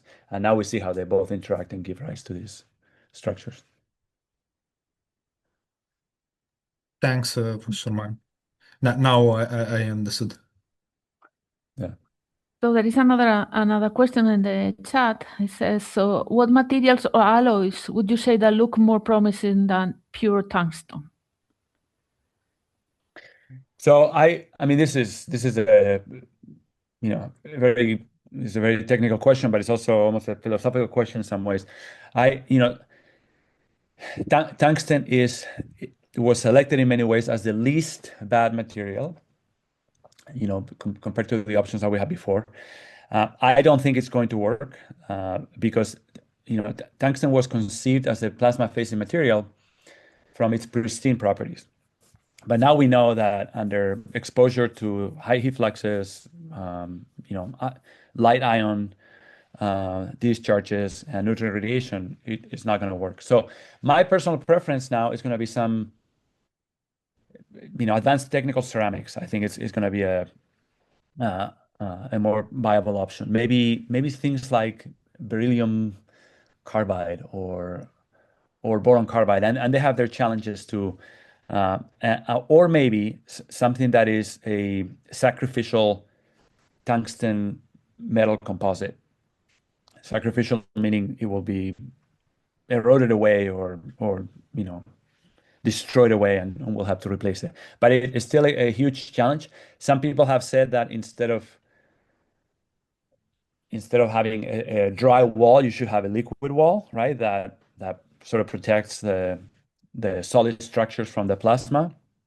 So there's options out there, but I don't think that there's not a clear-cut solution to some of these issues. Okay, thank you. So Arkady Serikov has a question. If you want. Yes. Yeah. Hi, Jamie. Thank you very much for very informative presentation. To test fusion materials, you present mostly models, right?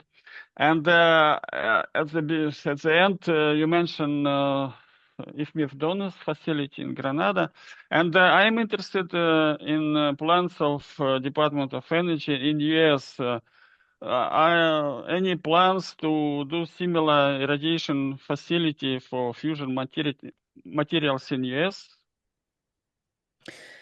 Yeah, so in the US, the situation is also a little bit complicated because we have there's a very strong private sector that calls the shots as much as the Department of Energy does. I mean, they have a pretty high weight, strong weight on decisions about the fusion sector.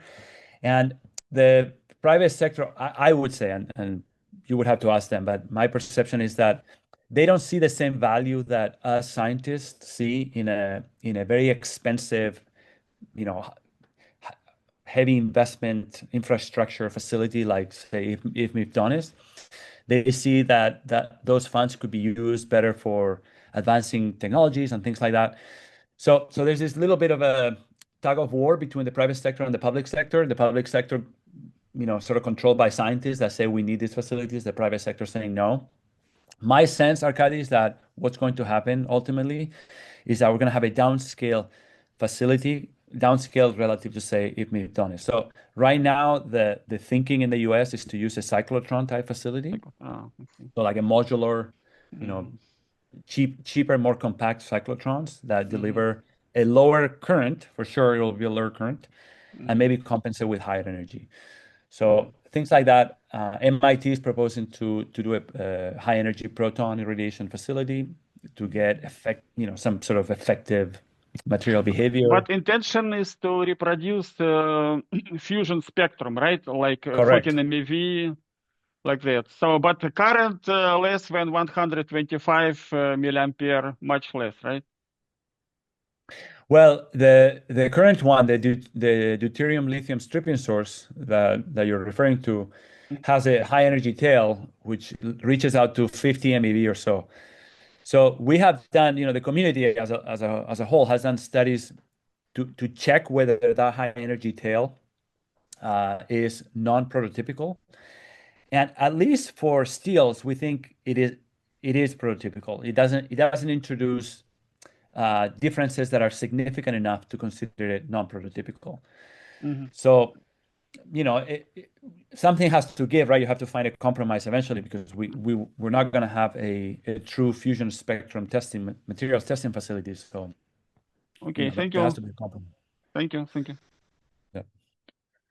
So we have several questions more in the chat. I don't want to keep you too long, but maybe if you can answer a couple It's okay, of Maria them. Jose, but I'll let you read them because you tell me. Yes. So one question is about you mentioned that the cross sections for high temperatures are not very accurate, or it's difficult to find them. So in your simulations, what do you use? Are they extrapolated from the experimental measurements, or this is for the cross sections of the collisions at high temperature? Yeah, so I would say, and I'm not a nuclear data expert, but I would say that the real challenge is above 20 MeV. Up to 20 MeV, which includes a fusion 14 MeV peak, we have uncertainties, no question. But we have reasonably high quality data. Above 20 MeV, things drop off considerably. And in some of the databases that I've seen, all the cross sections are literally truncated at 20 MeV, like they go, just shortcut at 20 MeV. When you can infer that the cross sections are going down already at that energy, then you bite the bullet and you take it and you say that you're, underestimating the total production of that transmutant. But in cases like spallation sources where you have neutrons that go all the way to hundreds of MeV, yes, then usually linear extrapolations have to be done. The neutronics community, as I understand it, I'm not an expert, but the neutronics community also has ways to do these smart extrapolations, not just blind extrapolations, but do it with a physical underpinning. But it remains a challenge, I think. I think nuclear data, which rightly so was developed, since the 1940s with fission in mind, is going to have to be reevaluated to much higher neutron energies eventually. So. Okay, and so here's a question that might put you in the spot, because he says, since it looks like fusion will depend on AI and quantum computing, when do you think that fusion can be put on the grid? So I'm going to say, and please, no one get mad at me. I don't know if plasma physics will be solved by AI and quantum computing. Maybe you can ask them. I think For fusion materials, which is the next bottleneck, as after controlling, plasma confinement and things like that, the next bottleneck that you will hit is materials. We're still very far from this being solved by AI or quantum computing, very far, because we are effectively still limited by experimental database, which we don't have. So there's nothing to train models on. You can't even train models on. And the theory, you can say, oh, we can have quantum computing, and the theory, it will solve everything from electronic structure first principles. But we don't even have a theory. So you can't solve a theory you don't have, and you can't train AI models on a database that doesn't exist. So that's why I thank you for the question, but I think they're not going to help us with fusion materials, unfortunately. But that's why we need young people to keep coming into the field to help us, progress this along until maybe in a couple decades, AI can help us some, but I don't think it's going to solve the issue. So when is it going to be put on the grid? I have no clue. I have no idea, but I'll tell you this. We're not going to have fusion materials in the next 20 years. And as defined today, we're going to have to change something. And I think we'll change something, but given the boundary conditions that we have today to design and build fusion materials, we will not have them in 20 years. So that doesn't mean that a machine cannot be put on the grid, but it may not be like a fully operational or commercial machine. Okay. So if I can still keep you for a couple of minutes more and then we'll stop. There is one more maybe technical question, which is if you can add rhenium and transmutation products in general into the cluster dynamics simulations, or the number of equations will become too high to actually be able to solve it. Yeah, you can almost add anything, but anytime you add a new species to the formulation, the number of equations grows, as I said, geometrically, not arithmetically. So, if you have, 1,000 if you consider clusters of vacancies that have 1,000 vacancies and the same of interstitials, that gives you 1,000,000 equations. And if you add rhenium and rhenium can interact with anything, that gives you 1,000,000,000 equations. So there are ways to deal with this. One of them is using stochastic methods like kinetic Monte Carlo. Kinetic Monte Carlo probably is very good to extend the timescale beyond molecular dynamics right there. But you can add rhenium there, no problem, and simulate the interaction kinetics between defects and rhenium. You can also do it using modified ray theory or cluster dynamics simulations that make some assumptions. They take away the details of the interaction, but they can still cut down the number of equations that you have to consider at once. And we have developed some of those, stochastic cluster dynamics. So there are ways to do it. Yeah, you can definitely introduce rhenium in the context of defect kinetics and study it, but not by brute force, solving PD systems by brute force with all the species in there. Okay, thank you. Thank you very much, Jaime. It was very, very, very useful, very enlightening. And there are some requests for your slides, if you could share them. So maybe we can talk later if that would be possible or not. Yeah, I sent them to the organizers, Maria Jose, yesterday. So good. All right, great. Okay. So thank you. And with that, we close the session of today, and we'll see you tomorrow. So see you tomorrow.